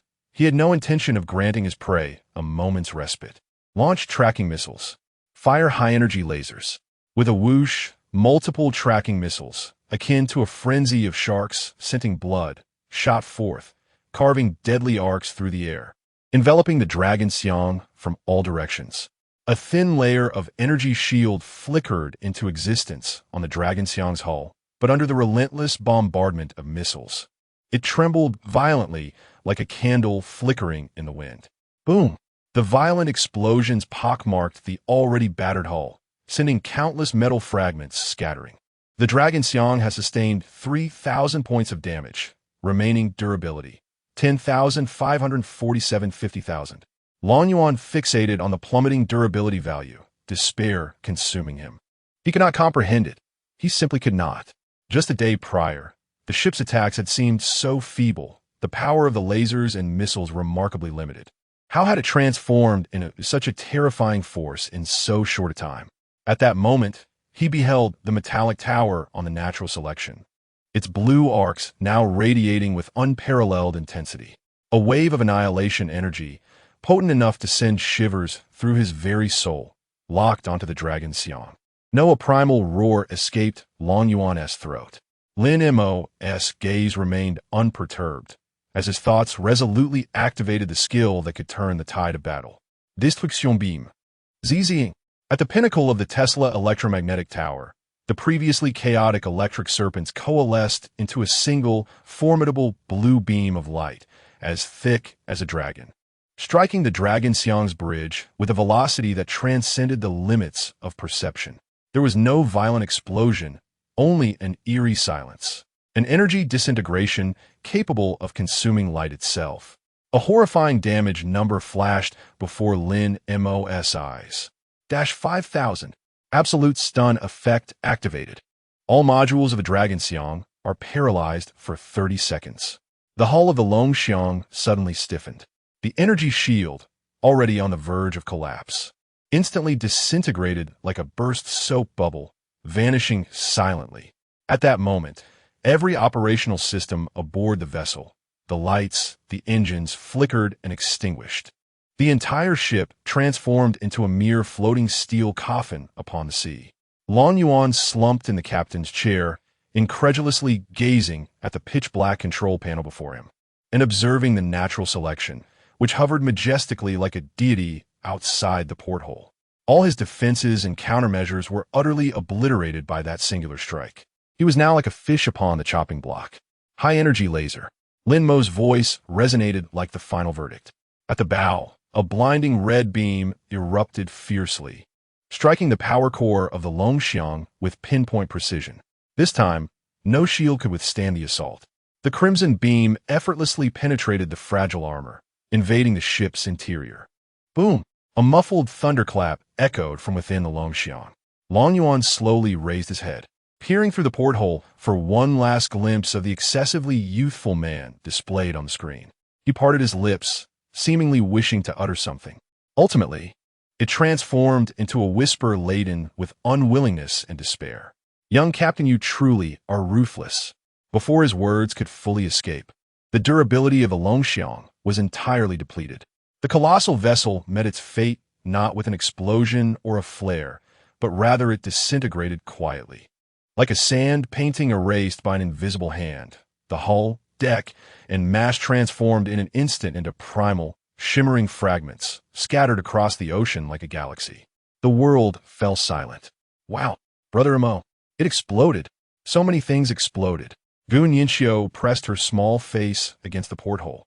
Her eyes, always brimming with innocence and exuberance, now sparkling with a brilliance surpassing all the spoils. We struck it rich, she exclaimed excitedly, turning and dashing towards the deck. I'll help gather them. Gu Zhixiao approached as well, her gaze fixed on the sea, littered with countless glowing particles. In her elegant phoenix eyes, besides the relief of surviving calamity, there was also astonishment and an indescribable reliance. She glanced at Lin Mo without uttering a word, silently following her sister's lead and expertly maneuvering the grappling module to retrieve the resources floating upon the water. Leaning against the captain's chair, Lin Mo exhaled deeply. The long-standing enmity with Long Yuan had finally reached its conclusion. He accessed the system panel, watching the rapidly increasing quantity of resources, and a rare smile emerged upon his fatigued visage. It must be said, as an SS-class warship, the materials yielded by the Longxiang were overwhelmingly abundant. The trio spent nearly half an hour meticulously cataloging all the spoils. Acquire wood 800, acquire metal 1500, acquire gunpowder 500, acquire purple crystal core 5, acquire orange crystal core 5, acquire blue crystal core 5, acquire rare gemstones, ruby 3, sapphire 2, emerald 5. A flurry of system notifications nearly filled the entire screen. Beyond these fundamental materials and conventional gemstones, Lin Mo also encountered several unexpected items. Acquire precision chips 20, acquire superconducting materials 10. These items were evidently beyond the manufacturing capabilities of Long Yuan. The only plausible explanation was that he had amassed these advanced resources by dismantling countless ships belonging to his followers. He had built his strength upon the lives of others. As Lin Mo surveyed these spoils, his gaze revealed no trace of emotion. Instead, it only solidified his convictions. In this apocalyptic ocean, any semblance of mercy was the utmost irresponsibility towards himself and his comrades. After accounting for the loot, he redirected his focus back to the natural selection itself. Following a series of fierce battles within the Black Mist, particularly the harrowing escape that had transpired, he realized that energy remained the most significant limitation on the ship's combat prowess. Both the super-frequency and curvature engines were undeniable energy guzzlers. He had to prioritize resolving this issue. Lin Mo's thoughts swiftly plunged into the ship's upgrade interface. His gaze fixed upon the two core options for the power module, the medium fusion engine and the supercapacitor. Only by fortifying this heart and enriching the energy reservoir could the natural selection truly achieve sustained, high-intensity flight and combat. This was indeed the foundation of their survival in this perilous ocean. Chapter 57. Nightfall. The night envelopes the final remnants of the setting sun, consuming the last embers with an insatiable darkness. A resplendent full moon breaks free from the clutches of the clouds, suspended high above a deep blue velvet sky. The cool, crystalline moonlight cascades down without restraint, illuminating the vast expanse of the sea like a mirror scattered with shards of diamond, evoking an almost ethereal tranquility. The natural selection floats serenely in the air, its hull adorned with a faint electromagnetic shield that shimmers with subtle ripples under the moonlight. On the deck, the briny sea breeze caresses their faces, carrying the pure and biting essence of the ocean, finally dispersing the lingering stench of decay and despair that had clung to them like a shroud of black mist. Lin Mo leans against the cold metal railing, his taut nerves finally granted a moment of respite. Beside him, Gu Zhixiao, unusually devoid of her long spear, stands with her arms crossed, quietly gazing at the silvery sea illuminated by the moonlight. Her profile, softly outlined by the lunar glow, appears particularly gentle, and her usually sharp, knife-like phoenix eyes now reflect a rare calm, mirroring the vast starry sky above. Wow, brother Mo, sister, look quickly. Gun Yen Xiao's exclamation shatters the serene stillness of their survival. Her small face nearly presses against the railing, pointing excitedly towards the distant sea, her large eyes sparkling with childlike wonder. They're dolphins. Following her pointing direction, they behold a pod of dolphins chasing the moonlight, leaping gracefully from the water, carving elegant silver arcs before silently plunging back beneath the surface. This vibrant scene stands in stark contrast to the desolate and hopeless abyss they had just escaped. How wonderful! Gu Nianxiu cradles her chin in her hands, a satisfied smile illuminating her face, as if everything that had transpired before was merely a haunting nightmare. Gu Xia's gaze shifts from the dolphins, yet her brow involuntarily furrows slightly. That black mist was rather peculiar, she murmurs, her voice low and laden with an inescapable gravity. It cannot possibly be the same black mist behind the initial zone, the one intended to confine our movements. We have long since left it far behind. Gu Nianxiu blinks her large eyes, puzzled. Then why did such a black mist suddenly appear? Lin Mo finally speaks, his voice drifting with the sea breeze, yet strikingly clear. Because it is not something that belongs to this world. Gu Xia abruptly turns to him, astonishment flickering in her eyes. You mean, the creatures within are of an alarmingly high level? Lin Mo continues, his gaze piercing through the tranquil sea's surface as if recalling the heart-stopping darkness. A LV-25 giant leviathan, and a last stretch of water filled with countless monstrous entities. The threat level posed by such beings is insurmountable. Not even the Longxiang fleet at its peak could have emerged unscathed if caught in their grasp. Gu Zhixian nods in agreement, her expression growing increasingly solemn. Indeed, it is no longer a mere challenge for survival. It has devolved into an inevitable massacre. Lin Mo's gaze gradually swept over the control panel, where the lights continued to flicker in normal operation, his voice becoming increasingly somber. More critically, at the moment we were engulfed by the black mist, all our ship's detection equipment, including radar and communication systems, failed utterly. For over 20 hours, we were like blind and deaf souls, trapped in a sealed hunting ground. He paused, a hint of icy sarcasm permeating his tone. The orchestrator of this survival realm, though merciless, at least superficially adheres to rules that appear equitable.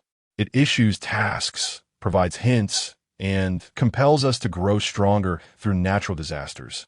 Yet it never resorts to such methods as to strip us of all capacity for resistance. This would defy its logic. The cockpit fell into a profound silence, with only the howling sea breeze intermingling with the distant frolic of dolphins. Gu Zhixia's complexion gradually paled. She was no fool. She instantly grasped the chilling subtext woven into Lin Mo's words. Someone is targeting us? Or rather, targeting the natural selection. Lin Mo reached a final conclusion. The hidden puppeteer possesses capabilities far beyond their imagination, even able to temporarily distort the rules of this world, conjuring an inescapable deadlock. The mere thought sent a shiver racing up Gu Zhixia's spine. However, a reprieve came as Gu Nianxiu's voice shattered the oppressive atmosphere. She approached, wrapping her arms around Lin Mo and Gu Zhixia, her cherubic face blossoming into a radiant smile. After all, we ultimately escaped. This triumph is all thanks to Brother Mo. She tilted her head, her eyes brimming with admiration and trust for Lin Mo, as if with this man by her side, the sky could fall without cause for fear. Lin Mo gazed at her innocent and joyful countenance, and a portion of his solemnity dissipated. He reached out, ruffling the girl's hair. In truth, I owe thanks to both of you. His gaze shifted from Gu Nianxiu to Gu Zhixia's face. Without Zhixia shielding us from those monsters on deck, I would have had no time to contemplate strategies. And without Nianxiu's dishes that could permanently enhance our mental attributes, we might not have endured until the radar was restored. Our sanity would have succumbed to the illusions and whispers that threatened to engulf us. Faced with such straightforward praise, Gu Zhixia felt a blush creep onto her cheeks.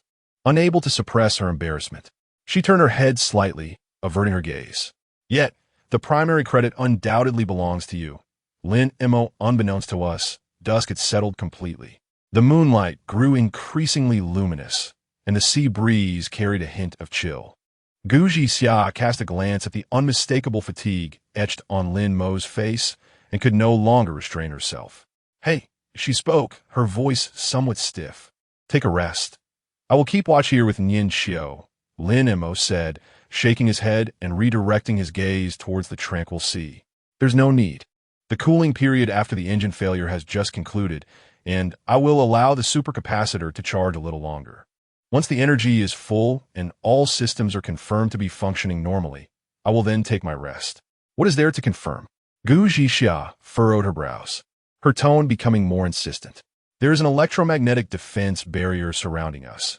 Even if some reckless creature were to approach, it could not inflict any substantial harm upon us. She paused, her voice adopting an undeniable command. You have not closed your eyes for over 30 hours. Immediately, you must go to sleep. Lin Mo turned his head, somewhat helpless, to look at her. Under the moonlight, the girl's always fierce Danfeng eyes were now filled with stubbornness and a concern she herself was unaware of. For reasons unknown, an uncontrollable memory surfaced in Lin Mo's mind of a soft and cool kiss under the setting sun. He was silent for a moment before finally nodding in agreement. All right. Gu Zhixia seemed taken aback by his prompt acceptance, pausing for a moment. Then a satisfied expression graced her face. She maintained her aloof demeanor with great effort. Hurry along now, observing her charmingly stubborn yet tender countenance. A faint smile emerged on Lin Mo's weary face. He turned and walked towards the resting compartment. Behind him, Gu Zhixia's slightly flustered voice called out, Nian Xiao, let us check the kitchen for something to snack on. Sure, let us go. Listening to the gradually fading footsteps of the two sisters, Lin Mo entered the quiet resting chamber alone. He did not lie down immediately. Instead, he leaned against the door, quietly listening to the faint clinking of pots and pans, accompanied by the girls' hushed yet cheerful conversation. This cold steel warship finally felt a touch of warmth, thanks to their presence. With a long sigh, Lin Mo collapsed heavily onto the soft bed. An overwhelming wave of fatigue, like a tide, swiftly engulfed him. Chapter 058. Enchanted dreams in this slumber. Lin Mo found himself restless. His consciousness sank into a darkness deeper than the blackest fog. He felt as though he were not on the soft bed of the ship, natural selection, but rather seated upon a throne forged from an unknown black metal, shimmering with ethereal light. Cold and unyielding, it conformed perfectly to his spine, as if it were an extension of his very being. Before him lay not the confines of a cramped cockpit, but a vast bridge spacious enough to accommodate mountains. Beneath his feet was a golden floor as smooth as a mirror, reflecting the resplendent starry river of pure data that flowed above him. Through the seemingly boundless transparent viewport at the front of the bridge, he beheld the magnificent yet harsh beauty of the cosmos. Enormous gas giants cast vibrant shadows beside him, while distant stars, like diamonds carelessly scattered across the night, radiated their eternal and solitary light. He became acutely aware of his form. No, another form, a body brimming with unfathomable, surging power. His thoughts were intricately linked with the colossal vessel named Natural Selection, each notion transforming into commands capable of altering the trajectories of celestial bodies. The target was locked. Coordinates SG-774, a G-type yellow dwarf star on the brink of decay. A cold, emotionless electronic voice resonated in his mind. He did not speak. Merely a thought sufficed. Execute the cleansing protocol. Acknowledgement of the protocol. The main cannon, annihilation, began to charge. The dome of the bridge, adorned with the swirling data star river, began to spin wildly, coalescing into a singular point that projected a deep blue beam piercing through the heavens, penetrating the depths of the warship. The entire vessel emitted a low rumble, akin to the breath of a deity awakening. He felt the energy, potent enough to tear through the fabric of space-time, being contained, compressed, and shaped. He glimpsed his crew, clad in silver uniforms, standing silently at their posts, their faces devoid of expression, resembling a cadre of precise, soulless machines. In their eyes shone absolute obedience. Outside, the distant, diminutive star loomed larger in the Scope S viewfinder. It burned quietly, oblivious to the fate that awaited it. Charge complete. Launch. Again the cold thought. No beams. No projectiles. The bow of Natural Selection merely emanated a barely perceptible ripple of darkness, expanding outward. That ripple traversed several astronomical units in an instant, silently grazing the surface of the star. Time seemed to freeze in that moment. In the next heartbeat, the star that had burned for eons did not explode or expand. It simply extinguished. All light and heat were consumed by that circle of darkness. collapsing inward into an absolute void, a singularity.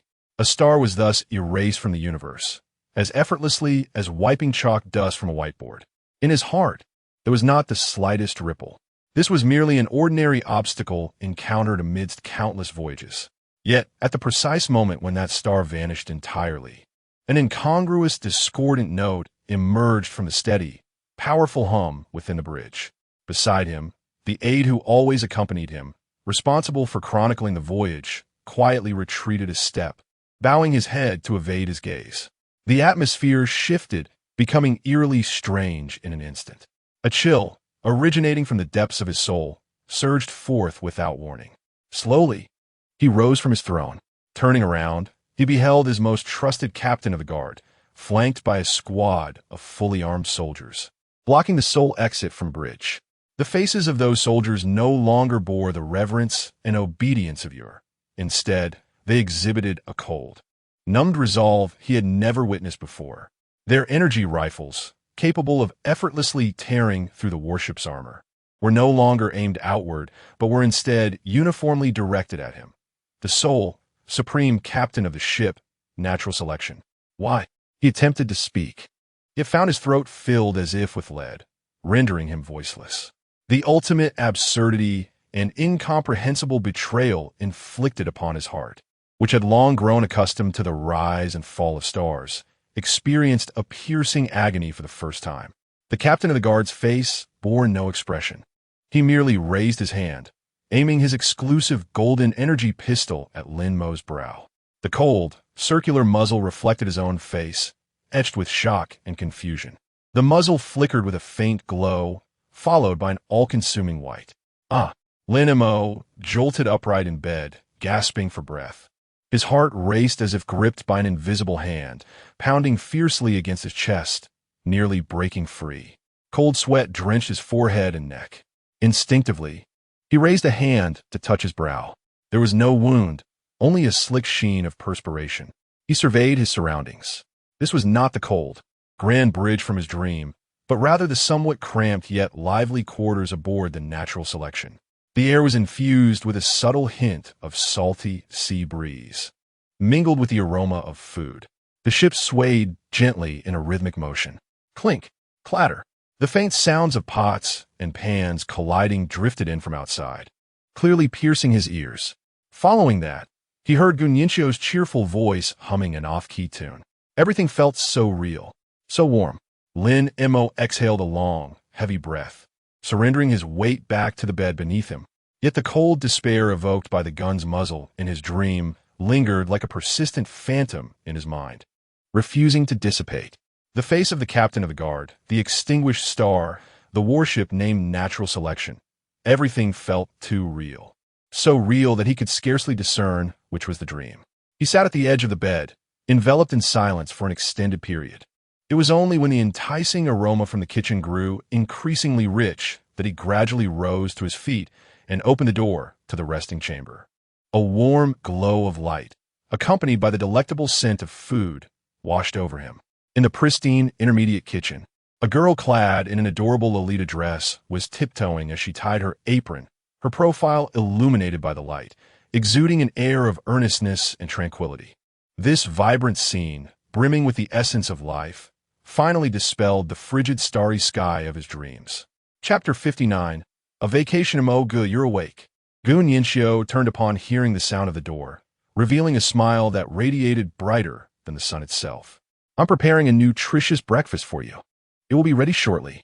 She raised the spatula in her hand, showcasing a perfectly cooked golden sun egg, its yolk gently quivering and emanating an alluring aroma. This vivid and aromatic scene dispelled the cold, starry expanse of his dreams. Lin Mo stepped out onto the deck, greeted by the magnificent sunrise. The golden rays pierced through the thin mist above the sea, painting the sky and ocean in breathtaking hues. Yet, the echoes of that dream lingered in his mind. It felt as though those events had truly transpired. The ship in his dream seemed to be named the Natural Selection. It was grand, powerful, and cold, capable of executing star-level cleansing missions. And he was the captain of that vessel. However, in the end, his most trusted subordinate had aimed a gun at his brow. The betrayal, The heart-wrenching pain and the icy despair of being threatened still resonated vividly in his memory. Standing on the deck, Lin Mo allowed the morning sea breeze to caress his face as he pondered quietly. "What's the matter?" A cool voice broke the silence beside him. Gu Zhixia had silently approached, clad in a sleek sports outfit that softened her usual sharpness, integrating a sense of homey freshness. "Did you not rest well last night? Your complexion seems off," she observed. "I had some strange dreams," Lin Mo replied, not concealing the truth, but brushing over it lightly. Gu Zhixia did not press further. Following Lin Mo's gaze, she looked towards the expansive sunrise, falling into a moment of silence. "Don't think too much about it," she said, her tone significantly gentler than usual. "Look at this sunrise, how beautiful it is. Although this isn't blue star, the scenery is certainly not inferior." Lin Mo turned to glance at her. She was lost in thought, the morning light casting a warm golden halo around her delicate profile. "Indeed, the scenery is quite lovely," he acknowledged.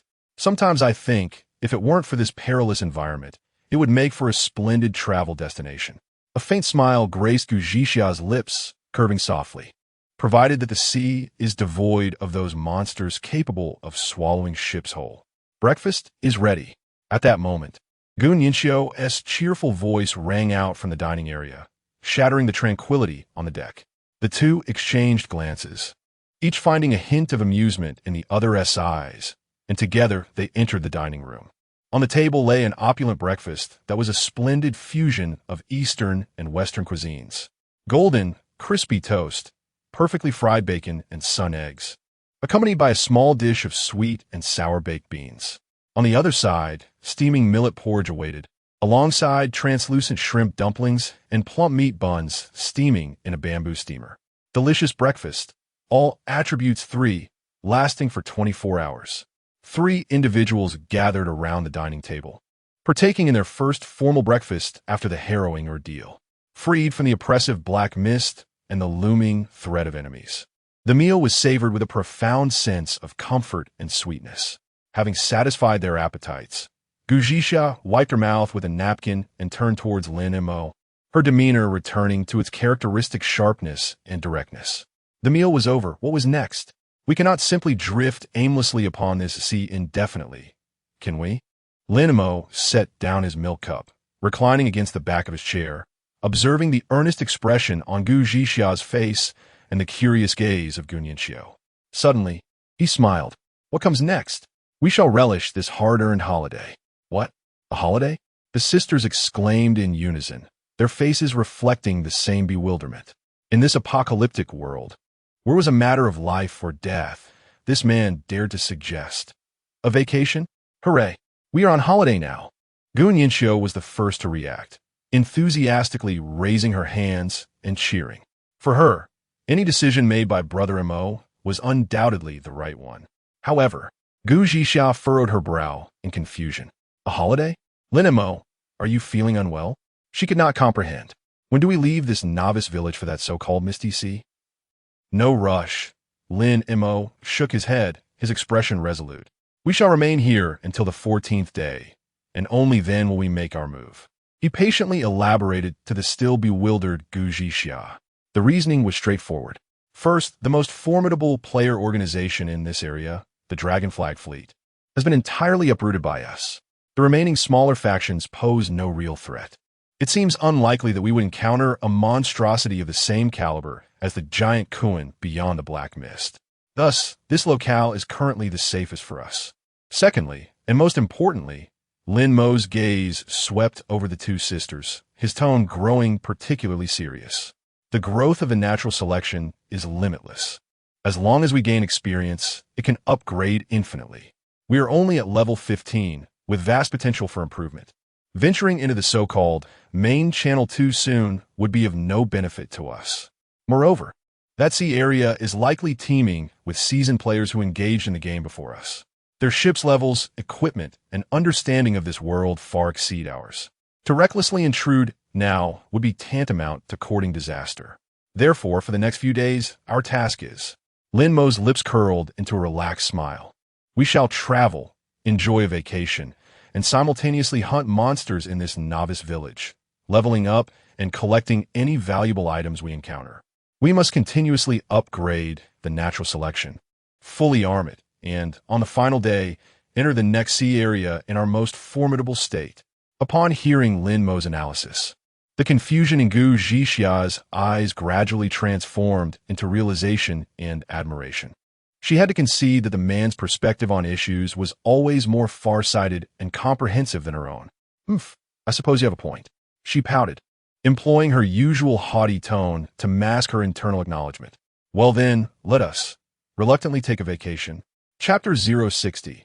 Is this the same survival world? The decision to take a vacation allowed the battleship, which had recently endured life and death trials, to relax completely. After indulging in a breakfast that could only be described as luxurious, Lin Mo walked directly into the cockpit. A night of smooth sailing had significantly increased his experience points. Leaning back in the captain's chair, he immersed his consciousness into the system, and indeed, a long-awaited prompt echoed in his mind. Congratulations! You have met the mileage requirement, and the natural selection has upgraded to level 16. You have gained 10 ship exchange points. Current remaining ship exchange points, 10 points, excellent. Lin Mo felt a surge of excitement. Without a moment's hesitation, he immediately accessed the upgrade list for the power module. While the 500 megawatts output of the medium fusion engine was already formidable, it was still insufficient to achieve unrestricted, high-intensity, sustained combat, and to ensure that the curvature engine was no longer a trump card that could only be activated for a mere few minutes. He needed a more potent energy source. A brand new upgrade option, radiating a golden sheen, appeared before him. Medium fusion engine, large fusion engine, upgrade effect, core energy. Power output increased to 2,000 megawatts. Achieve true energy freedom. Upgrade requirements, 30 ship exchange points, orange crystal core 3, purple crystal core 3, metal 1,000, 2,000 megawatts. Lin Mo's breath momentarily caught in his throat. What a terrifying amount of energy. Once the upgrade was complete, not only could he support a single overclock, but he could sustain 10 simultaneously. The natural selection would be liberated from the shackles of energy, transforming into a tireless beast that could hunt in the skies. He quickly calculated. The materials dropped from the Dragon Abyss were more than sufficient for the orange and purple crystal cores. The metal was piled high. The only thing he lacked now was exchange points. At level 16, he had 10 points. Upon reaching level 17, he would earn another 10 points. At level 18, he would have enough to gather the required 30 points. The goal was clear. Lin Mo stood up from the captain's chair and approached the two sisters, who were tidying up the dishes in the dining area. Gu Zhixiao wore a stern expression as she supervised her clumsy younger sister to prevent her from breaking the plates. "Let us go," Lin Mo stated succinctly. "I'll take you for a ride." Gu Zhixiao raised her head, her brows arching in curiosity. "A ride? Hooray! Let us go." Gu Ningxiu, with suds still on her hands, excitedly raised her hand, nearly splattering bubbles onto her sister's face, earning a fierce glare in return. Lin Mo offered no further explanation and resumed his seat in the captain's chair. His hands gripped the control yoke firmly, a profound sense of control coursing through him. The objective was straight ahead. Take off. Virum. The medium fusion engine emitted a steady and powerful roar. The entire battleship trembled slightly, and then, propelled by the formidable thrust of the anti-gravity module, it broke free from the constraints of the sea, ascending vertically into the sky. A sensation of weightlessness enveloped them, and Gu Ningxiu let out an excited shriek. Gu Zhixia instinctively grasped the edge of the table to steady herself, yet her expression bore no trace of anxiety. Rather, it radiated an uncontainable anticipation. Lin Mo did not ascend to great heights. His previous encounters in the black mist had instilled within him a lasting vigilance toward the lofty expanse of this sky. He meticulously maintained their altitude at approximately 500 meters above sea level, a height that afforded a broad vista while ensuring safety, and allowed for rapid experience acquisition through swift flight. Wow! Gu Ningxiu was the first to dash onto the deck, arms outstretched, surrendering herself to the gusting sea breeze that lifted her skirt and hair. "We're flying." We're truly flying. Her cheeks flushed crimson from overwhelming excitement, and her large eyes mirrored the boundless azure below. The sunlight was warm, and the sea breeze refreshing. The entire realm seemed to transform into their private garden. Gu Zhixia also stepped outside, choosing not to exclaim like her sister, but instead leaning quietly against the railing. The wind tousled her raven locks, caressing her face, which often bore an air of cool elegance and sharpness. Yet, the subtle curve of her lips revealed her own delight in this moment. Lin Mo emerged from the cockpit, joining them at their side. Beneath their feet lay a deck as steady as the earth, while the howling wind danced around them. Before their eyes stretched the magnificent horizon where sea met sky. Riding the wind, they reveled in the freedom of the world. This sensation was nothing short of exhilarating. Emoga, flying so much fun, Gu Yinxiu exclaimed, turning to Lin Mo and joyfully proclaiming her excitement. Lin Mo gazed at her radiant smile, and his spirits lifted in response. Indeed, it was delightful. He turned his attention to Gu Zhixia, who, despite her silence, had eyes, sharp as blades, that softened like a lake filled with starlight at this moment. Such tranquil and beautiful times were the very essence of his struggles. Meanwhile, thousands of meters below the natural selection, in a vast ocean, three gaunt men gazed hopelessly at the sky from a rudimentary raft cobbled together from tattered wooden planks and plastic barrels. "Boss, we've run out of water," murmured a young man, his cracked lips barely forming the words. The man referred to as the boss, Wang Yi, clutched a thoroughly gnawed fishbone, yesterday's sole catch, in his hand. Frustrated, he hurled the bone into the sea, cursing under his breath, "Damn it, this wretched place doesn't yield even a single fish." They had been stranded in this world for several days, subsisting on erratic meals. On fortunate days, they might catch a fish or discover some unknown wild fruit on a small island. On unfortunate days, they drifted at sea with empty stomachs. Just then, the sky suddenly darkened. A colossal shadow swept slowly overhead. What is that?" A timid man, his voice trembling in pitch, pointed towards the sky, quaking with fear. Is it a monster? A creature that will devour us?" Wang Yi abruptly lifted his gaze. He beheld it. It was not a monster at all. It was a vessel, a ship resplendent with a metallic sheen, of a design so futuristic it soared through the heavens. No, that was not quite right. It was indeed a ship. Wang Yi's eyes widened in astonishment as he incredulously rubbed his eyes. Goodness! It appeared there were people aboard the ship. His companions followed his gaze, and they clearly discerned three figures on the deck of the colossal flying craft, a man and two women, standing against the wind, as if they were on a leisurely excursion. The trio was utterly dumbfounded. Their minds were blank. Here they were, struggling for survival, battling daily on the precipice of life and death, unable even to quench their thirst with a drop of clean water. Meanwhile, others were piloting a spaceship, vacationing in the skies. Is this truly the same world of survival? Goodness! Wang Yi's throat uttered two words, suffused with overwhelming shock and a complex mixture of envy, jealousy, and resentment. How could this be? Were they truly able to fly? Chapter 061. Stop guessing.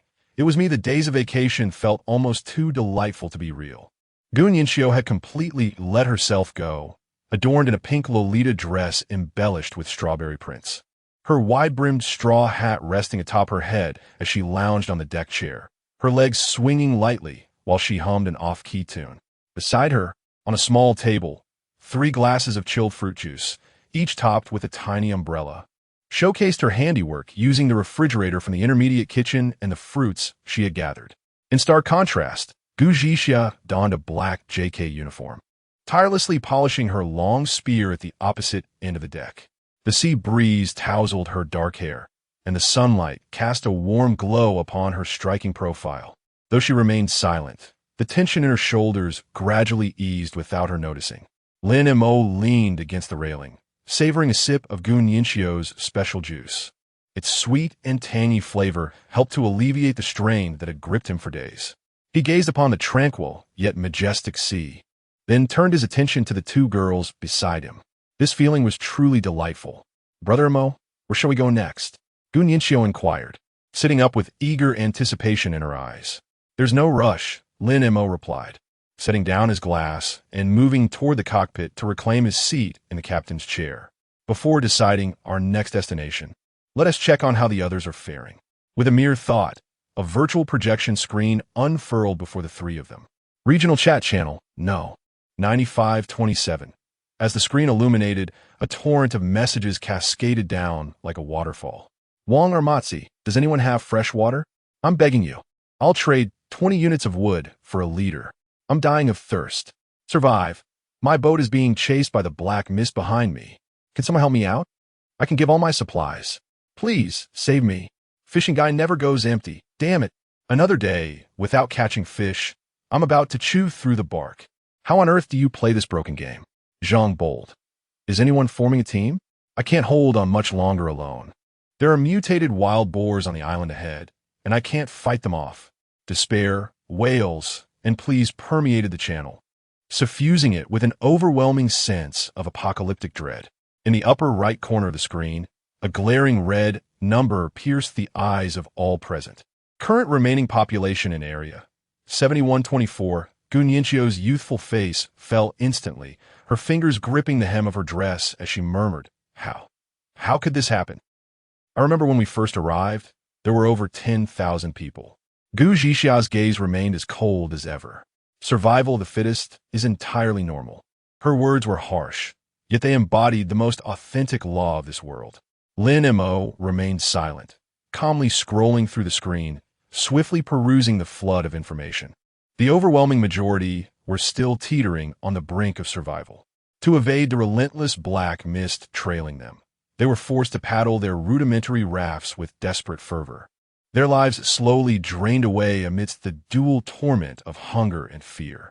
Just then, a sudden piece of news captured Lin Mo's attention. How curious. What has become of the Lunox fleet? Just a few days ago, they were flaunting their prowess in the channel, aggressively acquiring resources. This news fell like a stone into a silent lake. You raise a valid point. It does seem peculiar. They were like locusts, intent on devouring every resource in the channel. So what has caused their abrupt silence? I recall just a couple of days ago, they were fiercely competing with a player known as survival of the fittest for resources.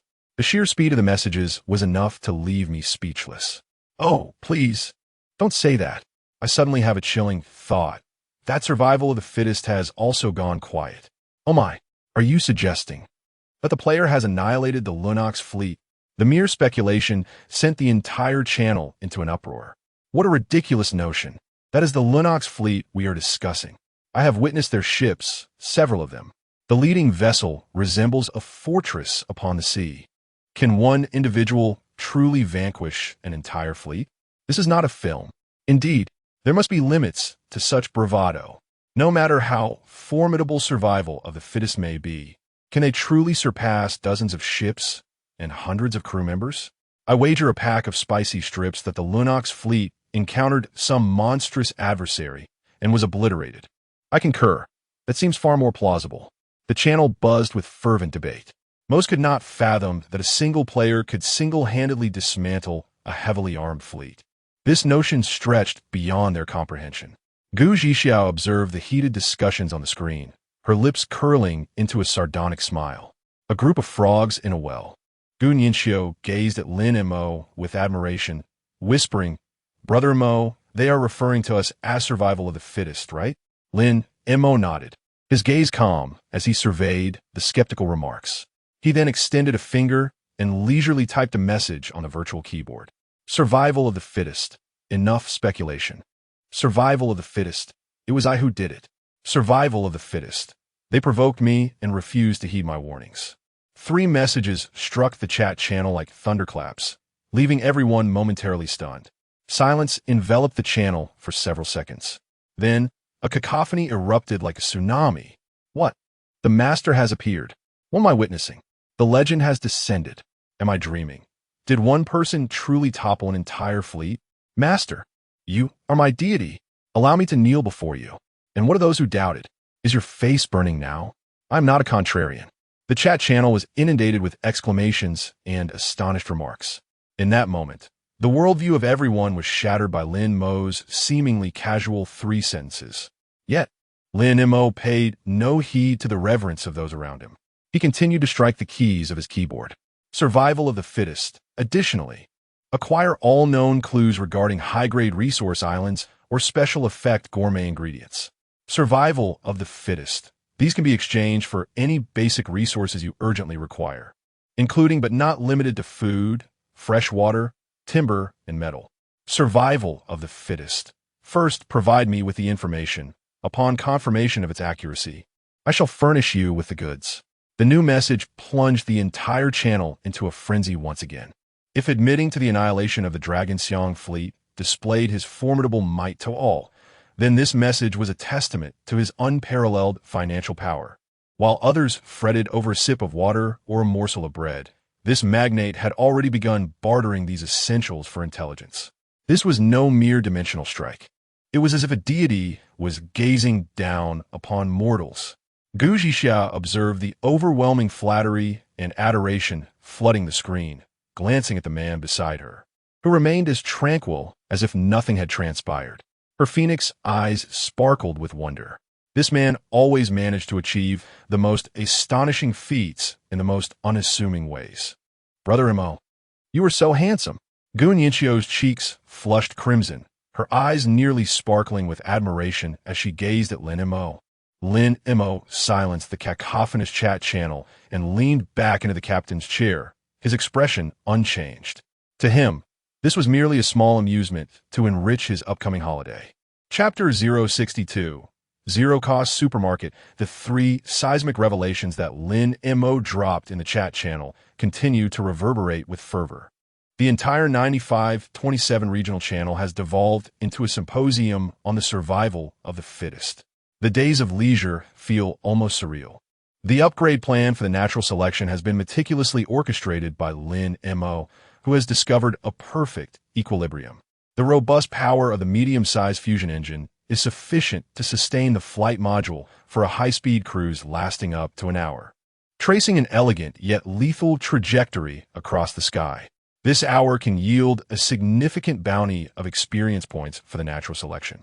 When the energy of the supercapacitor runs low, he deftly maneuvers the battleship to descend gently, akin to a silent steel feather, softly alighting upon the azure surface of the sea. Following this, there is yet another hour dedicated to tranquil recharging. Flight, recharge, and then flight again. Like an unflagging perpetual motion machine, this cycle continues. The experience bar steadily progresses toward the monumental milestone of level 18 at a pace visible to the naked eye. Gun Yinchio has completely liberated herself. She has donned a delightful pink Lolita dress adorned with charming strawberries and a wide-brimmed hat trimmed with lace, meandering about the deck. Her petite legs, clad in white bubble socks, sway playfully in the air as she hums a melody of unknown origin. On a small table beside her sit 3 glasses of exquisite fruit tea topped with dainty parasols, a creation she concocted from the milk in the kitchen and fruits previously gathered from the wisdom tree, emanating a peculiar sweet fragrance. You have consumed the exquisite specialty fruit tea, permanently increasing agility by 3. At the opposite end of the deck stands Gu Zhixia. Unlike her usual routine of incessantly polishing her ever-present 6 harmony spear, the weapon now rests quietly against the railing. She leans against the fence, seemingly gazing at the vast expanse of the ocean outside, yet her gaze inevitably drifts toward the composed silhouette of the man standing nearby. The sea breeze caresses her dark, silky hair, while the afternoon sun casts a warm, soft glow upon her striking profile. The tension that typically gripped her shoulders has unwittingly dissipated. Hey, she finally breaks the silence, her voice soft yet sufficient to shatter the tranquility of the cockpit. Are you still thinking about that dream? Lin Mo's eyes remain fixed on the horizon, offering a nonchalant affirmative. Just pondering a few matters. Gu Zhixia purses her lips, refraining from probing further into the dream's content. Instead, she shifts the conversation to a more casual topic. What are your specific plans moving forward? Upgrades, Lin Mo replies succinctly. We aim to elevate the ship to level 18, after which it shall be capable of perpetual flight. Gu Zhisha gazes at him, observing the unwavering calm in his eyes, and suddenly comprehends that this unwavering focus might very well be the reason he has reached this point. Concentration, purity, and an unerring awareness of one's objectives. Another hour of flight concluded, and the natural selection vessel once again descended gracefully onto the ocean's surface, entering charging mode. Lin Mo finally rose from the pilot's seat. Stretching his somewhat stiff body, he made his way to the deck and lifted a glass of specially crafted juice by Gunyinxiu. The cool, tangy liquid slid down his throat, offering a momentary reprieve to his taut nerves that had been strained for days. Leaning against the railing, he opened a private messaging interface of his personal terminal. Following his public admission of the annihilation of a Longxiang fleet, the notifications here had erupted into chaos. The cursor blinked as one conversation box after another was opened. Brother, celestial being, you are my reincarnated parents. I implore you to accept me. I shall serve you like a beast of burden, as long as I can follow in your wake and savor a sip of your bounty. Lin Mo's gaze remained utterly unfazed as he gently swiped his finger. Delete. Esteemed survival of the fittest, your godlike power illuminates this dark ocean. I am willing to offer you everything, including my loyalty in life. Another ornate flattery devoid of substance. Delete. Great one. I possess the coordinates to a small island with a few coconut trees. Can we trade for 10 liters of fresh water? Lin Mo couldn't even be bothered to compare it with his radar scan results. Delete. The vast majority of the messages were filled with such abject pleas, cheap adoration, or worthless transactions. These individuals lacked even the qualifications to be utilized by him. Gu Zhisha joined him, observing the frantically refreshing messages on the screen. A smirk of unabashed derision curling her lips. Truly a pitiful lot. Lin Mo remained noncommittal. He swiftly scrolled through the screen, his gaze akin to the most precise scanner, filtering out all extraneous information. Just as he was about to close this window brimming with junk messages, a private message with an exceedingly concise title caught his attention. Intelligence exchange. No flattery, no supplication, just 4 straightforward words. Lin Mo hesitated for a moment before clicking on a message. The sender's ID was equally succinct. Planner. The content of the message resembled a well-structured report. Objective: unknown island. Location: coordinates 745-128. Characteristics: a natural cave exists at the island's center, housing a stone portal impervious to any means of destruction. Risks: upon activation, the portal's destination is entirely random. There is a significant likelihood of encountering high-level monster groups. Our team suffered 2 casualties due to this. Rewards: a slim chance of entering a special reward space. We once accessed a realm named Zero-Cost Supermarket, where all supplies could be retrieved infinitely within 30 seconds. Crucial intelligence: due to the lack of spatial storage items, our acquisition during those 30 seconds was exceedingly limited. Request: seeking collaboration for joint exploration. For a fleeting moment, Lin Mo's breath caught in his throat. His gaze was riveted on those key phrases: portal, random, zero-cost supermarket. Moreover, the term space storage tool struck him like a bolt of lightning, illuminating a blind spot he had long chosen to overlook. Instinctively, he glanced at his empty hands before turning his gaze back to the vast storage compartment deep within the ship, large enough to accommodate a small mountain. On the natural selection, he possessed nearly limitless storage space. Yet, once he stepped off this vessel, he would merely be an ordinary man endowed with strength, but unable to carry any surplus supplies. The scene at the zero-cost supermarket served as a poignant satire of this weakness. Even if a mountain of gold were placed before him, how much could he transport with his bare hands in 30 seconds? A tool akin to a storage ring would not merely be a luxury. It would be indispensable, a qualitative leap. For the first time, Lin Mo's gaze sharpened with extraordinary intensity. He promptly struck the keyboard beneath that private message and sent a reply. Survival of the fittest. Upon confirmation of information, I will compensate you. State your conditions. His response was as direct as ever, devoid of emotion. The other's reaction was swift, almost instantaneous. Planner, we do not require compensation. Planner, what we seek is to team up with you and enter that door together. Our personnel cannot safely exit the portal amid the monster's onslaught. Planner, if the next entry leads to a reward space, we only ask for 10% of the supplies. This proposition took Lin Mo by surprise. The other party was astute. They clearly understood that the door was an opportunity beyond their reach, and any forceful attempt would lead to disaster. Rather than starving with a mountain of gold, it was wiser to exchange this information for a powerful ally capable of shattering all obstacles. This was not a plea, but an equitable exchange.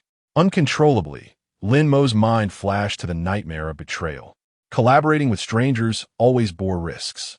However, the prospect of a refreshable portal brimming with infinite possibilities, an opportunity akin to a zero-cost purchase. This risk was worth taking. He harbored absolute confidence in himself and the natural selection. Any scheme or deceit would pale in comparison to absolute power. Lin Mo hesitated no longer. Survival of the fittest, agreed.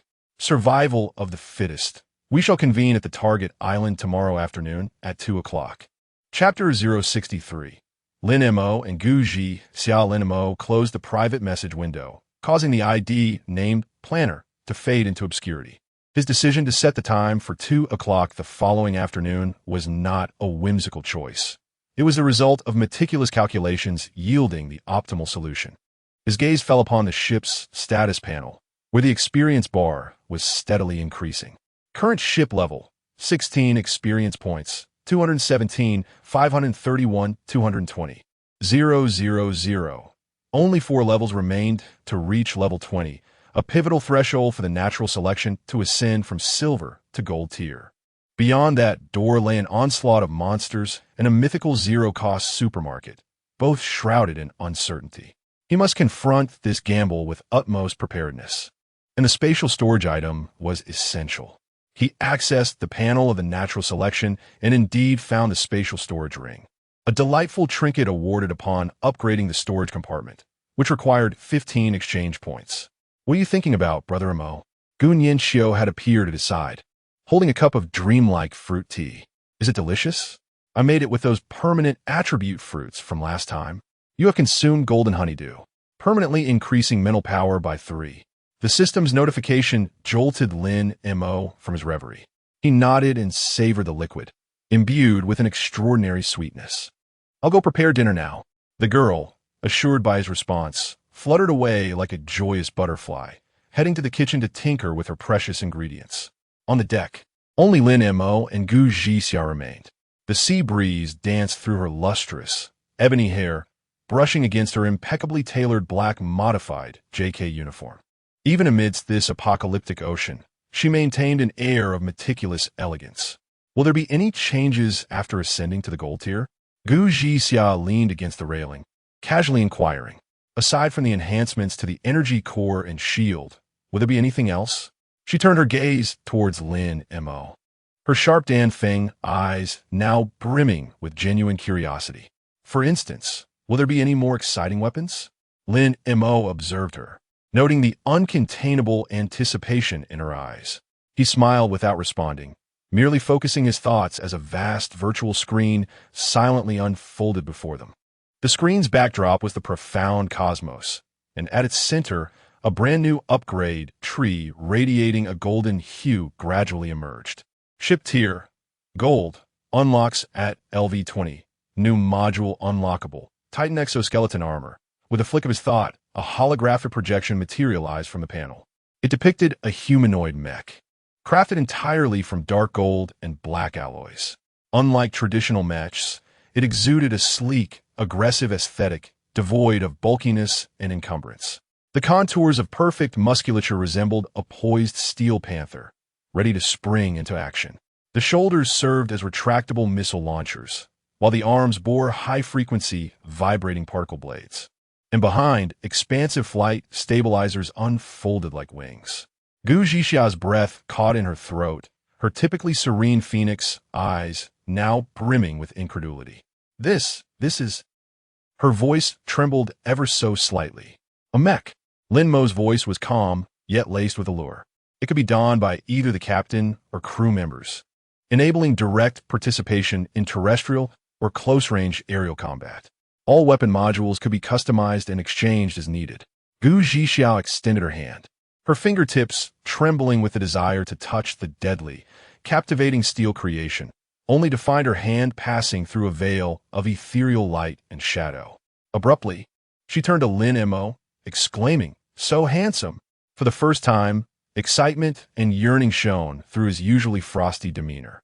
A deeper smile graced Lin Mo's lips as he gently glided his fingers across a virtual screen.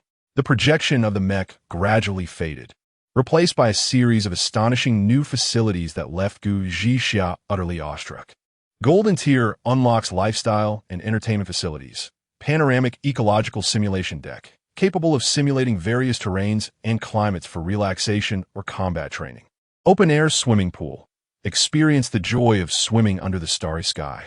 Private luxury cinema, a collection of all films and series from the bygone era. As she gazed at the extraordinary modules, Gu Zhixia found herself rendered speechless. She had once thought that possessing a modest kitchen to enjoy a hot meal in the apocalypse was a divine blessing. Yet this man was transforming the vessel into a mobile, indestructible fortress, complete with a full suite of entertainment amenities.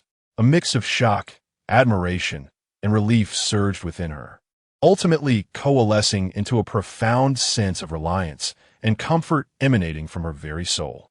She dared not imagine what her and her sister's fate would have been had she not encountered Lin Mo on that initial island.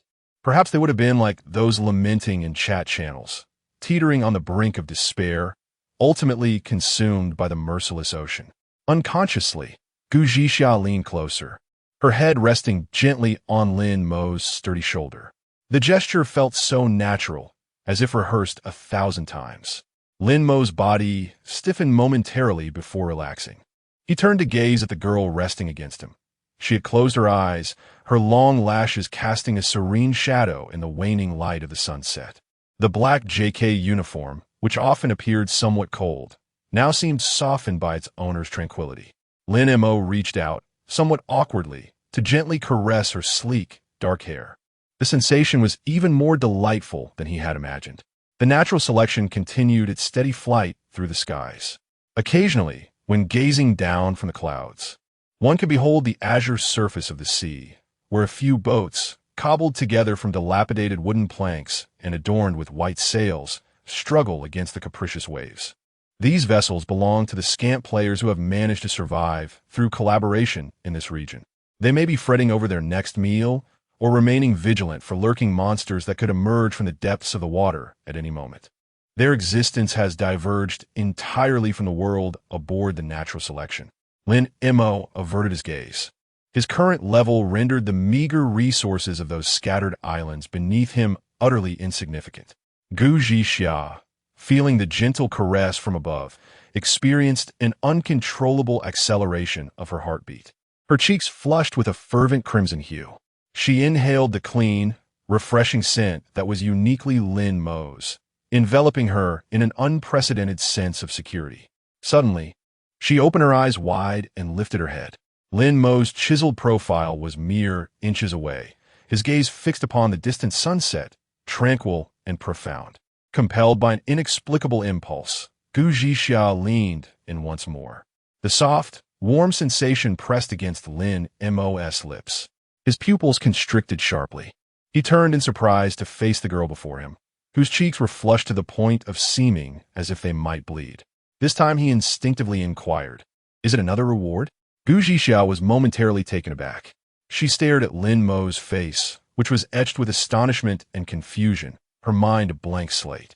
After a prolonged silence, she finally replied in a voice as faint as a mosquito's buzz, "Not a reward." Chapter 064. The divine blessing of fruit salad. In that fleeting moment, the air seemed to solidify into a tangible entity. Lin Mo was momentarily taken aback. He could distinctly sense the lingering, soft warmth of a fleeting touch upon his lips. A reward?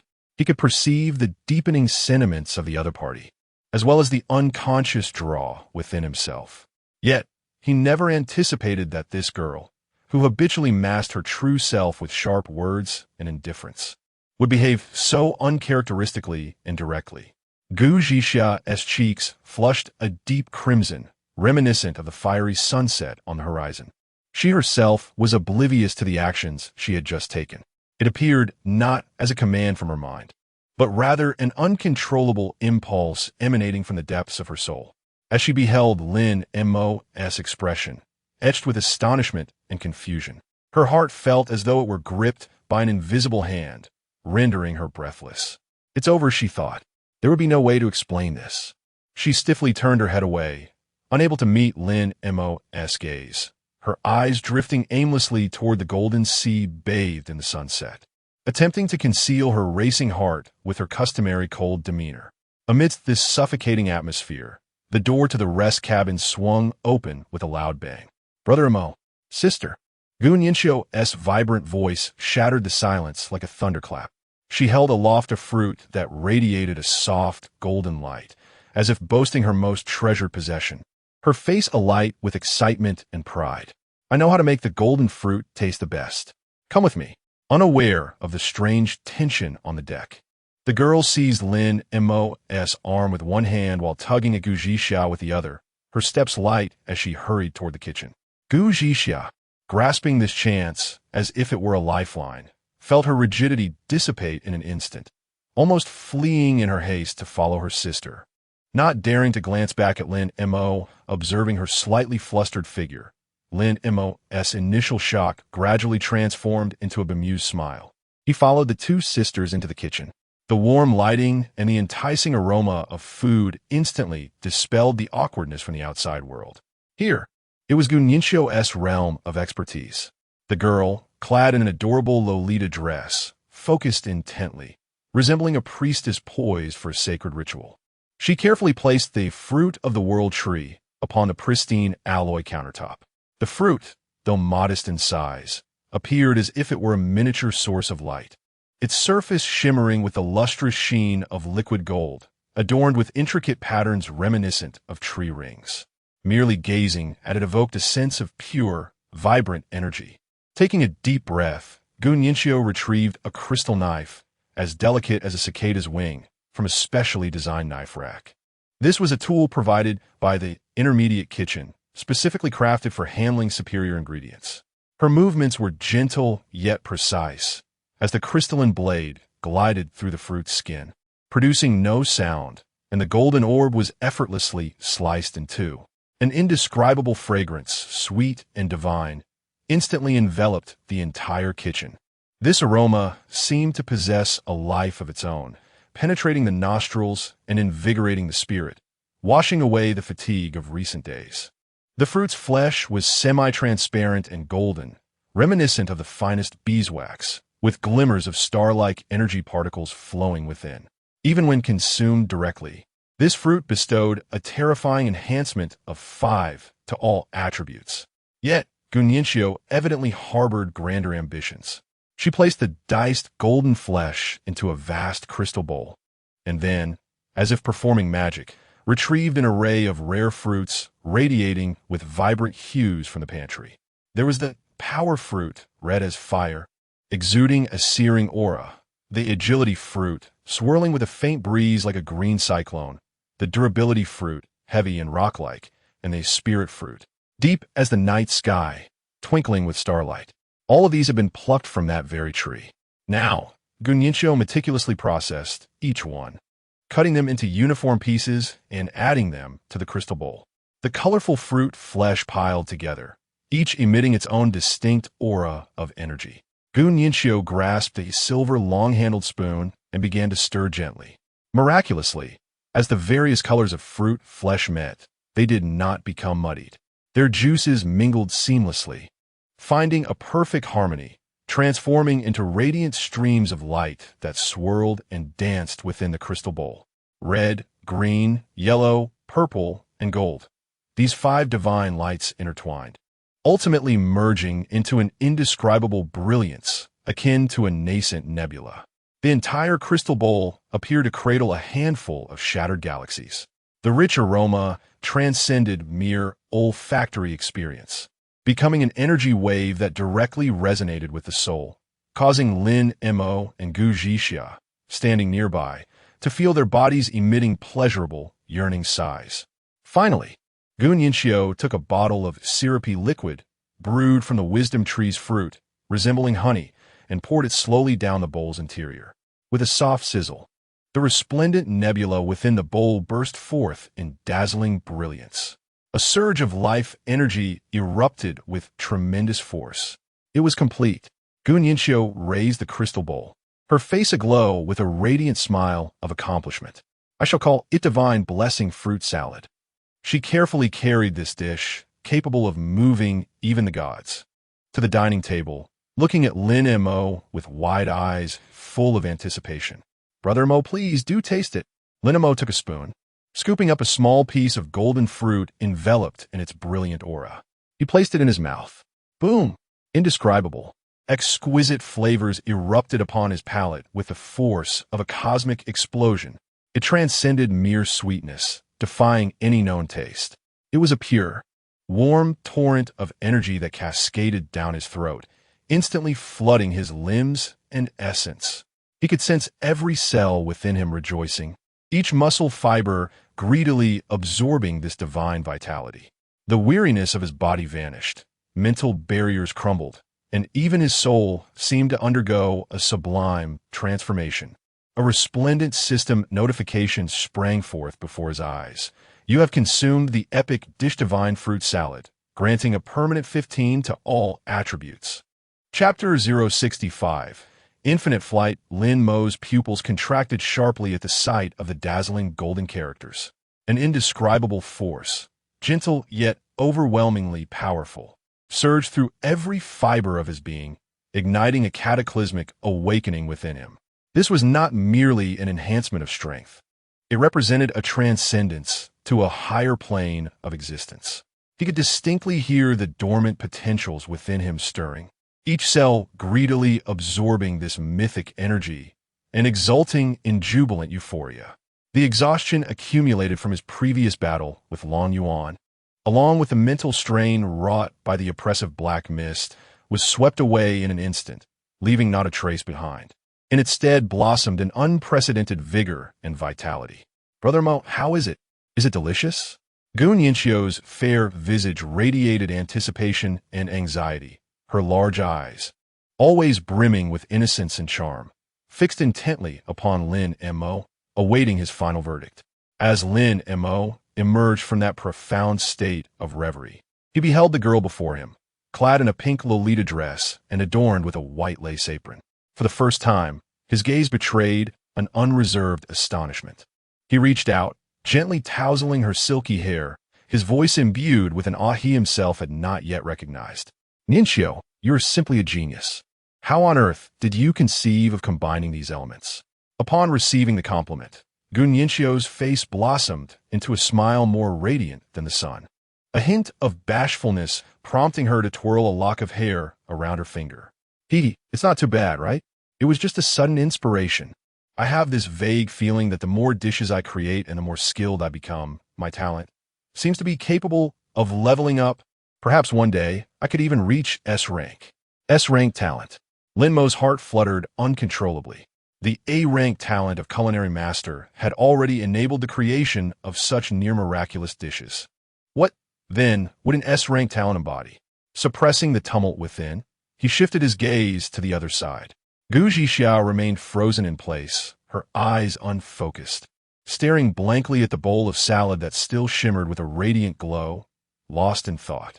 A lingering blush, captivating yet fleeting, adorned her typically frosty complexion, indicating she was still ensnared by the recent, enchanting yet awkward atmosphere. Zhixia, Lin Mo called her name, yet received no reply. With a sense of helplessness, he reached out and gently tapped her shoulder. Gu Zhixia jolted like a startled doe, instantly returning to the present. She lifted her gaze to meet Lin Mo's eyes, which glimmered with a hint of mirth, causing her cheeks to flush uncontrollably once more. Wah, what's wrong? Her voice trembled slightly, betraying a barely perceptible unease. Get a try. Lin Mo gestured towards the bowl of divine fruit salad, his tone gentle. This was the masterpiece of Yinxiu. Gu Zhixia then redirected her focus to the culinary artwork before her. With a hint of awkwardness, she stiffly picked up the spoon, scooping a small bite and bringing it to her lips. In the next moment, her sharp, knife-like Danfeng eyes widened in astonishment. The exquisite flavor and pure energy instantly enveloped her taste buds and soul. She could feel her body, enhanced by the weapon master, talent, transforming at an unprecedented pace, growing more resilient and powerful. It was a sensation akin to a rebirth. She set down the spoon, took a deep breath, and turned to her sister, whose usually aloof face displayed a rare, heartfelt admiration. Nianxiao, this is absolutely delicious. It's the best thing I have ever eaten. Really? Gu Nianxiao's eyes sparkled with joy, narrowing into crescent moons. Receiving such unreserved praise from her sister was more fulfilling than any reward. As long as you like it. Lin Mo observed the two sisters, a smile gracing his features. Nianxiao, you should eat too. Confirming that her creation had received full approval, Gu Nianxiao happily picked up her spoon and began to savor her masterpiece. For a time, the restaurant was filled only with the sound of their contented chewing. This divine dinner left them yearning for more. As the last spoonful of salad was devoured, Lin Mo leaned back in his chair, acutely aware that his body had reached an entirely new level of strength. With a thought, he summoned his personal attribute panel. Fresh data vividly appeared before his eyes. Name, Lin Mo, Strength, 27, Agility, 25, Constitution, 22, Mentality, 31. Gazing at this astonishing array of numbers, Lin Mo's breath momentarily caught in his throat. He understood that for the vast majority of survivors in this world, their attributes likely remained in the single digits. To survive, they struggled daily on the brink of life and death, enduring hardships just to avoid starvation, exhausting all their strength. Yet the three of them had, in just a single meal, evolved into beings far beyond ordinary comprehension, monstrous in their capabilities. The disparity was staggering, almost despairing. At that moment, a clear prompt resonated in Lin Mo's mind. Congratulations! You have met the milestone requirement, and the natural selection has upgraded to level 18. You have gained 10 ship exchange points. Current remaining ship exchange points, 30 points. Lin Mo's eyes brightened suddenly. It couldn't he have come at a better time? He murmured to himself, rising from his chair without hesitation. He immediately accessed the upgrade list for the power module. The option, radiating an alluring golden glow, has finally transformed from an unattainable dream into a tangible reality. Medium fusion engine, large fusion engine, upgrade effect, core energy, power output increased to 2,000 megawatts. Achieving true energy freedom. Upgrade requirements, 30 ship exchange points, orange crystal 3, purple crystal 3, metal 1,000 upgrade. Lin Mo's intent solidified into an undeniable command. A resonant hum echoed throughout the entire vessel, the natural selection, more profound and powerful than ever before. Within the depths of the ship, the fusion core, serving as its heart, was undergoing a monumental metamorphosis. Lin Mo could sense a terrifying energy, potent enough to illuminate an entire city, being restrained, compressed, and ultimately released in a stable manner. From this moment forth, neither overclocking nor the curvature engine would remain a meticulously calculated trump card. This ship was finally liberated from the shackles of energy constraints, destined to become a tireless steel beast soaring through the skies. True, infinite flight had been realized. Lin Mo turned to face the two sisters, still immersed in the afterglow of culinary delights and power enhancement. Jixia and Nianxiao, come to the cockpit, he called, his voice soft yet imbued with an irresistible excitement. I shall take you for a thrilling ride. Gu Nianxiao and Gu Jixia exchanged glances, each perceiving a spark of curiosity and anticipation in the other's eyes. They followed Lin Mo into the spacious cockpit. Lin Mo resumed his place in the captain's chair, hands firmly grasping the control stick. An unprecedented sensation of absolute control surged through him. Buckle up, he said, a relaxed smile gracing his lips. We are about to take off. Before his words had fully settled, he thrust the control stick forward. Boom!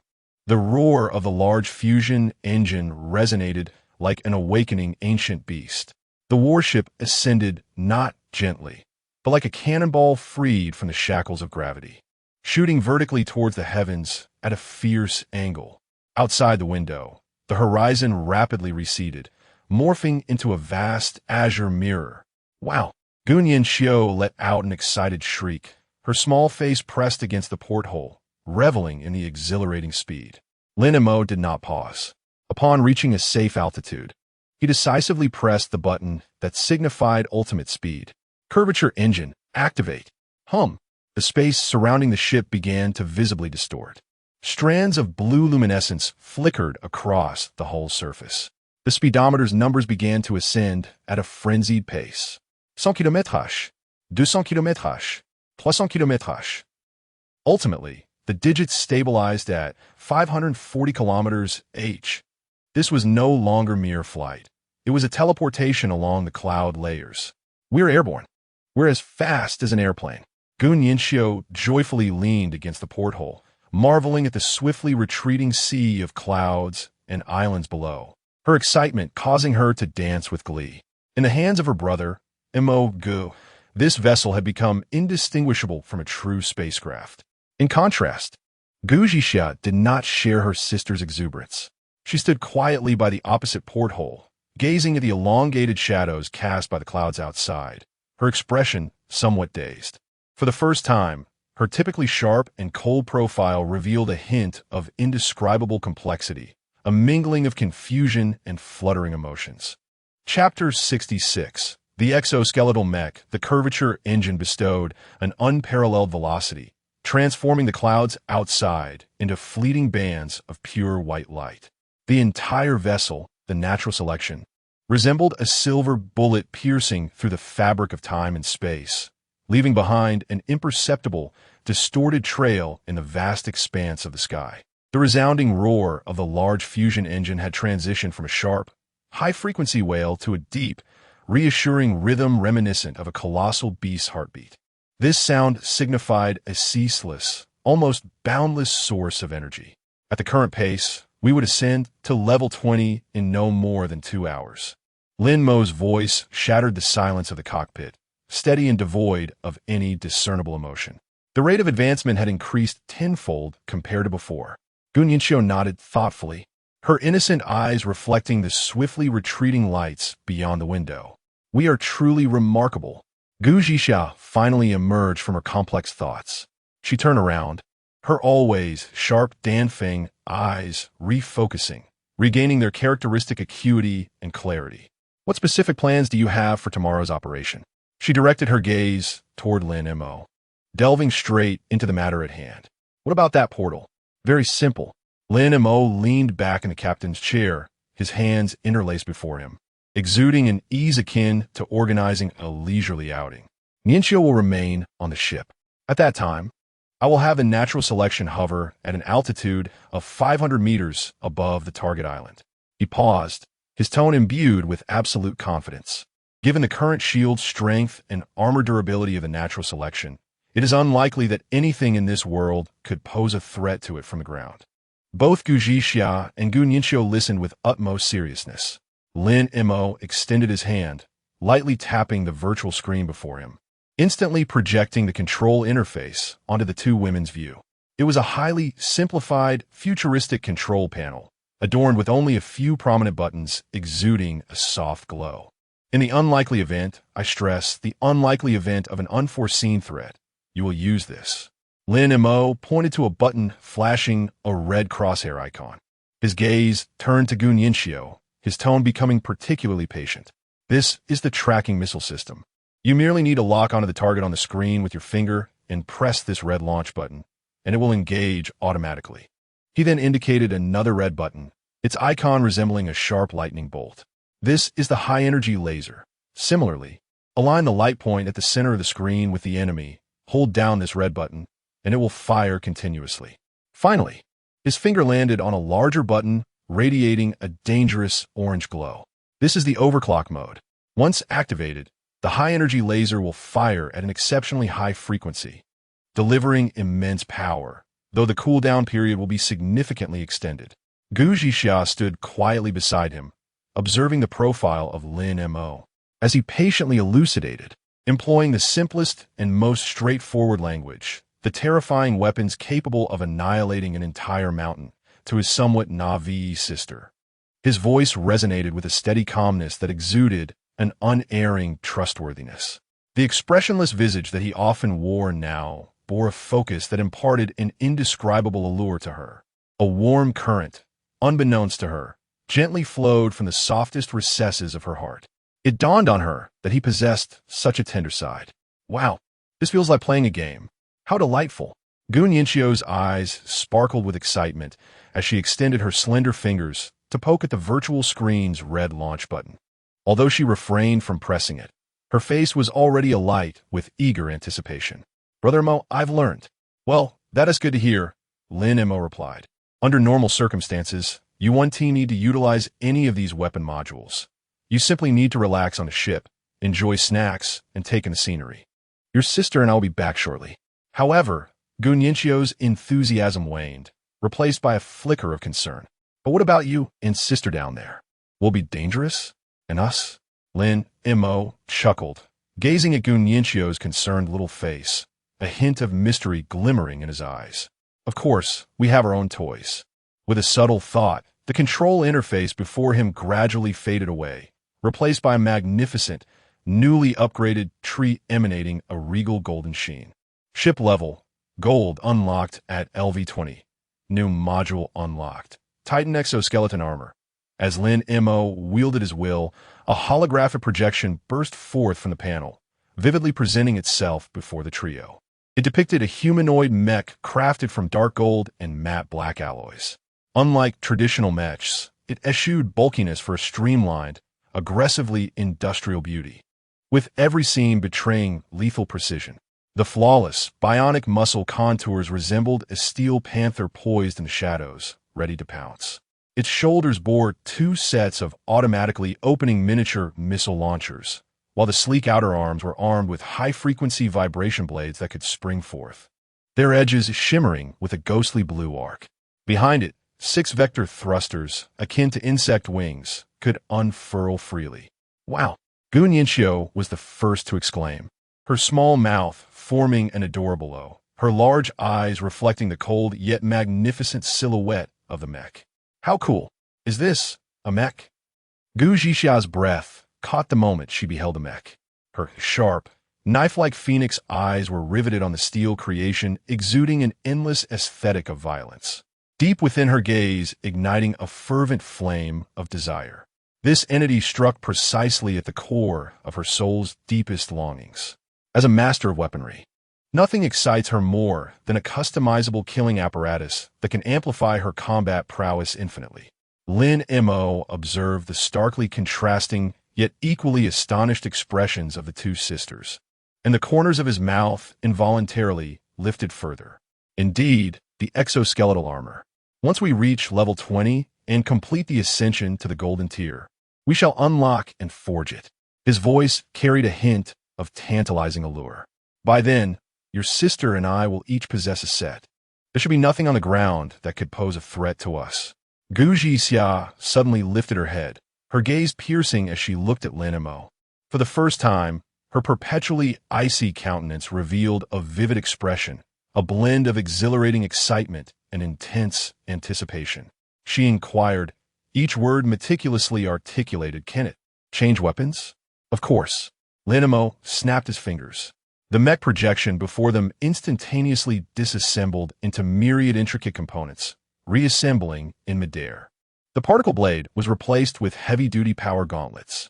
The missile nest on the shoulder transformed into a fearsome plasma cannon. Even the aerial device on the back could be swapped for a more powerful plasma propulsion engine, capable of short-distance space travel. All weapon modules and armor attachments could be freely customized and exchanged according to mission requirements. It is an extension of our very bodies. Gu Zhixia's chest began to rise and fall rapidly. She gazed at the ever-changing weapon modules, envisioning herself clad in this steel battle attire, wielding a searing particle spear, cutting through hordes of monsters with ease. What a thrilling spectacle of combat that would be. This vessel, this man, time and again, delivered surprises and shocks that surpassed her imagination. The ship, named Natural Selection, continued its smooth flight above the clouds at a terrifying speed that transcended sound.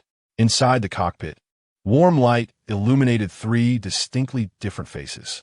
Gu Yanxiu wore an expression of pure wonder and novelty. Gu Jixia's eyes burned with martial spirit and desire. Meanwhile, Lin Mo silently observed them, watching as the warship, warmed by their presence, transformed from cold to lively, a genuine smile finally gracing his face. Tomorrow's hunt promises to be exceedingly exhilarating. Chapter 067. What the hell is this thing? The night enveloped the sky and sea in a deep, inky darkness, akin to a canvas drenched in black paint.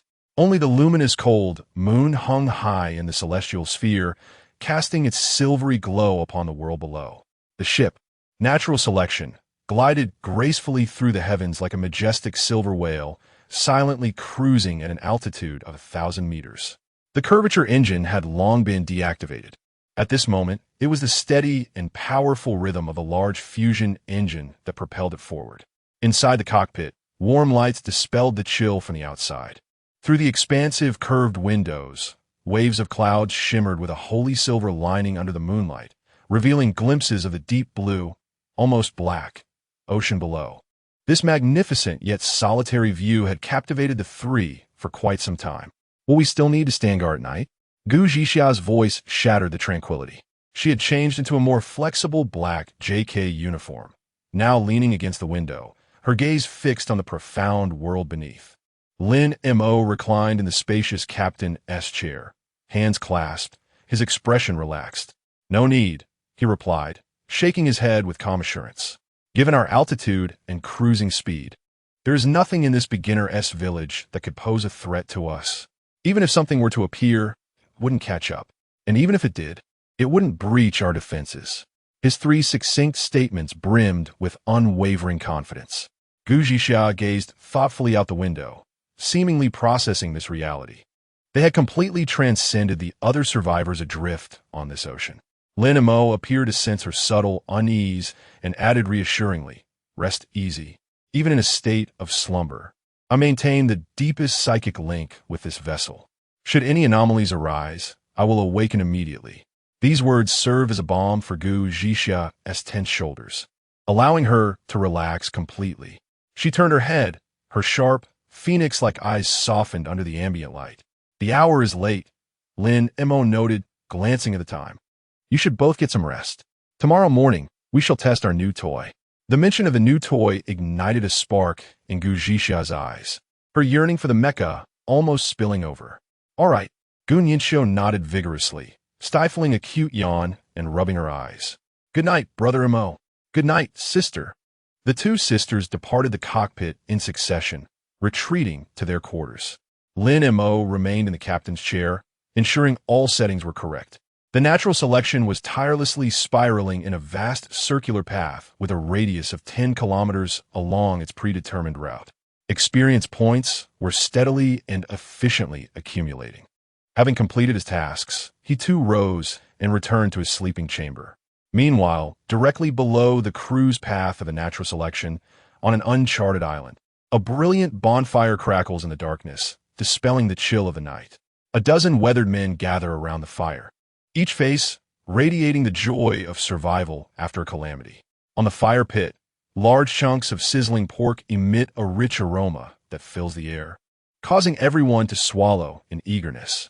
"Thanks to the boss. If you hadn't led us in taking down those mutated wild boars on the island, we would still be gnawing on tree bark," exclaimed a burly man with a scarred face, deftly slicing off a steaming piece of roasted meat with his dagger while fawning over the man seated in the honored position. "Indeed, as long as we follow the boss, we are sure to survive." Another chimed in eagerly. The man referred to as the boss, Zhao Tianlong, listened with satisfaction to his subordinate's flattery, seizing a succulent piece of roasted pork leg and biting into it with fervor. At that moment, the sky seemed to darken momentarily. The bonfire's glow appeared to be obscured by something, only to return to its former brightness. Zhao Tianlong furrowed his brow and looked up at the sky. "What is going on?" Everyone followed his gaze, peering into the heavens. The moonlight remained bright, and the night sky revealed nothing but stars. "Boss, perhaps you misjudged? It might just be the wind," the scarred man said dismissively. Just as he spoke, a massive shadow silently swept overhead once more. This time, everyone saw it clearly. It was not a cloud. What is that?" A timid man gasped, dropping his roasted meat in terror, pointing at the sky. "Is it a monster from above?"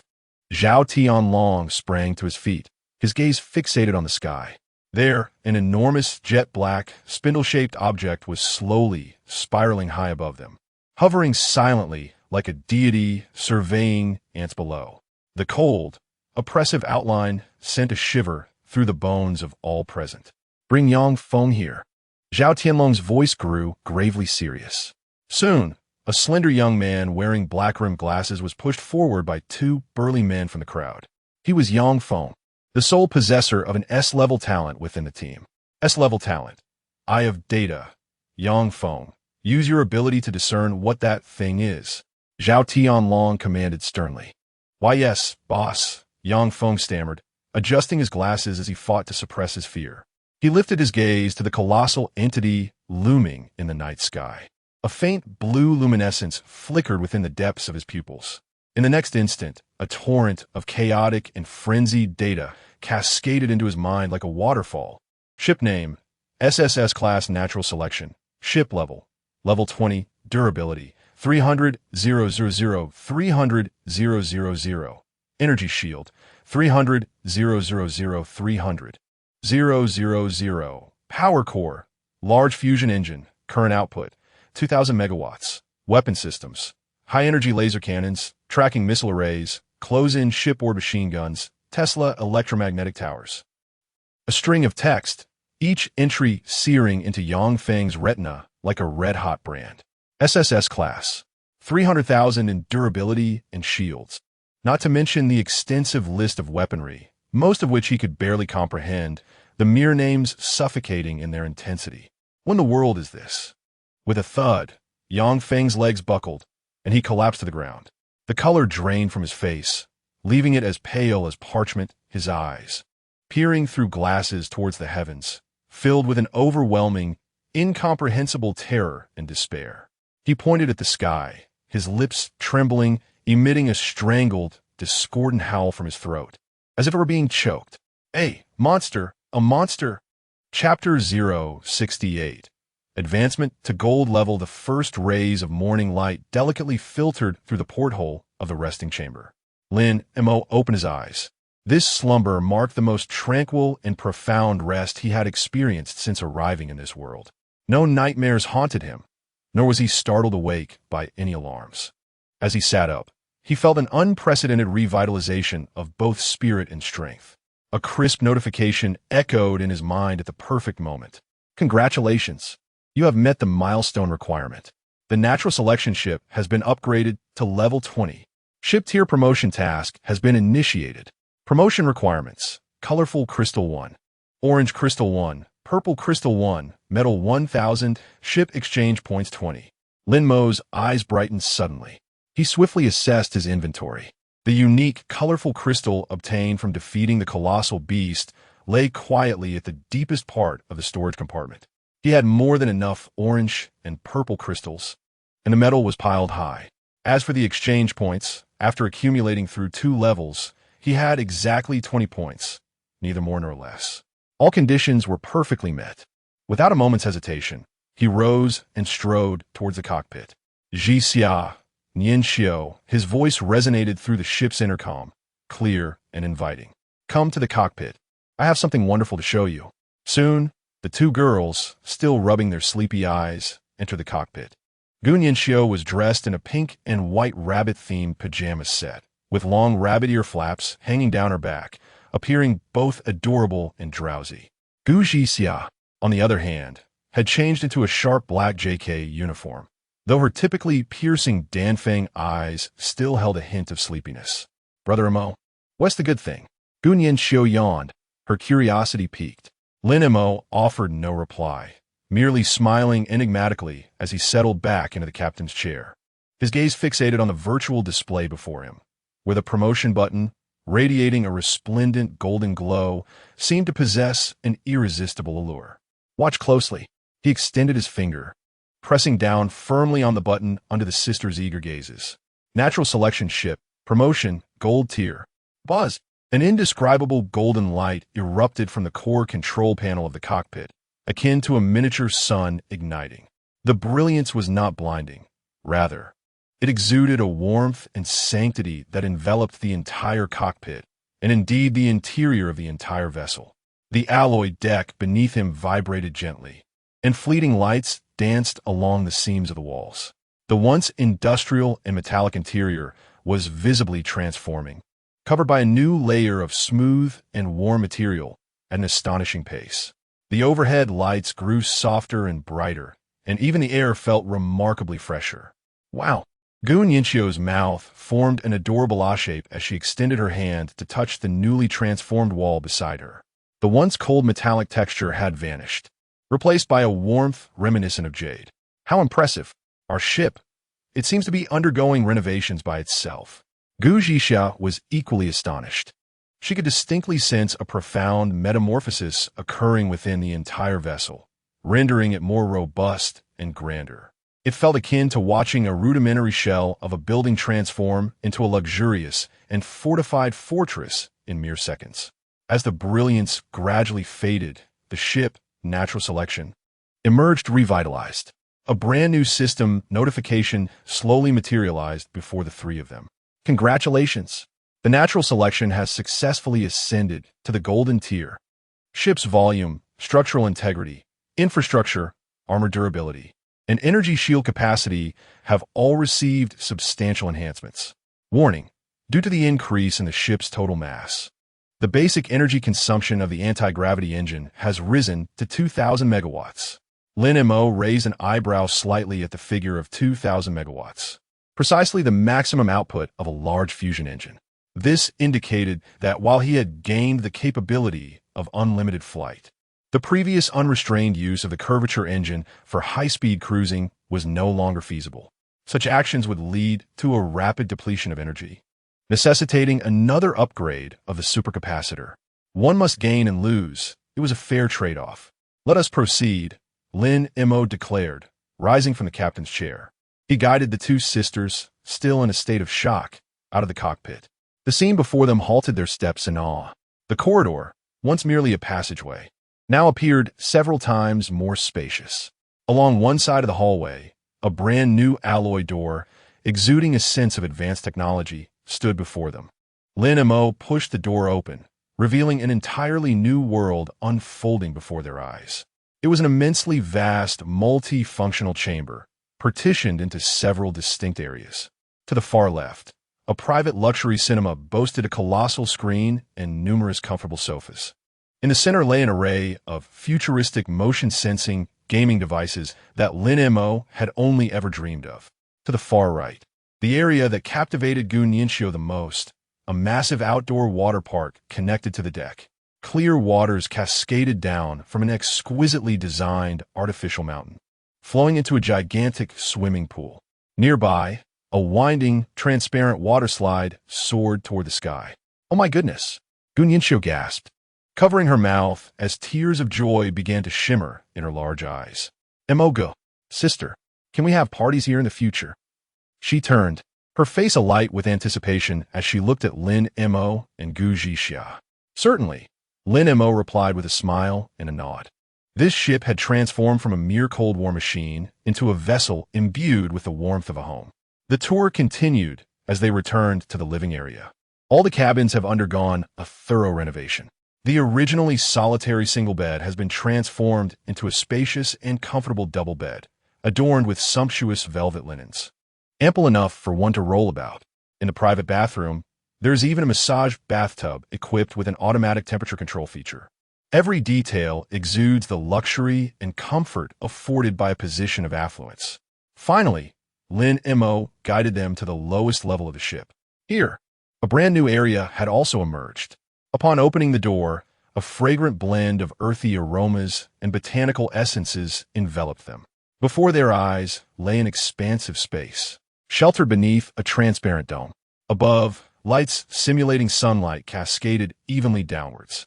The fertile black soil had been meticulously divided into plots, complemented by a fully automated irrigation and fertilization system. A subterranean farm. A glimmer of contemplation flickered in Lin Mo's eyes. With this farm, coupled with Gu Nianqiu's innate talent, they would entirely liberate themselves from reliance on external food resources. Sustainable development is the true path to greatness. Just then, a soft little hand gently tugged at his sleeve. Lin Mo turned to find Gu Zhixia standing beside him, her typically sharp phoenix eyes now ablaze with an unrestrained fervor. She did not gaze at the opulent entertainment facilities, nor did she show interest in the plush beds. Her focus was unwaveringly fixed on Lin Mo. The weapons room. Her voice quivered with barely contained intensity. Where is it? Chapter 069. Titan exoskeleton armor. Lin Mo gazed at her, observing the frosty glint in her Danfeng eyes, which at that moment blazed with an almost tangible, fervent flame. A subtle smile flickered at the corner of his lips. You are quite impatient, aren't you? His hand gently rested atop her head, embodying an increasingly familiar intimacy as he tousled her silky black hair. Gu Zhixia's body momentarily stiffened, yet the tension within her gradually dissipated beneath the warmth of his palm. Follow me, Lin Mo said, retracting his hand as he turned to stride toward the newly established underground farm. Gu Nianqiu was curiously poking at a freshly sprouted seedling emanating a faint glow when she heard the commotion and hurriedly followed suit. Her rabbit-eared pajamas bobbing adorably with each step. The trio traversed the now more spacious corridor, where the metallic walls felt less frigid, taking on a texture reminiscent of warm jade. Eventually, their footsteps halted before an unprecedented, colossal circular alloy door at the innermost part of the ship. The door bore an emblem etched with interlocking gears and crossed swords, emanating a gentle white light from within, exuding an air of gravitas and authority. Lin Mo placed his palm upon the recognition area at the center of the door. With a low, melodious hum, the heavy alloy door silently retracted inward like a camera aperture, unveiling a path to the unknown. A blend of machine oil, cold metal, and a hint of gunpowder wafted out from beyond the door, stirring Gu Zhixia's blood to a simmer. She recognized this scent. It belonged to her. Beyond the door, the world opened up brilliantly. A weapons room, or perhaps more aptly, an armory, lay before them. This expansive circular hall had grown tenfold since its prior iteration.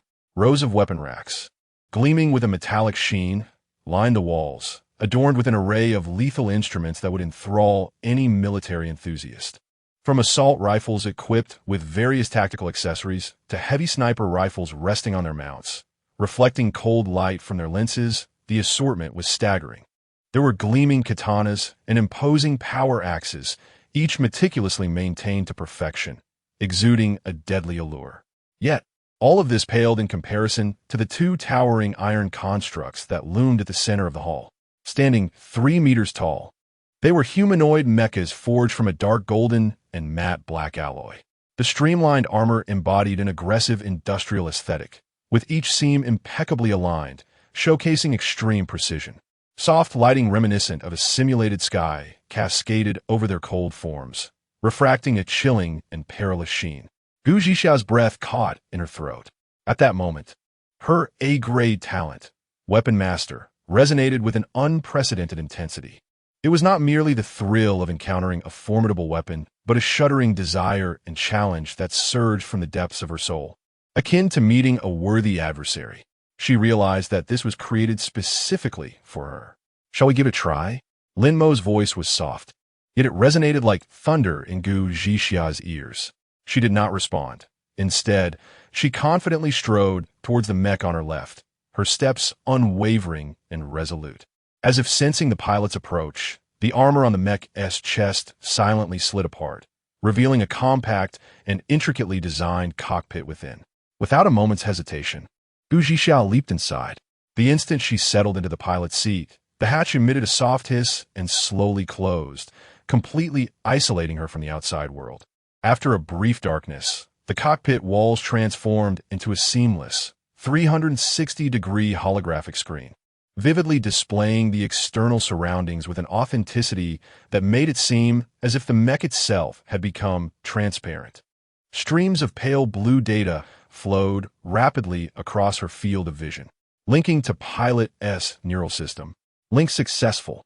Welcome to Titan Model 1. Gu Zhixiao attempted to issue the simplest command in her mind, raise hand. Instantly, the enormous steel arm outside lifted in accordance with her will, moving with a fluidity that exhibited no delay. She gradually clenched her fist. Crack, crack, crack. The heavy sound of metal joints interlocking resonated through the mech's body, clearly reaching her ears, a symphony composed solely of raw power. Another mech's blue optical sensor illuminated and turned toward her. How does it feel? Lin Mo's voice came through the internal communication, sounding as if she were right beside her. Very good. Gu Zhixiao's tone remained as steady as ever, though only she was aware of her heart racing at an unprecedented pace. She attempted to take a step forward. Thud! The heavy footfall caused the entire armory floor to tremble slightly. This unparalleled sensation of power was intoxicating. A shared attribute panel was projected into their view by Lin Mo. Titan exoskeleton armor, basic model, durability, 10,000, 10,000. Energy, consumes fuel, ordinary mode lasts for 3 hours. 10,000 points of durability. Gu Zhixiao murmured. Ordinary attacks would scarcely be worthy of even a light massage. This is merely the basic version, Lin Mo remarked, pulling up the modification interface. An incredibly intricate tech tree unfolded before them, yet the vast majority of modules appeared grayed out and locked. Heavy plasma cannon requires superconducting magnet 5, high-purity energy crystal 10, rare metal ingots 500. High-frequency vibrating particle lance requires Zhenjin 1, phase generator 1, rare metal ingots 300. A continuous list of items displayed, all composed of rare materials she had never heard of before. Gu Zhixiao's gaze lingered on the icon of the particle lance for a full 3 seconds. It appears that this afternoon we must venture out clad in this cumbersome attire. Lin Mo's voice carried a hint of teasing. However, his fingers glided down the screen, ultimately pausing on a module illuminated by a green light. Its unlocking requirements remarkably simple. Wing short-range flight module. Effect. Enables a continuous flight of 25 minutes. Requirements. Metal 200. Gunpowder 50. Fuel 100. These materials were trivial for them at this juncture.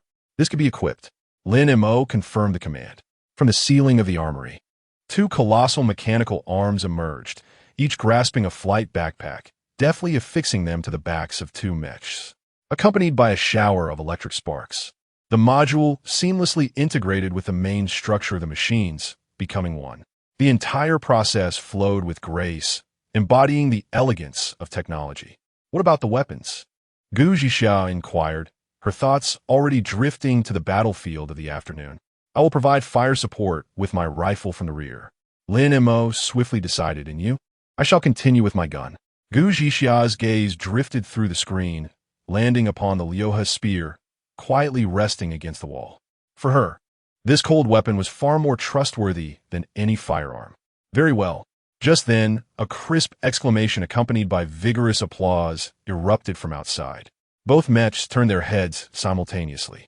There stood Gu Zhixiao beyond the safety line, her large eyes sparkling with admiration, her small face flushed with excitement. Brother Mo and sister, you both look so magnificent. Her pure, heartfelt admiration swept through the armory like a warm current, dissipating the cold, lethal atmosphere. Lin Mo's mech emitted a deep chuckle. Gu Zhixiao also noticed her lips curving upward uncontrollably. Time is of the essence. Lin Mo's voice drew them back to reality. Let us head out first. The 2 disengaged, and the cockpit door opened. As their feet touched the solid ground once more, the divine sensation of control gradually faded, leaving them with a tinge of reluctance. I'll go prepare breakfast, Gu Zhixiao exclaimed, turning and darting toward the kitchen, eager to showcase her skills. Lin Mo then led Gu Zhixiao back to the bridge. He pulled up the star map and set the coordinates sent by the planner, 745 minus 128, as their final destination. Route established, full speed ahead. The entire ship, natural selection, shuddered slightly, tracing a graceful arc through the air, before suddenly accelerating, transforming into a silver streak, racing toward the distant sea. Simultaneously, Lin Mo opened a private chat channel with the planner. Survival of the fittest. We have departed, expected to arrive punctually at 2 o'clock this afternoon. The reply came almost instantaneously. Planner acknowledged, awaiting your esteemed presence. Closing the chat window, a rich aroma of food wafted into the bridge at just the right moment. Gunyinshio pushed a small food cart into the room. Upon it rested 3 steaming breakfasts. Perfectly seared, thick slices of fierce beef steak glistened with oil, generously drizzled with a rich, secret sauce, accompanied by golden scrambled eggs and several slices of toasted bread. It's time to eat. A special power steak set, she announced as she arranged the plates. Lin Mo picked up his knife and fork, cutting a piece of steak to savor. The meat was firm, the sauce delectable, and a wave of warm energy instantly spread from his stomach to the farthest reaches of his being. You have consumed power steak, temporarily increasing strength attribute by 5. Lasting for 3 hours. Lin Mo glanced at Gu Jixia, who was delicately tasting her steak, and then at Gunyinshio, whose face was full of anticipation. Outside the window, the sea of clouds raced backward. The unknown island and the mysterious portal awaited them ahead. This time, they were well prepared. Chapter 070. Laser cleaning at 1:50 p.m. A modest sailing vessel bobbed helplessly upon the azure waves of the sea. On board, 4 figures anxiously scanned the distant horizon. The leader, a man of average stature and unremarkable features, possessed eyes that gleamed with an extraordinary brilliance, radiating an aura of meticulous calculation. His designation was the planner. Boss, will survival of the fittest truly arrive? A brawny man, muscles taut and imposing, could not restrain his apprehension. Could he be deceiving us? The planner, Chun Ping, did not turn around, but merely glanced at the time displayed on his personal terminal. He will come, he replied, his tone calm, yet imbued with a confidence rooted in precise analysis. For an entity of his caliber, our intelligence was a surefire investment. Our sole value to him rested upon that door. As long as he held an interest in it, his arrival was inevitable. Another slender team member shielded his eyes from the glaring sun, moistening his cracked lips. I can't help but wonder what kind of vessel he commands. The Dragon fleet was obliterated by him alone. Surely, he isn't piloting a true aircraft carrier? This speculation plunged the entire crew into silence. Aircraft carrier. In a world where everyone struggled for a piece of timber or a bottle of fresh water, that term resonated like a myth from the last century. Just then, the slender member exclaimed, "Boss, look at the sky." His finger trembled as it pointed upward. Chun Ping jerked his head up. In the distant skyline, a small black that had appeared, rapidly expanding at an astonishing pace. It was not traversing the sea. It was soaring through the air. Chun Ping's pupils constricted to pinpricks. He had envisioned the arrival of a colossal iron vessel, cutting through the waves, or perhaps a grand fleet, exuding an unmatched majesty. Countless scenarios had played out in his mind, yet none had prepared him for this. Before him floated a magnificent ship, entirely aglow with a silvery metallic sheen, exuding an aura of science fiction. It hovered silently beneath the clouds, its streamlined form too perfect to be a creation of this world, casting a shadow over the sea that resembled divine retribution. The small wooden boat, upon which Chun Ping's survival depended, appeared diminutive beneath this shadow, akin to a helpless fallen leaf. Astonishment fails to encapsulate his emotions at that moment. It was a visceral tremor, a shattering of worldviews, and a complete upheaval of understanding, originating from the depths of his soul. The planner, my lord, you have arrived? His trembling hand sent forth this terse greeting through the private communication channel. Inside the bridge of the natural selection, Lin Mo gazed at the radar screen, where a clearly marked green dot represented the planner's team. Simultaneously, the radar scanning results were clearly presented, revealing the island densely populated with numerous red light spots representing hostile creatures. Goblin tribe, minor, Goblin shaman, elite, Goblin spearman, common. Lin Mo furrowed his brow slightly. He lacked the patience to waste time clearing out these minor foes after landing. He glanced at the private message from the planner and gently tapped on the virtual keyboard. Survival of the fittest, no rush. Survival of the fittest. When visiting someone else's territory, one ought to knock first. Knock. On the small boat, Chun Ping stared at this reply, his mind a blank. What could it possibly mean? In the next moment, comprehension dawned upon him. The silver giant ship, hovering high above, began to silently reveal several smooth armor plates sliding apart beneath its hull. Sinister turrets, exuding an aura of cold-blooded carnage, slowly descended, locking onto the lush island below. Chun Ping's heart abruptly stopped. His companion beside him was so terrified that he fell onto the deck, his face drained of color. A faint hum of energy gathering emanated from the heavens above. Soon after, a crimson beam of high-energy laser, akin to a divine sort of punishment, tore through the air and precisely struck deep within the island's dense forest. There was no earth-shattering explosion, only a region of trees and rocks, along with the concealed Goblin sentinels, were instantaneously vaporized, leaving behind a smooth, mirror-like, bottomless black pit. An eerie silence, an absolute stillness.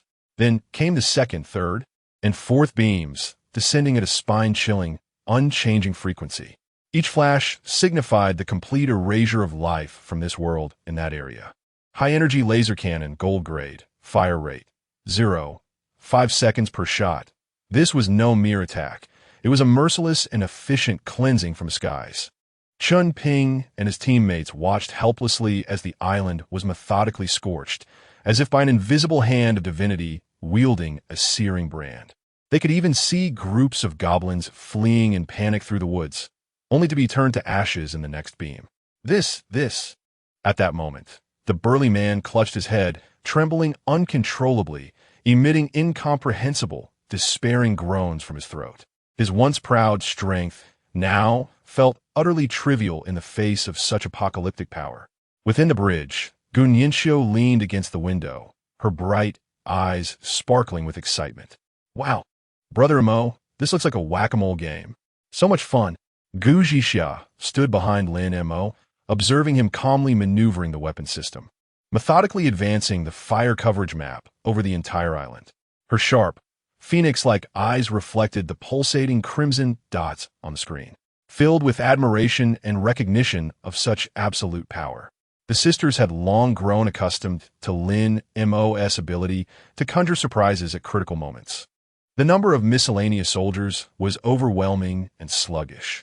Lin Mo appeared somewhat impatient, murmuring to himself. In an instant, his finger pressed the button, radiating a perilous orange glow. Overclock mode activated. A resonant hum emanated from the entire vessel, the natural selection. All high-energy laser turrets below the ship ignited their energy cores to their utmost brilliance in a heartbeat. What emerged was no longer a series of independent beams, but a continuous cascade of pure energy, a relentless, scarlet waterfall of death, with a firing rate of 0, 5 seconds per shot. All attacks converged into a colossal beam of light, sweeping across everything in its path, inexorably grinding from one end of the island to the other. Hills were leveled, forests incinerated, and rocks melted. The entire island wailed and trembled before this unreasonable force, ultimately succumbing to silence. Chun Ping gaped, staring blankly at this mythic spectacle before him. It felt as though his mind had ceased to function, reduced to a void. Minutes later, as the radiance dissipated, the magnificent silver vessel, suspended in the sky, retracted all its turrets, resuming its flawless form, quietly hovering. Below, the island had transformed into a charred expanse, barren and still emitting wisps of smoke, a glassy wasteland. Pristine. Astoundingly pristine. Lin Mo glanced at the radar. On the screen, the last red dot vanished. He rose, turning to Gu Zhixia behind him. Let's depart. To the island. Chapter 071. Nest of the Dragon. At the command of the bridge, the doors to the armory swung open. Lin Mo and Gu Zhixia stepped forward, approaching the two imposing steel constructs. With a soft hum, the chest armor of the Titan mech silently slid apart, revealing a compact and intricate cockpit within. The two skillfully climbed inside. As the hatch sealed shut, the external light and sounds were completely isolated. In the next instant, a 360-degree holographic view illuminated, flawlessly presenting the obsidian island below, now transformed into a glass-like surface. Neural link established. Welcome to Titan. At the base of the vessel, a massive lift platform slowly descended, securely lowering the 3-meter-tall, dark golden mechs to the ground. Boom! Boom! Two heavy thuds resonated almost simultaneously. The metal feet of the mechs struck the fragile glass surface, causing the entire scorched earth to tremble slightly, spiderweb-like cracks radiating from the point of impact. On a small boat, Chun Ping and his remaining 3 teammates had only just begun to recover from the cataclysmic onslaught of laser bombardment. Their dazed gazes had yet to shift from the hovering, miraculous silver behemoth in the sky when their eyes were drawn to the descending figures. They witnessed the 2 colossal steel giants plummeting from above. What in the world is that? The burly man, who had barely crawled back from the brink of collapse, felt his eyes bulge and a horrified scream escape his throat upon seeing the mechs. The muscles he prided himself on, capable of tearing apart mutated wild boars, seemed absurdly feeble and laughable in the presence of these embodiments of violent aesthetics. Chun Ping's body stiffened like stone. His once proud mind, adept at calculations and strategies, crashed in that moment. A mobile fortress in the sky, humanoid mechs descending from above. This was far beyond his comprehension. This was no longer a survival game. It was a dimensional strike. He had thought he had found a top-tier player, a powerful ally. Now he realized that he had perhaps encountered a deity. The cold blue optical sensors of the 2 mechs slowly pivoted toward their direction. An icy, inhuman sense of oppression crossed hundreds of meters of sea, locking onto them with an unyielding grip. Lead the way. A voice, synthesized electronically and devoid of any emotion, emanated from one of the mech's external speakers, echoing clearly across the desolate island. Chun Ping jolted back to reality, instantly alert. Without a moment's hesitation, he shouted at his stunned teammates. "Start the boat. Quickly. Bring us closer." The tattered little sailboat trembled as it cautiously approached the scorched coastline.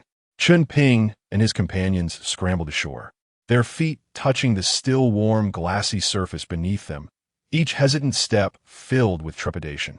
They dared not lift their eyes to behold the 2 imposing steel statues that loomed over them. The sound of heavy footsteps echoed like a hammer striking their very hearts. Lin Mo and Gu Zhixia maneuvered their mechs behind them, moving at a leisurely pace. The island was devoid of any natural earthy fragrance. Instead, the air was thick with the acrid scent of rock and organic matter scorched by intense heat. Soon, in the center of a completely flattened basin, they beheld the portal. It hovered in midair, radiating a ghostly blue glow, rippling like water. It stood silently in this desolate land, exuding an aura of mystery and eeriness. Lin Mo halted. Let us be clear, his voice, still devoid of emotion and mechanical in essence, sent a shiver through Chun Ping's body. If we enter and encounter insurmountable troubles, we cannot guarantee your safety. There is still time to reconsider. The air was steeped in a deathly silence. The 3 teammates behind Chun Ping wore expressions of intense struggle and dread. To enter could mean death, yet abstaining would render all their previous sacrifices and efforts utterly futile. Chun Ping's chest heaved violently as he clenched his jaw, a gambler's madness igniting in his crimson eyes. "We have no regrets."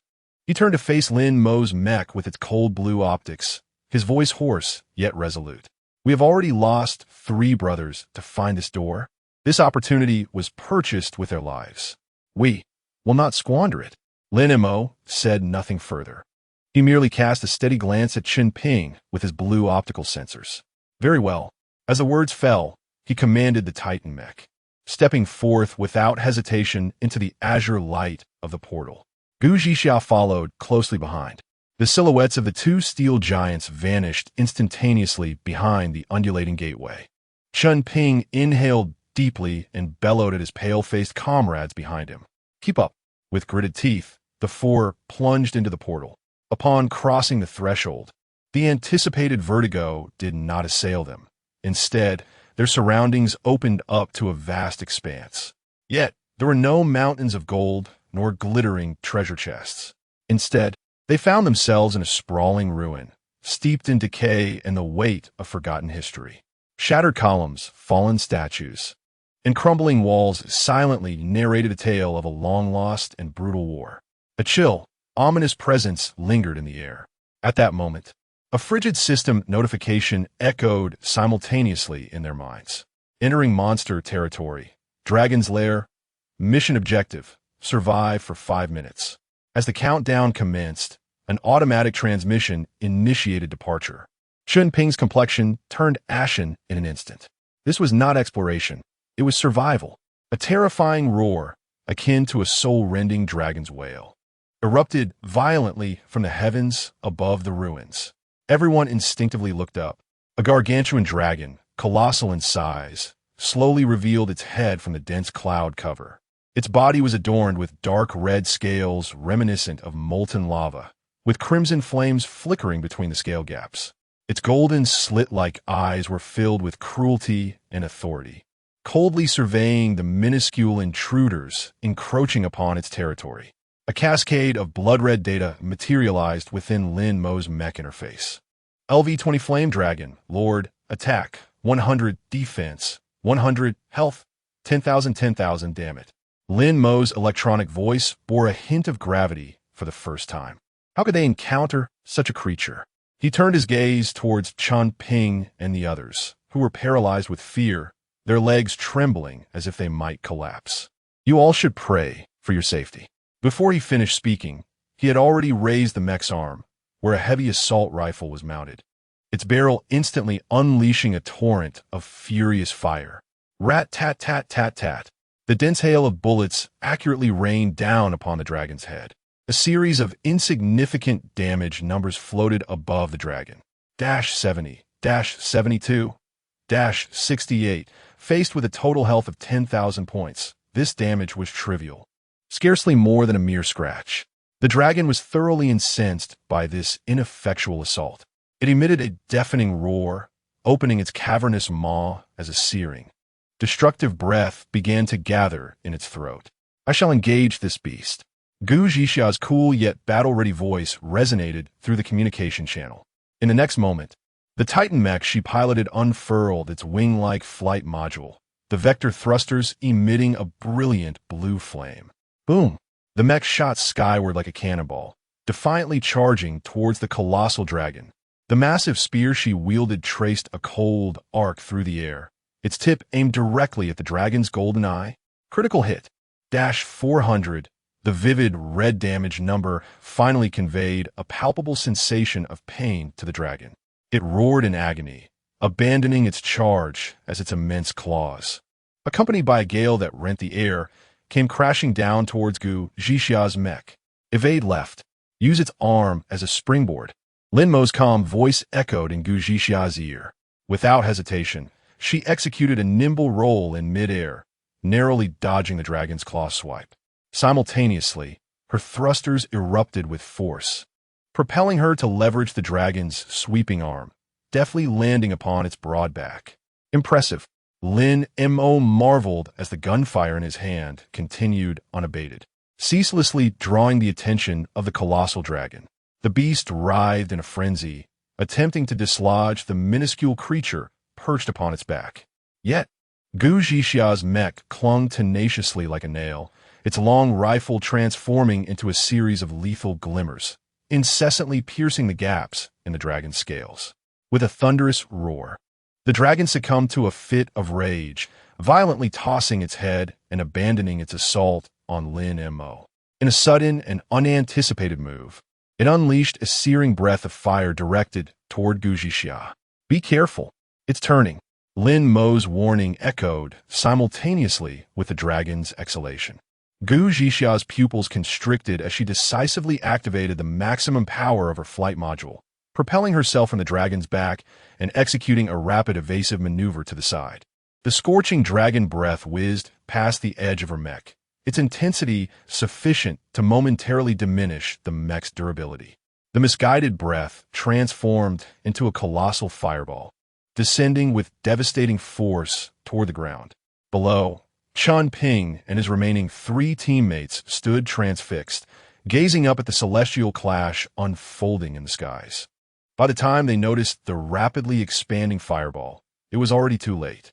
The previously boisterous giant, his expression frozen in an instant of terror, was engulfed by the descending inferno before he could even emit a scream. In that moment, all that remained was a smoldering, bottomless pit, still emitting wisps of dark smoke. Chapter 072. The silent manner, its target of hatred is you. Maintain mobility. I shall sever its wings. Lin Mo's composed voice resonated clearly through the communication channel, reaching Gu Zhixia's ears. Though she offered no verbal response, her actions spoke volumes. Piloting her mech, the winged flight module behind her emitted a brilliant azure flame, tracing bewildering and ethereal maneuvers in the air, akin to a nimble hummingbird, deftly circling the enraged dragon while evading its searing breath capable of incinerating all. With each moment of evasion, the spear in her grasp transformed into a deadly glimmer, precisely thrusting towards the same crevice between the dragon's scales on its back. Crack! A crisp sound echoed as the dragon's scale, harder than steel, finally shattered. An opportunity. Boom! Lin Mo's mech slightly bent its legs before propelling itself skyward like a cannonball. The dragon's attention was entirely captivated by the bothersome little insect behind it, oblivious to the impending lethal assault below. Now is the moment. Lin Mo's synthesized voice thundered through the communication channel. In the skies, Gu Zhixia abruptly plunged her spear into the freshly opened wound, and her foot thrusters erupted with force, launching the entire mech skyward with newfound momentum. Roar! The excruciating pain elicited a desperate bellow from the dragon, instinctively attempting to flap its wings to shake off the attack from behind. Yet it was too late. Lin Mo's mech had already surged beneath its wing root. He steadied the heavy rifle, aiming directly at the grotesque wound Gu Zhixia had just torn open. The mech's power core surged beyond its limits, channeling all energy into the ammunition system and the rifle S-chamber. Tot. Instead of a single, lethal crack, a cacophony akin to a metallic tempest erupted. The rifle belched forth a lethal tongue of fire, and countless specially reinforced armor-piercing rounds transformed into a torrent of steel, precisely and mercilessly flooding into the dragon's left wing's mangled flesh. Flesh and blood flew as the scales were forcibly torn apart, resilient tendons severed under the barrage, and even the robust bones emitted a strained creak, fracturing under the overwhelming force. Crack, accompanied by a resounding shatter of breaking bones. A massive gash was forcibly carved into the point where the dragon's left wing met its body, torn asunder by the relentless firepower. Dark crimson dragon blood gushed forth like a waterfall. The unbalanced dragon let out a despairing wail, its immense body plummeting to the ground like a severed kite. Boom! Boom! The earth trembled violently, as if a minor earthquake had occurred. Dust and debris swirled into the air. Lin Mo's mech landed steadily, and he glanced at the corner of his view. Countdown, 103 swiftly, decisively. He and Gu Zhixiao's mech stood side by side, their heavy strides leading them towards the colossal creature that struggled to rise amidst the swirling dust. Stripped of its aerial prowess, this once dominant ruler of the skies now resembled a fish laid bare on a chopping block. The two mechs, wielding lethal weaponry, launched a merciless final assault upon the dragon's massive head and heart. As the countdown dwindled to the last 10 seconds, the dragon's enormous head finally succumbed, drooping lifelessly, its golden vertical pupils dimming to utter darkness. The gargantuan carcass transformed into a flurry of golden motes, gradually dispersing into the ether. In its place remained 3 trophies, suspended in midair, each radiating a distinct luminescence. Congratulations! You have successfully slain the LV-20 Lord Flame Dragon. Acquired. Dragon Heart, Orange, 1. Orange Crystal Core 1. Dragon Biological Bionic Blueprint, Gold. Mission complete. Preparing for teleportation. With a flash of light, the desolate, charred landscape of the glassy island returned before their eyes. Thud! Chun Ping and the remaining 2 teammates collapsed to their knees, their legs giving way. They were not expressing gratitude. Rather, they were overwhelmed by the exhaustion of surviving a calamity coupled with the sorrow of witnessing their comrade turn to ashes, rendering them unable to sustain their bodies any longer. Lin Mo and Gu Zhixia disengaged from their mech link and exited the cockpit, while the two Titans automatically entered standby mode, standing silently behind them like two loyal guardians. Lin Mo glanced at his personal terminal, pulling up the damage report of the mech. Mine has lost 210 durability, yours 280, barely totaling 500. He observed the ethereal blue portal still wavering in the air, his expression devoid of any relaxation. Such damage was hardly more than superficial. We must venture in once more. This statement caused Gu Zhixia, who had just emerged from a mech and was savoring the sea breeze to calm the remnants of battle, to whirl around in shock. Are you out of your mind? Her voice trembled slightly, not from fear, but from sheer astonishment. What just transpired? A Lord-level dragon. What if next time? There were two? That one T happened, Lin Mo replied, shaking his head with a conviction that resembled an assertion of fact. Such portals, no matter how challenging, are not insurmountable. With high-difficulty survival challenges, there are invariably low-risk resource rewards. He paused, a playful smirk curling at the corners of his mouth. Perhaps next time, it will be a supermarket brimming with canned goods and bottled water, available for a mere $0. Gu Zhixia fell silent. She studied Lin Mo's profile, taking in the tranquility of his unwavering eyes. This man, though not loquacious, possessed a remarkable ability to make judgments and take risks that yielded returns far exceeding the perils involved. Whether it was upgrading warships or this current portal endeavor, he consistently charted a course on the right path. His almost primal intuition, coupled with the audacity born from meticulous calculations, instilled within her an inexplicable sense of reassurance. I will follow your lead. Ultimately, she merely uttered 3 simple words. Lin Mo nodded slightly, then shifted his gaze toward the other side, where 3 survivors remained ensnared in sorrow and terror. What about you? Do you intend to venture inside? Chun Ping abruptly lifted his head, his face streaked with tears and fear, shaking it vigorously as if it were a rattle drum. No, no, no. We shan't go. My lord, we will not proceed. The 2 teammates beside him, trembling with fright, bowed repeatedly. We had no inkling of the peril within. We merely wished to survive. They were utterly paralyzed by fear. The so-called opportunity held no value when confronted with the imminent threat of death. Is that so? Lin Mo's tone betrayed no hint of elation or ire. On that island, the corpses of goblins should still remain. Go and collect your spoils. Consider it your intelligence fee. With that, he ceased to acknowledge them, turning to stride towards his mech. Chun Ping and his companions were left dumbfounded. They raised their heads, incredulity etched upon their faces as they beheld Lin Mo's retreating silhouette. Goblin spoils? On that island, there were countless goblins, mercilessly exterminated by that terrifying laser. Even if only 1% yielded crystal cores or materials, it would amount to a fortune sufficient to sustain them for the rest of their lives. And this being had so casually bestowed this wealth upon them? Thank you, my lord. Thank you. An immense joy instantly dispelled the sorrow of lost companions. Chun Ping, accompanied by the other 2, fervently bowed towards Lin Mo and Gu Zhixia's figures, their foreheads striking the hard, glazed ground with resounding thuds. Lin Mo and Gu Zhixia had already returned to their mechs. Just as they prepared to enter once more, the ethereal blue portal flickered abruptly. The original aquamarine hue gradually faded, transforming into a profound, mysterious violet. Lin Mo and Gu Zhixia exchanged glances, each detecting a hint of gravity and anticipation within the other's mech sensors. Let's proceed. Lin Mo maneuvered his mech, being the first to step into the violet luminescence. Gu Zhixia followed closely behind. In that instant of crossing the portal, the oppressive sensation dissipated. Instead, they were greeted by an invigorating air, imbued with the earthy aroma of soil and the refreshing scent of flora.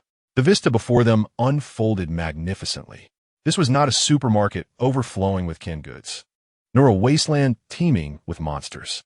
It was an immense estate bathed in warm sunlight, resembling a tranquil farm. Neat rows of furrows were adorned with a variety of crops that emitted a gentle glow, unmistakably extraordinary.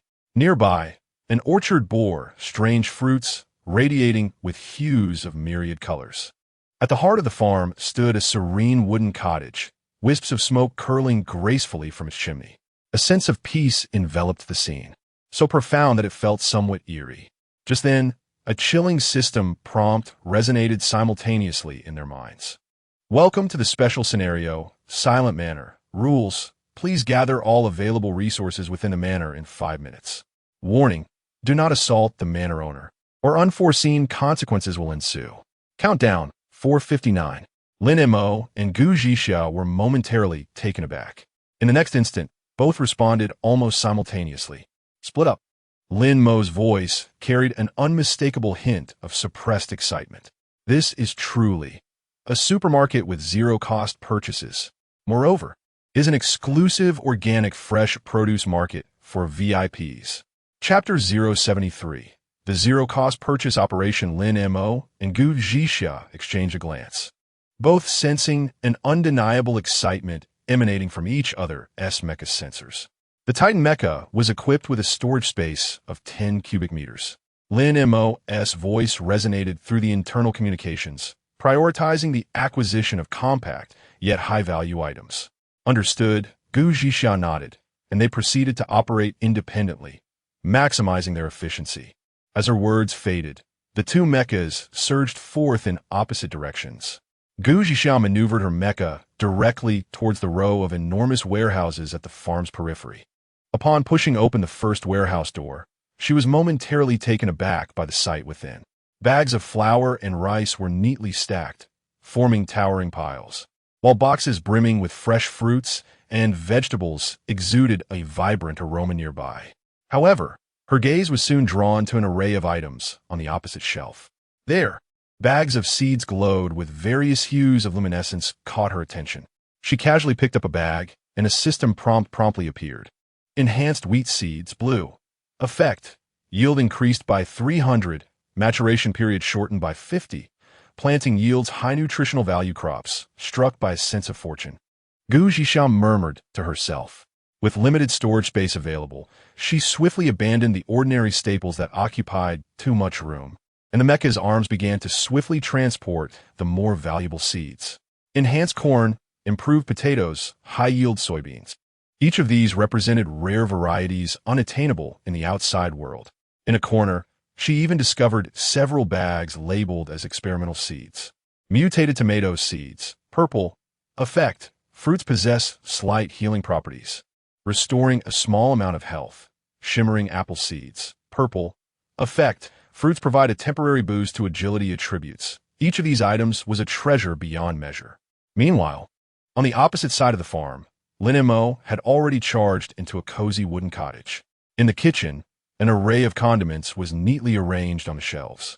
Without a hint of hesitation, he swept them all into his storage. Sea salt, pepper, chili powder, and even some exotic spice jars he had never encountered before, emitting peculiar fragrances. Dragon's Breath chili powder, blue. Effect: consuming grants fire resistance for 30 minutes. The refrigerator dazzled him further, revealing beautifully packaged frozen meats displayed like exquisite works of art. Marbled beef, blue. Giant whale steak, blue. Deep-sea tuna, purple. In a corner of the pantry, he discovered an abundant stash of bottled mineral water, filling over half of his storage without a moment's hesitation. After clearing the kitchen, Lin Mo rushed towards the living quarters. In the independent bathroom, he found brand new toothbrushes, toothpaste, towels, and even several large packs of toilet paper. These mundane items suddenly appeared invaluable. In one of the storage cabinets, he stumbled upon a case of fine red wine. Estate-aged wine, blue. Effect: consuming enhances mental attributes and provides a temporary luck boost. On the bookshelves in the study, various skill books were neatly arranged.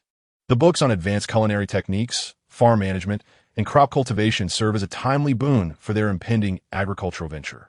Time is fleeting. Lin Mo hastily packed all valuable items into his storage space.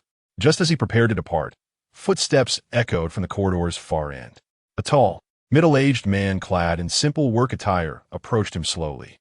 The man wore a gentle smile, yet his eyes sparkled with an inscrutable intensity. "Young man, what are you doing?" The farm owner's voice was calm, yet Lin Mo sensed a sudden drop in the temperature of the air. The system's warning echoed in his mind. Warning: do not attack the estate owner, or unpredictable consequences may ensue. However, the system did not prohibit dialogue. Nevertheless, Lin Mo, ever cautious, concluded that the system's explicit warning indicated that this farm owner was no benign figure.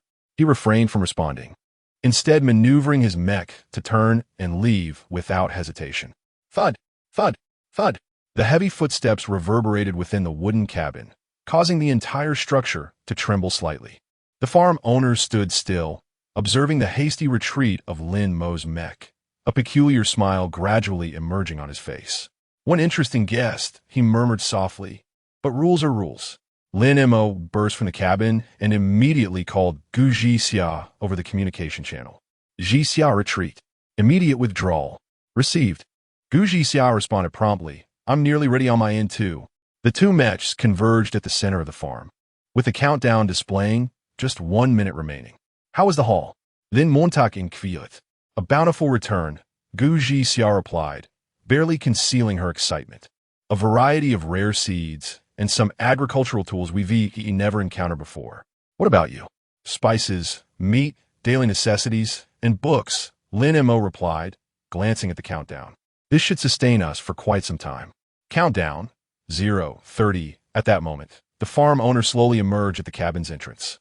He still wore that gentle smile. Yet both Lin Mo and Gu Jixia could feel the atmosphere becoming increasingly oppressive. Guests, did you have fun? The farm owner's voice resonated across the silent expanse of the farm. The two remained silent, simply awaiting the arrival of their transport. Countdown, 0:10, 0:09, 0:08. The farm owner's smile began to grow increasingly sinister. 0:05, 0:04, 0:03, 0:02, 0:01. A flash of light enveloped them.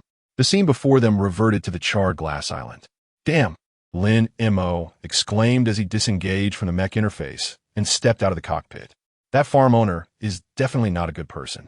I sensed it too, Gu Jixia replied.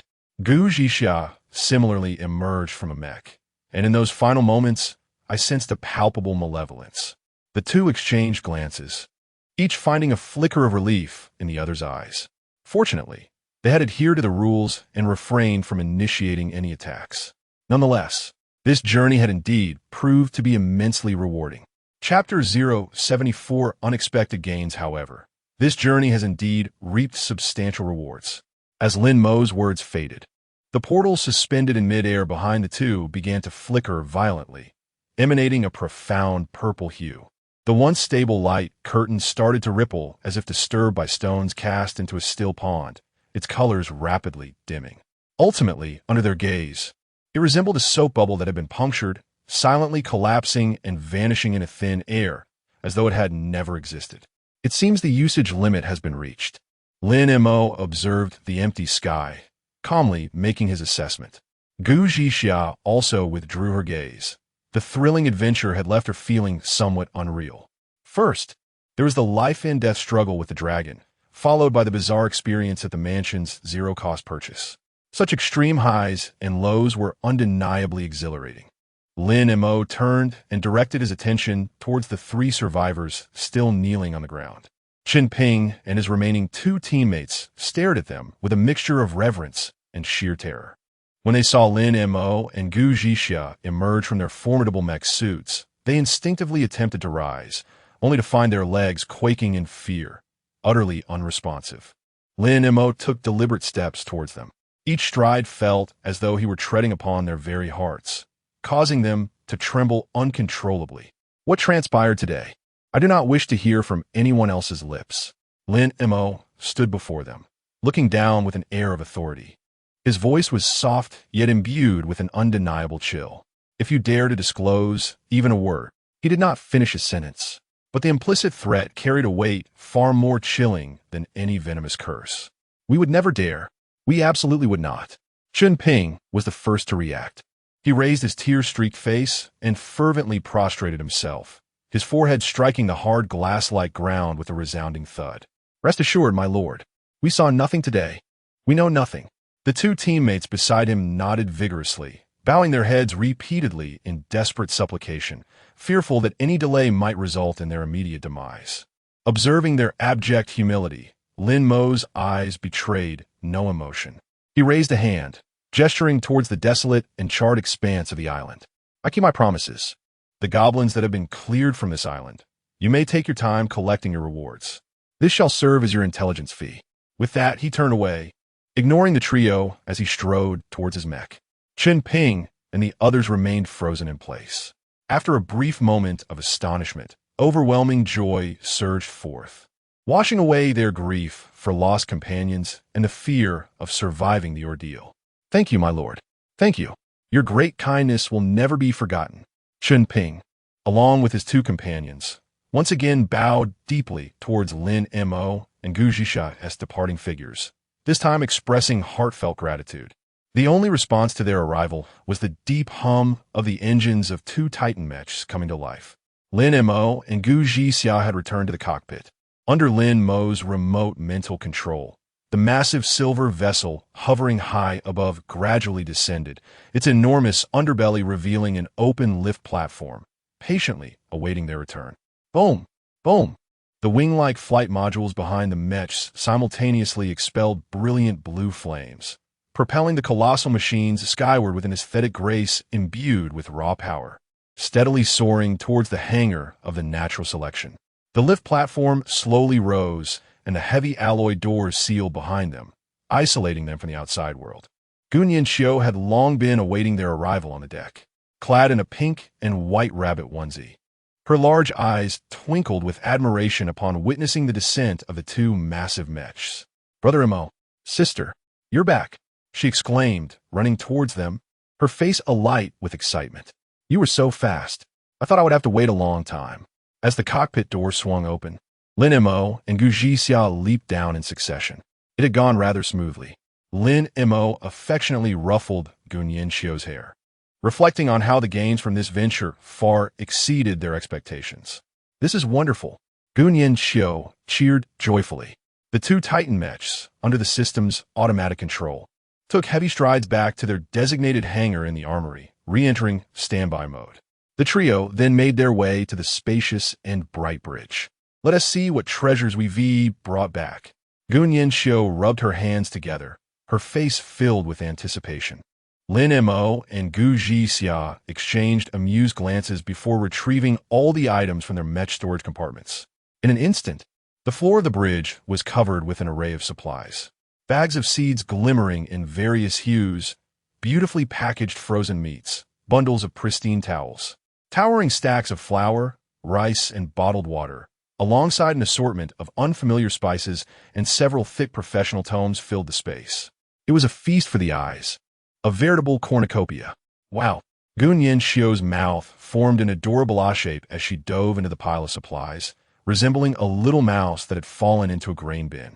Nearly overwhelmed with joy, she first picked up a bottle of dragon breath chili powder to sniff, then cradled a piece of frosted beef larger than her face, her expression radiating bliss.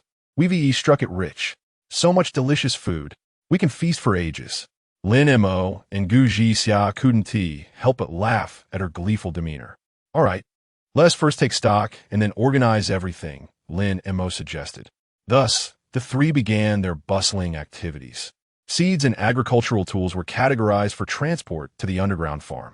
The food and spices were entrusted to Gu Nianxiu, the culinary maestro, who meticulously sorted them for the kitchen and pantry. As for the everyday items and books, they were dispatched to the storage lockers in the living quarters. As the final bottle of mineral water was placed on the shelf, Gu Nianxiu clapped her small hands, puffed out her tiny chest, and boldly proclaimed, "To celebrate our bountiful harvest, I shall prepare an extraordinarily lavish feast this evening." With that, she eagerly selected a prime cut of marbled beef and a few peculiar vegetables emanating a soft glow from the pile of ingredients, and joyfully scampered into the kitchen. Soon, the air was filled with the delightful melody of the girl as humming and the crisp, cheerful sound of chopping vegetables. In the bridge, only Lin Mo and Gu Zhixia remained. Gu Zhixia picked up several books brought from the Silent Manor, her gaze settling on the volume titled Crop Cultivation Secrets. Let's explore the farm, she suggested, looking at Lin Mo. "We cannot afford to waste these seeds." Indeed, Lin Mo nodded in agreement.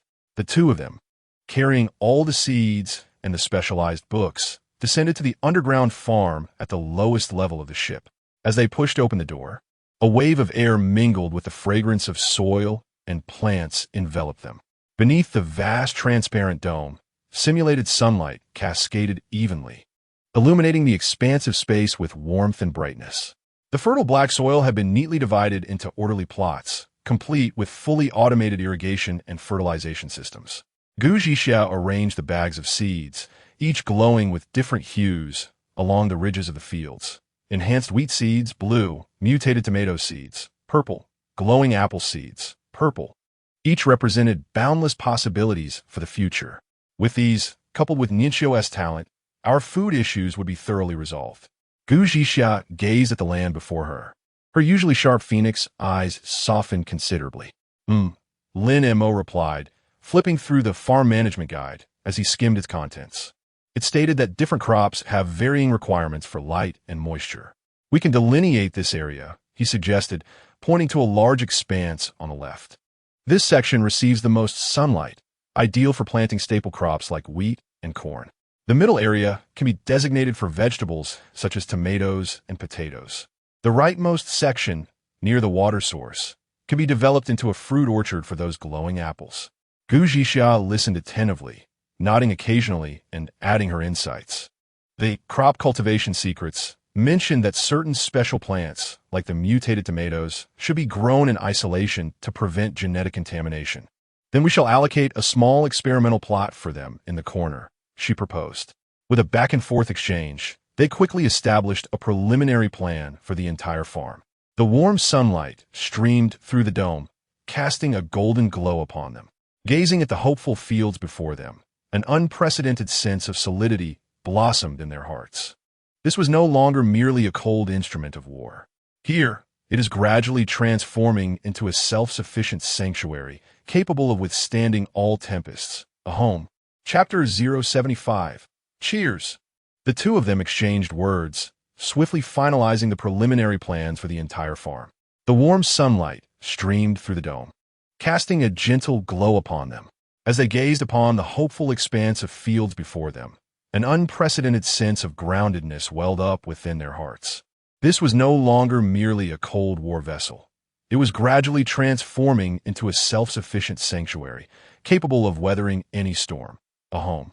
At that moment, an intoxicating aroma, rich and almost overpowering, wafted towards them from the living quarters, mingling with the sweet scent of some exotic plant, capturing their attention with precision. "Dinner time." Gu Ningxio's crisp voice, laced with a hint of delightful pride, resonated through the ship's intercom, reaching every corner of the farm.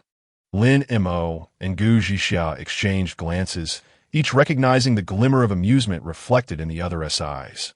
They departed from the farm and returned to the multifunctional dining hall located on the upper deck of the ship. Before them, a massive curved porthole framed a breathtaking sea of clouds. A long table, adorned with a pristine white tablecloth, was set with 3 exquisitely crafted dinners that resembled works of art. Clang, clang, clang. Gu Ningxio, donned in an adorable pink bear apron, approached with a final bowl of soup, prancing like a little squirrel offering her treasure. "To celebrate our bountiful return, I present to you my specially crafted super luxurious harvest feast, which commences now." Her voice brimmed with an unmistakable pride and joy. At the center of the table lay 3 perfectly seared, thick-cut steaks, their surfaces exhibiting an alluring caramel hue, with distinct marbling unfurling at the meat's cross-section, the edges glistening with a sheen of succulent fat. This was the prized Wagyu beef, procured from the Silent Manor. Accompanying the steaks were several exotic vegetables, subtly glowing, stir-fried to preserve their most primal colors and forms, radiating vitality. Lin Mo grasped his knife and fork, gently slicing a small piece of steak. The blade met with almost no resistance as it glided through the tender meat, a blush of juices seeping forth from the incision. He savored the beef, an indescribable, rich aroma bursting forth on his palate. The meat was tender, melting in his mouth, and the robust flavors of the fat harmonized perfectly with the lean meat. transforming into a pure, warm torrent of energy that surged from his mouth to his extremities, every cell rejoicing in delight. A new system notification gradually emerged in his mind. You have consumed Ninchio's special Wagyu steak, permanent constitution, attribute 1. Lin Mo's eyes suddenly sparkled with excitement. Permanent osmo. He glanced at Gu Zhixia, who bore a similar expression of astonishment. Wow, this is absolutely delicious, Gu Ninchio exclaimed after tasting a bite, her eyes squinting in bliss as her little feet danced joyfully beneath the table. I feel like I've seized upon something, she mused, tilting her head thoughtfully. It seems that as long as I utilize these extraordinary ingredients, the dishes I prepare will transform into something exceptional. This is far from merely being different. Gu Zhixia took another bite of the vibrant green vegetable beside her, which emanated a soft glow. Crisp and refreshing, a wave of invigorating energy unfurled within her. You have consumed glowing spinach, permanently increasing mental attributes by 1. Now, let us not become overly absorbed in our meal just yet. Gu Ninchio, as if presenting a treasure, retrieved a bottle of dark red wine from the small cart beside them. It was none other than the exquisite estate vintage. With great care, she poured wine for the three of them, the deep red liquid swirling gently in the translucent goblets, releasing a rich bouquet of fruity aromas. Cheers!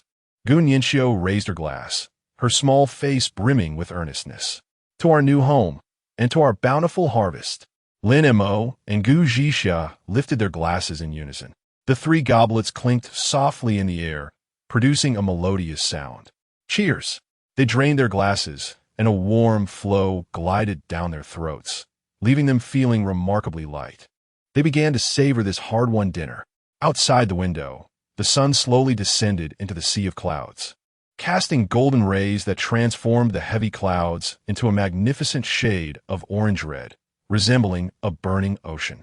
The entire vessel, natural selection, floated serenely above this expanse of cloud, with the lofty clouds appearing almost within reach. The restaurant's lighting was soft and warm, the aromas of food intertwined with the fragrance of wine, creating a tranquil and cozy atmosphere. This feeling was one of safety and comfort. What are our plans next?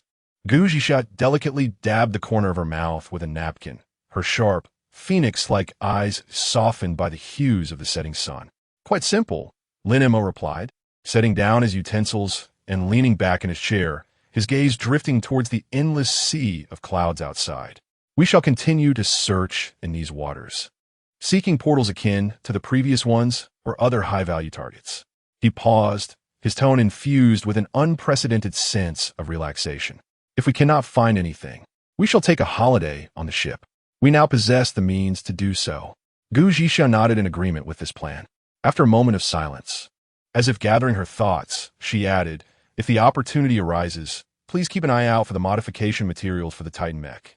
During the battle with that dragon today, I realized there is still significant room for improvement in the mobility and firepower of the basic model. Her eyes rekindled with the desire for greater strength, characteristic of a weapons master. Absolutely, Lin Mo readily agreed. The Dragon Biobionic Blueprint should be useful. When we have the time, let us study it together. Gu Zhixia's lips curled into a barely perceptible, subtle smile. Hee. Beside them, Gu Ninchio suddenly burst into joyful laughter. She stuffed the last bite of steak into her mouth and contentedly patted her slightly protruding belly. Molge ye. You discuss serious matters. I am heading to the kitchen. She stood up, exuding an air of eagerness akin to a kitten with a new toy. I feel as though I am on the verge of a breakthrough. If I can just spend a little more time experimenting with these marvelous ingredients, my culinary skills will undoubtedly reach new heights. Soon, I will prepare an even more delectable feast for you. The gleam in her eyes sparkled with the essence of dreams and passion, pure and radiant. That sounds wonderful, Lin Mo replied, the lines of his face softening. We shall await your return. Gu Zhixia also smiled encouragingly. We look forward to your new creations, our future S-level chef. Leave it to me. Gu Ninchio beamed with affirmation, her happiness heightened. She hummed a tuneless melody and dashed into the kitchen, ready to continue her sacred and grand culinary exploration. In the restaurant, only Lin Mo and Gu Zhixia remained. The last rays of the setting sun streamed through the porthole, casting elongated shadows on the floor. In the distant sky, the first stars began to twinkle. Chapter 76. Enchantment in the Restaurant. Only Lin Mo and Gu Jixia remained. The final rays of the setting sun streamed through the porthole, casting their silhouettes long upon the floor. In the distant sky, a scattering of stars began to twinkle. Silence enveloped the air, yet this tranquility was far from awkward. Instead, it exuded a languid and pleasant ambience characteristic of a post-dinner repose. Gu Jixia lifted the half-empty glass of red wine, gently swirling it.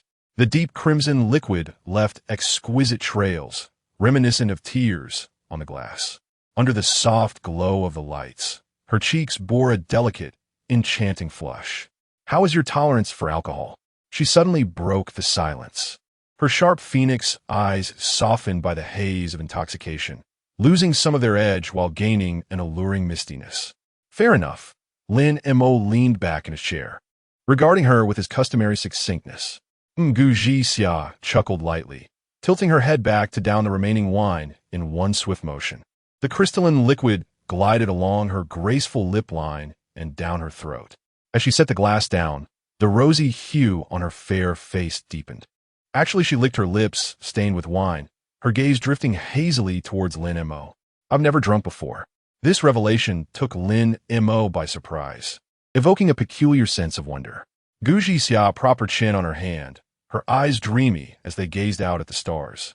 A warm sensation spreading through her body, as if something within her had been melted away. "Then you should drink less," Lin Mo instinctively replied, reaching for the bottle of red wine to remove it from her grasp. Suddenly, a soft yet firm hand pressed against his. Gu Jixia had risen at some point, circumventing the table to stand beside him. From her elevated stance, she regarded him with a beguiling persistence in her misty gaze. "I don't care," she spoke softly, yet with an authoritative undertone. "You will drink with me." With that, she boldly perched herself on the armrest beside Lin Mo, leaning slightly towards him. A warm, intoxicating blend of red wine and youthful fragrance enveloped him instantly. Lin Mo studied her, captivated by her glistening lips that were now so close, and her eyes, no longer cold but ablaze with emotion. After a moment of silence, he withdrew his hand, grasped the wine bottle, and refilled Gu Jixia's empty glass. "All right, drink up." His voice carried an unintentional air of indulgence. In this world, such a rare opportunity for relaxation was a gift. A satisfied, triumphant smile graced Gu Jixia's lips. She lifted her glass, but did not drink immediately. Instead, she gazed intently at Lin Mo, her beautiful phoenix eyes unwavering and focused, as if she wished to etch his image deeply into her soul. "Lin Montauk," she suddenly spoke, calling him by his full name. "You." Her voice carried a barely perceptible tremor. "You'll be by my side, won't you? You won't abandon me like others have, will you?" In that moment, her gaze shed all pretense, revealing only the most raw, primal plea and unease. It was a fear akin to that of a small creature, terrified of being forsaken by the world once more. Lin Mo's heart was sharply pierced by her expression. Without a moment's hesitation, he met her gaze and solemnly uttered a single word: "Yes." This word, like an anchor in a turbulent sea, instantly calmed all her anxieties and fears.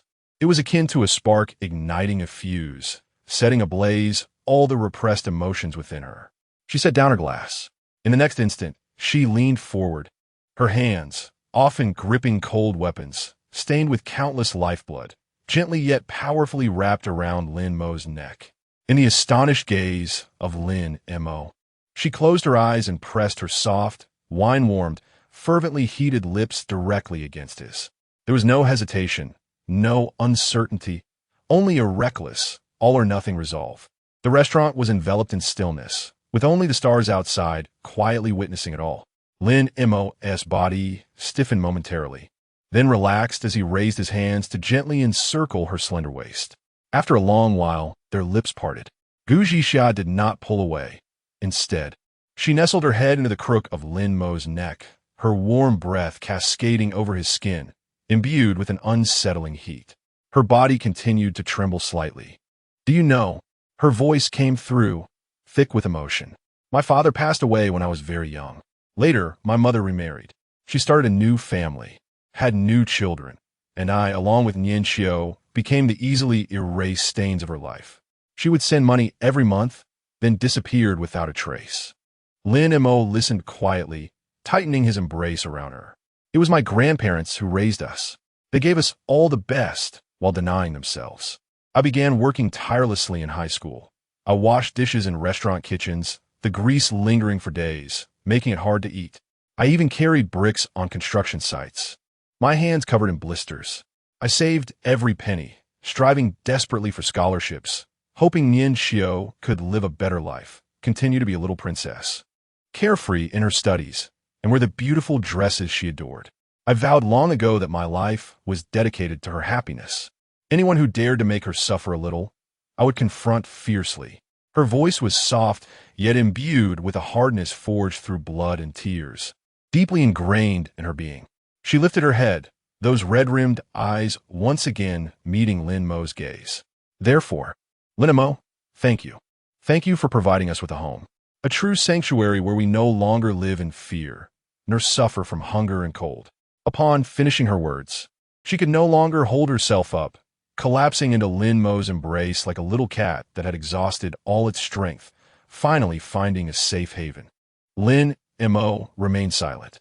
He simply extended his hand, gently stroking her silky black hair, one stroke at a time. Outside the window, the stars shone brilliantly. In this moment, the cold warship named Natural Selection received its warmest interpretation. Chapter 077. I'm fond of both of you in the restaurant. Only Lin Mo and Gu Zhixia remained. The final rays of the setting sun streamed through the porthole, casting long shadows on the floor. In the distant sky, stars began to twinkle sporadically. The intoxicating blend of alcohol and long-suppressed emotions finally shattered her taut nerves. The body nestled in her arms relaxed completely, breathing steadily and languidly. The warmth of her slightly tipsy breath caressing Lin Mo's neck, comforting and soothing. She had succumbed to slumber, akin to a small beast that, after enduring countless battles, had shed its sharp claws and fangs, curling up in its den for a deep sleep. Lin Mo gazed down at her, admiring the serene profile of her sleeping face. Her long eyelashes cast a delicate shadow beneath her eyelids, and those eyes, which were usually sharp as blades, now rested gently closed, stripped of all their fierceness and vigilance. His heart softened immensely. This woman, who always cloaked herself in sarcasm and indifference, this master of weaponry capable of piloting a towering mech to battle dragons, deep down was merely an ordinary girl yearning for protection and a sense of home. Lin Mo remained still, quietly holding her. His arms enveloped her with just the right amount of pressure, enough to provide her comfort without disturbing her rest. He lifted his hand and gently brushed away the dampness lingering at the corner of her eye with the pad of his finger, cold to the touch. This world has been unjust to her and her sister. But from this moment forward, it would no longer be so. Outside, the stars glittered like a magnificent river of light. At this moment, this cold warship named Natural Selection found its warmest interpretation. Brother Mo, a light and sprightly sound of footsteps accompanied by the lively voice of a girl echoed from the corridor. I've already washed all the dinner dishes. I just saw so many stars outside. Let us hurry to the deck to see. It must be stunning. Gunyan Xiao flitted into the restaurant like a joyful butterfly, only to freeze upon witnessing the scene. She beheld her sister peacefully asleep in Lin Mo's embrace, while Lin Mo gazed down at her with a tenderness she had never seen before, his eyes brimming with warmth. The air in the restaurant fell silent for a fleeting moment. Gunyan Xiao blinked her pure, wide eyes, her small face devoid of any surprise or shock. She tiptoed quietly, approaching with soft steps. First, she peeked at her sister, who was lost in a sweet dream, then looked up at Lin Mo, her expression shifting to a sly and somewhat smug smile, playfully gesturing for silence. Is she asleep?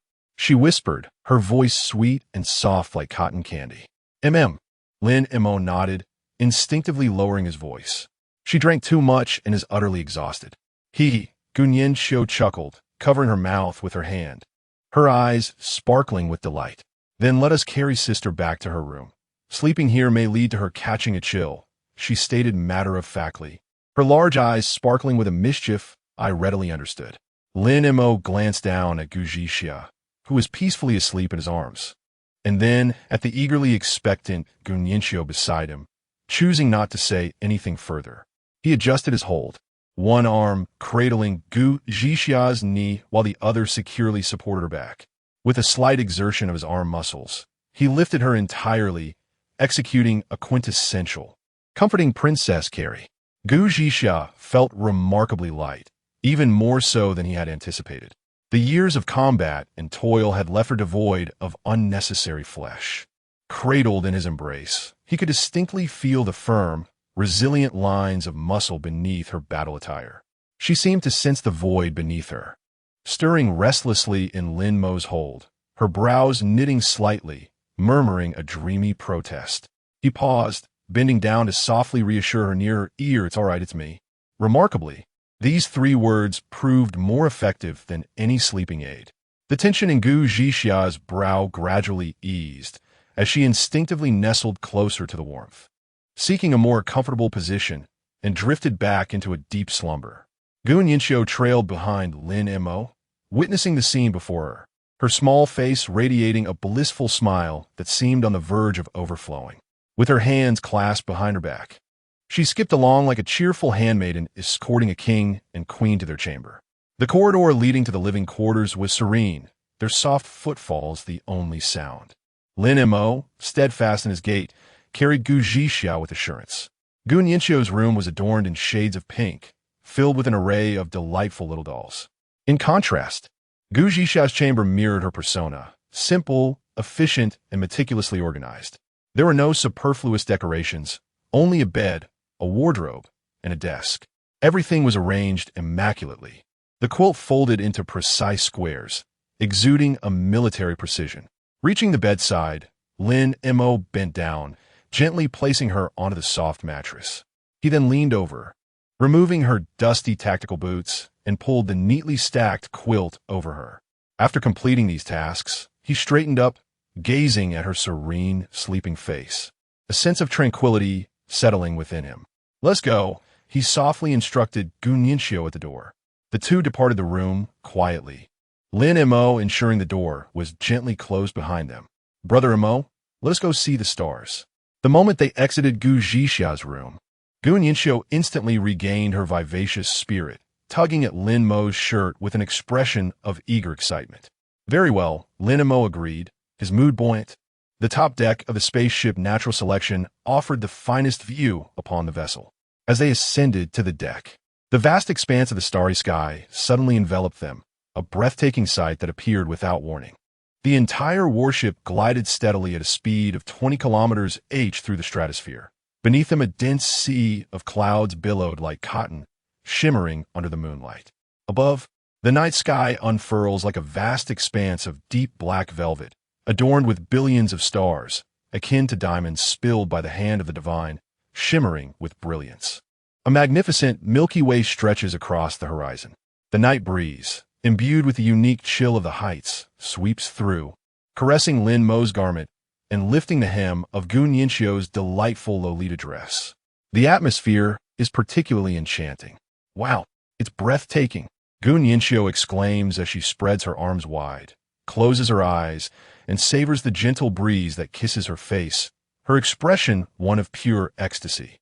She turns, leaning against the railing, gazing up at the resplendent starry river, her eyes mirroring the twinkling celestial bodies. "How wonderful it is," she muses sincerely. "We get to witness such beautiful scenery every day, indulge in delectable treats, and reside in such luxurious quarters. Yet, there must be countless individuals in this world for whom even the most basic sustenance is a challenge." A note of innate compassion laces her voice. "Indeed," Lin Mo responds, joining her at the railing, his gaze directed towards the boundless sea of stars. "This vessel has truly bestowed upon us so much. It is not merely a ship. It is a mobile fortress, a Noah's Ark in a world of despair, the foundation of our survival, and more importantly, a home." For a moment, silence envelopes the deck, save for the whisper of the wind. Suddenly, Gu Nianxiu turns her head, her pure, large eyes fixed intently on Lin Mo's profile. "Brother Mo," She inquires, "Do you like my sister?" Her question is direct and unembellished, a pure curiosity from a younger sister toward her elder brother. Upon hearing her, Lin Mo turns to meet her clear gaze. He neither evades nor dismisses her inquiry. After pondering thoughtfully, he articulates his response, "I cherish both of you." This answer elicits a laugh from Gunyanxiu. "I knew you would say that." She giggles, resembling a little fox that has pilfered some sweets, her eyes curving into charming crescent moons. However, she sobers, her expression shifting to one of earnestness. "I also know that although my sister never vocalizes it, always shouldering everything herself and pretending to be exceptionally strong and indifferent, she indeed holds affection for you. Tonight, she surely shared many past stories with you, did she not?" Lin Mo nods in affirmation. Gunyanxiu sighs, a poignant reflection emanating from her small frame, one that belies her tender age. "My sister has always been putting on a brave front.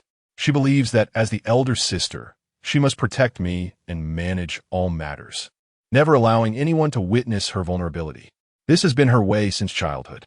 She has swallowed all her grievances and pain in solitude." As she speaks, her eyes glisten with unshed tears. She lifts her gaze, her serious eyes, brimming with emotion, lock onto Lin Mo's. "Thus, brother Mo, you must treat my sister with greater kindness. In truth, she requires affection more than anyone else." Lin Mo's heart was profoundly stirred by the girl's heartfelt words.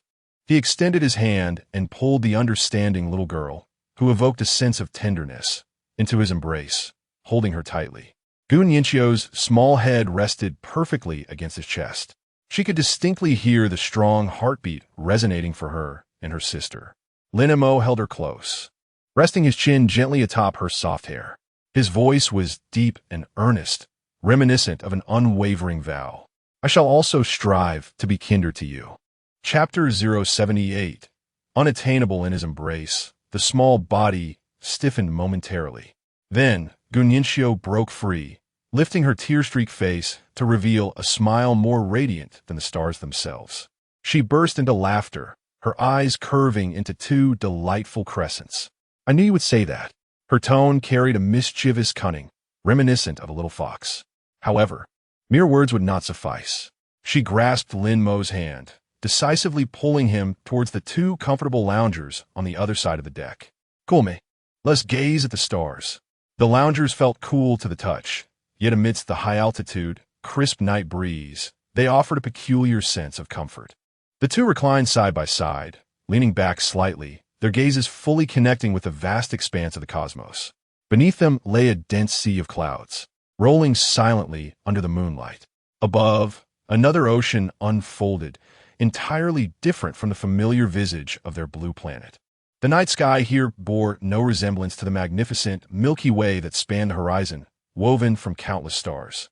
Instead, it was adorned with long, grand, colorful ribbons of light. They flowed like paint accidentally spilled by a deity upon the deep black velvet canvas, intertwining yet remaining distinct. One ribbon shimmered in a tranquil emerald green, stretching from one end of the horizon to the other, its glow gentle, akin to a slumbering jade river. Another, a dreamy lavender hue, resembled a delicate veil, softly shrouding a dense cluster of stars, rendering their brilliance hazy. In the farthest reaches, a slender, flowing trail of golden light moved with swifter grace, resembling a goldfish gliding through the night, both lively and elegant. The stars themselves were not merely monotonous white. Some blazed fiercely, with a purity akin to sapphire blue, while others were deep and brooding, as if their essence had solidified into dark crimson. They did not twinkle. Instead, they quietly and resolutely cast their unique light upon the world. This starry expanse was unfamiliar, boundless, yet breathtakingly beautiful, evoking a sense of poignant awe. An indescribable tranquility enveloped the entire deck, interrupted only by the barely audible, low hum of the engine as the natural selection cruised steadily through the stratosphere. A reminder of their motion. Mo Gidge, Gunyanxiu's voice broke the silence, imbued with a dreamy tone. "Can we pluck the stars from the sky?" she asked, her innocence rendering the question as natural as inquiring whether an apple could be picked from a tree. Lin Mo turned his head to meet her gaze, which reflected the colorful light bands above, pure and untainted. He did not mock her naivety. Instead, he earnestly redirected his gaze to the profound night. They are unattainable. His voice was calm, as if stating an undeniable truth. We cannot even truly touch them. One can only lie here quietly, basking in their radiant glow. Oh! Gun Yinxiu nodded in a manner that suggested an understanding, albeit vague. She fell silent for a moment, her small hand unconsciously gripping the armrest of the lounge chair.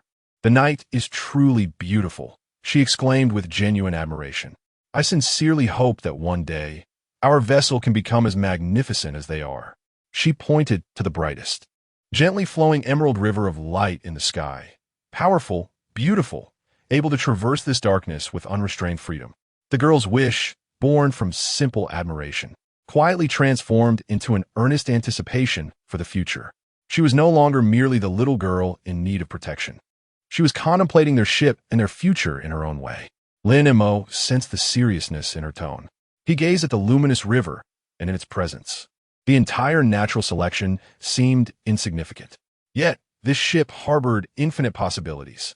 It will, he asserted, his voice imbued with undeniable conviction. When our ship is strong enough.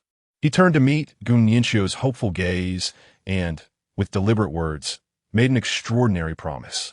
I will take you to explore the universe. When that time comes, we shall swim in whichever river of light we desire. Gun Yinxiu's eyes sparkled instantly, radiating a brilliance that outshone any star in the sky. Really? Indeed. No lying. I wouldn't deceive you. Let us make a pinky promise. Gun Yinxiu suddenly sat up, extending her delicate pinky towards Lin Mo, her small face adorned with utmost seriousness. Lin Mo, amused by her earnest demeanor, also sat up and chuckled helplessly. He extended his own hand, gently entwining his sturdy pinky with hers. A promise sealed. For 100 years. No changing. Gun Yinxiu recited the ancient yet childlike rhyme, her smile radiant enough to melt the coolness of the night sky. Having completed this significant ritual, she contentedly reclined once more. It settled in, no backing out. Yes, no backing out. The two fell into silence. The deck once again enveloped in tranquility. Only the cold night breeze continued to blow tirelessly. The wind lifted Lin Mo's clothing, as well as the hem of Gun Yinxiu's adorable dress. Lying side by side, they quietly gazed at the unfamiliar, magnificent sea of stars overhead. The clouds churned beneath them, while colorful beams of light flowed above. In this moment, time seemed to slow its pace. There were no monsters, no dangers, and none of the suffocating pressures of survival. Only this rare, luxurious tranquility and a brand new home where they could rely on one another. Chapter 079. The carrier-based drone hive as the first rays of dawn pierced through the arch porthole. A slender, warm beam of light graced Lin Mo's room. Awakening from slumber, he was enveloped by the barely audible, low hum of the ship's steady navigation, a long-forgotten tranquility. Rising from his bed, Lin Mo freshened up briefly before making his way to the living area. A rich aroma of wheat, mingled with the enticing scent of fried eggs, deftly guided him forward. In the multifunctional dining hall, Gun Yinxiu hummed a tune that was slightly off-key, adorned in her pink bear apron, as she placed the final breakfast dish upon the table. Spotting Lin Mo, her face blossomed with a radiant smile. Good morning, Brother Mo. Morning. Lin Mo pulled out a chair and sat down. The table was set with golden, crispy toast, accompanied by a perfectly cooked runny sunny-side-up egg and a steaming cup of milk. Such simple fare, yet enhanced by the fortified wheat and fresh milk, emanated an irresistible fragrance. Where's sister? Lin Mo inquired casually, taking a bite of the toast. She is still sleeping in. Gun Yinxiu rested her chin on her hand, a hint of exasperation gracing her youthful features. I just want to call her, but she didn't respond at all, like a little pig. Lin Mo chuckled softly. It seems that bottle of estate-aged wine had quite the after-effect. Let her be. Brother Mo, what are we doing today? Gun Yinxiu sipped her milk, her innocent, bright eyes brimming with anticipation for the new day. Shall we explore the newly upgraded facilities? I noticed there is a rather large swimming pool. Observing her eager demeanor stirred something within Lin Mo. Absolutely. Once your sister awakens, we shall host a pool party. A pool party? Gun Yinxiu paused, her eyes widening with delight, filled with surprise. Yay! Yay! A pool party! The girl cheered joyously as if envisioning splashes of water all around her. After breakfast, Lin Mo felt it prudent to check on Gu Zhixia's condition. He approached her door and gently knocked. There was no response. He tried pushing the door open. It was unlocked. Thick curtains shrouded the room, casting it in shadow, while a faint hint of red wine lingered in the air. Gu Zhixia lay cocooned in the blankets, only her lustrous, dark hair visible. Lin Mo tread softly to the bedside. He could hear her steady, deep breaths. She was in a profound slumber. "Ugh, don't disturb me," she murmured suddenly, as if caught in a dream. Lin Mo shook his head in resignation and sat down on the edge of her bed. Perhaps sensing the weight shift on the mattress, the figure beneath the covers stirred slightly. In the next moment, Gu Zhixia suddenly rolled over, her arm extending from the blankets to embrace Lin Mo's waist, her cheek nuzzling against him, before she fell still once more, returning to her deep sleep. Lin Mo's body froze instantly. He lowered his gaze to the fair arm wrapped around his waist, then glanced at her defenseless sleeping face. Feeling an overwhelming softness in his heart, truly a little sluggard, he reached out and gently shook her shoulder. "Zhixia, it's time to rise." "Ugh." Gu Zhixia let out a disgruntled murmur, her brows knitting tightly. Slowly, she opened her eyes, those typically sharp phoenix eyes now clouded with a veil of drowsy confusion. It took her several moments to focus her gaze, and when she finally did, she found herself staring at Lin Mo, mere inches away, and noticed her own arm tightly clasping his waist. Boom! She felt her cheeks flush instantaneously, warmth spreading to her ears. The memories of the previous night flickered in her mind like a broken film reel. Drinking, chatting, she had said so much. And then, she seemed to have kissed him. Gu Zhixia abruptly released her hold, retreating into the covers like a spring roll, wrapping herself tightly in the blanket. Lin Mo observed her adorable reaction, a subtle smile curving at the corners of his lips. "Come on, get up. Nianxiu has prepared breakfast. Soon, we'll head to the pool party." The figure beneath the blanket remained silent for a moment before responding in a muffled, barely audible voice. "Oh." Lin Mo chose not to tease her further and left the room. Gu Zhixia lingered in bed for a few more minutes, finally emerging with a face as red as a ripe tomato, sluggishly making her way to the dining area. Meanwhile, Lin Mo made his way to the cockpit. He settled into the expansive Commander's chair and accessed the holographic status panel of the Nature's Choice. After a day and night of cruising, his experience points had once again reached their peak. Nature's Choice level has risen to LV21. Base structural integrity has been slightly enhanced. Energy core output has been marginally increased. Lin Mo's gaze fell upon another system notification. It was a special lottery opportunity awarded for reaching LV20, which he had yet to utilize amidst his exploration of the portal. Now seemed a perfect moment. "System, activate the special lottery opportunity."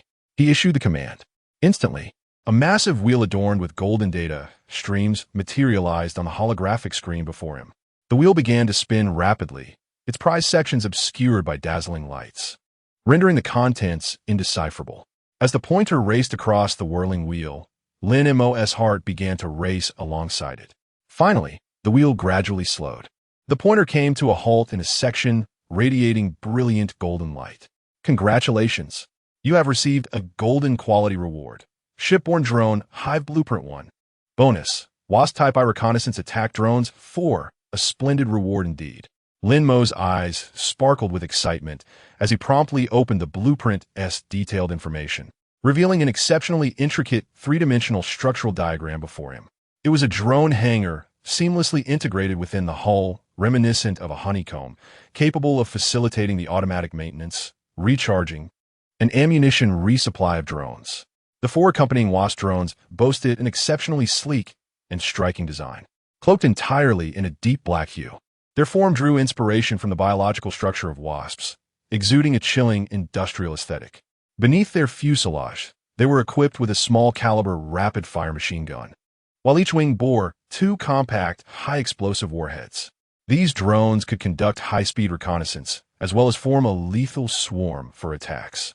With such advancements, future landings and encounters with small aerial adversaries would offer a plethora of tactical options. Their combat capabilities had achieved a remarkable transformation.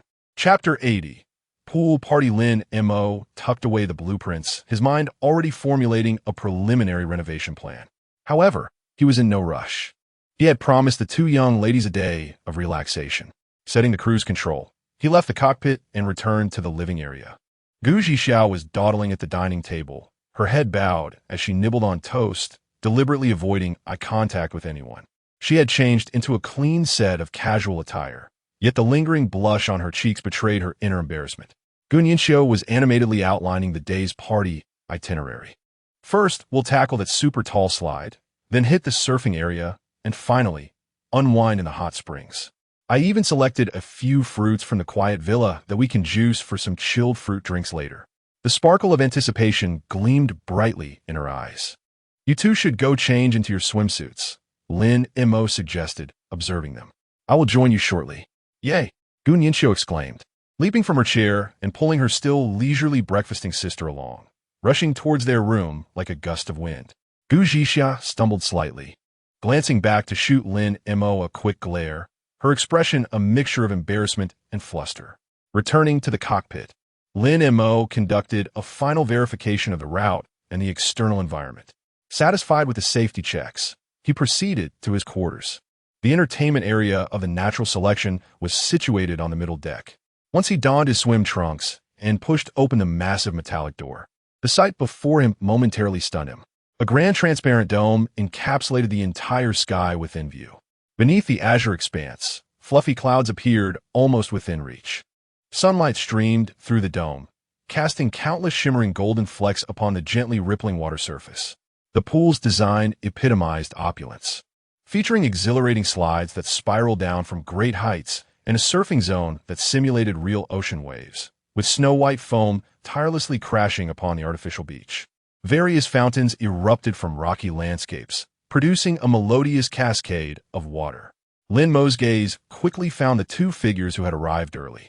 Gu Yanxiu, clad in a charming pink and white swimsuit adorned with lace, stood in water up to her waist, joyfully splashing the surface with her feet, sending sprays of sparkling droplets into the air. Her happiness was pure and untainted, effortlessly infecting everyone around her. In contrast, Gu Zhixiao appeared much quieter. She wore a sleek black athletic bikini that accentuated her flawless physique. Instead of joining the water, she sat at the pool's edge, her long, slender legs dipped in the cool water, gently swaying unconsciously. As she watched her exuberant sister frolicking in the water, a tender smile graced her lips, one she was not even aware of. Upon hearing the door open, she instinctively turned her head. Upon catching sight of Lin Mo, clad solely in a pair of black swim trunks that accentuated his muscular physique, the smile on her face abruptly froze. The smooth contours of his chest muscles, the sharply defined eight-pack abs, and the powerful musculature extending to his V-line created an overwhelming visual impact. Gu Zhixiao's cheeks flushed crimson, and she instinctively turned her head away, her heart racing uncontrollably. Lin Mo, come here. Gu Yanxiu, entirely oblivious to her sister's complex emotions, joyfully waved at Lin Mo. The water here is delightful. Lin Mo smiled and, taking confident strides, descended the steps into the warm embrace of the pool. No sooner had he steadied himself than Gu Yanxiu transformed into a little mermaid, swiftly gliding towards him, scooping a handful of water and splashing it at him without hesitation. Hee, surprise attack. Her tinkling laughter echoed through the spacious pool. Caught off guard by the splash, Lin Mo wiped the water from his face and regarded the girl before him, whose smile resembled that of a mischievous little fox with indulgent eyes.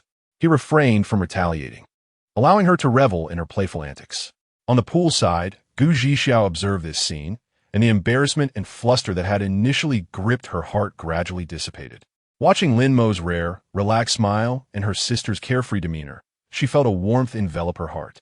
Perhaps sensing her gaze, Gu Yanxiu's eyes sparkled with a new mischievous idea.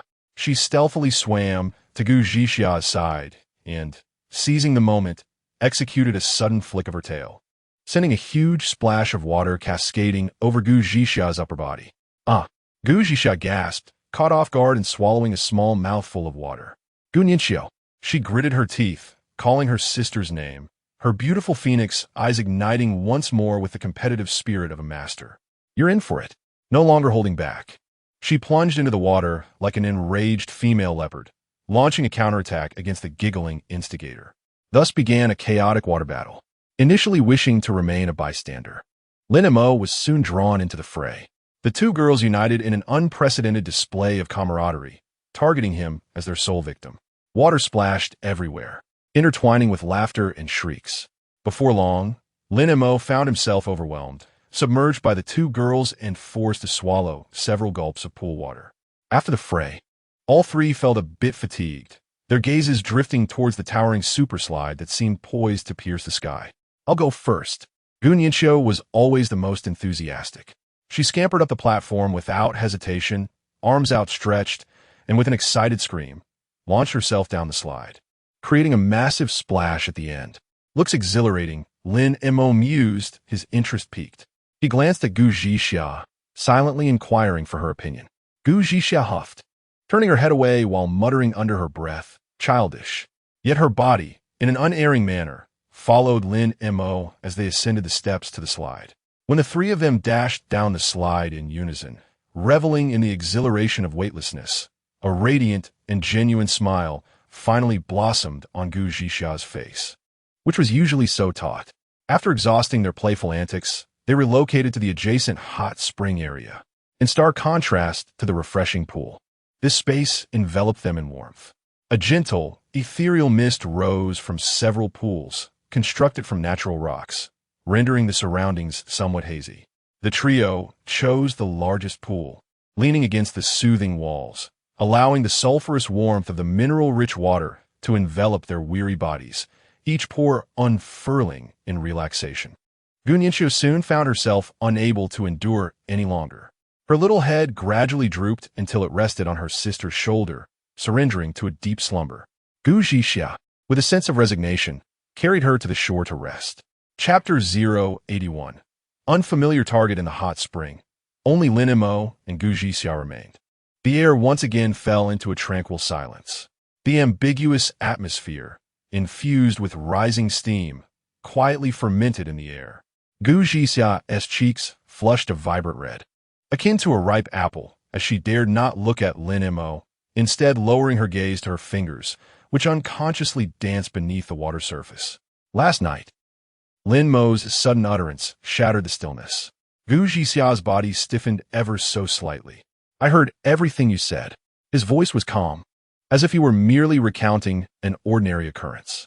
He refrained from mentioning the kiss or her tears. He simply conveyed that he had listened. Gu Zhixia's head sank even lower. She felt her heart racing, as though it might leap from her throat. Shame, embarrassment, and a twinge of unutterable grievance surged within her, overwhelming her senses. She felt akin to a wretched creature, stripped of all armor, with her most tender and vulnerable self laid bare, just as she teetered on the brink of being consumed by these emotions. A warm hand gently grasped hers beneath the water. Lin Mo said nothing. He merely held her hand, transmitting a silent, unwavering strength through his warmth. "Do not be afraid. I am here." Tears brimmed in Gu Zhixia's eyes. She abruptly lifted her head, her misty, doe-like eyes locking onto Lin Mo's deep, tranquil gaze. In those eyes, there was no mockery, no pity, only a pure, untainted gentleness that seemed to embrace all her insecurities. She parted her lips, as if to speak, but found her throat constricted, unable to voice a single word. Ultimately, she simply reciprocated with a firm grip, as if to relinquish all her trust into his hands. After an entire morning of relaxation, the three of them felt a pang of hunger. As they donned their clothes and returned to the dining area, Lin Mo made his way directly to the kitchen. "I'll prepare lunch." Gu Zhixia, her hand poised to lift a glass of water, hesitated, raising an eyebrow with an unmistakable hint of skepticism. "You can cook." Gunyanshio tilted her head in curiosity.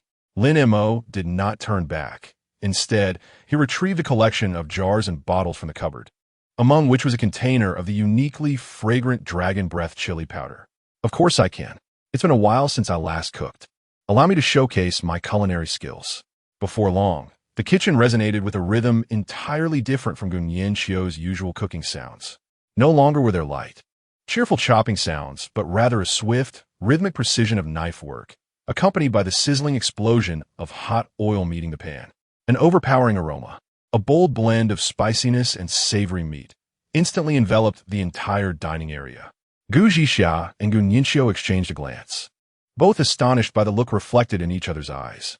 As Lin Mo emerged from the kitchen, bearing the final dish, the dining table was already adorned with 4 vibrant and aromatic Sichuan delicacies. The mapo tofu, crafted from exquisite exotic beast meat, glistened with a bright red oil. The kung pao chicken, with its glistening nuts and diced chicken, released an enticing fragrance. There was also a plate of water-boiled beef, sliced from frost-sliced beef, generously topped with fiery red chilies and verdant scallions. Gu Zhixia picked up a slice of beef and placed it in her mouth. In an instant, her eyes widened in surprise. The spiciness, the heat, the freshness, and an indescribable, numbing sensation exploded on her taste buds like a multitude of tiny electric currents, overwhelming her senses. It was utterly delightful. Wow! Gu Ninxiu took a bite as well, her cheeks flushed from the heat and spice, panting yet unable to put down her chopsticks.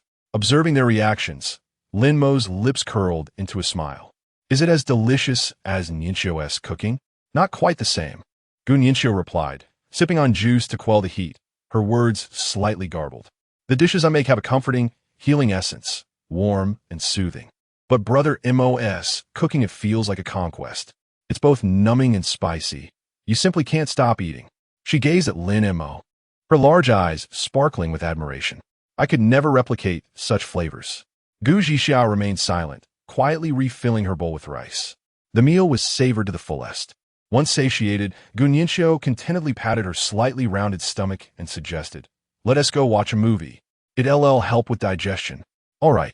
Lin Mo nodded in agreement, cherishing this rare moment of leisure. However, just as he stood, his movements abruptly halted. A subtle, grave expression flickered across his usually calm face. Gu Zhixia immediately sensed something amiss. "What is wrong?" Lin Mo did not respond verbally. Instead, he spoke in a low, commanding tone. "To the cockpit." His words dispelled the warm, languid atmosphere of the dining room like a chill. The three hastily made their way to the bridge. Before the expansive commander's chair, a massive holographic screen displayed the radar scan of the ship, the Natural Selection. In one corner of the radar image, a distinct red dot was moving steadily towards them at a fixed speed. Lin Mo's finger glided across the screen, bringing up detailed information about the dot. Unknown target detected. Movement speed, 99.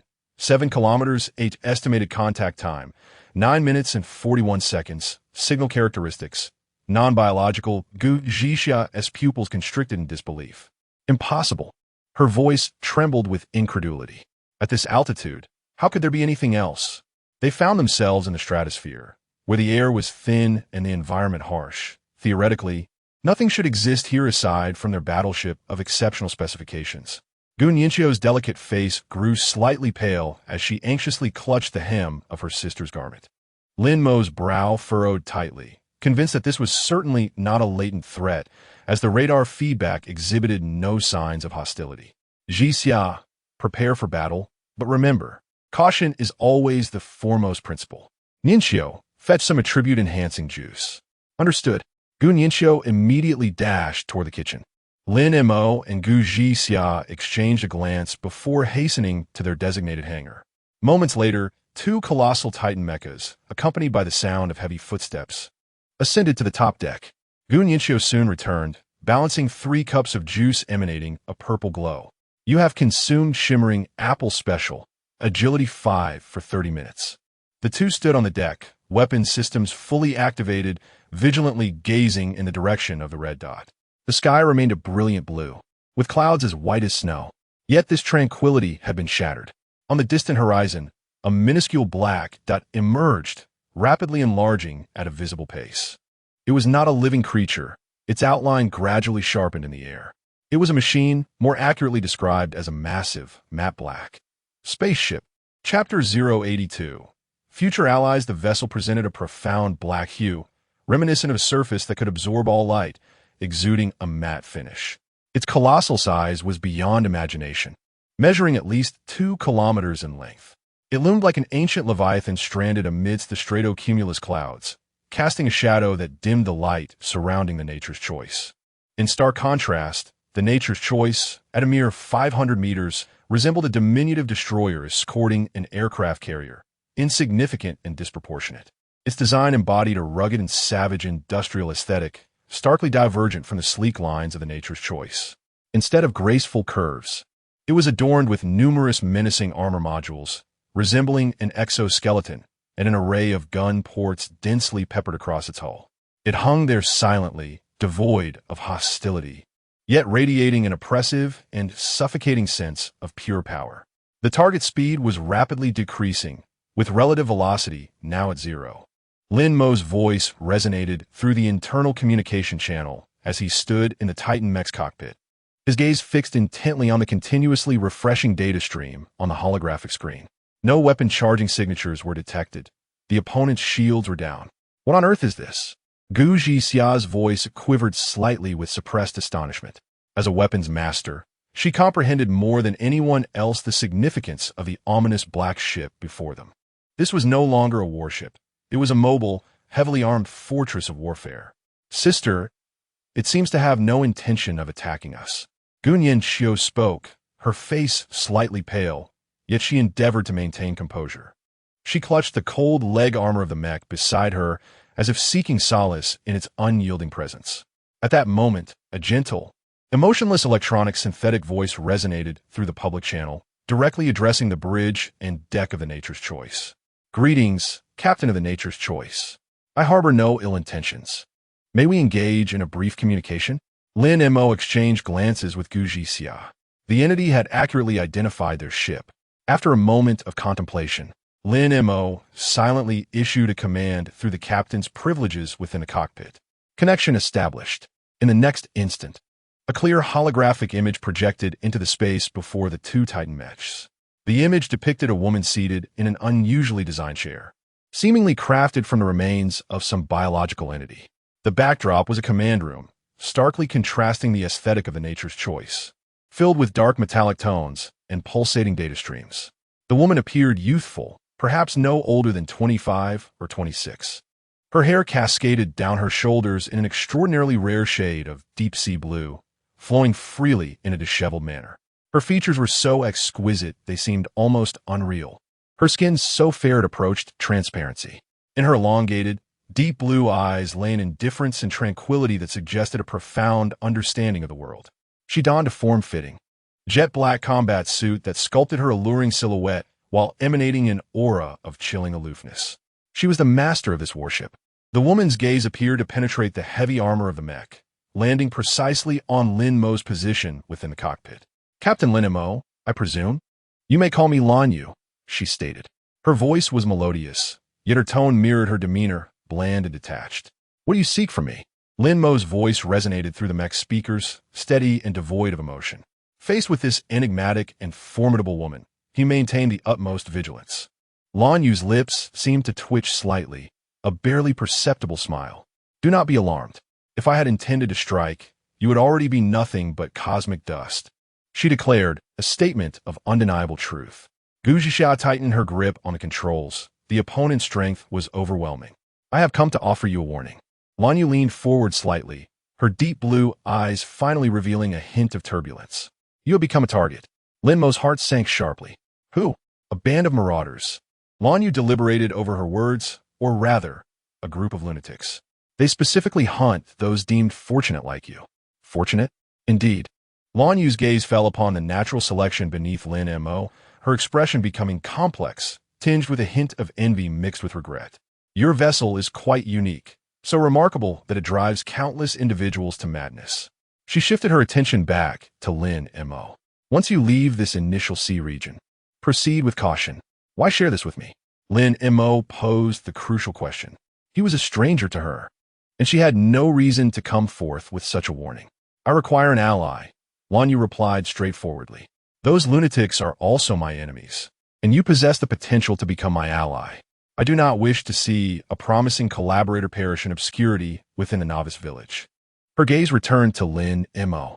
When you manage to escape this region, should you survive, make your way to the dunes of sand. I will await you there. At that time, I shall reveal everything. As she spoke, she raised her hand. I cannot linger for long. The system's surveillance mechanisms will soon detect my unauthorized intrusion. Suddenly, a hatch on the side of the colossal black warship slid open silently. A robust, clawed mechanical arm shot out with lightning speed, precisely seizing a massive alloy crate and gently placing it onto the deck of the natural selection. Thud! A dull, thunderous sound echoed. This is a token of our meeting. Lan Yu's gaze reverted to its initial indifference. Surely, you find it indispensable at this moment. With that, she concluded her words.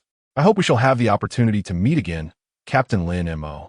Once she finished, she afforded Lin Mo no chance for further inquiry, abruptly severing the communication. The holographic image dissipated like smoke, vanishing into the air. In the next moment, the colossal black ship, resembling a mountain, loomed in the sky, the surrounding space beginning to warp violently like ripples on water. There was no roar of engines igniting, no flames of energy propulsion. It was as if an apparition that had never existed was being erased from reality, utterly vanishing amidst the distorted light. It seemed to be obliterated by this very expanse. The sky returned to its previous tranquility, azure heavens, pristine clouds, and warm sunlight. If not for the heavy, cold metallic alloy box on the deck and the hearts of the three still racing wildly, one might have thought the entire occurrence was merely a bizarre illusion. She has departed? Gu Nianxiu stared blankly at the empty sky, whispering her query. She has gone.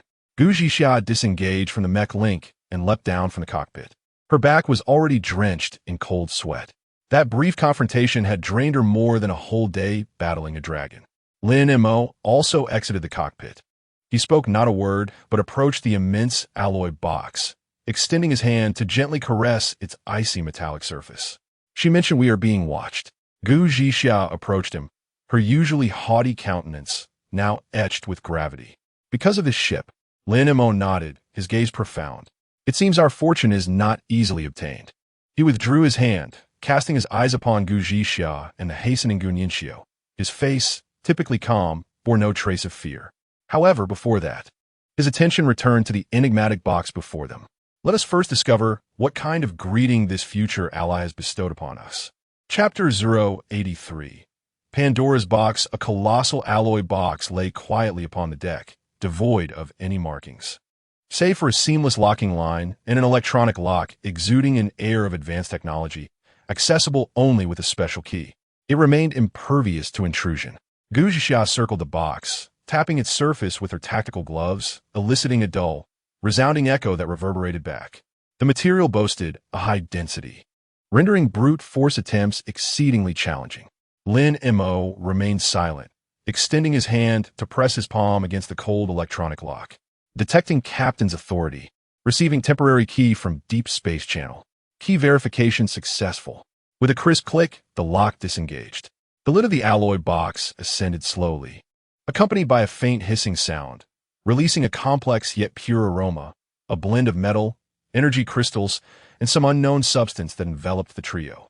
The sight within the box momentarily halted their breath. It was not a chaotic jumble, but rather an orderly arrangement reminiscent of an art exhibit. The interior of the box was partitioned into over 100 compartments of varying sizes, each cradling a rare material that radiated distinct luminescence. To the far left, a row of metallic ingots shimmered with a pure blue glow. Their surfaces were as smooth as mirrors, while within, it seemed as though flowing stars gently rotated. Refined Titan alloy, blue. Description: a high-strength, high-toughness memory alloy, ideal for constructing the core framework of Titan mechas, significantly enhancing structural integrity and impact resistance. Adjacent to them lay several irregularly shaped crystals, deep as obsidian. Their surfaces were adorned with naturally formed, intricate golden patterns resembling circuit boards, with visible arcs of electricity leaping between the lines. Storm core shard, purple. Description: a rare crystal imbued with violent electrical energy, serving as a high-energy power source for mechas or in the manufacture of formidable electromagnetic weapons. At the center, a fist-sized sphere of liquid metal, glowing with a soft golden light, hovered gracefully. Under the influence of a force field, it morphed continuously, at times resembling a droplet, at others a blade. Imbued with a sense of vitality. Adaman metal raw liquid gold.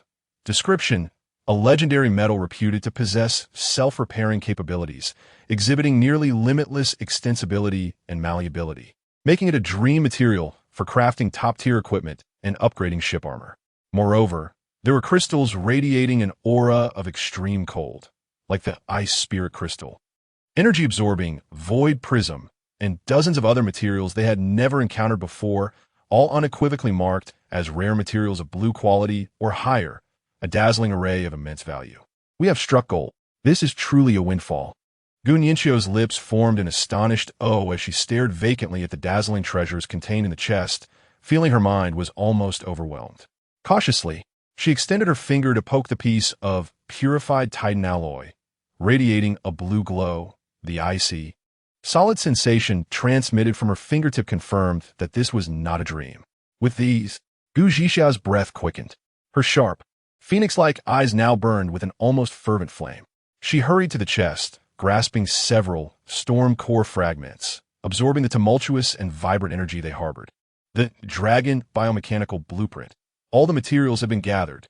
Her voice trembled with uncontainable excitement. No, it was more than merely assembled. The mechs crafted from these materials would undoubtedly outperform the projections laid out in the blueprint. As a weapons master, these rare materials, emblematic of ultimate power and destruction, held an irresistible allure for her. Lin Mo's emotions were similarly tumultuous. The worth of this chest of materials far exceeded his expectations. That woman, Lan Yu, had been exceedingly generous. This was no mere greeting gift. It was as if she had delivered a veritable mountain of gold. With these materials, not only would the combat capabilities of the two Titan mechs experience a qualitative leap, but the subsequent upgrades of the natural selection would also be assured. Particularly, the Adaman metal solution, clearly indicated by the system prompt as the dream material for upgrading ship armor. She spoke the truth. Lin Mo slowly spoke, his voice tinged with complex emotions. We truly need it now. This gift is weighty. It serves as both assistance and investment, as well as a silent impetus. Lan Yu communicated to them in the most direct manner. I have provided you with the means to grow stronger. Whether you can survive and become my allies depends solely on yourselves. Brother Mo, sister. Beside them, Gu Nianqiu timidly raised her hand. What is it? Lin Mo turned to her. Gu Nianqiu pointed at a piece of stone in the corner of the chest, emanating a soft white light. Reminiscent of mutton fat jade, her little face brimming with curiosity. This stone looks so beautiful, smooth, and warm. Can it be used? For making soup? Constant temperature jade, blue. Description: a peculiar jade that can maintain a constant temperature for extended periods, commonly used in precision instrument temperature control systems. The air turned suddenly silent. Gu Zhixiao whipped around, her gaze icy and filled with horror as she fixed her stare on her sister, as if to say, "Are you suggesting using my treasure as a pot base?" Gu Nianqiu, I merely inquired. Gu Nianqiu was startled by her sister's gaze, causing her to hastily hide her small hands behind her and mutter softly, observing the warmth emanating from it. I believe it will ensure that the soup remains delicious. Watching the interaction between the two sisters, Lin Mo felt the heaviness brought on by the unknown enemy dissipate considerably. He chuckled, the sound escaping him in a soft burst. This was the first time he had revealed a genuine smile that day. Gu Zhixia and Gu Nianqiu were momentarily taken aback, both turning to look at him. Nianqiu's words held a semblance of truth. Lin Mo approached the box, retrieving the piece of constant temperature jade and offering it to Gu Nianqiu. This treasure shall belong to you from now on. Really? Gu Nianqiu's eyes sparkled instantaneously. Indeed. Lin Mo nodded, then turned to the disapproving Gu Zhixia, explaining, this jade is not essential for the current equipment upgrades. However, for Nianqiu, it will allow her to provide us with hot, beneficial food at any time and place. From a strategic standpoint, its value far exceeds that of being stored away in the warehouse. Gu Zhixia opened her mouth, only to find herself unable to counter his reasoning. Thank you, Brother Mo. Gu Nianqiu joyfully accepted the constant temperature jade, cradling it as if it were a rare treasure, her small face radiating happiness. All right, let us not linger here any longer. Lin Mo clapped his hands, drawing everyone's attention. The smile on his face had faded, replaced by an unprecedented focus and seriousness.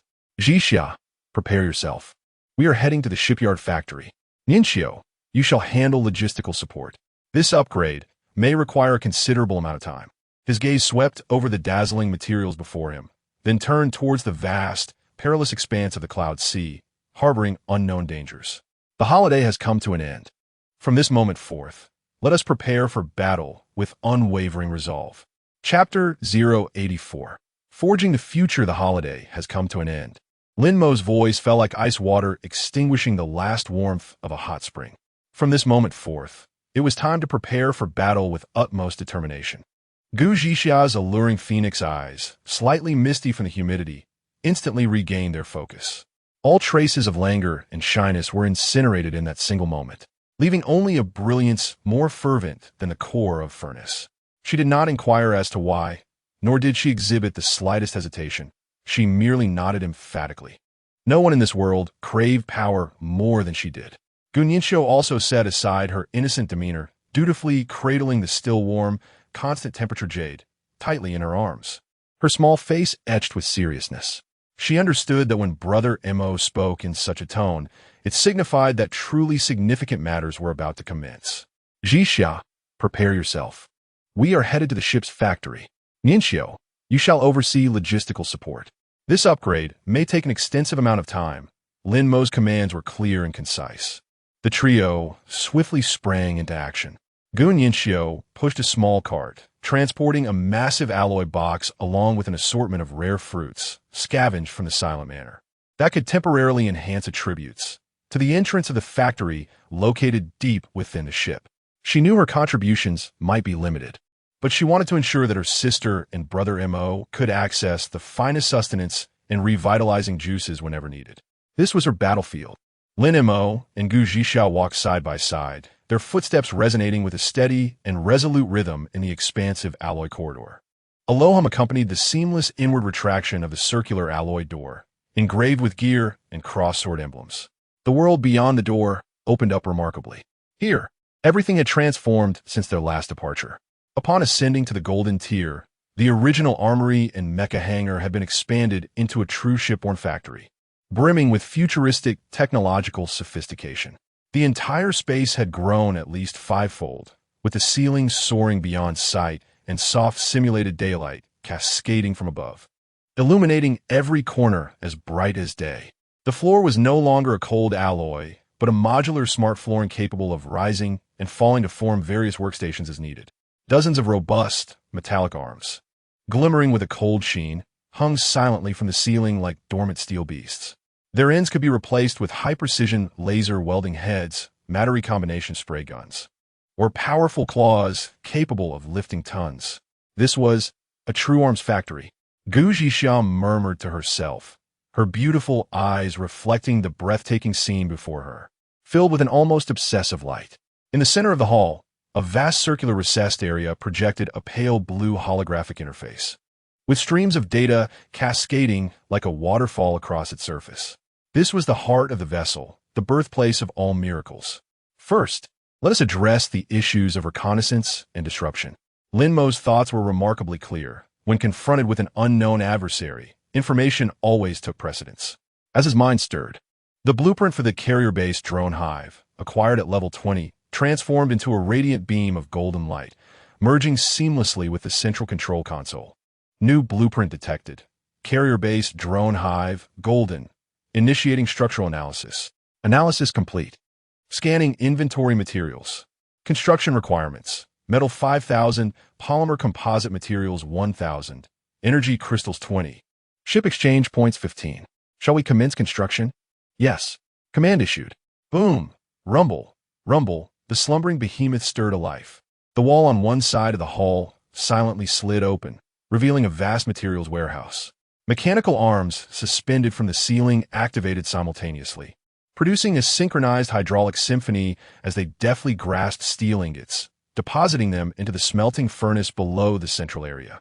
A brilliant white light erupted as molten metal surged forth, taking shape. Another set of mechanical arms skillfully maneuvered various polymer materials and energy crystals, with countless arcs of blue electricity flickering between their metallic claws, reorganizing the substances at the atomic level. The entire process flowed seamlessly, embodying a breathtaking aesthetic of industrial might.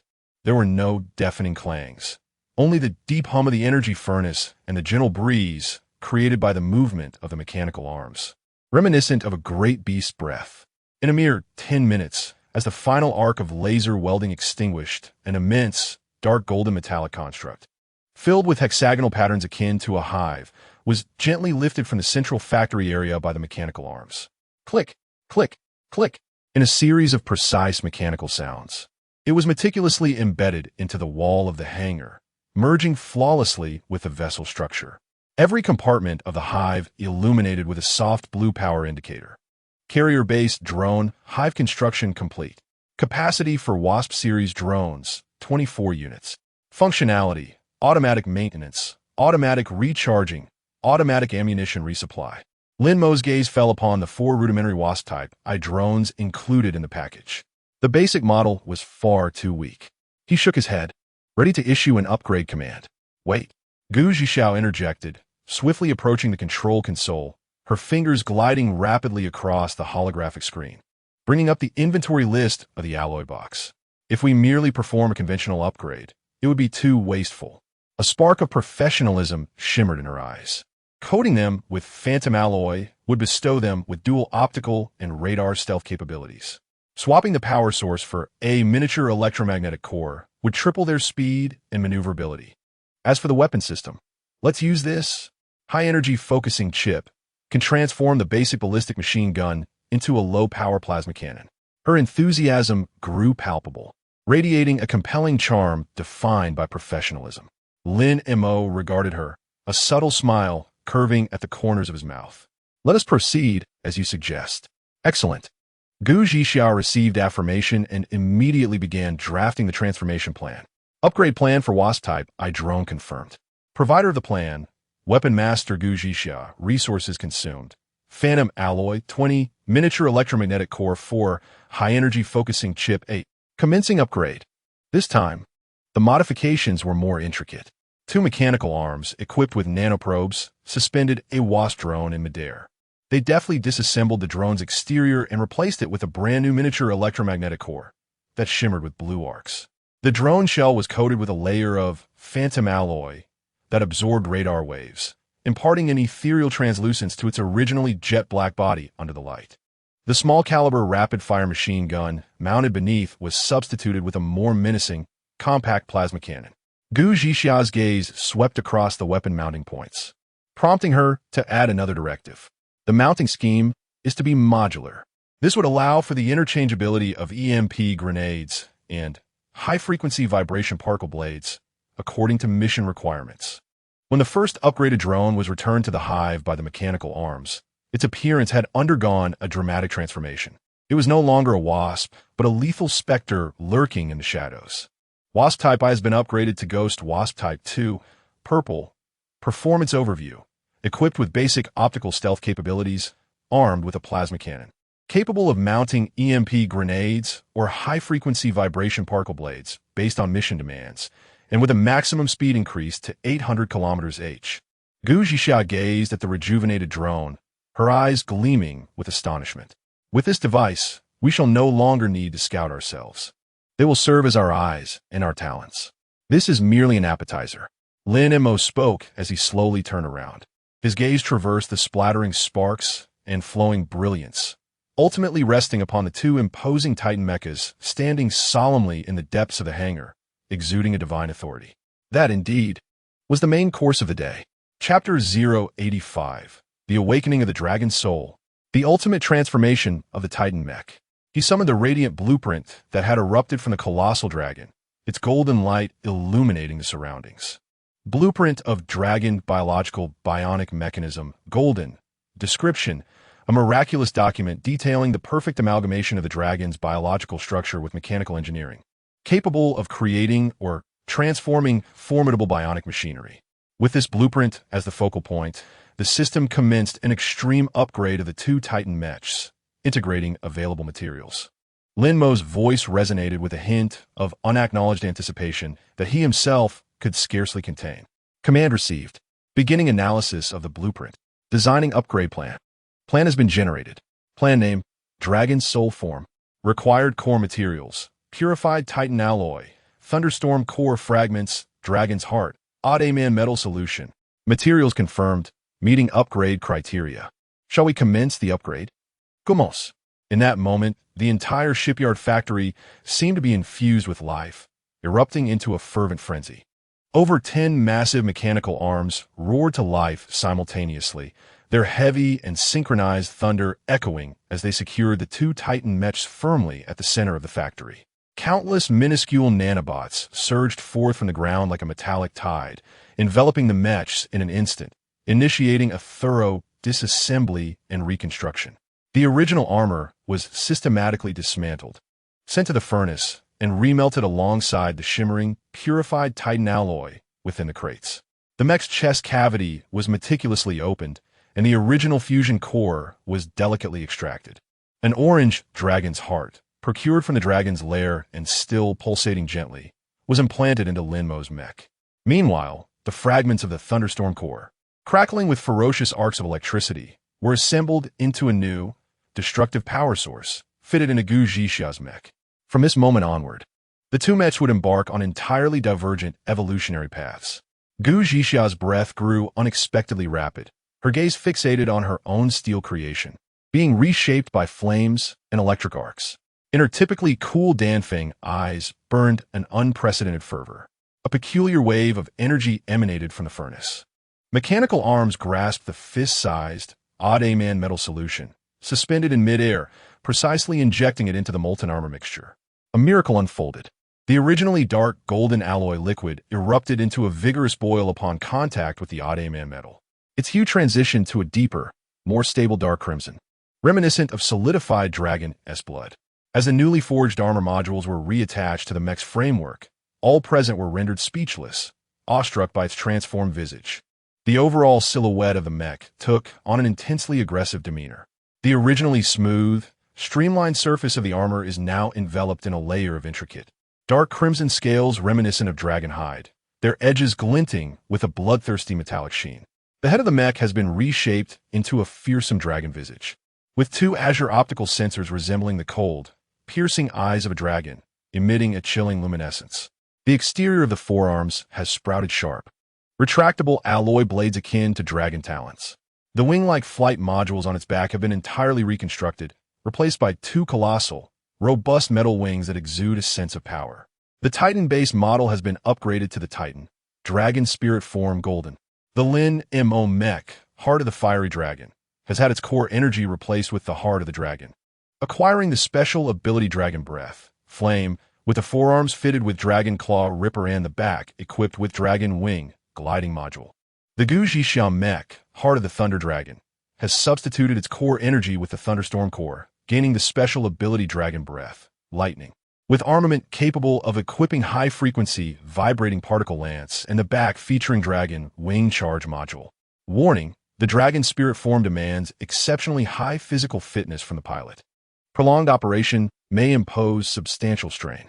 Gu Zhixia gazed at her own thunderous mech, steeped in an aura of ferocity and devastation, feeling an unprecedented resonance coursing through her from her weapon master talent. She understood that this creation was custom-tailored for her. Yet it was not over. Lin Mo's voice calmly drew her back from her astonishment. On the holographic screen of the central control panel, the bionic mechanical blueprint of the giant dragon displayed one last segment, yet to be utilized. It depicted an independent, entirely new, terrifying entity, several times larger than the Titan mech. Bionic mechanical giant dragon Fafnir.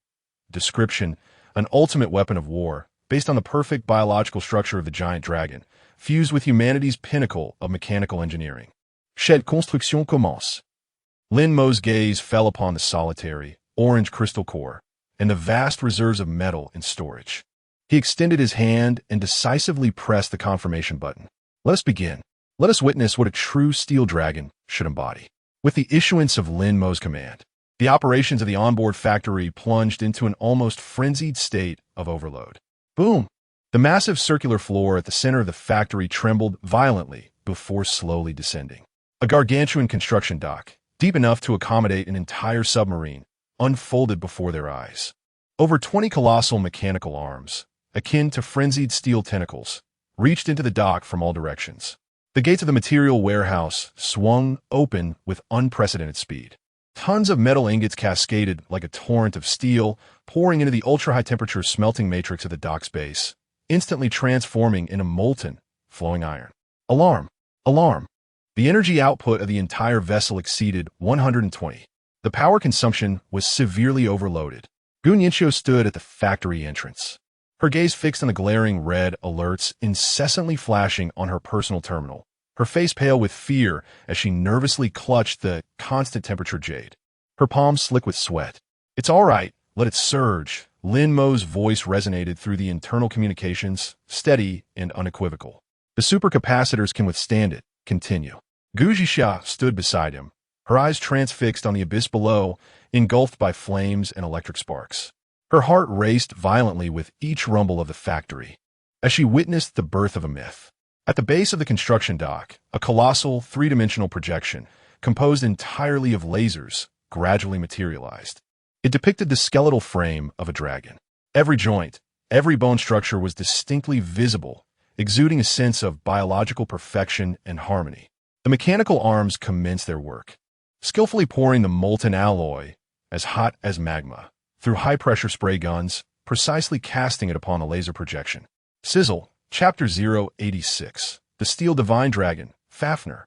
The instant the metallic liquid made contact with the energy field, it rapidly cooled and solidified. Massive dragon bones, glimmering with a somber metallic sheen, were being printed at a visible pace. The spine, ribs, skull, and limbs. A skeletal framework imbued with primal ferocity and an icy sense of order began to take shape within the span of half an hour. It stood silently in the center of the dock, resembling the ancient bones of a slumbering beast, exuding a silent, soul-freezing aura of oppression. Next came the muscles and tendons. Bundles of fibers, crafted from high-performance composite materials and imbued with terrifying elasticity, were meticulously wrapped around the skeleton by mechanical arms. These fibers mimicked the texture of real biological muscles, constructing the dragon-esque fluid and powerful form, strand by strand. Following this were the nerves and blood vessels. Countless energy conduits, flickering with blue arcs, sprawled across the muscle fibers like living vines, ultimately converging at the designated heart position within the chest cavity. Finally, the armor was applied.